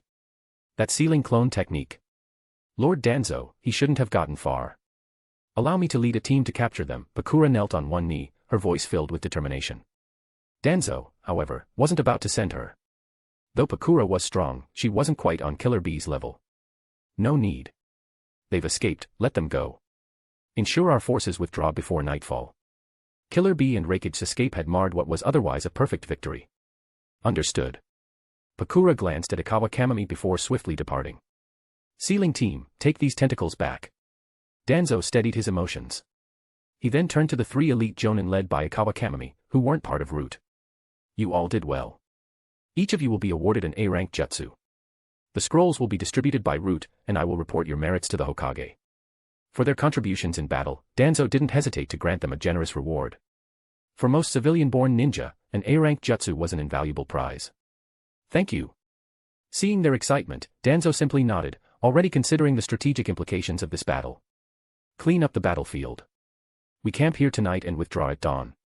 At the same time, the battle report was sent back to Hayashi Hyuga and Konoha through summoning beasts. As night fell, Danzo read through the reports that had been delivered. The pursuit had been highly successful. With the aid of the Byakugan, only a third of the Kimogakiru forces managed to flee back to the Land of Lightning, while Konoha had suffered less than a tenth of their forces in losses. This was a clear-cut victory against superior numbers. What a shame. Danzo sighed as he studied the report, recalling Raikage and Eight Tails. Even after exhausting all his hidden cards, he still couldn't prevent their escape. And now, he had to figure out how to explain the use of wood release to the Hokage. Minato wouldn't be an issue, but if Tsunade found out, how was he supposed to explain it to her? Suddenly, footsteps echoed outside, stopping at the entrance of his tent. Enter. Ikawa Kamami stepped in. As she knelt, the tight fabric of her bodysuit accentuated her figure. A fleeting thought crossed Danzo's mind, what if she wore leather instead? But why was he even thinking about that? It had to be the excessive use of yang-released chakra earlier. Clearing his mind of these unnecessary distractions, Danzo spoke calmly. What is it? I wish to join Root and serve under you. Ikawa Kamami knelt with one hand on the ground, her eyes filled with determination. Oh. And why is that? Danzo asked with interest. Her current status as a jonin wasn't low, and with this battle's achievements, she could advance even further. I lack natural talent, so I aspire to become a ninja like Lady Nono. Kamami lowered her head, her voice resolute. Nono Yakushi, Danzo's right-hand woman and the administrator of Root. She was one of the few figures openly affiliated with the organization. Root's interactions with the Hokage's office were mostly handled by her. In public, she was the second in command of Root. In reality, she was nearly as powerful as Danzo himself. Danzo scrutinized Ikawa Kamami, recalling her background. A civilian-born kunoichi who had joined the Ikawa clan after her fiancé, an Ikawa clansman, was killed in action before their wedding. Despite that, she was accepted into the clan, gaining access to some resources. In 8 years, she had risen to the rank of jonin. During the Third Great Ninja War, she became a squad leader, and after the war, Jiraiya had taken notice of her and promoted her further. A true civilian success story. But her potential had peaked. Among civilians, she was exceptional. But against those with inherited Kekkei Genkai or clan jutsu, she was merely an ordinary jonin. You must understand that Root has no use for weaklings. Once you don a mask, taking it off is nearly impossible. I will prove my worth to you. Please grant me this opportunity. Her eyes held a fierce determination, and there was no concealing the ambition within them. Danzo stared at her for a long moment before finally speaking. I will request approval from the Hokage. I hope you grow to appreciate life within Root. Yes. Thank you. Meanwhile, in the Land of Grass, where Iwagakure was negotiating a standoff with Konoha, the Tsuchikage quickly received news of Kimogakure's defeat. Reikich's generation just keeps getting weaker. Anoki scowled in frustration, cursing under his breath. It hadn't even been that long. Reikage was defeated, Eight Tails was defeated. The Kimogakuure forces had collapsed. What kind of ridiculous reports were these? We need to decide quickly. If we delay any longer, this will turn into an all-out war, Akatsuchi advised, watching Anoki pace back and forth. The negotiations between Konoha and Iwagakure had made no progress, and minor skirmishes were becoming increasingly frequent. The number of casualties on both sides was already climbing into double digits. Once the news of Kimogakure's defeat spread across the battlefield, Konoha's forces would only grow bolder. Anoki's expression darkened. Agree to Konoha's terms. As long as they don't harm Iwagakure's interests, we'll accept them. Have Akatsuchi's forces withdraw to the Land of Earth immediately. Humph, those useless Kimogakure shinobi. Chapter 87, The Arrival. Land of Grass, inside the main command tent of Uchiha Fugaku. News arrived last night, Iwagakure have begun retreating in batches. However, the Tsuchikage has not left. I plan to launch a full assault and take him down. Fugaku's gaze burned with intensity as he looked at those present. The results Danzo achieved against the Land of Lightning had deeply affected him. Let them witness Konoha's true might. Isn't that too risky?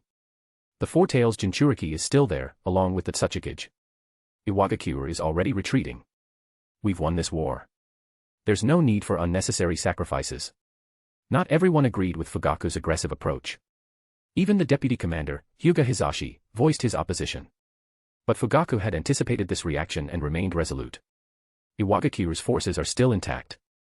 If we withdraw now, they could easily return in full force. We must teach them a bloody lesson. Konoha will not tolerate provocation. Leave the Tsuchikage to the Uchiha. His unwavering gaze swept across the room as he made this declaration, silencing all dissent.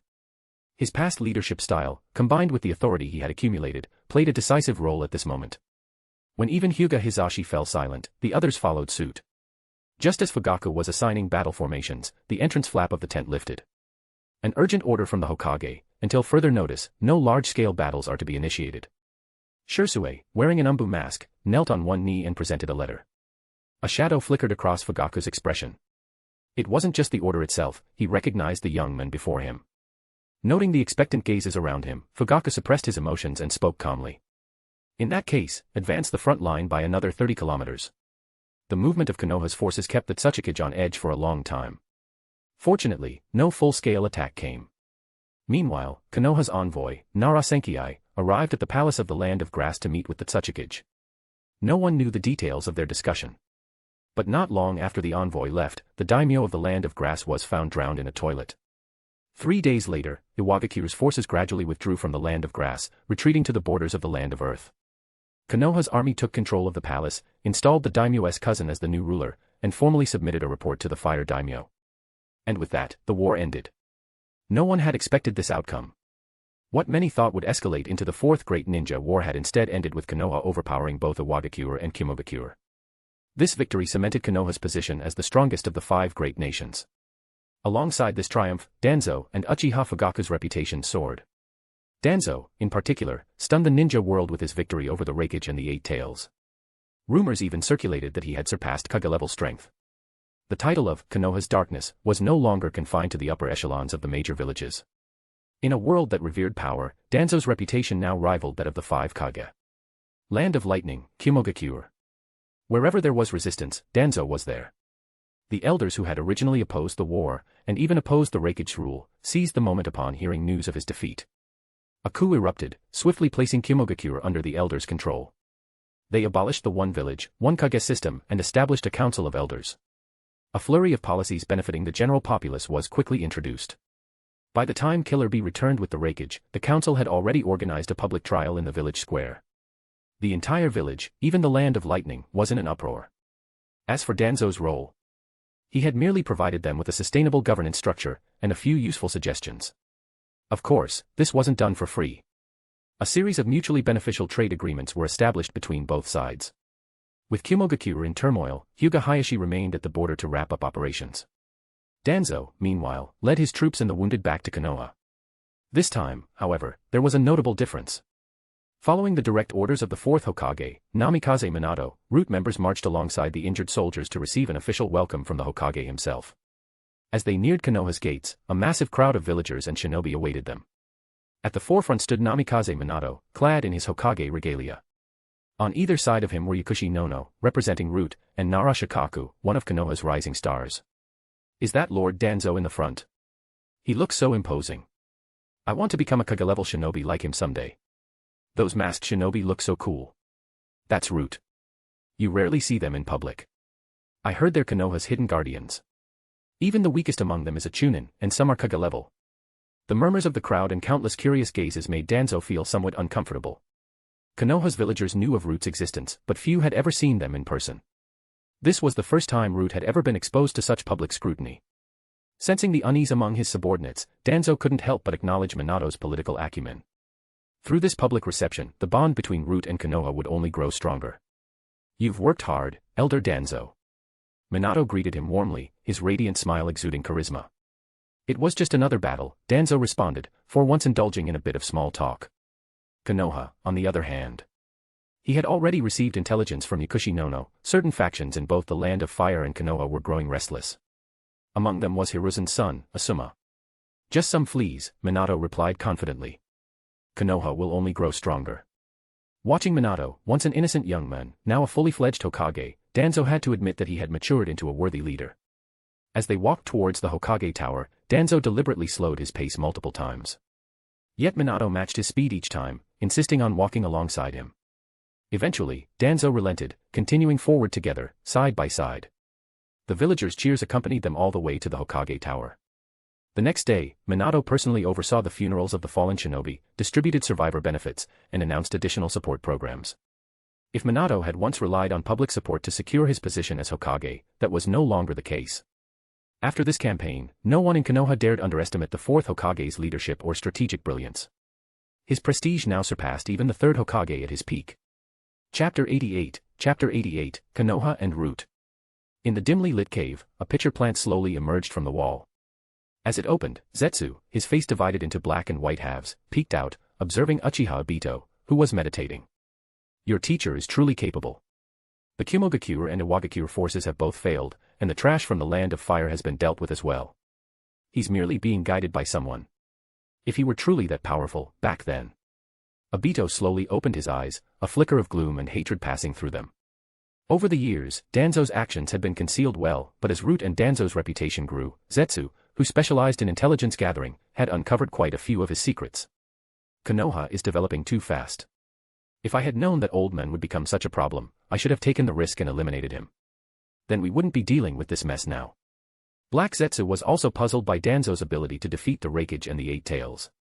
The Rinnegan still needs time to grow. Konoha is too strong. This is bad for our future plans. Obito's twisted face curved into a cold smirk. Victory and glory enveloped all of Konoha.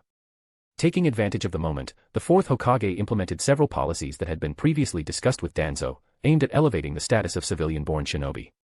The Ninja Academy was expanded once again, increasing the enrollment of civilian students. At the same time, the clan shinobi who had contributed to the war effort were generously rewarded.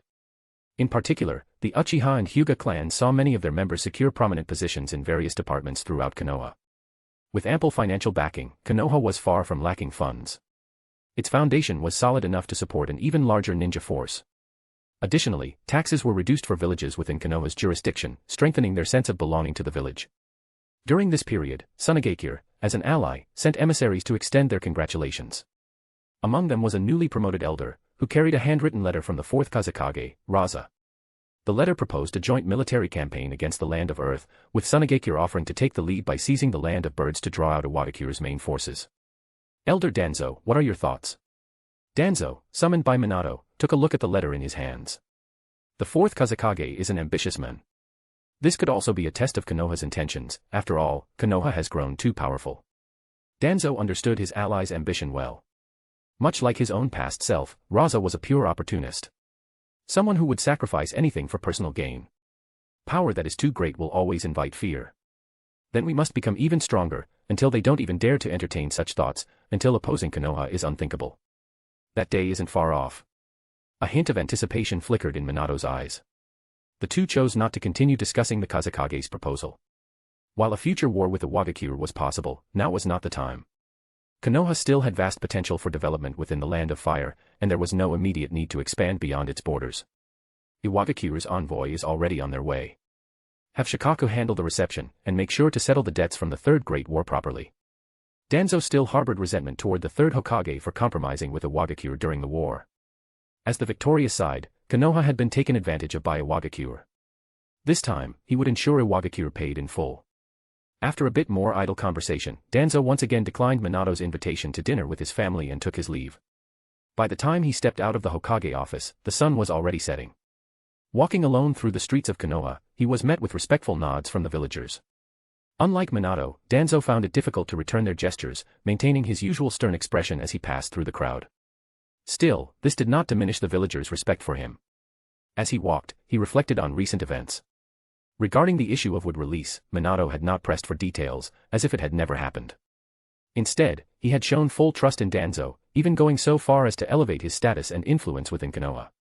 There were, of course, subtle political maneuvers aimed at binding Root more closely to Konoha. Funding for Root had been significantly increased. During the grand memorial service, Root's adherence to the Will of Fire was openly acknowledged and praised. Even the fallen members of Root were honored separately, granted a dedicated burial site deep within the forest above the Hokage rock, symbolizing their eternal watch over Konoha, much like the past Hokage. Compared to being buried in anonymity, resting in such a place was clearly more aligned with the ideals of Root's members. It was a request Danzo could not refuse. Everything had fallen into place seamlessly, as if it had always been meant to be this way. Even though he fully understood Minato's intentions, Danzo felt no resentment. A bitter smile tugged at his lips. He hadn't even completed his strategy to win Minato over, yet somehow, he was the one being drawn in instead. Sarutobi Hiruzen had made countless mistakes in his lifetime, but he had certainly chosen the right successor. Gazing up at the Hokage rock, Danzo watched as the crimson sunset bathed Konoha in its glow. The bustling streets, filled with shinobi and civilians alike, painted a picture of prosperity and stability. Even Danzo couldn't help but appreciate the peace, though in the ninja world, such tranquility was always fleeting. Chapter 89, A Different Decree. As time passed, Konoha, as the victorious nation, solidified its dominance with an assertive stance. Iwagakure had no choice but to agree to Konoha's numerous unequal demands. Konoha secured extensive economic reparations, sovereignty over the Land of Grass, and a military alliance where Konoha held the dominant position.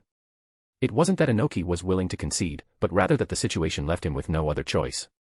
Originally, an alliance with Kimogakure might have allowed him to resist Konoha to some extent. But now, with the Raikage struggling to maintain his own position and the newly established Council of Elders refusing to acknowledge previous alliances, Kimogakure had become an unreliable ally.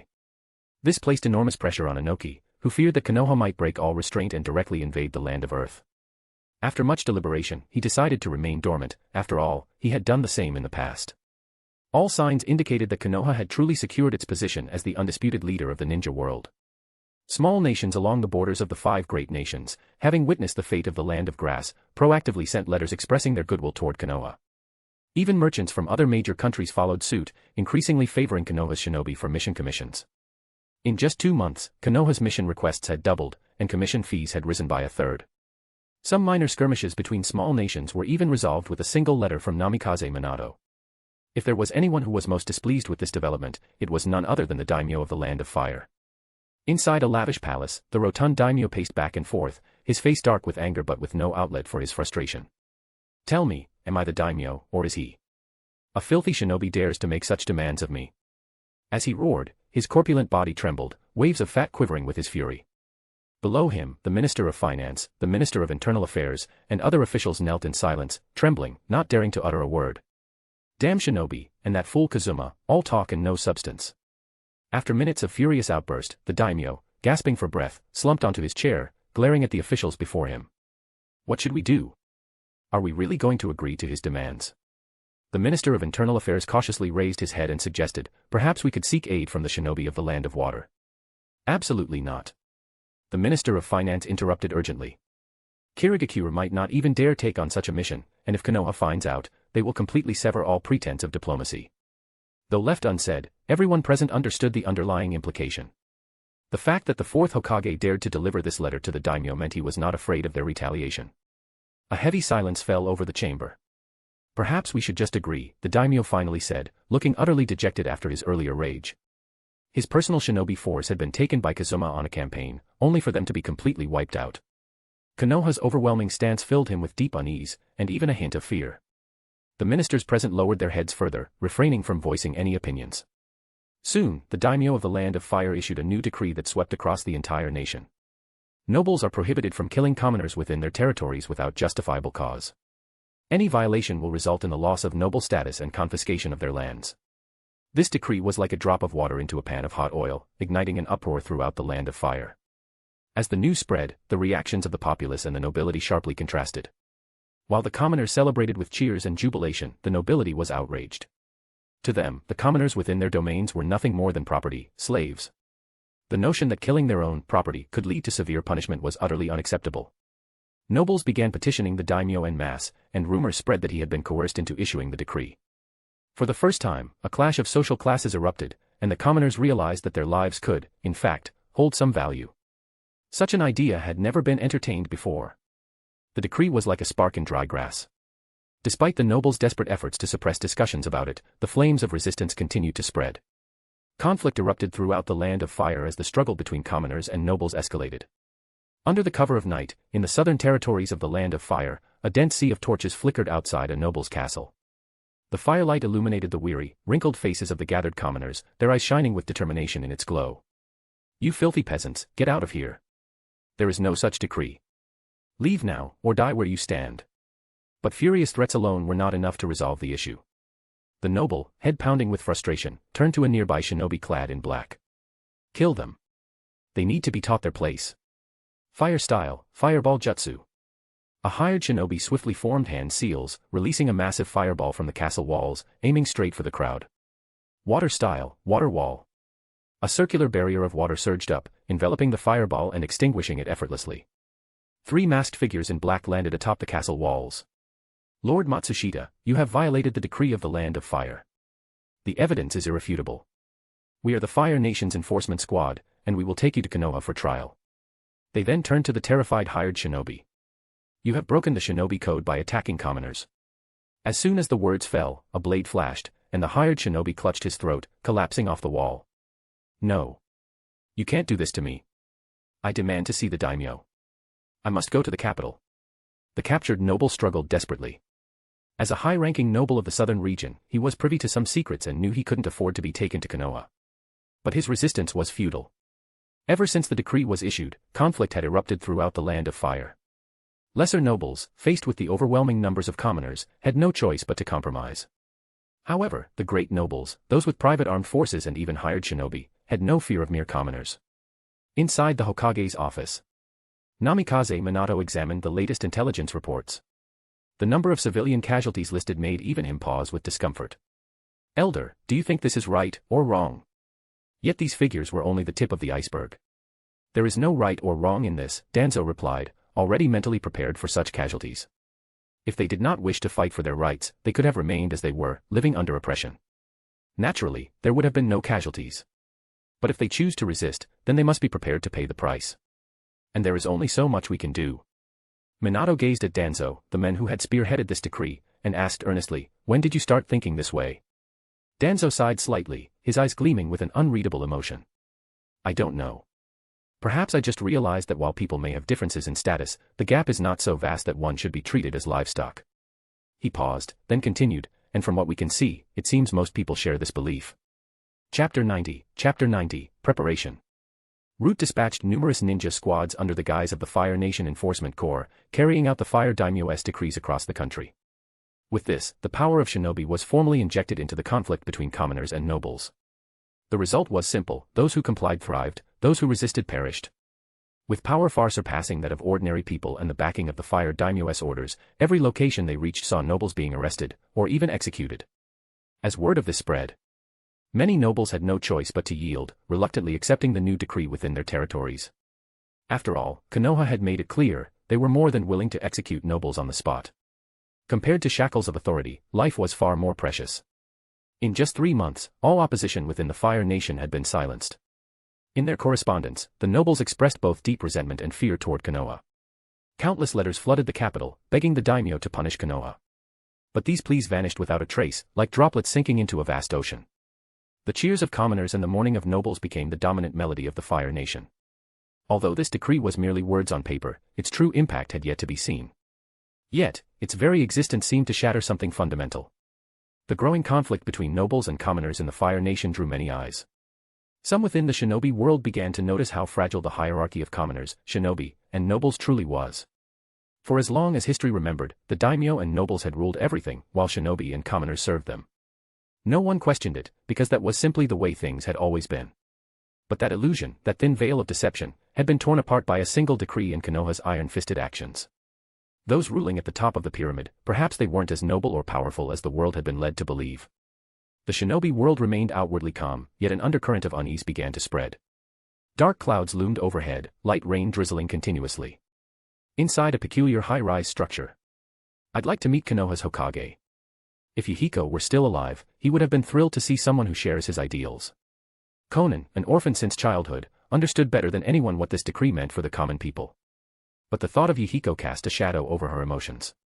Cough. Cough. Those in power cannot be trusted. Today's decree, tomorrow, it could be nothing but waste paper. Cough. Nagato, frail and emaciated, lay motionless. Black metal rods protruded from his body, leaving him incapable of movement. Conan hesitated for a moment before speaking. "But I don't think that man calling himself Uchiha Madara can be trusted. He's just a shadow in hiding. We're merely borrowing his power. Cough. We will create the world Yahiko dreamed of." A violent coughing fit left Nagato's face flushed, his body looking even weaker. Summoning the Geto statue had nearly drained him dry. If not for the masked man's appearance, his guidance in developing Yin-Yang release, and refining Nagato's control over the 6 paths, Nagato would never have been able to defeat Hanzo the Salamander and unite Omega-Kure. "Nagato." Conan softly reassured him, concern filling her eyes as she looked at his frail body. Cough. "Don't worry. I won't collapse until Yahiko's wish is fulfilled. Once I fully master these eyes, the shinobi world will know eternal peace under the gaze of a god." Inside the Hokage's office. Hearing the news from Minato, Danzo's expression stiffened for a brief moment. "What's wrong, elder? You don't seem very happy about Kushina's pregnancy." Noticing Minato's puzzled expression, Danzo quickly regained his composure and spoke calmly. "Congratulations, Minato. You're about to become a father. Your responsibilities will only grow heavier." "I was merely thinking about the 9 tails." Minato's expression turned serious. Aside from being his wife, Kushina was also the Jinchuriki of the 9 tails. And childbirth was the moment when a Jinchuriki seal was at its weakest, a fact recorded as far back as Uzumaki Mido, wife of the first Hokage. For a Jinchuriki, giving birth was a matter of life and death. "Don't worry, elder. I'll be by her side the entire time. I've already mastered all of the Uzumaki clan's sealing techniques." A gentle yet resolute smile appeared on Minato's face. "I won't let anything happen to either Kushina or Konoha." Danzo nodded. "I believe in you, Minato. But my greater concern is external threats. There are those who don't want Konoha to grow any stronger, and they might seize this opportunity to strike. To be safe, I suggest calling Jiraiya back. In all his time knowing Danzo, Minato had never seen him lose his composure. No matter the situation, the elder always remained calm and unshaken. But today... Elder, is there something specific you're worried about? Or something you know? Danzo didn't answer directly. The story had already deviated significantly from its original course, far beyond the impact of a mere butterfly's wings. Just a precaution. Konoha cannot afford any mistakes right now. And as for your foolish traitorous student, who knows if he'll try to return for revenge. But with Minato, myself, Pakura, Shisui, the Uchiha clan. And Jiraiya back as an extra safeguard. If that damn traitor dares to return, perhaps. I'll make sure he stays in Konoha. Permanently. Elder, why don't you come over for dinner? Celebrate with me. Kushina even went out to buy groceries this morning. Minato's hopeful expression was almost childlike. After the baby is born. Danzo declined without hesitation. Was he really supposed to trust Kushina's cooking? With her fiery personality, he imagined every time she stepped into the kitchen, the place would need a complete renovation afterward. Minato, however, didn't seem discouraged. Instead, he smiled at Danzo's response. It's a promise, then. Chapter 91, The Sword of Damocles. Compared to the peace and prosperity of Konoha, the Land of Fire was in turmoil. As policies were gradually implemented, Danzo personally stepped in to guide the process. After all, the nobles had been indulging in luxury for centuries, some of their habits needed correction. Danzo offloaded all Root's administrative responsibilities in Konoha onto Yakushi Nono. Meanwhile, Abirame Ryoma oversaw affairs in the Land of Rivers, eliminating any need for concern. Root's 532 new members were uniformly assigned to the law enforcement squads across the Land of Fire. Danzo also requested a batch of skilled genin from Minato. Wherever they went, the nobles trembled in fear. To the commoners, they were enforcers of justice, to the nobles, they were demons and executioners. Over the span of 6 months, like ink spreading across a canvas, Konoha's influence expanded from the southern regions of the Land of Fire. Under the pretense of enforcing the nation's laws, they established 4 major strongholds and over 200 smaller outposts. Whenever manpower was insufficient, Danzo simply requested more from Minato.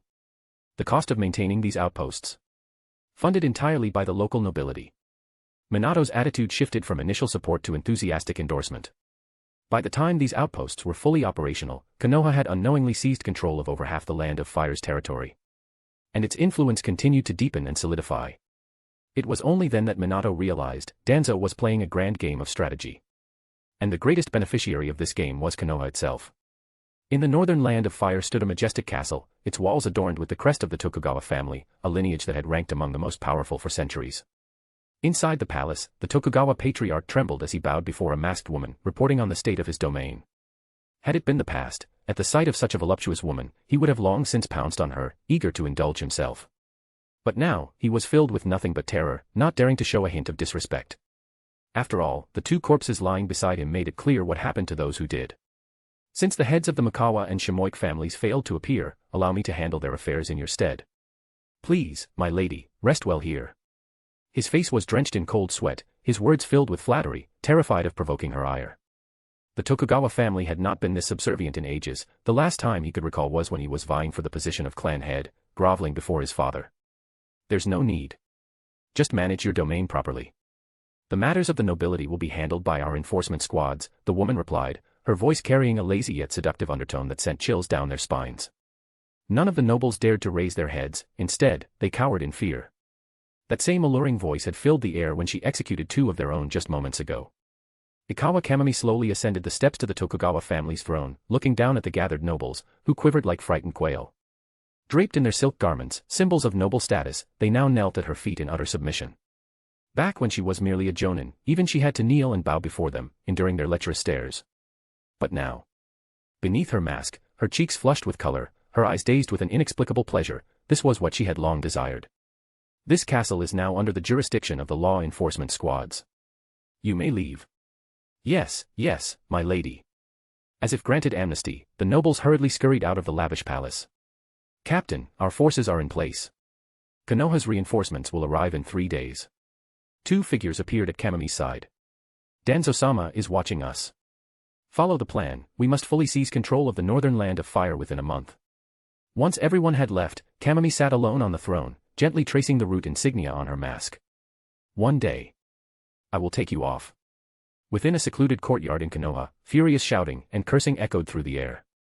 Who do they think they are? They're going to drag Konoha and the Land of Fire into the abyss.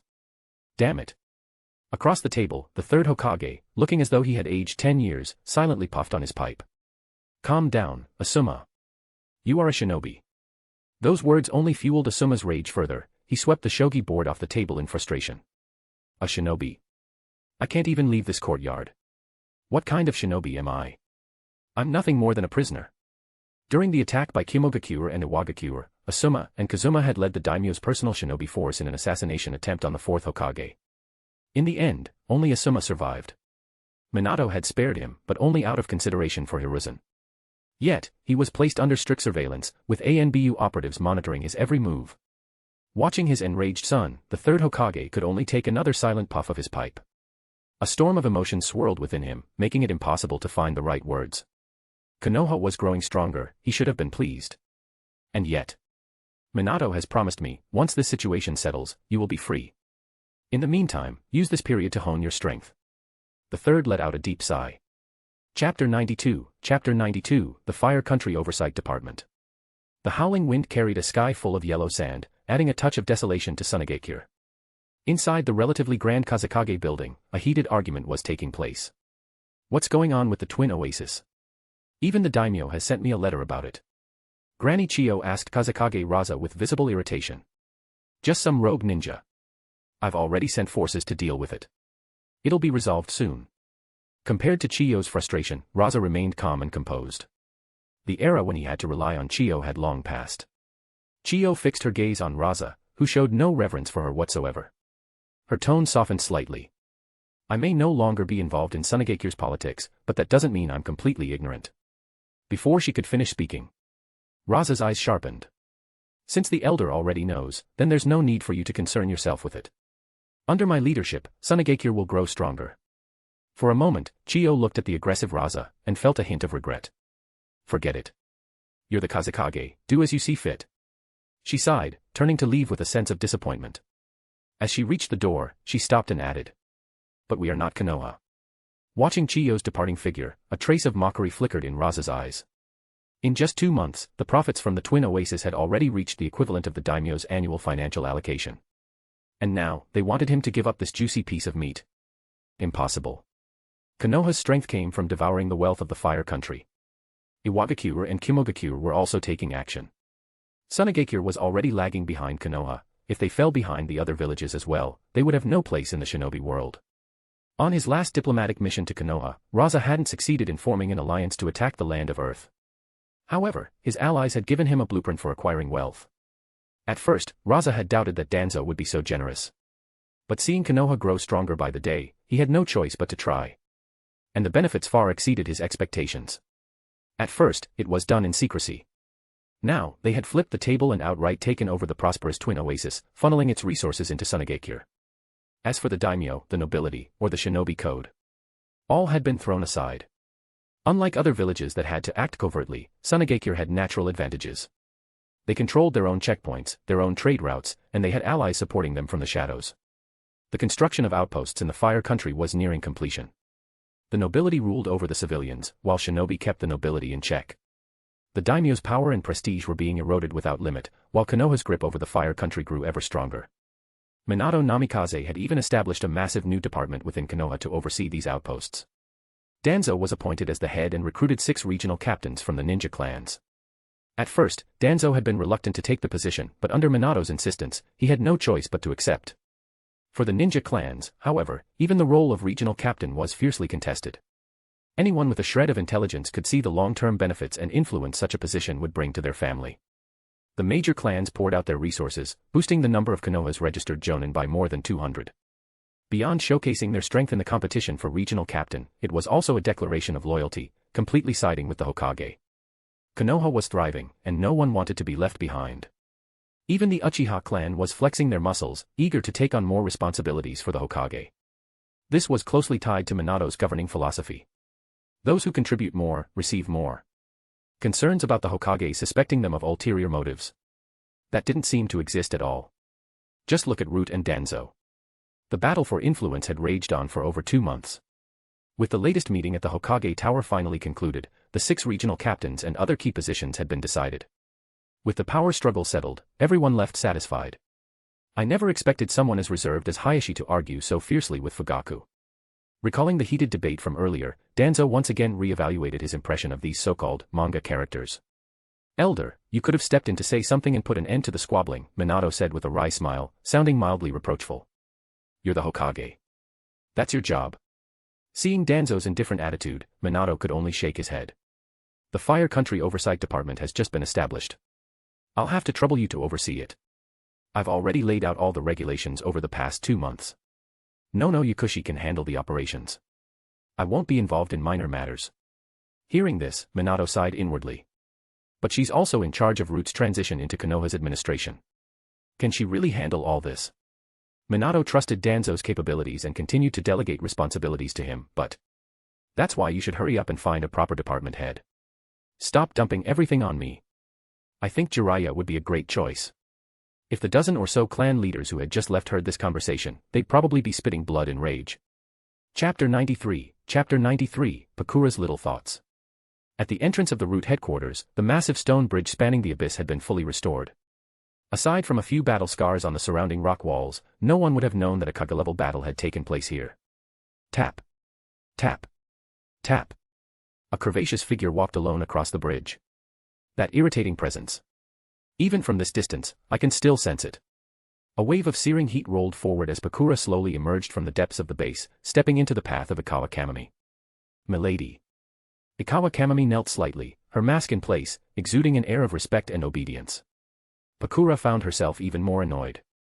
This is a restricted area of Root. I need to verify your identity. Remove your mask. Yes, milady. Ikawa Kamami slowly removed her mask, revealing a face of striking beauty, calm yet carrying an unmistakable allure. Seeing her face, Pakura's delicate brows furrowed slightly. Her irritation only deepened. Raise your head. Stick out your tongue. Such a humiliating demand. Yet, Ikawa Kamami complied without hesitation, her gaze steady as she obediently extended her tongue. On it, a black curse mark was clearly visible, lending her an eerie, bewitching aura.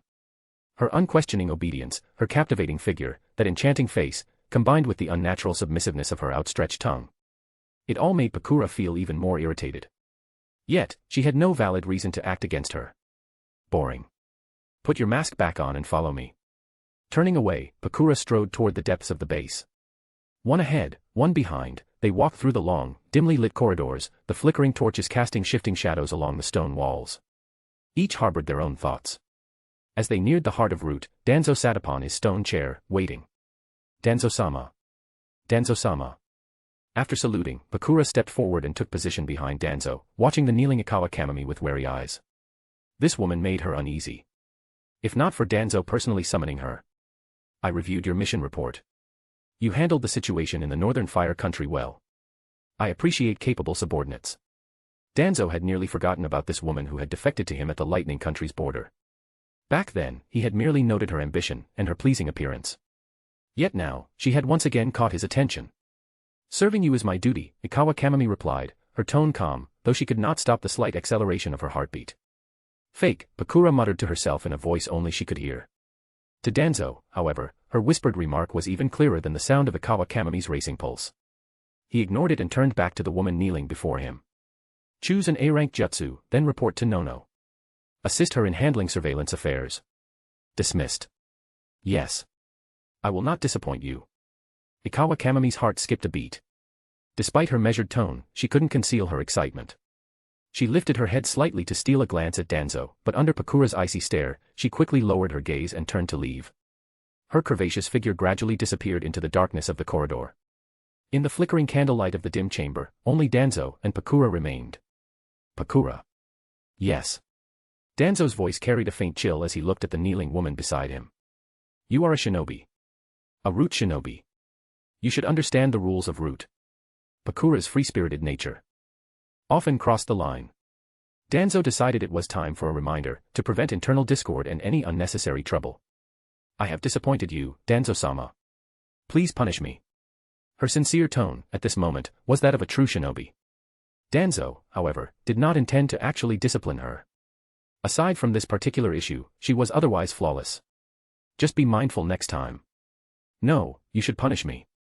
Pakura lifted her head, her expression serious. Danzo was caught off guard.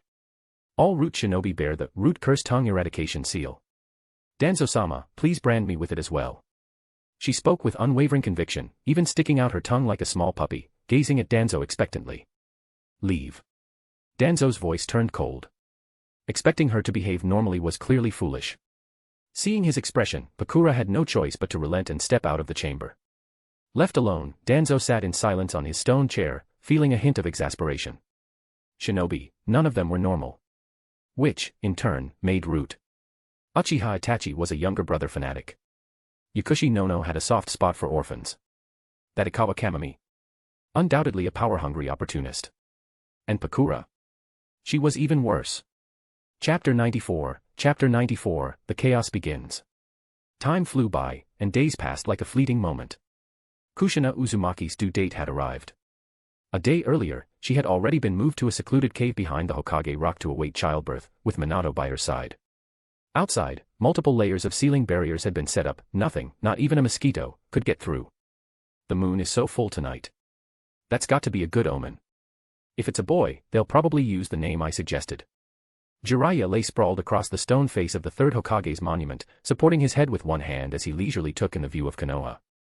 Behind him, the security forces and root operatives stood in silent vigilance. Gazing at the moonlit village, Danzo felt an inexplicable unease creeping into his heart, a vague premonition of disaster. Could that traitor really be planning to act now?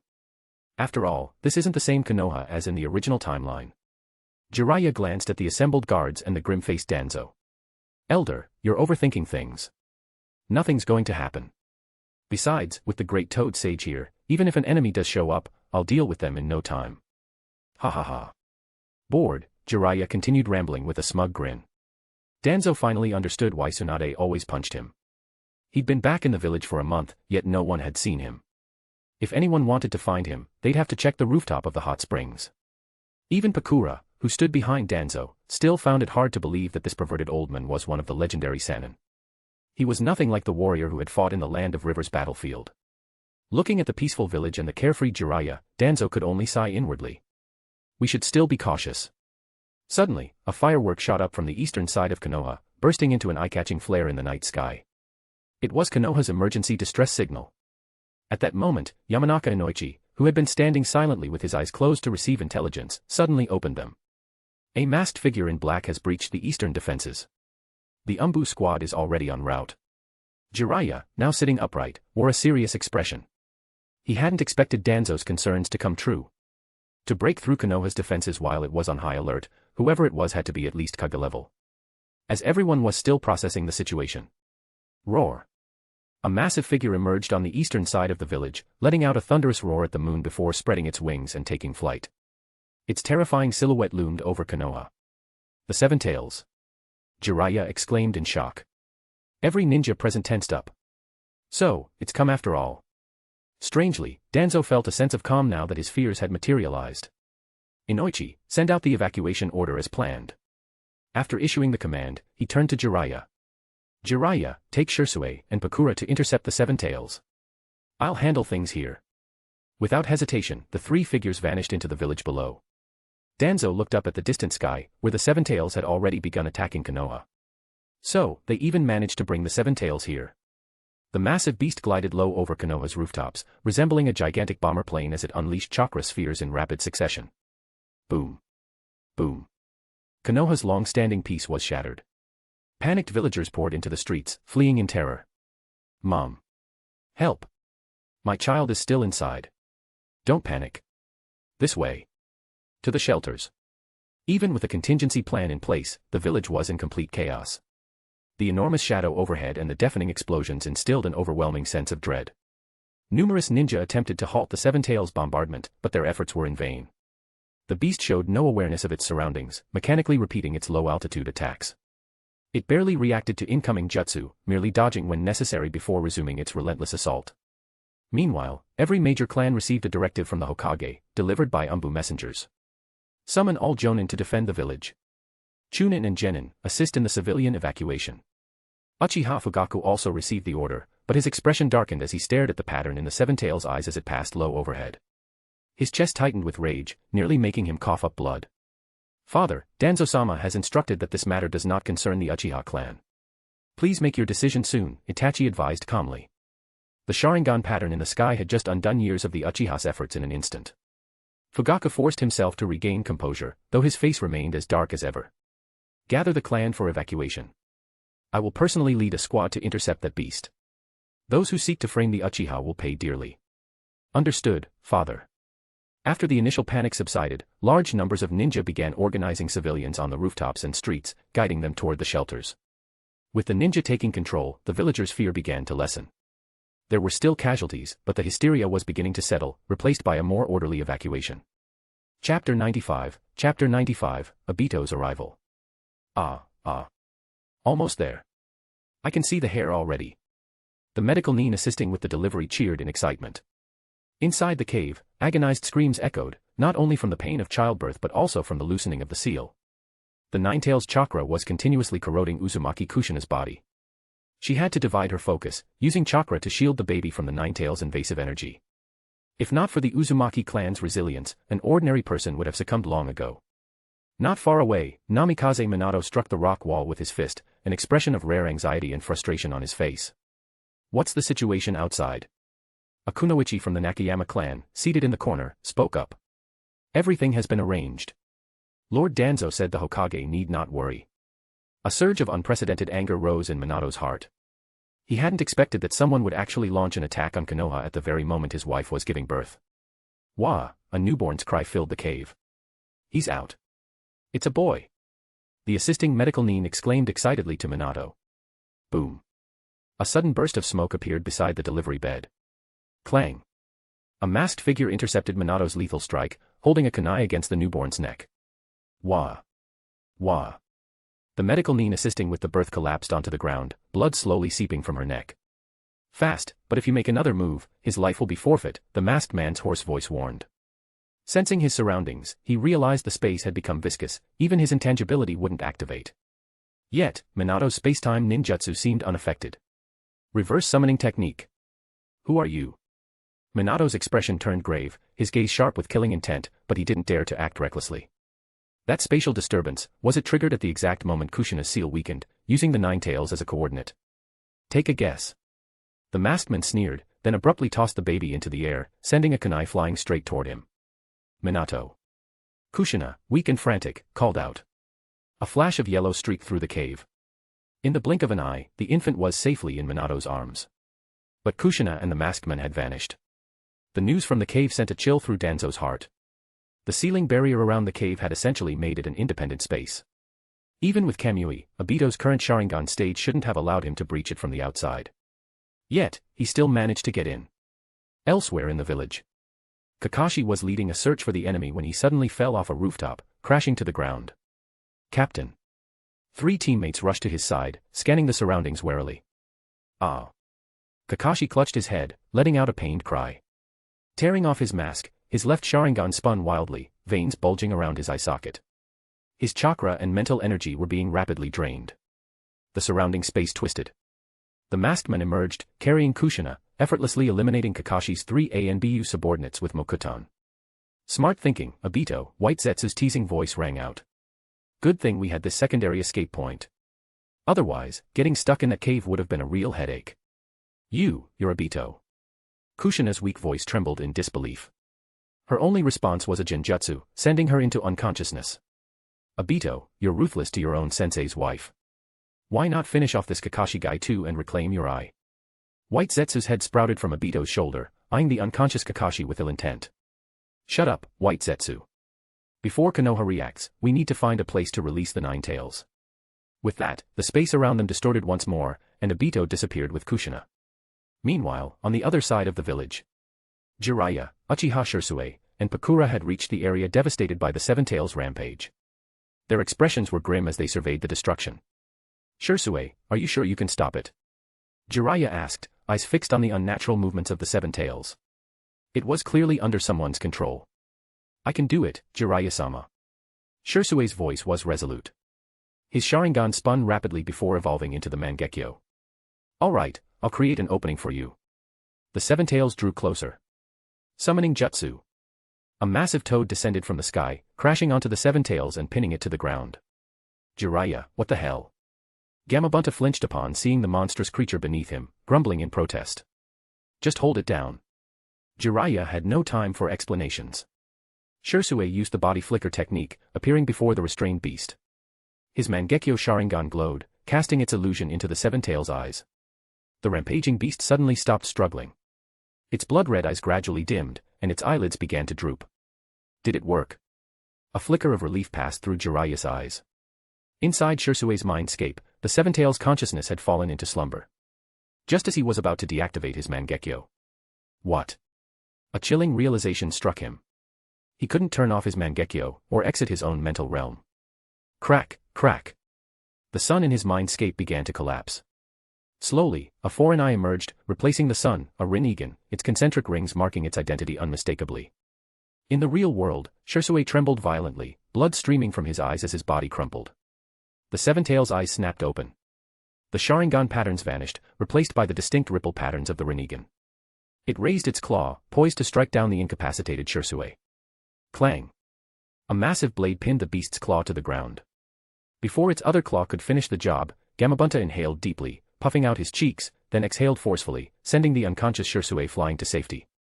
Chapter 96, Scorch Release, Pakura. Pakura leaped into the air, narrowly dodging an attack, and grabbed Shursui by the collar at the back of his neck. Landing on the rooftop, she lifted the unconscious Uchiha Shursui and examined his motionless face. What happened? A backlash from a genjutsu. Nearby, Jiraiya's gaze was fixed on the Seven Tails' eyes, his expression one of shock.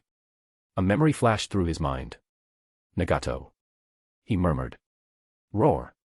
The Seven Tails let out a thunderous roar, unleashing a massive surge of chakra that sent the chief toad flying. With a single powerful beat of its 6 wings, the beast soared into the sky at incredible speed. Pakura tossed the unconscious Shursui to a nearby root operative and turned her gaze skyward, watching as the Seven Tails ascended. This just got even more troublesome. The beast was acting far more like a living creature now, instinctual and erratic, rather than a mindless puppet. It darted unpredictably through the sky, swiftly evading the Jounin's coordinated ninjutsu attacks while occasionally retaliating with 2 chakra spheres. Fire Release, Dragon Fire Technique. Fire Release, Dragon Fire Technique. Multiple fire dragons roared toward the sky, but the Seven Tails wove between them with startling agility, even dancing through the flames unscathed. The gathered Jounin found themselves helpless against its unpredictable movements. Worse still, the beast was ascending higher and higher. Once it reached a point far above Konoha, beyond the effective range of their jutsu, the Seven Tails ceased its erratic flight and hovered in place. Its maw slowly opened, chakra beginning to coalesce. A-tailed beast bomb. Ninjas who had seen such devastation before immediately cried out in alarm. Swoosh.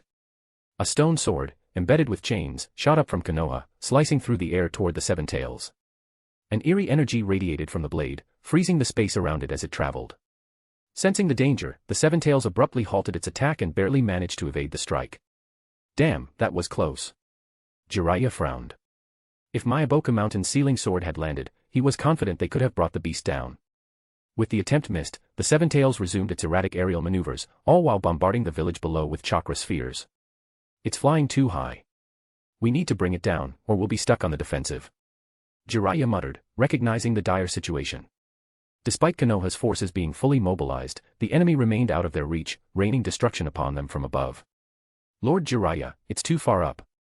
Even Konoha's barrier seals can't restrict its movements at this altitude, the sealing corps reported anxiously.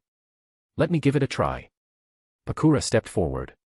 Jiraiya turned his full attention to her for the first time. Until now, he had only given her passing glances, mostly appreciating her figure, but now he scrutinized her properly. You think you can handle it? Might as well try. You don't have any better ideas, do you? After a quick discussion with Jiraiya, Pakura sprang into action. 4 basketball-sized fireballs formed around Pakura, swirling with intense heat. This technique. Jiraiya felt a strange sense of familiarity. The fireballs shot straight up into the sky. Reaching a certain altitude, they spread apart. Boom. Boom. Boom. Boom. Each fireball exploded, but instead of generating a typical fiery blast, they scattered countless flaming embers like fireworks. The resulting flare illuminated the entire sky above Konoha, revealing the Seven Tails' exact position. The massive beast shuddered as several of the ember projectiles struck its body, though they didn't cause much damage. I've got you now. Pakura's eyes sharpened as she swiftly formed a series of hand seals. Another massive fireball began rising into the sky. Scorch release, Phoenix. A bird-shaped flame, over a meter in size, emerged from the fireball, soaring upward with an intense heat that distorted the surrounding air. In sync with the Yamanaka clan's telepathic coordination, Konoha's shinobi unleashed a barrage of fire techniques. Fire release, Great Fireball Jutsu. Fire release, Dragon Flame Release Song Technique. Fire release, Big Flame Bullet. All across Konoha, countless fire jutsu launched into the sky, illuminating the night with a blinding radiance. The seemingly chaotic blaze, however, was drawn toward a singular point. As the flames ascended, they converged upon the phoenix-like firebird, merging with its form. With every additional flame, the fiery phoenix grew larger, its shape refining into a majestic, awe-inspiring creature. The flowing fire trailing behind it resembled a grand phoenix tail, stretching across the sky. Hundreds of shinobi fueled the technique, its sheer magnitude now surpassing even the Seven Tails in size. This is reaching the level of an S-rank attack jutsu. Jiraiya muttered in awe, sensing the compressed chakra within. And with more flames still pouring in, the technique might even exceed S-rank. The Seven Tails, sensing imminent danger, abruptly altered its flight pattern, darting erratically in an attempt to evade the encroaching firebird. But the closer they became, the more the Seven Tails realized something alarming. No matter how it twisted and turned, the fiery phoenix continued to close in, its speed increasing. It was locked on. Panicked, the beast suddenly dived, aiming straight for Konoha below. Damn it. Jiraiya realized its plan immediately. If the firebird hit the village instead, the damage would be catastrophic, akin to taking a direct hit from a tailed beast bomb. Just as Jiraiya prepared to intervene, he noticed Pakura, her face pale and drenched in sweat, forming her final hand seals. Scorch release, Phoenix rebirth. The colossal flaming phoenix erupted, splitting into hundreds of smaller fireballs that streaked toward the Seven Tails like falling meteors. Each was faster than before. The first fireball struck, exploding into a fiery blaze that engulfed the beast. Roar. The intense heat seared through its body, even a tailed beast unable to withstand the burning agony. Then came the second. The third. The fourth. With each explosion, the flames around the Seven Tails burned brighter and hotter. By the time the final fireball struck, the beast was entirely encased in a massive inferno, shaped like a burning cocoon. It plummeted, a blazing meteor hurtling toward the ground. Pakura, right. Jiraiya turned to the exhausted Kunoichi. Don't let it crash into Konoha. Pakura, trembling from chakra depletion, managed a weak smile. That's your problem now. I'm out of chakra. Chapter 97, The Nine Tails. Earth release, Rock Pillar Spears. Earth release, Earth Flow Cut. Earth release, Earth Flow Wall. A series of earth release techniques erupted in the center of Konoha, forming an enclosed area on all sides. It was as if a grand fortress, spanning hundreds of meters in length and width, had suddenly risen in the middle of the otherwise flat village. Above the sealed area, the burning Seven Tails was plummeting rapidly. Boom. Like a falling meteor, its impact sent tremors rippling through the entire village. A massive cloud of dust was kicked up at the point of impact, while waves of scorching heat emanated from the enclosed zone. The Seven Tails was still engulfed in flames. Its wings had long since been burned away, and its body was charred and battered. At this moment, it seemed to have lost consciousness, unable to recover from the devastating crash. Despite its miserable state, chakra visibly surged across its body, rapidly repairing its burnt wings and injured torso. Jiraiya immediately leaped onto the wall of the enclosure, activating the sealing technique he had long prepared. Sealing technique, 4 symbols seal. The runes on the wall spread like ink, swiftly sealing off the entire area. Even the air above the enclosure became covered with intricate sealing symbols. With everything in place, Jiraiya exhaled in relief. Sealing team, reinforce the seal. Don't let it escape. Just as everyone was beginning to celebrate the successful containment of the Seven Tails, a thunderous roar echoed from the distance, seizing everyone's attention. Roar. A massive figure loomed, radiating an ominous chakra that sent chills down the spines of those present. The Nine Tails. All eyes widened in shock as the colossal beast emerged. Uchiha Fugaku's gaze locked onto the Nine Tails' eyes, his expression darkening when he noticed the telltale Sharingan pattern swirling within them. In his mind, he had already cursed the mastermind behind this disaster 100 times over. Jiraiya was equally shaken. The appearance of the Nine Tails could only mean one thing: Kushina Uzumaki. Kushina. Minato. A flicker of pain crossed his eyes before it was quickly replaced by determination and fury. Sealing team, continue reinforcing the seal. Stay here and guard the Seven Tails, I'm going to assist. With that, Jiraiya sprang onto the rooftops, vanishing in the direction of the Nine Tails. Meanwhile, elsewhere in the village, Danzo stopped in his tracks, staring at the rampaging beast and the flames illuminating the distant horizon. So it has come to this. Despite all his preparations, had the outcome remained unchanged? Did all his efforts truly matter? No. I cannot let this happen. His eyes hardened with resolve as he picked up speed, dashing toward the Nine Tails. System notification, obtained the recognition of a key figure, Uchiha Obito. Danzo's heart jolted. He immediately leapt sideways. A split second later, thorny vines burst forth from the spot he had just stood, nearly ensnaring him. Something was off. As soon as he landed, Danzo activated the body flicker technique, appearing atop another rooftop, scanning his surroundings warily. That spatial distortion just now. Whoa. This old man is sharp. How did he react so quickly? He actually sensed Kamui in advance. It's like he's a completely different person. Even Black Zetsu was taken aback. Back in the land of waves, Danzo hadn't shown such keen perception. In just a few short years, had his abilities improved this much? Or was he past his prime? Who are you? How do you possess the Uchiha's Sharingan? Danzo asked, though he already had his suspicions. From the shadows of the rooftop where Danzo had stood, Obito's figure slowly emerged. You should be grateful to us, you know. We spared your life back in the land of waves. Now, we're here to reclaim it. The playful voice carried a deadly seriousness. Enough talking. Kill him quickly, we need to release the Seven Tails. Obito's hoarse voice cut through the air, silencing White Zetsu's banter. Two distinct voices spoke from Obito's body. Was Zetsu fused with him? We'll restrain him. Use Kamui to capture him. He seems to be hiding something. Black Zetsu remarked, sensing an unusual chakra within Danzo. From their conversation, Danzo quickly pieced things together. Obito and Black Zetsu had come specifically for him. You think you can capture me? With just you, a creature neither yin nor yang. Wind release. A violent gale surged forth, lifting dust and shattered tiles into the air. Obito didn't even attempt to dodge. The countless razor-sharp wind blades and flying debris passed harmlessly through his intangible form. As the wind settled, White Zetsu glanced around. Did he run?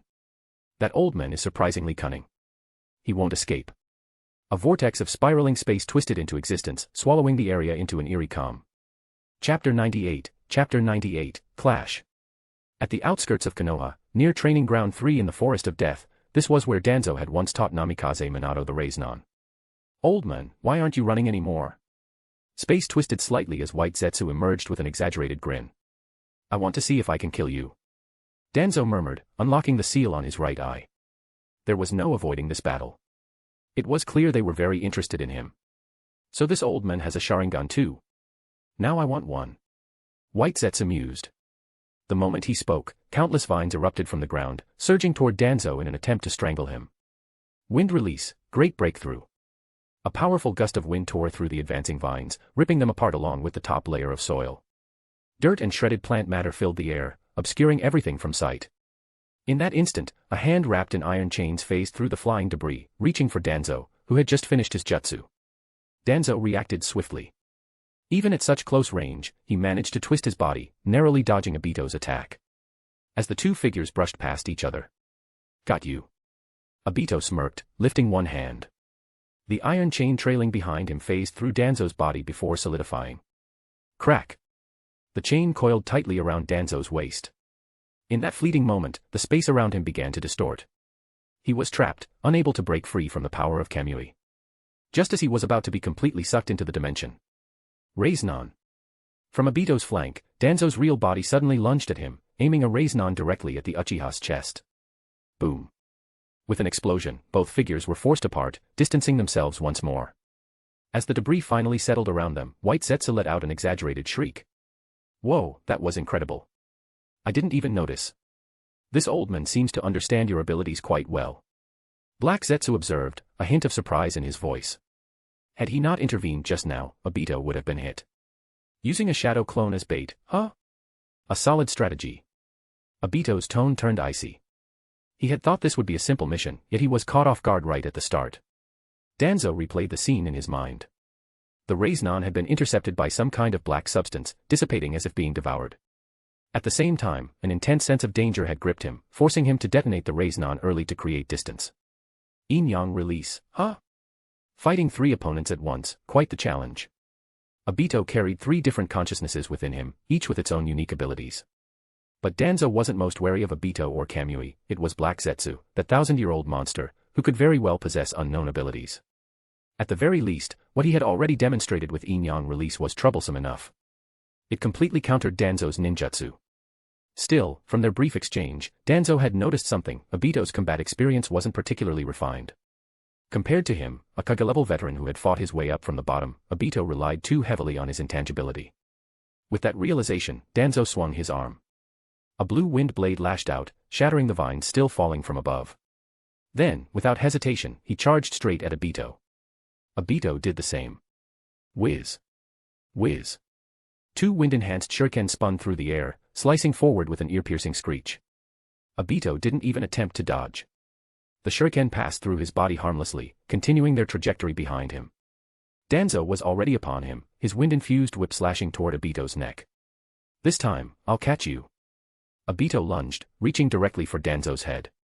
At the same time, Danzo's right hand gathered another Raiznon. Their distance had never been closer. Close enough to see the Tomo pattern swirling in each other's eyes. Just as Obito's fingers brushed against Danzo's forehead, the tip of the wind whip rebounded, stabbing ever so slightly into the back of Obito's skull. Obito's hand phased through Danzo's head. The two passed through each other once again. In that instant, Danzo spun around, slamming the fully formed Raiznon into Obito's back. Meanwhile, the iron chain behind Obito phased through Danzo's body as well. The chain passed completely through, and Obito barely managed to escape the Rasengan's full impact.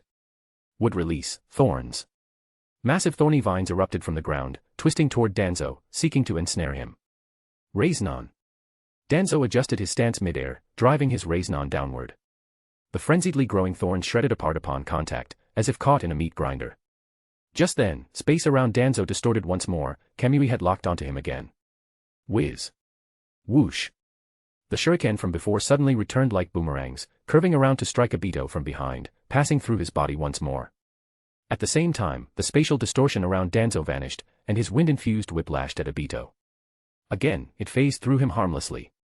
Obito finally realized just how troublesome this old man was. While Danzo couldn't harm him, it seemed like he couldn't do much to Danzo either. Chapter 99, heavily injuring Obito. As expected, troublesome. Obito, his body phasing into intangibility, watched as Danzo once again passed right through him, effortlessly evading his attack. His seemingly invincible Kamui intangibility was being completely countered. Zetsu. From Obito's side, a large mass of white matter emerged, slowly condensing into a humanoid upper body. It looked as if it had grown directly out of Obito himself. At the same time, his hands swiftly formed seals. Would release, spore technique. Danzo immediately sensed the presence of life force chakra spreading throughout Training Ground 3. Obito dashed toward Danzo once more, his movements quick and aggressive. The half of white Zetsu attached to him made him look like a monstrous being. Wind release, wind pressure. Danzo clapped his hands together. A blast of wind swept through the battlefield, sending dust into the air and obscuring their vision of each other. Be careful. White Zetsu suddenly warned. As he spoke, a dark shadow flashed toward Obito from the left.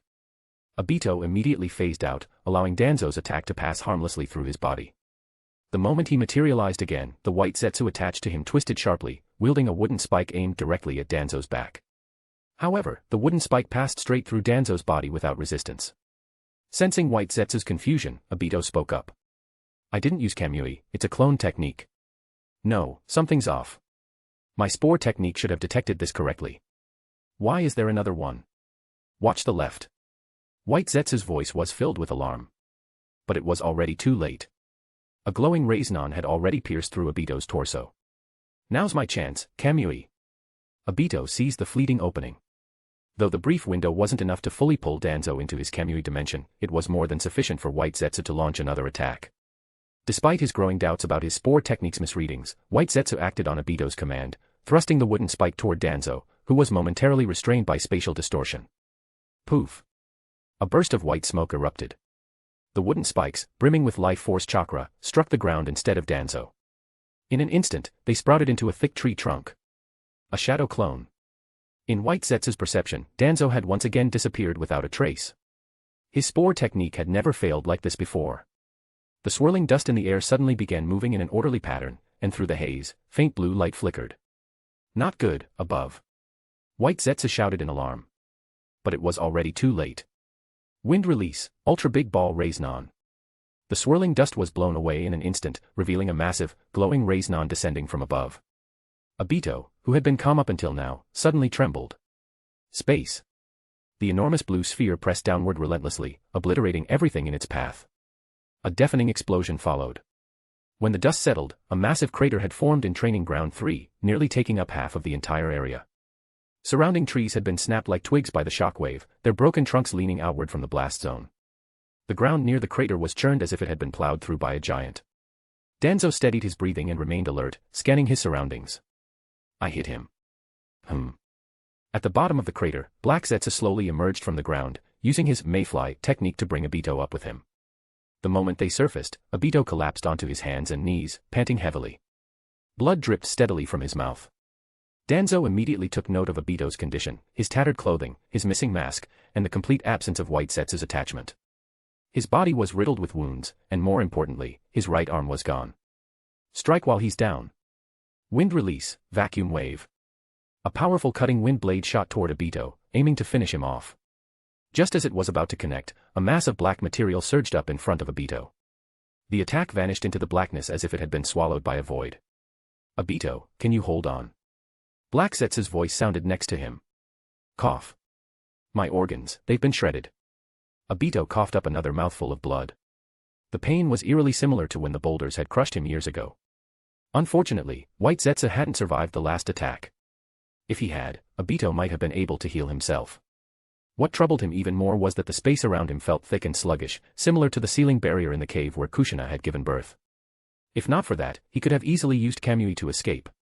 It was clear that Danzo, ever the schemer, had planned this in advance. Faced with such a well-prepared opponent, even Obito was starting to feel the urge to retreat. Kakashi's coordinate is still active.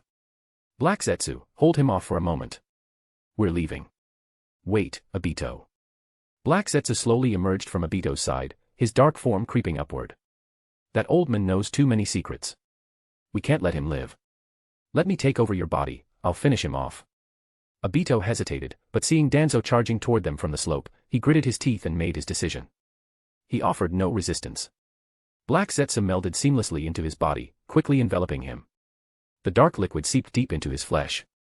Obito's right side turned completely black, and his missing arm was replaced by the same inky substance. The chaotic aura of his injuries faded, replaced by an ominous presence. This is shit. Danzo couldn't help but curse at the sight before him. This felt like fighting a boss in a video game, one that kept changing forms, each more troublesome than the last. Stay on guard. If things go south, I'm ready to use Kamui at any time. Don't worry, Obito. Black Zetsu murmured darkly. He had already made up his mind, no matter what, even if it meant exposing some of his true nature, Danzo had to die here. Chapter 100, Black Zetsu. Yin-Yang release, dark life bestowal technique. The countless trees surrounding Training Ground Number 3 instantly withered, their leaves turning a sickly yellow. Birds and insects perched on the branches fell lifelessly to the ground. The technique's reach even extended to the nearby Forest of Death. Fortunately, there were no other people in the vicinity. Danzo could clearly feel his life force being drained by this jutsu. However, when he activated his yang release chakra, he found that he could isolate himself from its effects. Meanwhile, Obito sensed his body recovering at an astonishing rate. His wounds rapidly closed, and his life force surged back into him. But rather than feeling relieved, his wariness only deepened. Black Zetsu had never mentioned that he possessed such an ability. Even though he had relinquished control of his body, he had not done so entirely. As the primary consciousness, he could still seize control at any moment. As the jutsu ended, Black Zetsu's voice emerged from Obito's mouth. Obito, something is off about this old man. He might actually possess wood release. Having observed the battle closely, Black Zetsu noticed that White Zetsu's spore technique had failed multiple times, even giving false sensory feedback. That kind of chakra, rich with life energy, mimicking the spore technique, was not something just anyone could wield. You told me only the first Hokage could use wood release. Not even the Senju clan should be capable of acquiring it. Black Zetsu had outright dismissed the rumors from the Land of Lightning battlefield, where it was said Danzo had wood release. He must have obtained it through other means. Perhaps by transplanting the first Hokage's cells, Black Zetsu speculated, though uncertainty lingered in his tone. He knew better than anyone that true wood release was born from the chakra of Azura. Without that fundamental chakra, possessing would release should have been impossible. Then let's capture him. I also want to know how he's aware of my kamui.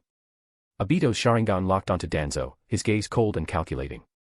Danzo, on the other hand, looked at the fully restored Obito, no, Black Zetsu, and inwardly cursed. This situation was getting out of hand. These two weren't going to let him walk away. Clang. Black Zetsu undid the iron restraints on Obito's wrists. The chains, already shattered by the earlier big ball Raiznon, fell uselessly to the ground. Two pitch-black rods materialized in his hands, which he then hurled toward Danzo, following closely behind them. Taijutsu. Danzo's hand gathered chakra, forming a vacuum blade as he stepped forward to meet the attack. He wasn't afraid of close combat. In fact, it suited him just fine. Ninjutsu had little effect on yin-yang release, but perhaps sealing techniques would work. However, the moment their weapons clashed, Danzo realized he had miscalculated. Yin-yang release was just as much of a cheat as Obito's kamui. His vacuum blade lost its chakra upon contact with the black rods, and worse, his own chakra flow was disturbed. Luckily, the effect wasn't severe, but if those rods pierced his body, he would end up like Naruto in the original timeline, completely helpless. And unlike Naruto, he had no tailed beast to break free. Dispelling the chakra-infused blade from his kunai, Danzo switched to pure taijutsu and weapon combat. Even so, he remained highly cautious, keeping his distance as much as possible. He wasn't about to take any risks against this kind of ancient monster. Black Zetsu, of course, noticed Danzo's wary approach. The man was being careful, avoiding all direct contact with his body. It felt like Danzo knew a lot more than he should. Black Zetsu's intent to kill him only deepened. Both combatants leaped apart. Black Zetsu quickly formed hand seals, controlling Obito's body. Fire release, great fireball technique. A massive fireball roared toward Danzo. Wind release. The wind technique tore through the flames, nullifying the attack. But Danzo quickly realized something alarming, he had completely lost sight of Black Zetsu. Concealment technique. Underground. A warning instinct flared in his mind. Danzo jumped back just in time to avoid Black Zetsu's hand, which had reached up from beneath him. But just as he landed, whoosh! A black rod whizzed past, narrowly missing him. He was being pushed into a defensive position. There were no clear attack patterns, no signs before an assault. He had to force Black Zetsu out into the open. Even before his feet fully touched the ground, Danzo had already started forming hand seals. Slamming his palms onto the earth, he activated his technique. Wood release. The ground beneath them surged as thick, intertwining trees erupted, forming a dense wooden structure over the entire battlefield. The overlapping layers of wood spread rapidly, reinforcing the terrain with an intricate lattice of branches. Below, Black Zetsu, still submerged underground, was caught in the fast-growing roots and dragged to the surface. So, you really do have wood release, Black Zetsu mused, bound by the technique. Your yin-yang release can't absorb solid matter, can it? Danzo quickly formed another set of hand seals. A wooden spear shot forward, striking Black Zetsu dead center. Instantly, the spear expanded, forming a wooden sphere that grew uncontrollably, its internal branches shredding everything inside to pieces. Is it over? Danzo panted, staring at the massive wooden sphere before him. It's over. Two black rods pierced straight through his body. Half of Black Zetsu's form emerged from a nearby tree as though he had grown out of it. You. Danzo's eyes widened in disbelief. Black Zetsu grinned, his expression twisted with amusement. I know would release better than you do. Chapter 101, Chapter 101, Yin-Yang Release. Danzo turned his head to look at the figure of Black Zetsu standing before him. From the point where he had been stabbed, his entire body began to rapidly undergo petrification, turning into wood at an alarming speed. Sealing Jutsu. Sealing runes spread outward with the wood clone as the center, forming a seal that encompassed everything within a 5-meter radius. It worked. Seeing Black Zetsu visibly restricted in his movements, Danzo felt a surge of satisfaction. Sealing Jutsu. Wood release, silent strangulation bind. Danzo wasted no time, immediately layering another sealing technique on top. His wooden arm extended unnaturally, coiling around Obito's body and beginning to constrict. You really are quite cautious. Obito remarked, maintaining his distance while observing Danzo carefully. The seals on his body slowly faded away until they completely disappeared. The sealing jutsu didn't work. No, it worked, but only marginally better than regular ninjutsu. It was still being absorbed. Who exactly are you? How do you wield yin-yang release? Danzo asked while analyzing the situation, already considering a possible retreat. You'll find out soon enough. Black Zetsu replied, his hands forming a rapid sequence of hand seals. As he moved, Black Zetsu, what are you doing? Obito's expression grew grim as he sensed his life energy rapidly draining. He was already preparing to break free from Black Zetsu's control at any moment. It's fine, Obito. You can have White Zetsu replenish you afterward.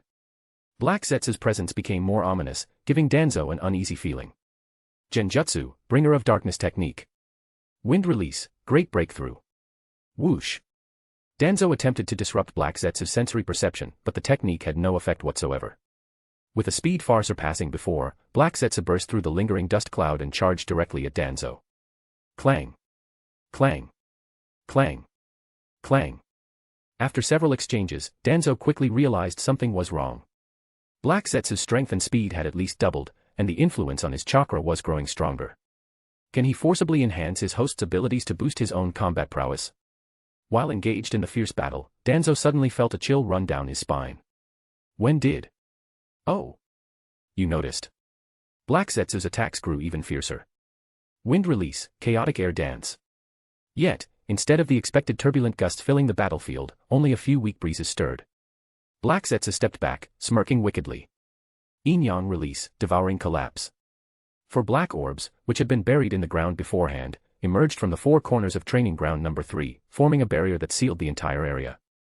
Through his Sharingan, Danzo could see that all surrounding chakra was being drained into the black spheres, even his own chakra was evaporating like mist, drawn into them against his will. I need to find a way out. You won't be leaving. Black Zetsu's eerie voice cut through the air, as if reading Danzo's thoughts. He launched himself at Danzo once more. Wind release, big ball Raisnon. As the swirling chakra sphere formed in his hand, Danzo's brows furrowed. The same technique now required more than 3 times the usual chakra to maintain. Even worse, the big ball Raisnon was steadily diminishing in size. Obito had been injured by this very technique earlier. This meant that Black Zetsu's yin-yang release wasn't as invincible as Madara had later demonstrated. From the earlier sealing techniques, it was also evident that chakra-based jutsu were not completely ineffective. As long as the attacks exceeded his absorption rate, they could still inflict damage. Black Zetsu didn't evade. Instead, he lunged forward, pressing both hands against the swirling sphere of chakra. The big ball Raisnon visibly shrank as its chakra was rapidly consumed. Super big ball Raisnon. Danzo roared, unleashing his chakra in a torrential surge without hesitation. The Raisnon expanded rapidly, swallowing Black Zetsu's arm little by little until his entire body was engulfed in the glowing blue sphere. To maximize the damage, Danzo sustained the Raisnon for a full 6 seconds, ensuring that the force of the technique remained constant. Then, a hand suddenly extended from within the glowing sphere. Damn it. Danzo quickly leapt back, landing firmly on the ground. The moment he touched down, a streak of black matter shot up from beneath, piercing into his body from below. His chakra instantly spiraled into chaos, and an excruciating pain surged through him, locking his muscles in place. At that moment, Obito closed the distance in a flash. BZZZT. BZZZT. Blood splattered in 2 sharp arcs as 2 black rods, formed from yin-yang release, impaled Danzo's shoulders, nailing him against the wooden surface behind him. Got you. A dark, menacing face emerged from the shadows, whispering in Danzo's ear with a hoarse and chilling voice. Impossible. The spatial seal was broken. Danzo could feel his chakra in complete disarray, the black substance rampaging inside his body. He never expected to be caught off guard like this. Chapter 102, Chapter 102, Tension. Danzo, pinned against the tree, was in complete disarray. The black substance within him flowed like a living entity, greedily absorbing his chakra and life force. The 2 black rods impaling his chest not only restricted his movements but also threw his chakra into chaos. His lungs had been pierced, making even breathing difficult. This time, I've really lost. Danzo muttered, blood trickling from the corner of his mouth as he stared at the figure before him, Obito. No. Black Zetsu. At this moment, Obito's entire body was wrapped in black matter, leaving only his Sharingan exposed. However, rather than showing excitement, his eye reflected a hint of fear. The black substance gradually receded. Black Zetsu relinquished control over the body, and even the remnants clinging to the severed arm began to fade away. Cough, cough. With control of his body restored, Obito suddenly dropped to his knees, coughing violently. His voice was hoarse, like that of an old man. The once youthful half of his face was now covered in wrinkles. A deep unease gripped his heart.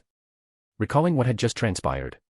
When facing the super big ball Raisnon, Black Zetsu had suddenly enveloped him entirely, leaving him no time to react before his body was completely taken over. Within that darkness, he had felt himself cut off from everything, even the spatial barrier that enabled Kamui had been severed.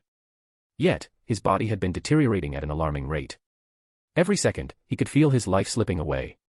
Even with white Zetsu's cells partially integrated into him, he had been on the brink of death. And that terrifying sensation of losing control, of being drained of life, it was the first time Obito had experienced such utter helplessness.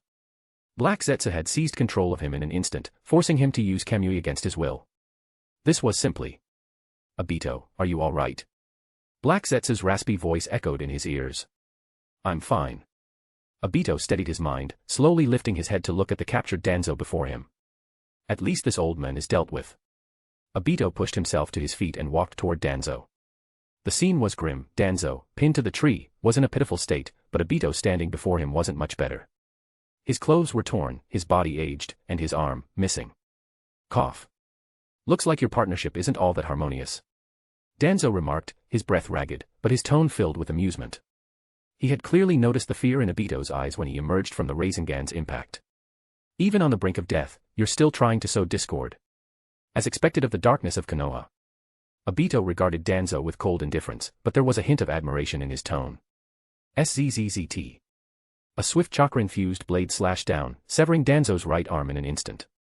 Obito picked up the severed limb and pressed it against his own missing arm. The black substance quickly spread, integrating the arm with his body.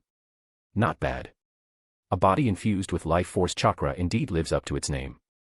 Obito flexed his fingers, testing his newfound limb. Danzo let out a low chuckle, as if he hadn't just lost an arm.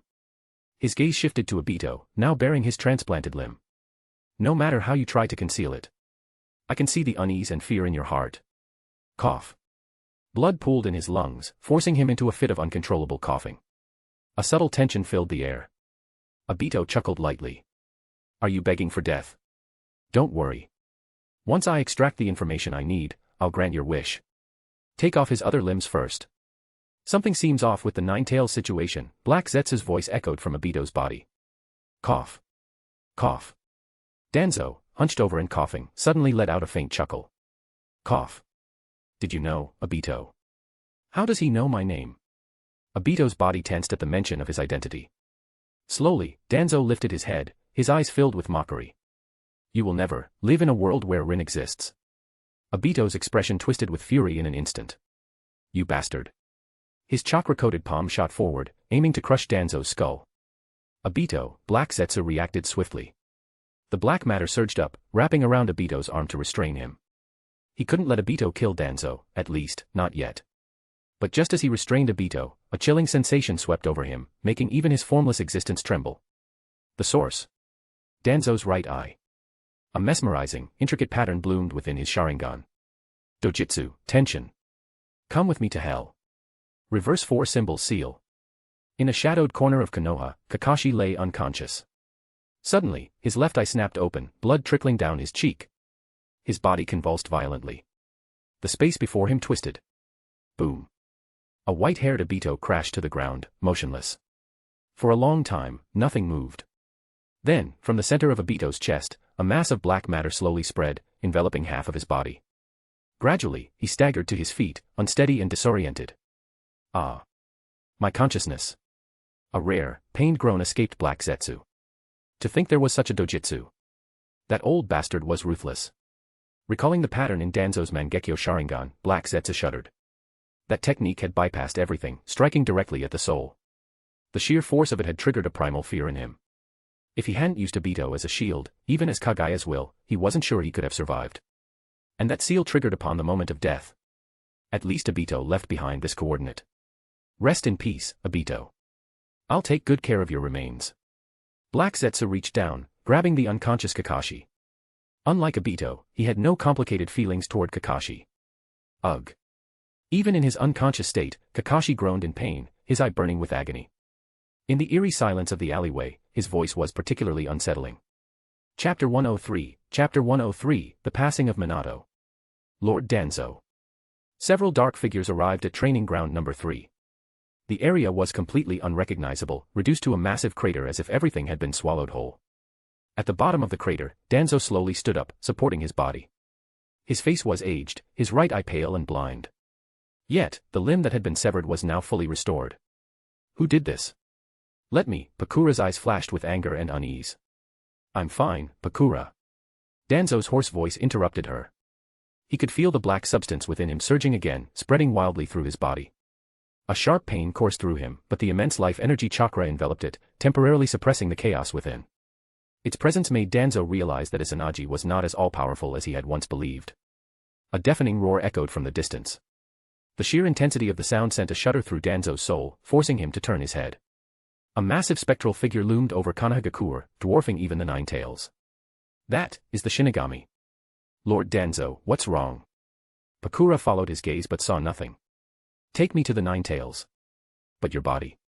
Do as I say, Pakura. His weakened voice brooked no argument. At the heart of the village, Jiraiya held a newborn in his arms, his expression a mix of sorrow and complexity as he looked at Minato and Kushina. Ninjas gathered gradually, forming a solemn crowd. Minato. Faced with the Nine Tails' near-limitless chakra, Minato had chosen to use the Reaper Death Seal to prevent further destruction of the village. The third Hokage stood nearby, his face conflicted, a glimmer of shame in his eyes. For a brief moment, he had hesitated. Yet Minato still wore his signature, sun-like smile. Jiraiya-sensei, Elder Danzo once told me that a crown raises its bearer above others, it is a symbol of status. But when calamity strikes from the heavens, the one wearing the crown must stand tall and let the people see a golden beacon of hope. As if sensing Hiruzen's guilt, Minato turned to him. Lord Third, this is my own choice. With those words, he moved toward Kushina, his steps weak, gently caressing her tear-streaked face. Kushina. I'm sorry. I failed to protect you and our child. Minato. Jiraiya placed the baby into their arms. Naruto. Kushina whispered, softly stroking the newborn, tears streaming down her face. Danzo, with Pakura's support, finally arrived at the scene. Watching the sight before him, a heavy feeling settled in his chest. Nothing had changed after all. Lord Danzo. Minato's eyes glowed faintly. I'm sorry to disappoint you, Lord Danzo. Not at all, Minato. You've done far better than I ever expected. Is that so? Minato smiled weakly, his eyes losing their light. You were more like a mentor to me. Kushina and I wanted you to be there for Naruto's birth celebration, to share a meal together. System notification, important character, Namikaze Minato, has acknowledged you. Connecting. Reward acquired, spatial awareness, where do you wish to go? A reward he had once longed for, yet Danzo felt no joy. As he looked at Minato and Kushina, his heart clenched unbearably. Minato gazed down at his son. Lord Danzo, could you? I will take care of him. He will grow up happily. The village, and Naruto. I leave them to you. Kushina looked up at Danzo with deep gratitude. To her, the village meant nothing, only her child and Minato mattered. But Minato's decision, the tragic fate of Jinchuriki. As a new mother, she couldn't even bear to imagine it. Kushina. I'm so sorry. Minato held his wife and child tightly, his voice growing weaker. The last remnants of his soul were drawn from his body as the Shinigami's phantom slowly faded away. Konohagakure was in turmoil. In a single night, both the Seven Tails and Nine Tails had rampaged, and the fourth Hokage had perished. Many still hadn't grasped the full weight of the situation. Leaderless, the village turned to the third Hokage, who stepped forward to regain control. As for Danzo. After the death of Minato and Kushina, he disappeared, taking the newborn Naruto with him. He hadn't even attended the funeral of the fourth Hokage and his wife. Deep within Root's underground laboratory, Jiraiya stood with two toads perched on his shoulders, the distinct features of Sage Mode visible on his face.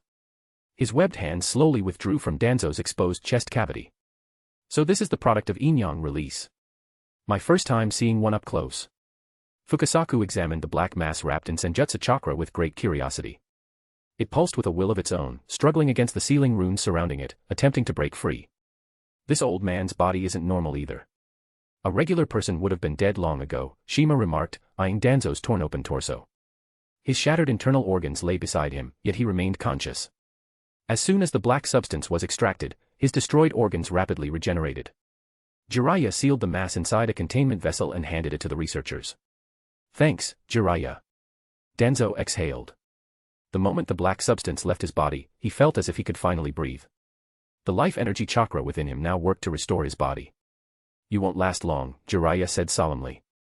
Tsunade and Minato's trust in Danzo had led Jiraiya to seek aid from the great toad sages without hesitation, even using techniques he had yet to master.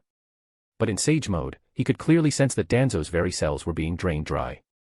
Despite his seemingly powerful regenerative ability, it was all due to some unknown life force chakra keeping him alive.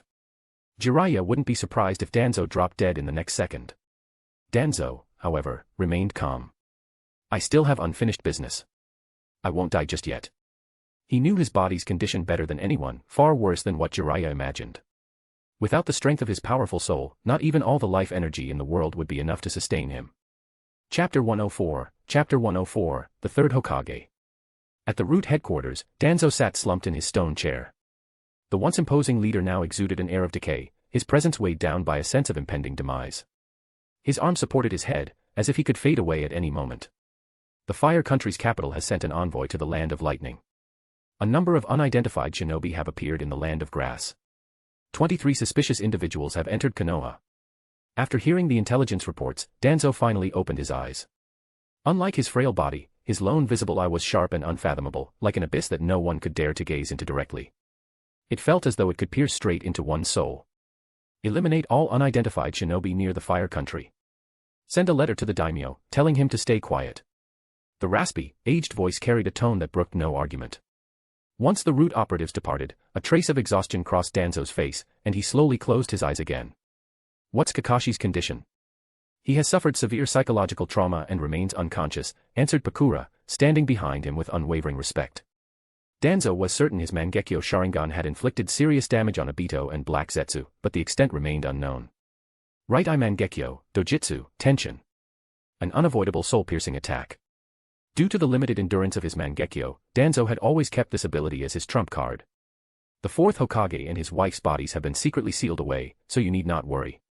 Just focus on resting. Pakura looked at Danzo with concern. Since his injury, she had barely left his side, witnessing for the first time just how fragile he had become. An unsettling fear gripped her heart. Don't worry, I'll be fine, Pakura. Danzo reassured her briefly before sinking into a state of feigned sleep. His body was truly on the verge of collapse. More and more, he found himself slipping into these periods of rest, desperate to extend his remaining time. 1 month after the fourth Hokage's death, a decree arrived from the Fire Daimyo's court, officially reinstating the third Hokage. Danzo awoke from his feigned slumber upon hearing the news. He hadn't expected Sarutobi to be so foolish. Bringing the Fire Daimyo back into Konoha's affairs was a grievous mistake. During the few years Minato had served as Hokage, he had gradually severed Konoha's reliance on the Fire Daimyo's authority. By the end of his tenure, Konoha operated almost independently. To the point where, given another decade, the daimyo's existence would have been all but forgotten. But now, Sarutobi had no choice but to act. After taking control, he quickly realized that the village no longer recognized him. Even the Inoshikacho clans, once his loyal supporters, no longer offered their full backing. In this precarious situation, Hamura Mitokado proposed a solution: leverage the daimyo's formal appointment to solidify Sarutobi's legitimacy. To the common villagers and most shinobi, the Fire Daimyo still held great authority. And so, an opportunity was handed to the Fire Daimyo on a silver platter. The daimyo, having woken 10 days ago to find a warning letter from Danzo at his bedside, had wisely abandoned any private schemes. Yet now, everything had conveniently fallen into place for him. With the daimyo's endorsement, Sarutobi was once again formally recognized as the Hokage. As part of the agreement, all enforcement outposts within the Fire Country would remain under shinobi control, but must be supervised by the nobility. Sarutobi agreed to the terms without hesitation. Konoha was once again bound to the Fire Country.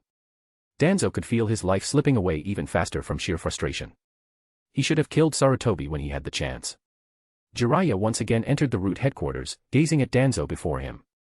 Even without entering sage mode, he could sense the life draining from the old war hawk. Jiraiya. Sarutobi has undone everything Minato built. I need you to step forward. Danzo's voice, though weak, was laden with urgency. If you're willing, you will become Hokage, and Konoha will stabilize quickly. Danzo had no choice but to turn to Jiraiya in one last desperate bid. His body was failing. He could no longer act personally. And lurking in the shadows, Obito and Black Zetsu remained a looming threat. Though Danzo was unaware, Obito's soul had already been destroyed by Dojutsu, Tension, leaving only Black Zetsu to maneuver in the dark. Jiraiya, with his stellar performance during the Nine Tails attack, his role as Minato's mentor, and his past renown. If he wanted the position, no one could challenge him. Not even Sarutobi. Yet, in the end, Jiraiya refused. Danzo had expected this answer, yet he couldn't help but sigh when he heard it. Watching Jiraiya's departing figure, he muttered. This is a mess beyond saving. It's time to let go. I'm sorry, Minato. Chapter 105, Chapter 105, Cultivating Clones. 2 months drifted by. In the depths of a massive underground laboratory, sounds of astonishment echoed through the space. Lord Danzo, this is incredible, a creation worthy of the gods. This is the perfection I've been seeking. Using the black matter produced by yin-yang release, a flawless body had been crafted. Even the normally conflicting forces of wood release and Uchiha bloodline powers merged harmoniously under its influence. The consciousness-imbued black substance they obtained this time likely originated from a fragment of Black Zetsu's body, a part that Kaguya separated from herself using yin-yang release before she was sealed away. It was a separation much like how the Sage of Six Paths split the Ten-Tails into the Nine-Tailed Beasts. Danzo had erased Black Zetsu's will from it and infused his own soul's essence into the black matter, creating the ultimate material for cultivating clones. Even the white Zetsu cells harvested from Training Ground 3 paled in comparison. Using the black matter as a vessel, the two types of cells fused almost instantly, as if they had always belonged together.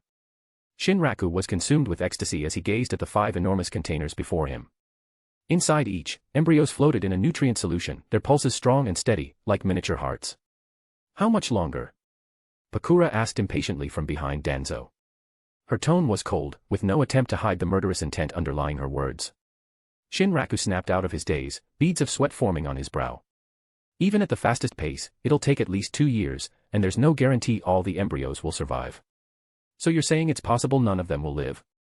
Pakura's icy voice sent a chill through Shinraku's heart. Once they mature, they will be flawless, absolutely one of a kind. Enough, Danzo interjected, his voice steady from his wheelchair. Shinraku cautiously approached Danzo, speaking with great care. Lord Danzo, perhaps you should transfer your consciousness to a temporary vessel and give these embryos time to grow. Once they've matured, you can transfer again. To Shinraku, rushing the embryo's growth and risking their perfection was unthinkable. Besides, the black matter had been completely depleted. Reproducing these perfect embryos was now impossible, at least for the foreseeable future. I have 2 years, that's enough time. Danzo refused without hesitation. He had delayed transferring his consciousness for so long not just because he wanted the perfect body, but because something in his soul trembled at the thought. Now that his soul had grown stronger, the sense of unease had only intensified. It was as if his very essence warned him of the dangers along this path, a different path from Orochimaru's, yet just as fraught with peril. At the same time, the recent system reward of spatial awareness made Danzo even more convinced that strengthening his soul was crucial for survival. His fighting style would never be as swift or fluid as Minato Namake's.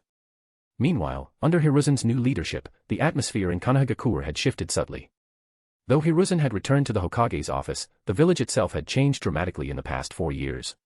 Policies, budget allocations, clan appointments, civilian accommodations, job distributions. Much of it bewildered Hiruzen. For instance, Konoha's treasury now held over 23 billion ryo. Shirakawa town alone brought in a stable monthly income of 2 billion ryo. The village had implemented numerous supportive programs. Enrollment support for villagers' children. Scholarships for geniuses. Compensation for the bereaved and war orphans.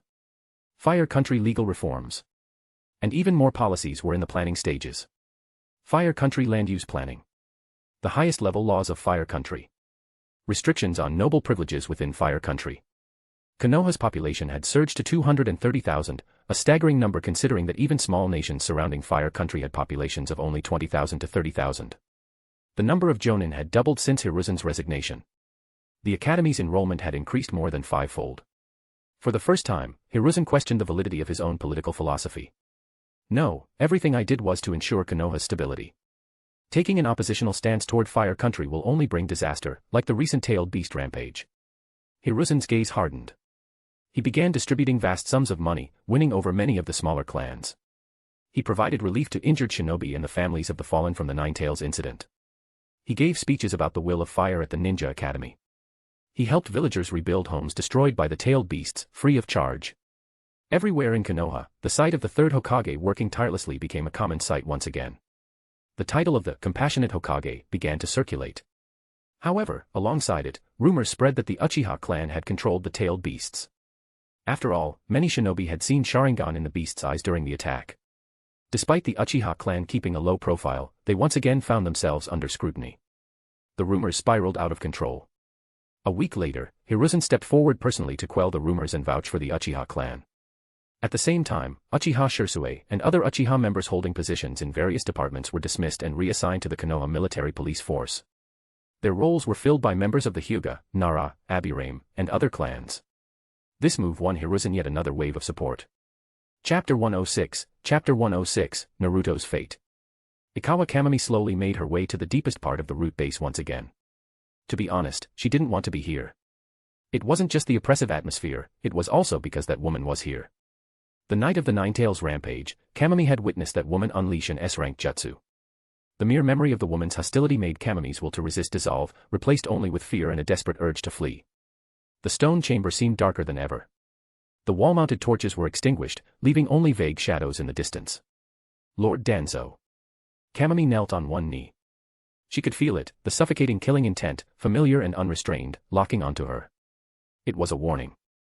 Your strength has deteriorated significantly, Danzo's aged voice echoed from the darkness. Kamami trembled.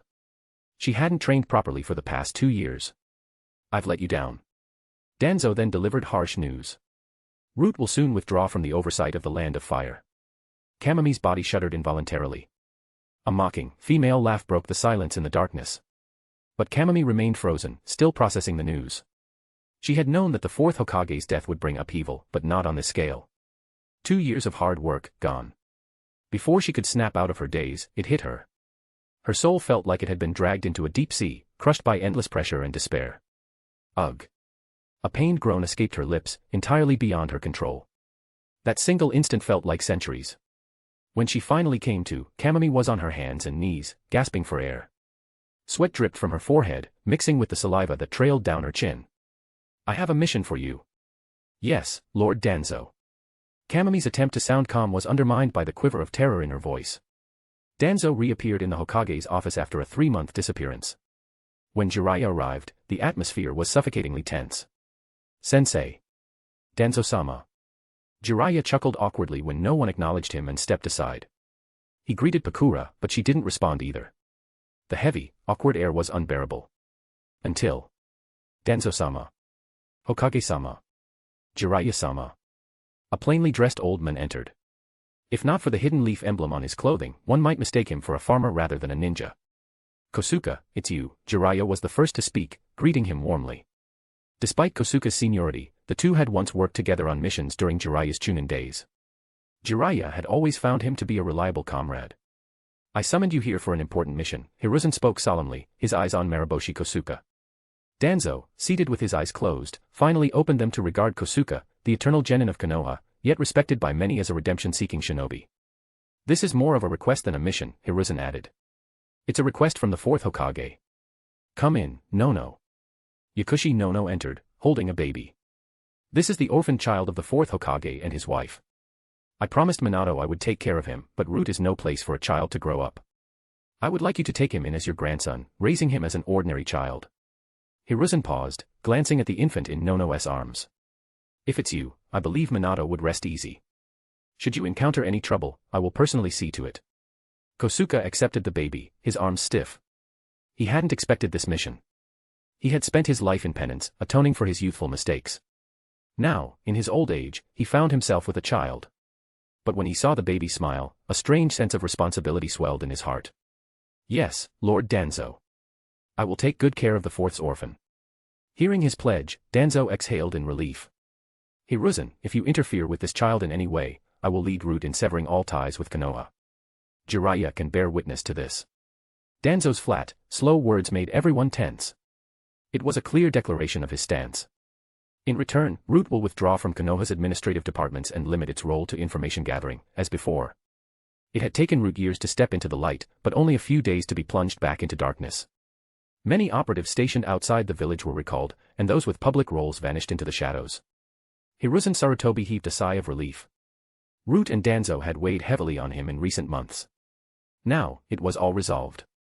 Danzo and Root became less and less mentioned in Hokage Tower meetings, almost as if they were a taboo topic. Rumors soon spread within the village. Danzo, Root's leader, had died. After all, many shinobi had seen Danzo gravely injured that night. Chapter 107, Kumogakure. 2 years passed quickly, and the shinobi world remained relatively peaceful. The only major event was that 6 months ago, the Raikage, backed by the daimyo of the Land of Lightning, completely eradicated Kimogakure's elder council. This marked the full restoration of the one village one kage system in Kimogakure. However, the years of internal strife had left the village severely weakened. Kimogakure, built atop steep cliffs and surrounded by towering mountains, looked as grand and imposing as ever. Having regained control, stood abruptly as he read the intelligence report delivered by his subordinates. Damn Konoha.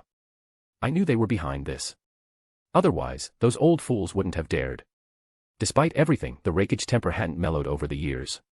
He had suffered enough humiliation. Despite his overwhelming strength, he had been powerless against the Elder Council. The power of the people, they had smugly called it. Send the order, no caravans from the land of fire are to enter the land of lightning. Raikage-sama, the daimyo won't agree to that, his secretary reminded him cautiously.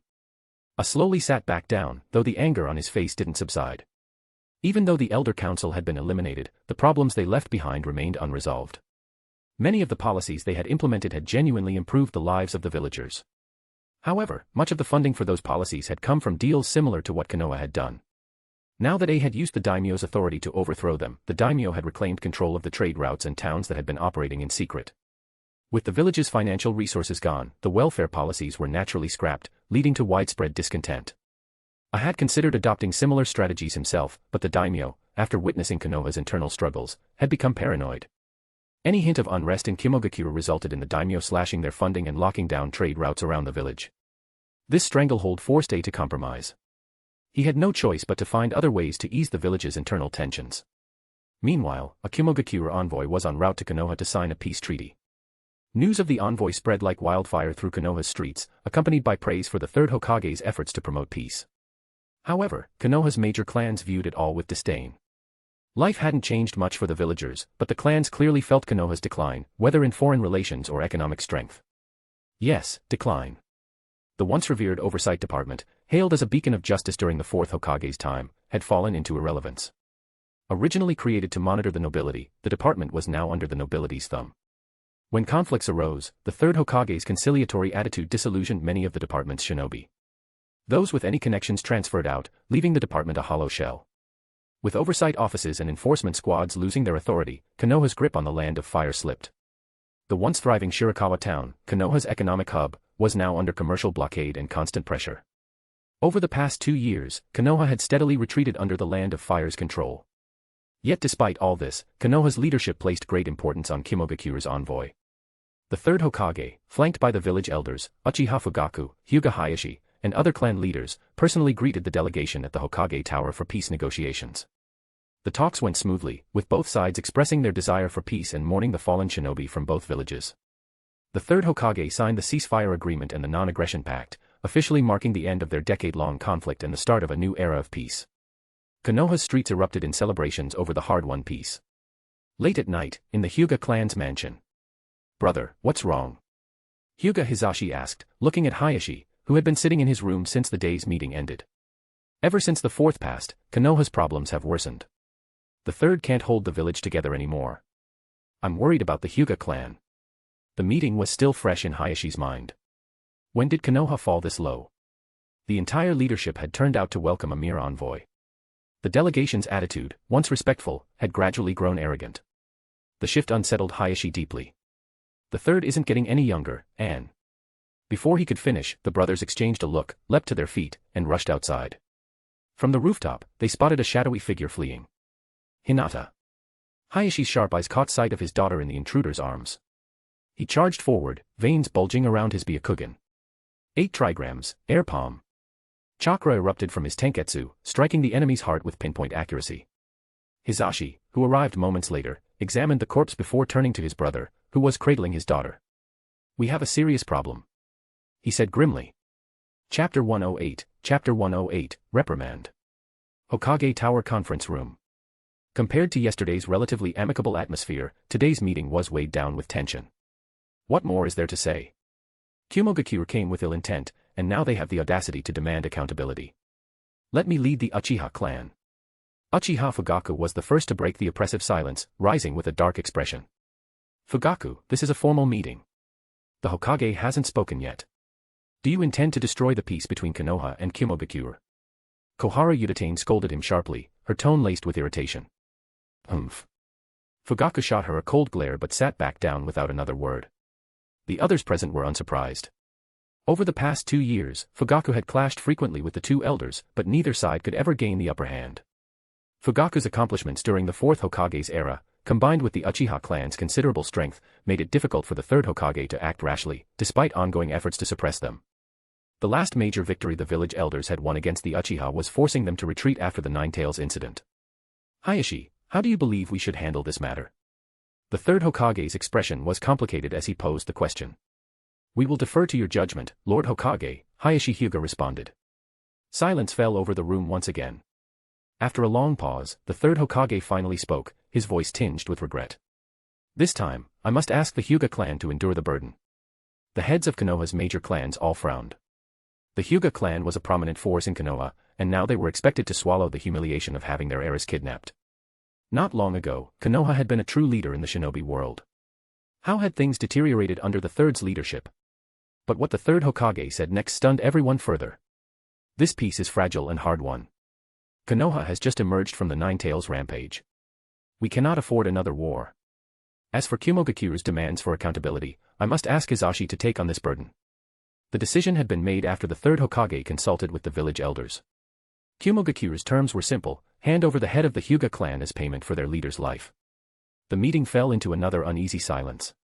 Sarutobi Hiruzen finally broke it with a solemn declaration: everything I do is for the good of Konoha. At that moment, the doors burst open, and Pakura wheeled Danzo into the room. Danzo. Lord Danzo. If I'm not mistaken, I am still an elder of Konoha. I have the right to be part of this meeting, Danzo said, his frail yet commanding voice leaving no room for argument. Danzo, we've already reached a decision. You're not well. You should rest. Hamura Mitokado tried to dissuade him. Everyone could see Danzo's condition. His aura was that of someone hovering at death's door. I've already heard the full situation, and I overheard Sarutobi's decision from outside. I disagree with this resolution. Danzo's single, piercing eye swept across the room, daring anyone to meet his gaze. None could. If someone must be sacrificed for Konoha's peace, then that person should be the Hokage. The conference room descended into stunned silence. Hamura rose, his face dark with anger. Danzo, you don't understand the circumstance. Shut your mouth, Hamura. This isn't a negotiation. And we still have unfinished business regarding the Fire Daimyo's demands. Danzo, you, Hamura pointed at him, too incensed to speak. Suddenly, a figure appeared at the door. The scent of fresh blood clung to him as he knelt respectfully. My lord, the Kumogakure forces have been dealt with. Danzo, you. The 3rd Hokage's face darkened further. Danzo had undermined him, first with words, and now with actions.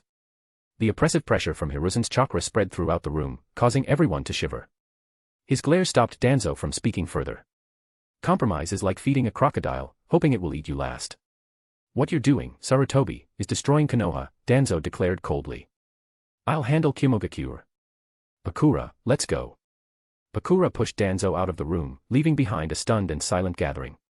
Deep within Root's headquarters, Danzo's spiritual pressure radiated continuously, a side effect of his deteriorating body. If the Raikage wants to act, we'll leash him. Itachi, handle the situation in the Land of Lightning. Yes, my lord. After Itachi departed, Pakura wheeled Danzo to a hidden chamber. The room was filled with everything necessary for a forbidden technique. In the center, a massive glass cylinder held the body of a 17- or 18-year-old, floating gently in the liquid inside. As soon as they entered, the stone door closed behind them, sealing the room with complex runic inscriptions. This was the safest place in all of Root. My lord, everything is ready. We can begin. Chapter 109, Chapter 109, Reincarnation. The clone was placed next to Danzo. If reincarnation fails, proceed with the plan. Danzo slowly opened his eyes, speaking calmly. Sir. A trace of confusion laced the voice. All preparations had been completed. With swift hand seals, Danzo's soul began to radiate outward, connecting with the nearby clone. It was hard to say how much time passed. Danzo found himself in a vast, dark space. He could see his own hand as he reached out. With a mere thought, his skin tightened, and his entire body reverted to a younger state. Is this my soul form? The surrounding space began to change. Starting from Danzo, soft hues of pale blue and pink spread outward. A single pinpoint of light emerged from the darkness, growing and swallowing the void bit by bit, like ink spreading in all directions. With each space filled, a sense of comfort spread through Danzo's soul, as if finding his true home. So, my soul is occupying the clone's consciousness. Since the clone had no soul or consciousness, it must have been a hollow, dark void before. Excitement filled Danzo at the novelty of his first reincarnation. As his soul's colors took over more of the consciousness, the space brightened. He felt more at ease with each passing moment. It's surprisingly beautiful. I knew I was an upright person, not like Orochimaru's soul space, filled with grotesque lumps of flesh. Once I completely saturate this space, this body will be fully mine. Now, all that's left is to wait. Time became meaningless. It could have been an instant, or an eternity. Just as Danzo was about to paint the final patch of sky, a surge of unknown energy sent a shiver down his spine. From the unpainted section above, a massive eye emerged, staring down at Danzo's soul with unwavering intensity, like a house cat watching its prey. The eye, enormous and rippling with concentric circles, seemed embedded in the sky itself, halting Danzo's progress. The dead should not remain in the shinobi world. A deep voice echoed from the depths of Danzo's soul, followed by a tremendous pull. Danzo felt himself being forcibly dragged out of the consciousness space. His soul froze, caught in a suffocating grip. The higher his soul ascended, the larger the giant eye loomed before him. Amid the chaos, a small part of his rational mind remained clear. If my soul leaves this space, the reincarnation jutsu will fail. I might end up in the Pure Land, or worse, lost forever. To hell with you, Sage of Six Paths. I want my youth back. Dojutsu, tension. A violent surge of soul energy crashed against the eye of the Rinnegan. The massive eye fractured like glass, cracks spreading until it shattered with a loud snap. With the obstruction gone, Danzo's soul quickly sealed the final gap in the consciousness space. Only once the last puzzle piece fell into place did the ominous feeling in Danzo's soul dissipate. Meanwhile, in an unknown space, the Sage of Six Paths opened his eyes. A soul escaped.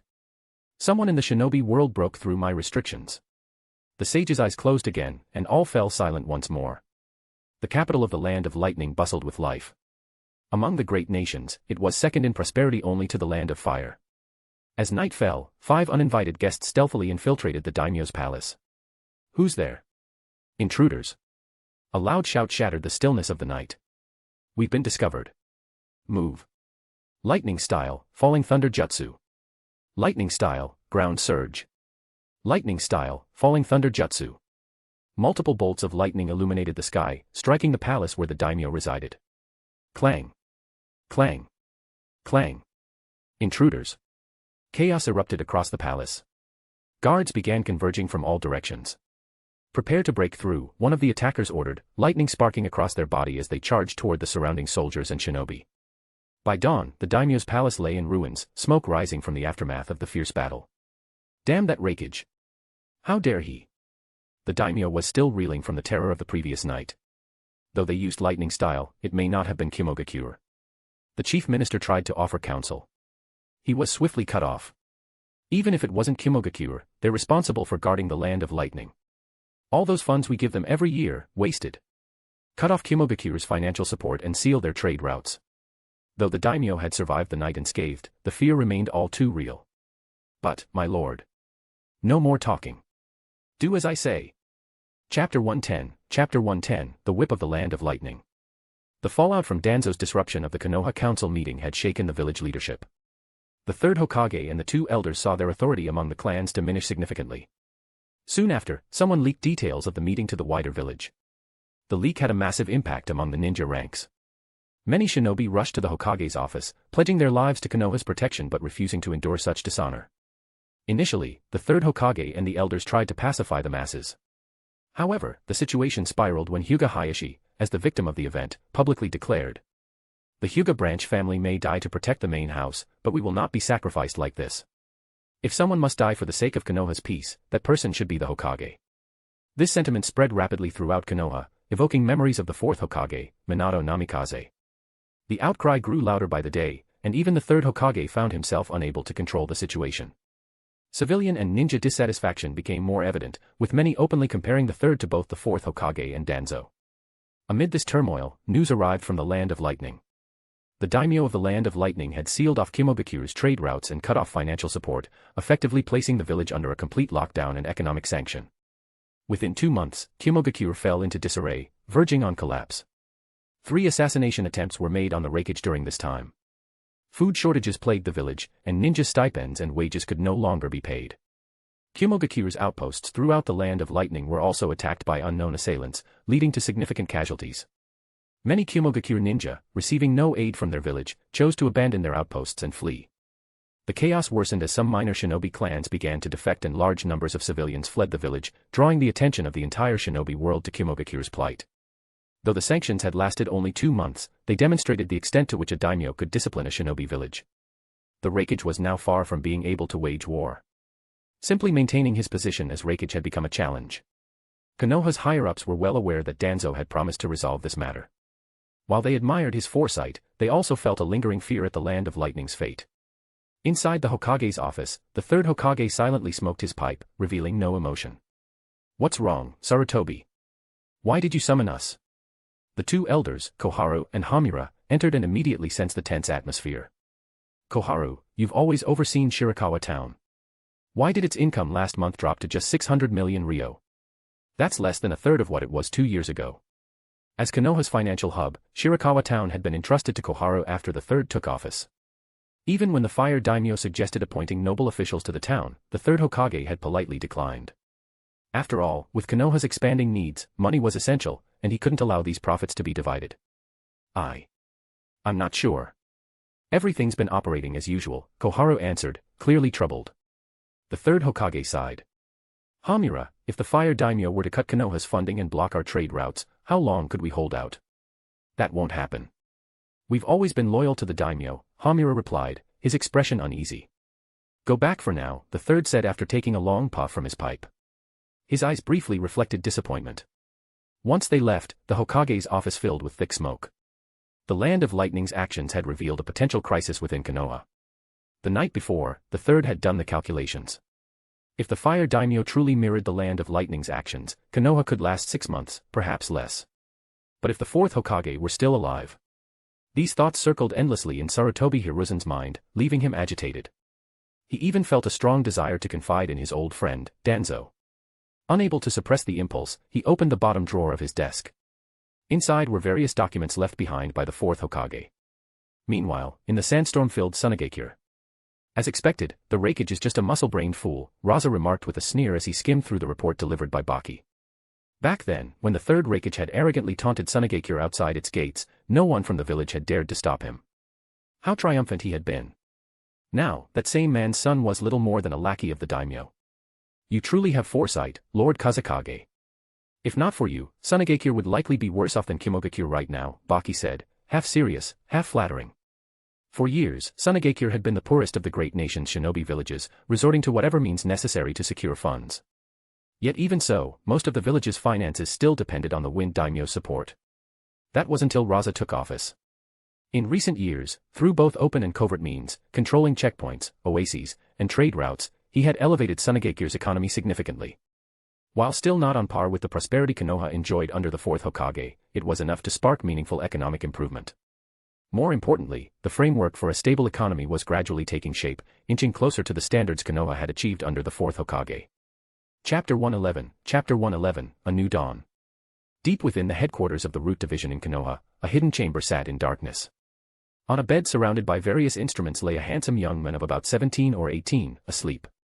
Despite his unconscious state, he radiated life. His delicate, flawless skin would make even women envious. His long hair looked recently trimmed, though uneven in places. Slowly, he opened his eyes. At first, there was confusion in his gaze, but it quickly gave way to excitement. He yanked the monitoring devices from his arm and stared at his smooth, pale skin. A smile tugged at the corners of his lips, unable to be suppressed. "Danzo-sama." A voice rang out, tentative yet filled with joy. Danzo Shimura turned to see Pakura standing nearby. He beckoned her forward, and she slowly approached the bed. When he raised his hand, she instinctively lowered her head. "You've done well, Pakura. I can always trust you." His hand settled atop her head, stroking her hair in praise, as he always had. She resembled a contented cat at that moment. "How long have I been asleep?" Danzo asked as he withdrew his hand and began detaching the wires from his chest. 6 months, Danzo-sama." "I see," he muttered, a trace of gravity entering his gaze. The memory of that soul attack lingered. He knew the assailant, without a doubt, it had been the Sage of Six Paths himself. Nagato's Rinnegan may have been powerful, but Danzo didn't believe he had the ability to invade someone's spiritual space. This proved that the sage wasn't simply watching over the shinobi world from afar. Danzo-sama, your eyes. Pakura, still clearing away the last of the instruments, froze as she saw Danzo's new eyes. His Mangekyo Sharingan shimmered in his sockets, the intricate, otherworldly patterns shifting with his mood. They were mesmerizing, so much so that it felt as though her very soul was being drawn in. Danzo, too, was keenly aware of the immense power brimming in those eyes. The eternal Mangekyo Sharingan. This body could finally contain the full might of his soul. His evolution was complete. He glanced at Pakura, smiling. Pakura, make sure to stay by my left side. Don't fall behind, he teased. I've always been working hard, she huffed, puffing her cheeks in mild defiance. Danzo couldn't help but ruffle her hair again, his mood soaring. The power of his right eye, the Mangekyo technique tension, could attack an enemy's soul directly, turning his own spiritual energy into a deadly weapon. For Danzo, it was a trump card that few had survived. Obito, Black Zetsu, and even the Sage of Six Paths had felt its effects. However, the technique wasn't without drawbacks. Each use placed immense strain on the Sharingan, potentially rendering it unusable for an extended period. His left eye's Mangekyo technique, Tenkasari, allowed him to drag an enemy's soul into his consciousness. The full extent and risks of this ability remained unknown, though. Thinking back to the massive Rinnegan he'd seen in that space, Danzo surmised that a strong enough soul could resist, or even seize control. Still, these twin powers felt tailor-made for him. As his soul had grown stronger through various enhancements, there were now few in the shinobi world who could match him. The Mangekyo Sharingan, the eyes that reflected one's reality and heart. Danzo had never considered himself just the original Danzo. He was a soul occupying a once ailing body, transformed by the system's repeated rewards. After several days of adjustment, Danzo concluded that all the waiting had been worth it. This reincarnation had elevated his power to an entirely new level. In addition to his enhanced Mangekyo Sharingan, his wood release had evolved to version 2.0. This new wood release was brimming with vitality and could absorb chakra on its own, far from the crippled version he had used before. Now, he could wield nearly all of the first Hokage's wood release techniques effortlessly, save for the Sage Mode enhanced ones. But his greatest potential lay in the remnants of Kaguya Otsutsuki's body, the fragments of yin-yang release she had split from herself. Fusing Hashirama and Uchiha cells had triggered a catalytic reaction. In the vast underground laboratory, Danzo stood before two massive glass tanks. Within one floated a chakra-formed tentacle, a manifestation of the Eight Tails' power. It cowered at the sight of him, despite having no will of its own. Danzo felt it clearly, the beast's fear and his body's growing hunger to absorb it. It was as if it belonged inside him. Chapter 112, Taunts. In a courtyard near the entrance of Konoha, the sound of children's laughter echoed. Slow down. Don't run so fast. Grandpa can't keep up. A small figure darted forward, glancing back occasionally. Grandpa. Grandpa. Mariboshi Kosuka caught the mischievous Naruto in his arms, a doting smile spreading across his face as he lifted him high into the air. Watching the happy scene of the grandparent and grandchild from afar, Danzo couldn't help but allow a small smile to creep onto his lips. Kakashi, do you think Minato would blame me? The reason Sensei entrusted Naruto to you, this may be it, Kakashi replied lazily, his tone relaxed and unconcerned. You've been on this assignment for 2 years now. Why not return to the root? Danzo glanced at the carefree Kakashi beside him. This is fine. I can laze around in the sun every day, watching Sensei's kid. Kakashi closed his single eye, a content expression appearing on his face. You've changed a lot, Kakashi. Danzo observed, noting how different Kakashi was from 2 years ago, far more laid back, almost unrecognizable. Not as much as you have, Elder. If you hadn't revealed your identity just now, I would have thought you were an enemy. It's going to take me some time to get used to it, Kakashi added with a slightly sheepish grin. In the past, Kakashi had always seemed cold, distant, and logical. But now, Danzo saw traces of others in him. Thankfully, though Kakashi's personality had changed, his strength had not. The short blade on his back radiated a formidable aura, far more powerful than 2 years ago. Clearly, he hadn't slacked off. His attitude toward Danzo had also improved, showing signs of respect. Though the system hadn't fully approved Kakashi yet, Danzo had no intention of forcing the issue. Very well. Danzo didn't push further. After exchanging a few more casual words, he left. However, as he walked away, he clearly felt Kakashi's hesitation, like he had countless questions to ask but didn't know how to start. Night blanketed Konoha, though the bustling village still gleamed with lights.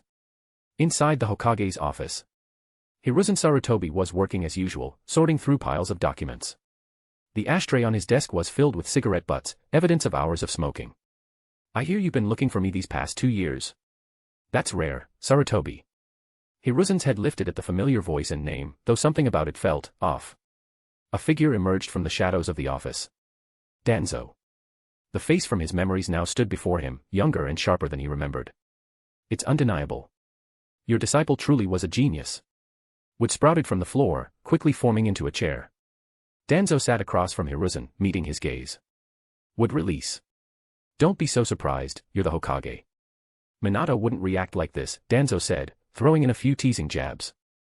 Hiruzen's actions over the past 2 years had been deeply frustrating to Danzo. Always the martyr, sacrificing himself for the so-called peace of Konoha. Even the Seven Tails had been returned to Takigakure a year ago. Get to the point. Why are you here? I don't have time to waste on idle chatter. I'm only indulging you because of Minato and Konoha. Hiruzen suppressed his surprise, speaking seriously. Danzo, since you've regained your youth, would you consider returning as administrative elder? If you want the position of Hokage. Danzo chuckled and shook his head, cutting him off.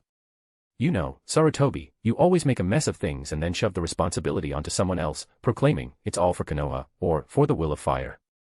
If you'd stepped down 2 years ago and given the Hokage title to Jiraiya, I might have respected you a little more. In Danzo's eyes, Konoha was now little more than a decaying mess.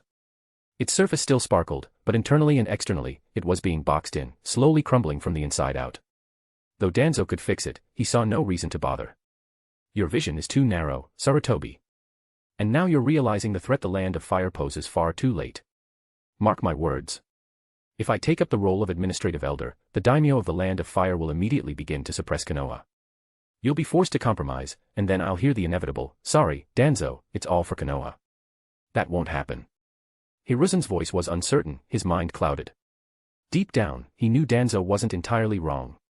The Rakich's recent fate had driven Hiruzen to review Minato's policies over and over. The more he studied them, the more fearful he became. Finally realized something, have you, Sarutobi? Danzo's expression shifted as though he'd just stumbled upon something fascinating. But it's already too late. Danzo's gaze swept over the disheartened Hokage, and a flicker of amusement rose in him. Konoha is now a caged dog. We're not at Kimogakure's level yet, but we're getting close. Konoha will decline under your leadership, and you'll be remembered as the village's greatest sinner. When you meet Hashirama, Tobirama, and Minato in the afterlife, I wonder what that will be like. Souls really do exist, after all. By the time Hiruzen snapped out of his daze, Danzo was gone. Only the wooden chair remained as proof of his visit. To Danzo, Konoha had never been his true goal. The current Konoha could offer him neither protection nor support. Chapter 113, The Base in the Land of Rivers. Konohagakure has rotted, but the root will endure. New branches will break through the wasteland and deadwood, growing stronger and more lush. This is the path of the root. Honor will ultimately belong to you all. Danzo stood above, addressing the dense crowd of root members kneeling before him. Their leader had returned. Itachi, you don't look well. Are the concerns about the Uchiha clan weighing on you? Uchiha Itachi knelt below, his once youthful demeanor now fully shed. If you wish, the Uchiha clan can fully support you in becoming Hokage. Itachi finally voiced the inner conflict that had been gnawing at him for days. The third Hokage's administration and the Uchiha clan couldn't see eye to eye anymore, they had completely split into opposing factions. Itachi and Shisui were caught between loyalty to the village and their clan, filled with unease. Until Danzo's return to power, revitalized. Danzo's influence in Konoha was undeniable. If he wanted it, even many within the Uchiha clan would back him. But recent root activities made it clear, they were abandoning Konoha. Itachi, you're smart, but your strength is still too weak, Danzo stated. Konoha was a mire of internal conflict, political struggles, the Land of Fire's interference, other villages, and lurking threats in the shadows. Stirring things up now would bring no benefit. Besides, Konoha's internal strife would draw attention away from Danzo's other plans. Don't worry, I'll handle the issues between the village and the Uchiha. But not yet. What you need to do now is follow my lead. Along a trade route in the Land of Rivers, Danzo and Pakura traveled in common attire, blending in with a merchant caravan. As Danzo observed the development of the Land of Rivers, his satisfaction grew. His efforts weren't a complete failure after all. The Land of Rivers now primarily consisted of civilians and shinobi, with the daimyo holding little influence. All of Danzo's policies had taken root here. Civilians enjoyed living conditions that were not inferior to those of the Land of Fire, with better safety measures in place. Even security for outsiders was tight. Danzo had already sensed a ninja sparrow shadowing the caravan since they'd entered the Land of Rivers. Night fell. The caravan members gathered around campfires, slowly drifting to sleep. From the darkness, 4 or 5 figures emerged. Lord Danzo. The leader was none other than Nono Yukushi, the overseer of the Land of Rivers operations. Dressed in her usual nun's garb, Nono exuded intellect and gentleness, looking more like the girl next door than the second-in-command of an underground organization. Pakura, standing beside Danzo, immediately shed her earlier excitement and became visibly tense. Danzo himself had no plans to linger any longer, there was still much work to do. The Land of Rivers root base was even larger than the one in Konoha. Nestled within a plain surrounded by 3 gorges, the above-ground administrative buildings concealed the vast underground network that adhered to the old root traditions. It looked like a shinobi village, a ninja village ruling over this nation. Over 3,000 shinobi had been trained here, some with Kekkei Genkai, many originating from Kirigakure. Among them were 5 Uzumaki clan members from the Land of Grass, a pleasant surprise. Looking over the data that Nono Yukushi provided, Danzo knew the village was developing well but lacked elite combat power. Without strength, prosperity was as fleeting as the evening primrose. What's the situation with Sunagakure and the Land of Wind? Danzo, now radiating vitality and youth, gazed ahead. His eyes, filled with intense purpose, made even the usually composed Nono feel a bit unsettled. Everything in the Land of Wind is proceeding as planned. However, aside from securing the trade route through the Land of Birds a year ago, Sunagakure has also established maritime connections with the Land of Water. The Kazekage has been busy. He's trying to cut me out of the picture. Danzo's initial plans for the Kazekage didn't include expanding into the Land of Rivers. In many ways, Sunagakure was Konoha's best imitator. This was partly because Danzo had given the Kazekage a preliminary strategic guide. But it was also because Sunagakure was fundamentally different from the other ninja villages. Since its founding, it hadn't relied entirely on the Land of Wind daimyo's funding. Sunagakure pursued any profitable endeavor, controlling checkpoints, mining resources, expanding trade routes.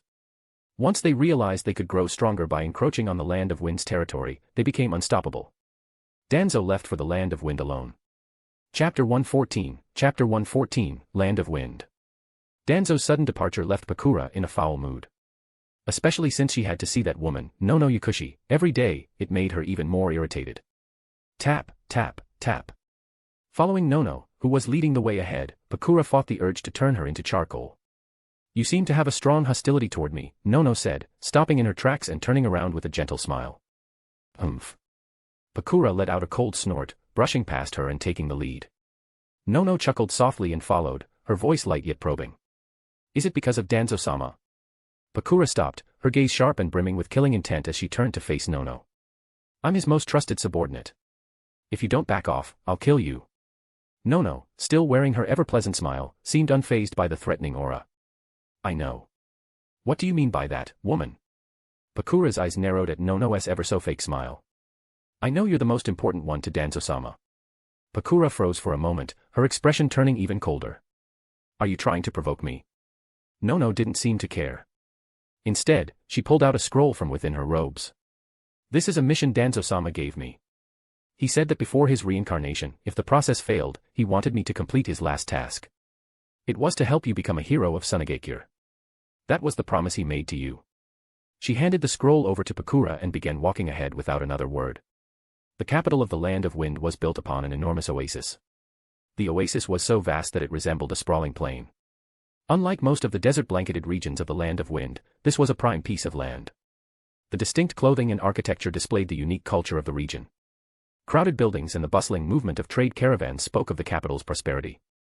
At the heart of it all stood the daimyo's palace. Centuries, if not millennia, of continuous construction had made it a towering, grand structure that defied the barren resources of the region.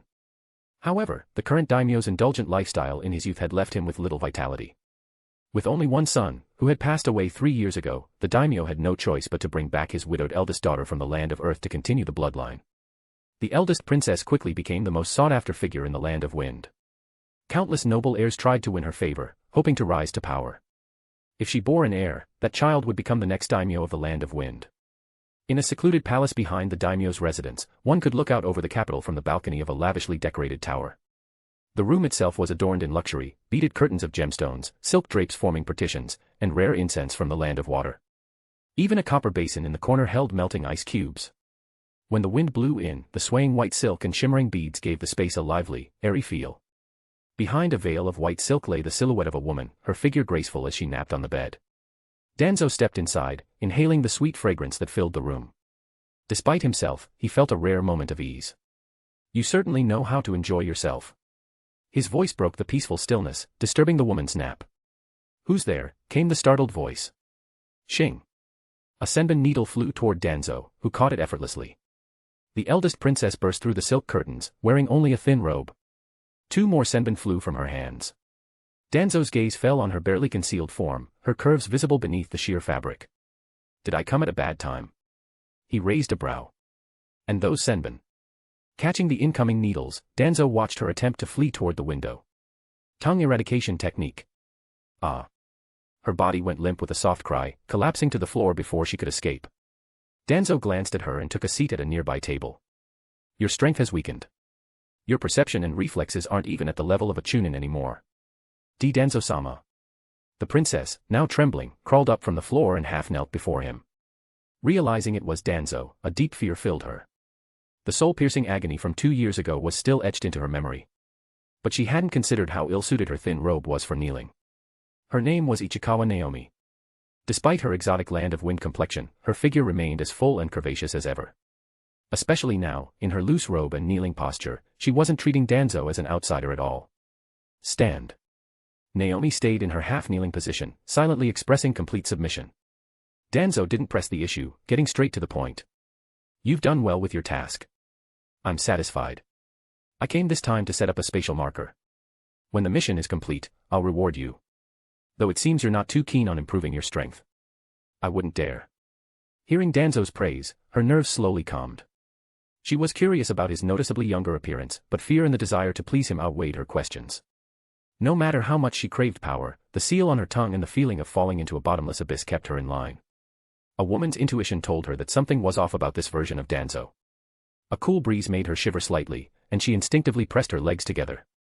As long as you have the capability to serve the root, even becoming a daimyo is not beyond reach. Hearing that, Naomi's head remained lowered, but her heart raced with excitement. She slowly raised her gaze, her eyes filled with submission and a hint of flattery. Rest assured, Danzo-sama. I will complete my mission. Danzo watched with mild surprise as Naomi stood.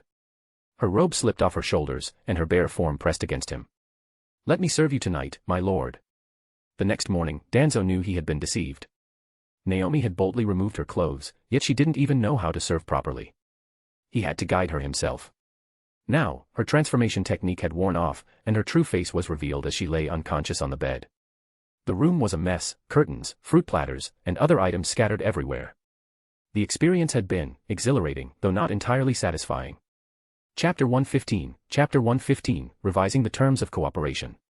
Danzo used the Flying Thunder God technique. Although he couldn't match Minato's mastery of it in the heat of battle, it was perfect for travel. Coordinates had already been set up for key locations, Konoha, the Land of Rivers, and the Land of Wind.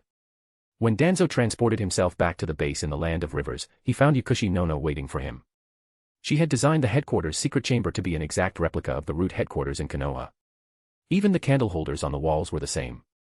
Stuck in old habits as usual. Maybe I should start changing how people like her view me, Danzo thought. Is Ikawa Kamami the only one who knows how to enjoy life? While Danzo was still mulling over these thoughts, Pakura arrived immediately, her face lighting up with joy. Instinctively, Danzo reached out to pat her on the head. Pakura nuzzled into his hand before sniffing the air, her nose twitching. After a few more sniffs, she frowned and gave him a look that was unmistakably displeased. Where were you? You smell like another woman. Her tone was one of a wife questioning a husband who hadn't returned home all night. Her eyes even carried a hint of murder. Danzo flicked her on the forehead. What about the mission I gave you? Pakura's wife act crumbled instantly. Rubbing her forehead, she grinned with a hint of pride. They were too weak. I'm obviously your best subordinate. Then she turned serious. Next time you go out, take me with you. I'll take care of any enemy that crosses our path. Don't worry. I will. Danzo's thoughts had already wandered far away. In the depths of a desert, the wind whipped up towering dunes of sand. The only distinguishing landmark was a massive stone pillar. Over a dozen shinobi waited there, most of them at the jonin level. Even the fourth Kazekage, Raza, had come personally. This meeting was to address tensions that had arisen between both sides. The sudden reduction of trade from the Land of Rivers to the Land of Wind and the halt in purchases of Sunagekire's minerals had thrown off Raza's long-term plans.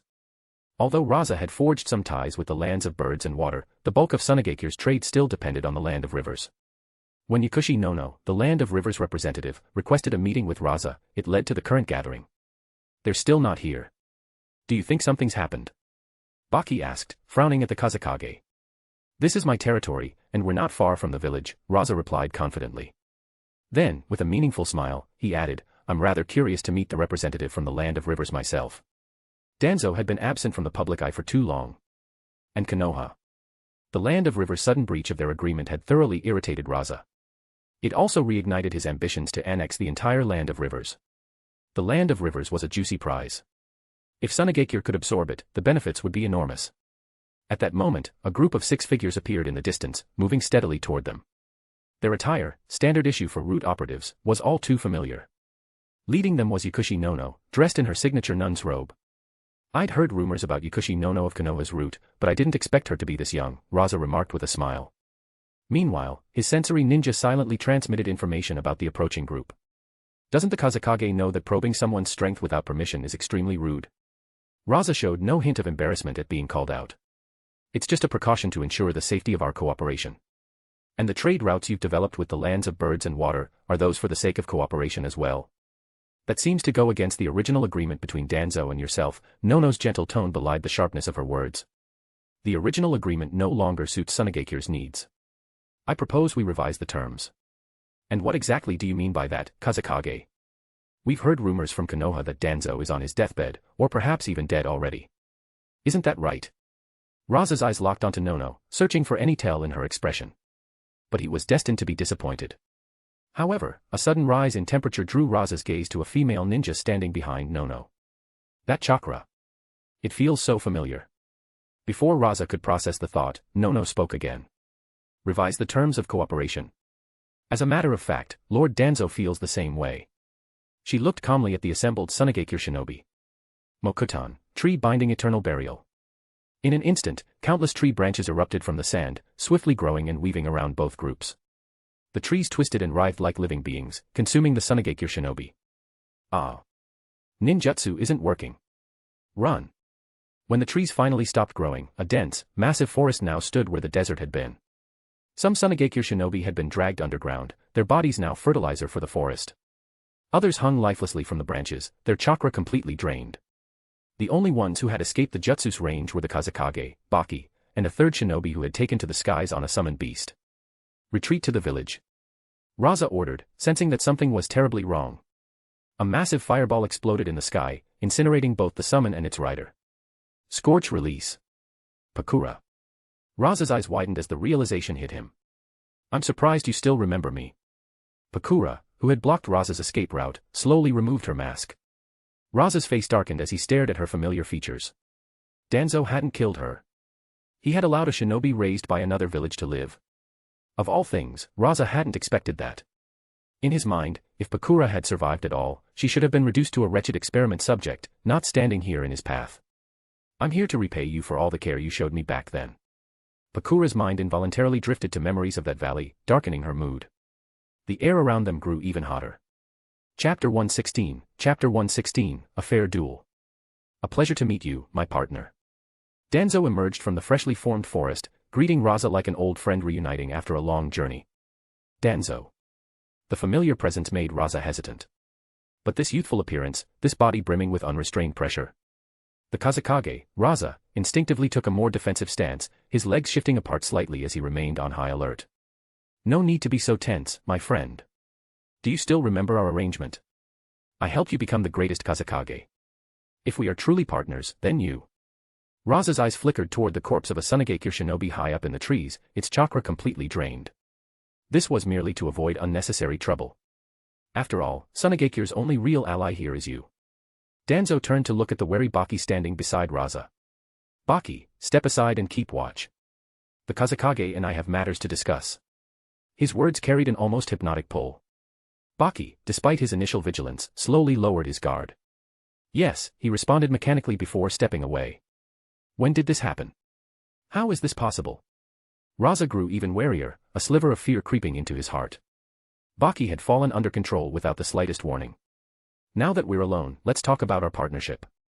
You've already become the greatest Kazekage. Now it's time to discuss what I want. What do you want?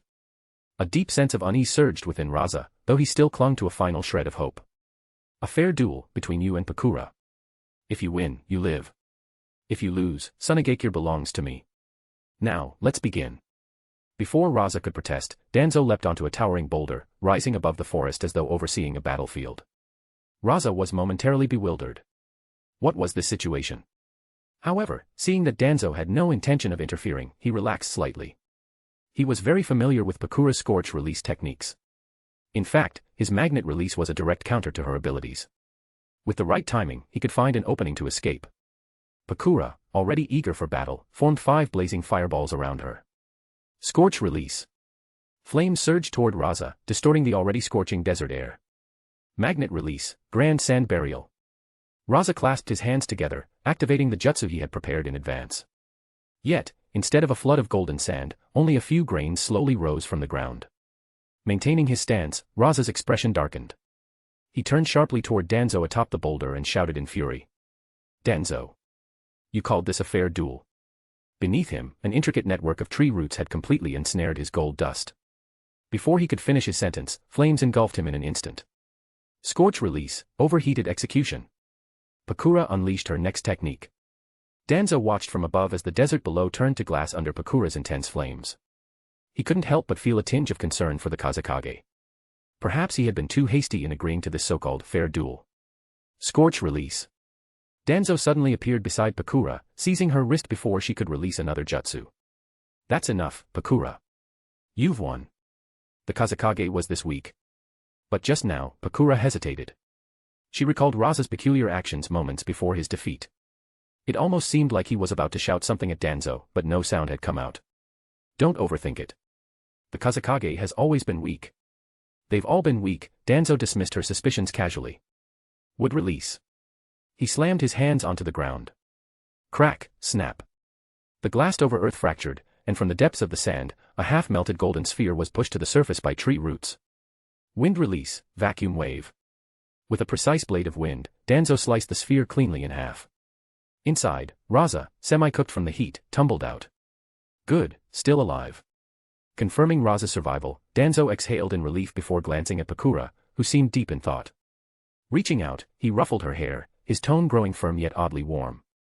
Well done, Pakura. You truly are my most trusted right hand. Pakura couldn't help but smile. Without realizing it, she leaned into Danzo's hand, rubbing her head against his palm. With utmost sincerity, she responded. Don't worry, Lord Danzo. I will always follow in your footsteps. Danzo could clearly sense her genuine happiness. He sighed inwardly in relief, he had successfully convinced her. As for the concept of a fair duel, to Danzo, this was fairness. Chapter 117, The Fall of Nobility. Far away in the land of wind, a grand banquet was underway in the capital's daimyo residence. In the center of the grand hall, more than a dozen geishas performed traditional dances, their graceful movements enchanting the audience.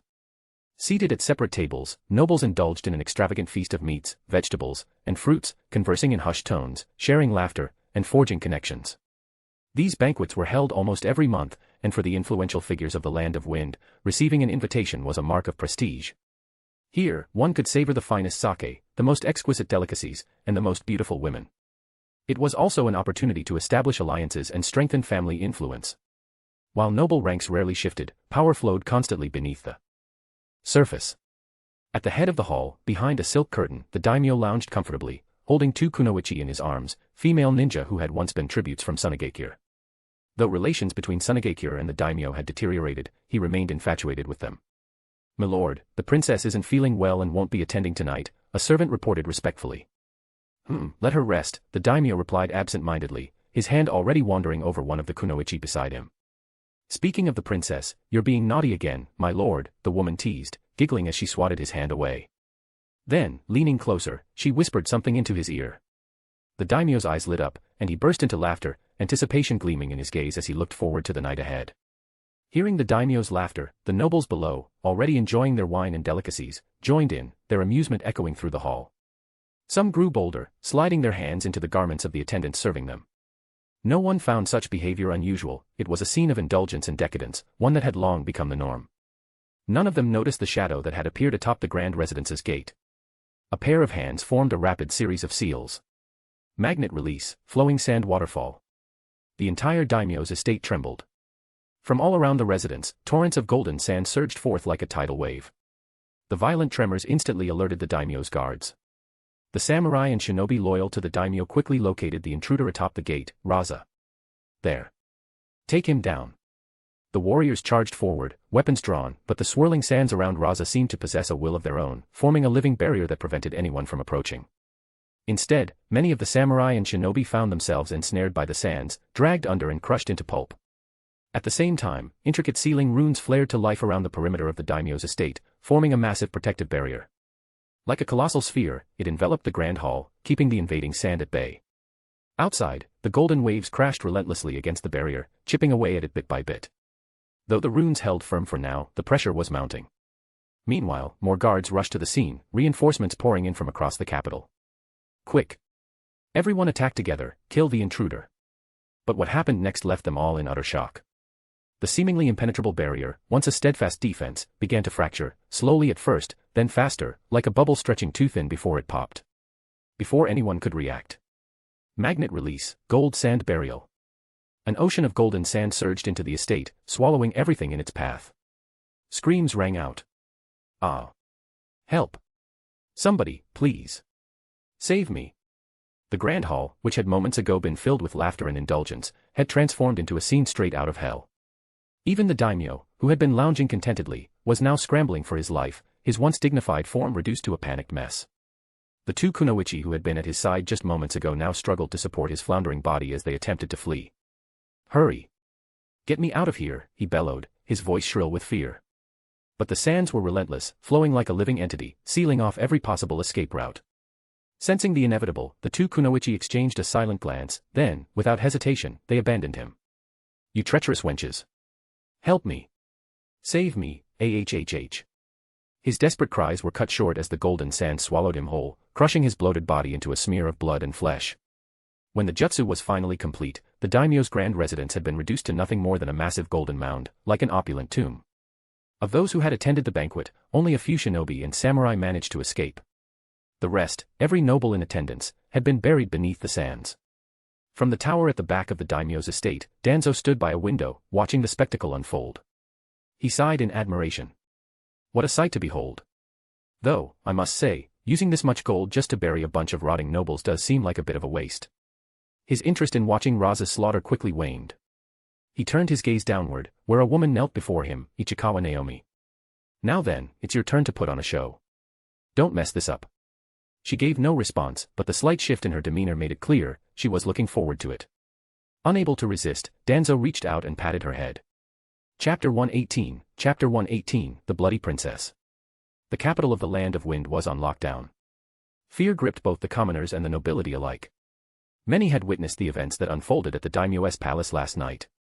Now, the tightly shut city gates and the soldiers patrolling the streets made it clear, something monumental had happened. Before long, news spread. The daimyo had been assassinated. The culprit, Tsunagekyou's Kazekage, Raza. With the support of several hereditary noble families, the eldest princess had temporarily taken control of the Land of Wind. In a secluded hall within the daimyo's palace, Ichikawa Naomi knelt gracefully on the highest tatami platform, clad in a traditional kimono. Even through the hazy silk curtains, her dignified yet voluptuous figure exuded an undeniable presence. The hall below her was now empty, the representatives of the noble families had only just left. Go. Kill all those who opposed me just now.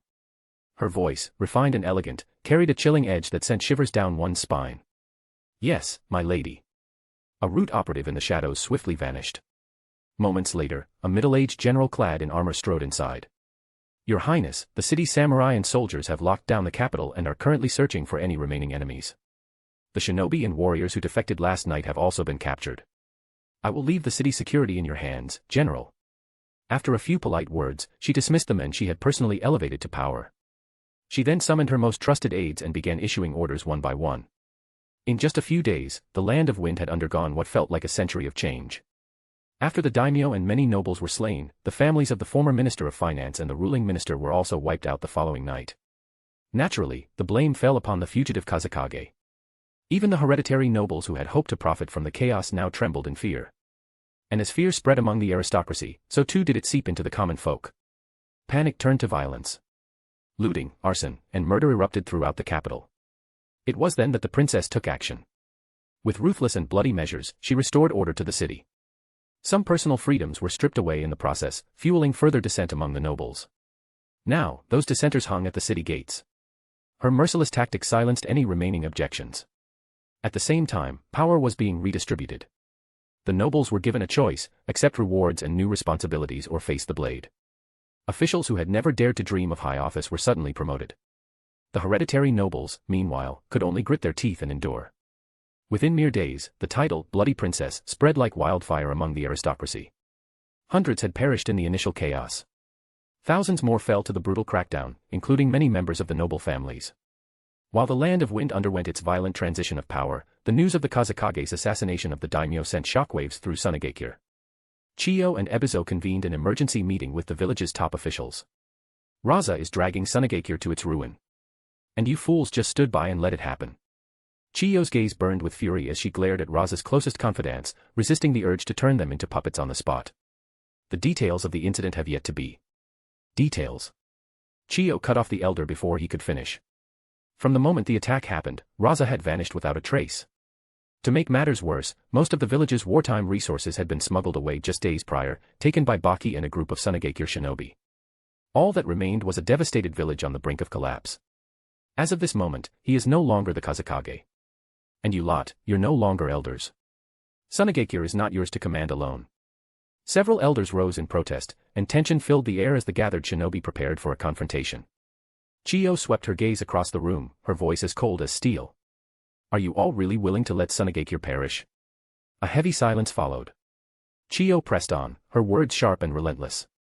The Land of Wind has already cut off all trade routes with us. Do you understand what that means? Raza has failed.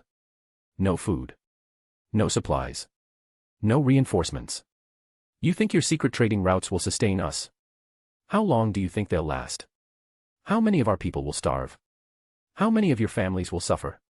Her furious voice reverberated through the chamber. Never had she imagined that Raza could be so mindlessly reckless. As if he were dragging all of Sunagakure into his own grave. In the end, the council had no choice but to accept Chiyo's decision. A formal letter was sent to the Land of Wind, stating that Raza had betrayed Sunagakure and the nation. Effective immediately, he was designated an S-rank rogue ninja.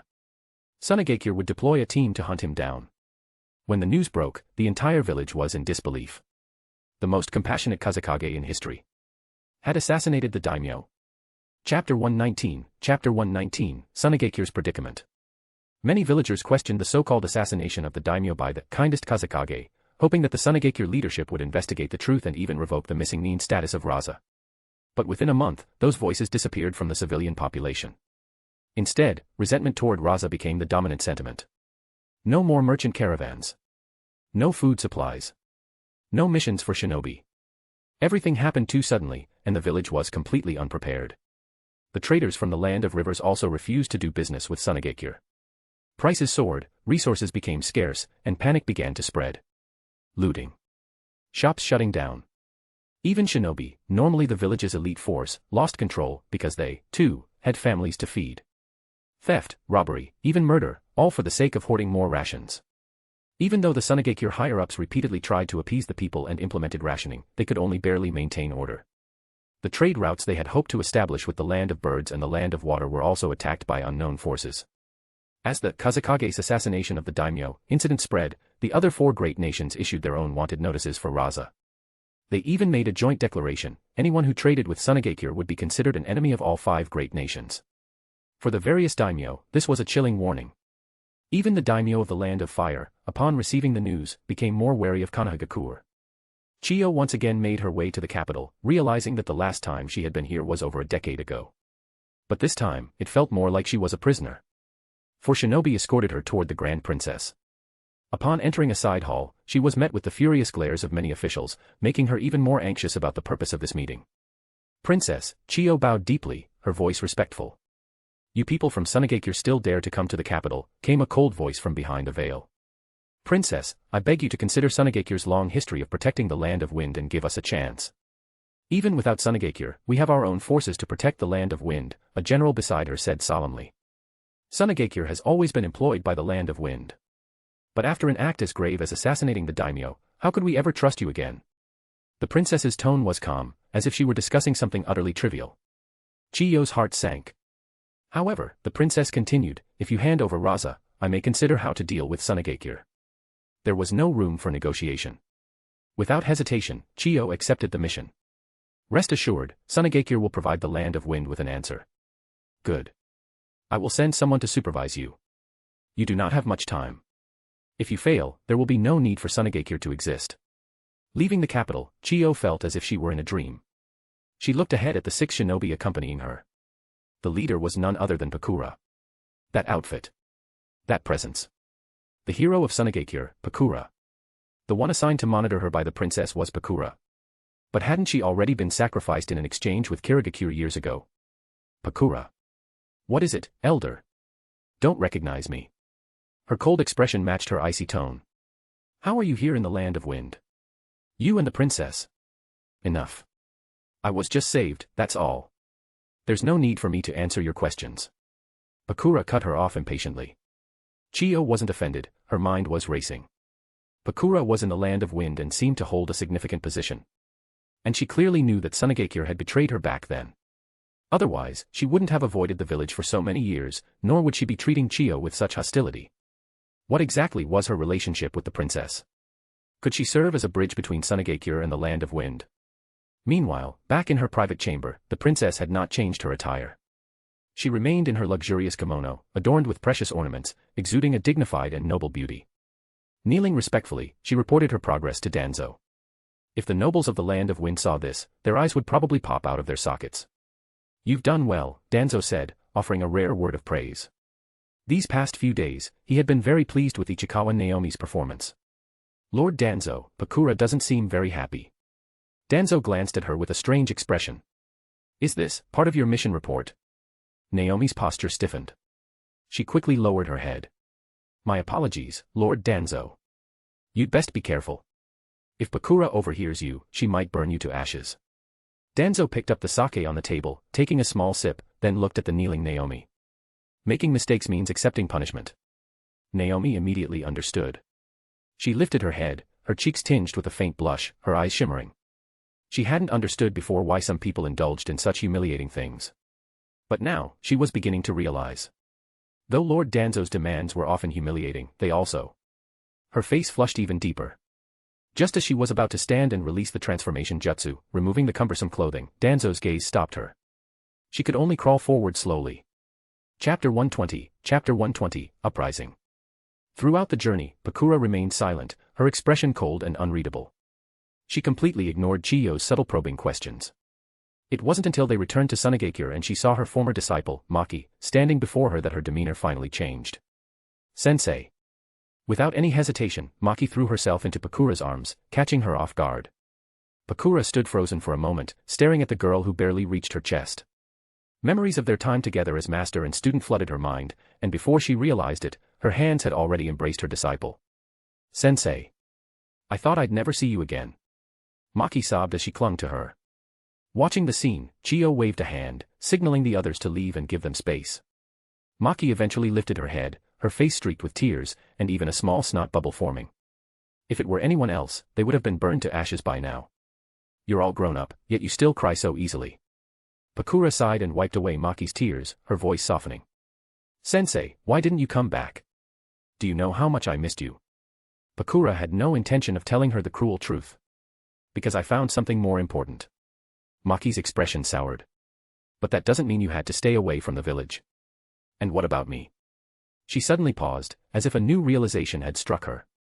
Her eyes lit up with excitement as she stared at Pakura with curiosity. Oh. I get it now.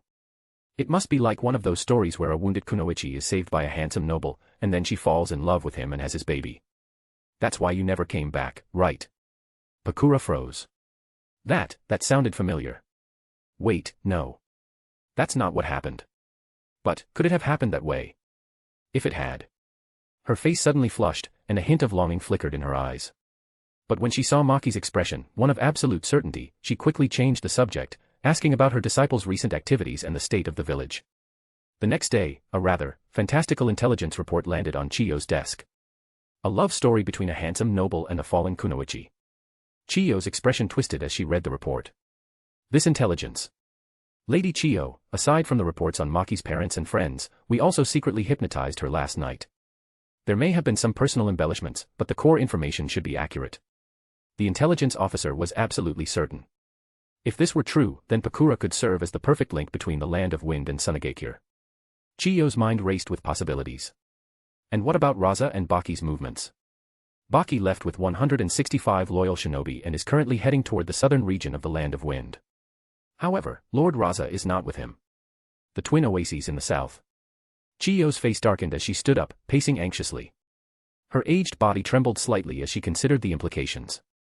It was becoming increasingly clear, Raza was abandoning Sunagakure entirely. What are you planning? She muttered under her breath, resentment creeping into her thoughts. Just as Chiyo mobilized all her resources to track the fourth Kazakage's whereabouts, a riot erupted within the village. 50 shinobi went rogue.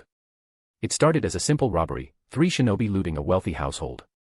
But once blood was spilled, the violence spiraled out of control.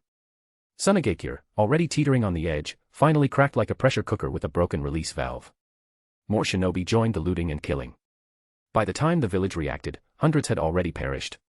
Dealing with the 50 captured shinobi, however, was another problem entirely. In chaotic times, severe punishment was necessary, but executing all 50 might push the remaining shinobi toward defection. Sunagakure's unity was already fragile. If mass desertions followed, the village could completely collapse. On the other hand, the civilians were like a powder keg, ready to explode. Many had lost friends and family in the riot. They demanded justice, insisting that the criminals be put to death. Chiyo was at a loss. But then, an idea struck her, one that involved Pakura. That night, she visited Pakura along with Maki. After Chiyo left, a figure emerged from the shadows. Danzo. Just when I was wondering how to get involved, she delivers an opportunity right to my doorstep. Chiyo really is considerate. Danzo had been considering ways to exploit the chaos in Sunagakure, but now a perfect opening had presented itself. As he pondered his next move, he noticed something strange about Pakura. She looked uneasy. What's wrong, Pakura? He asked. Pakura's face was slightly flushed, but her eyes held firm resolve as she met his gaze. Lord Danzo. I want to have your child. Danzo blinked, his expression unreadable as he studied her. She had only been away for a short time, how had she come up with this idea? Is that not possible? Pakura asked, looking somewhat disappointed. Danzo extended a hand. Pakura instinctively leaned in, resting her head against it. Not now, he said. We'll talk after this matter is resolved. If not for the presence of Ichikawa Naomi, Pakura might have actually succeeded in her plan. Chapter 121, Target. Early in the morning, news of the public trial spread across the village. At the same time, rumors swept through Sunagakure. The verdict would be decided by the envoy from the Land of Wind. And that envoy turned out to be none other than Sunagakure's hero, Pakura. Stories of a noble prince and a fallen kunoichi began circulating, adding a touch of intrigue to the event and slightly easing the village's tensions. A large crowd of civilians gathered at the central square, with shinobi stationed around to maintain order. But all eyes were fixed on the front, where Sunagakure's high-ranking officials stood alongside the envoy from the Land of Wind, Pakura. The village leaders solemnly recounted the events, expressing their condolences for the fallen villagers. Yet, once they finished, they quietly stepped back, making no mention of the judgment for the shinobi involved. At that moment, Pakura stepped forward, facing thousands, tens of thousands, of villagers. This is the village's hero. She looks so young. I wish I could meet my own noble prince. I'm so jealous. She's beautiful. Standing on the high platform, Pakura gazed down at the crowd. This was the very place where she had once been honored and cheered. Shinobi exist to protect. Protectors of the Land of Wind. Protectors of the village. But if one day that purpose is corrupted, then they must be eliminated and replaced. Everything proceeded smoothly. 50 shinobi were sentenced to death. As the crowd erupted in cheers, the higher-ups breathed a sigh of relief. The matter had been resolved perfectly. Not only did they fulfill the civilians' demands, but they also prevented the shinobi from harboring resentment toward the leadership, an outcome that satisfied both sides. As for Pakura, the envoy of the Land of Wind and Sunagakure's hero, she quickly became the most talked-about figure in the village. Some worshipped her, some envied her, some resented her, and some admired her. The second day of the trial. A merchant caravan carrying 20 carts of supplies slowly entered Sunagakure. The families of the 50 executed shinobi each received a generous compensation of supplies. This only further fueled the public's discussion. Pakura, the envoy of the Land of Wind, had managed to secure resources. Even Elder Chiyo personally came to ask if she could procure supplies for the village. However, Pakura refused. Yet, not long after, another batch of food arrived, given to Pakura's old friends and struggling civilians. Then came a third batch, a fourth. The amount wasn't large each time, but like a steady stream, it kept flowing in. Though the supplies weren't officially distributed in the village's name, they undeniably eased Sunagekir's hardships. Elder Chiyo chose not to comment. The desert at night. The desert was eerily silent under the bright moonlight, disturbed only by the distant howls of lone wolves. A group of over 20 shinobi moved swiftly across the sands. "He's up ahead, 2 kilometers away." A sensory shinobi suddenly reported. "Are you certain?" Elder Chiyo asked, frowning. "Positive. The 4th Kazakage's magnet release chakra cannot be imitated." Upon confirmation, Chiyo's expression hardened. "Sister, why would Raza appear here alone? Doesn't this seem suspicious?" Ebizo voiced his doubts, still skeptical about Raza's alleged attack on the feudal lord. "No matter what the truth is, we have to find him quickly. If we don't, the village is doomed." Though she acknowledged her brother's concerns, Chiyo had no time for hesitation. Things had spiraled beyond her control. The truth no longer mattered. Her only wish was that, in her lifetime, she wouldn't have to witness Sunagekir's downfall. As they approached their target in a tight, cautious formation, Chiyo's eyes narrowed upon spotting a lone figure in the distance. Raza. Magnet release, sands of burial. Without a word, waves of golden sand surged toward them like a tidal wave. "Spread out and hold position. We can't let him escape." "Ebizo, Pakura, we're going in." 5 puppets emerged at Chiyo's side, undeterred by the shifting sands. They maneuvered fluidly through the currents, pushing against the golden tide as they charged toward Raza. Ebizo and Pakura split off, circling from the sides to form an encirclement. The other shinobi scattered, searching for an opening. Magnet release, sandstorm surge. The surrounding desert, spanning a kilometer, began to spiral into a massive vortex. Even those using chakra to steady themselves found it impossible to maintain their footing. Several Sunagekir shinobi were sucked in and shredded, leaving only crimson stains on the sand. SHHHK. SHHHK. SHHHK. Hundreds of tiny senbon launched from Chiyo's puppets, only to be blocked by Raza's sand shield. "Raza, what are you trying to do?" Chiyo's eyes blazed with fury as she watched her comrades fall. Raza slammed both hands onto the ground. Golden sand swirled into a labyrinth-like vortex, isolating everyone from one another. Damn it. Not only had the labyrinth separated them, but it also blocked all sensory abilities.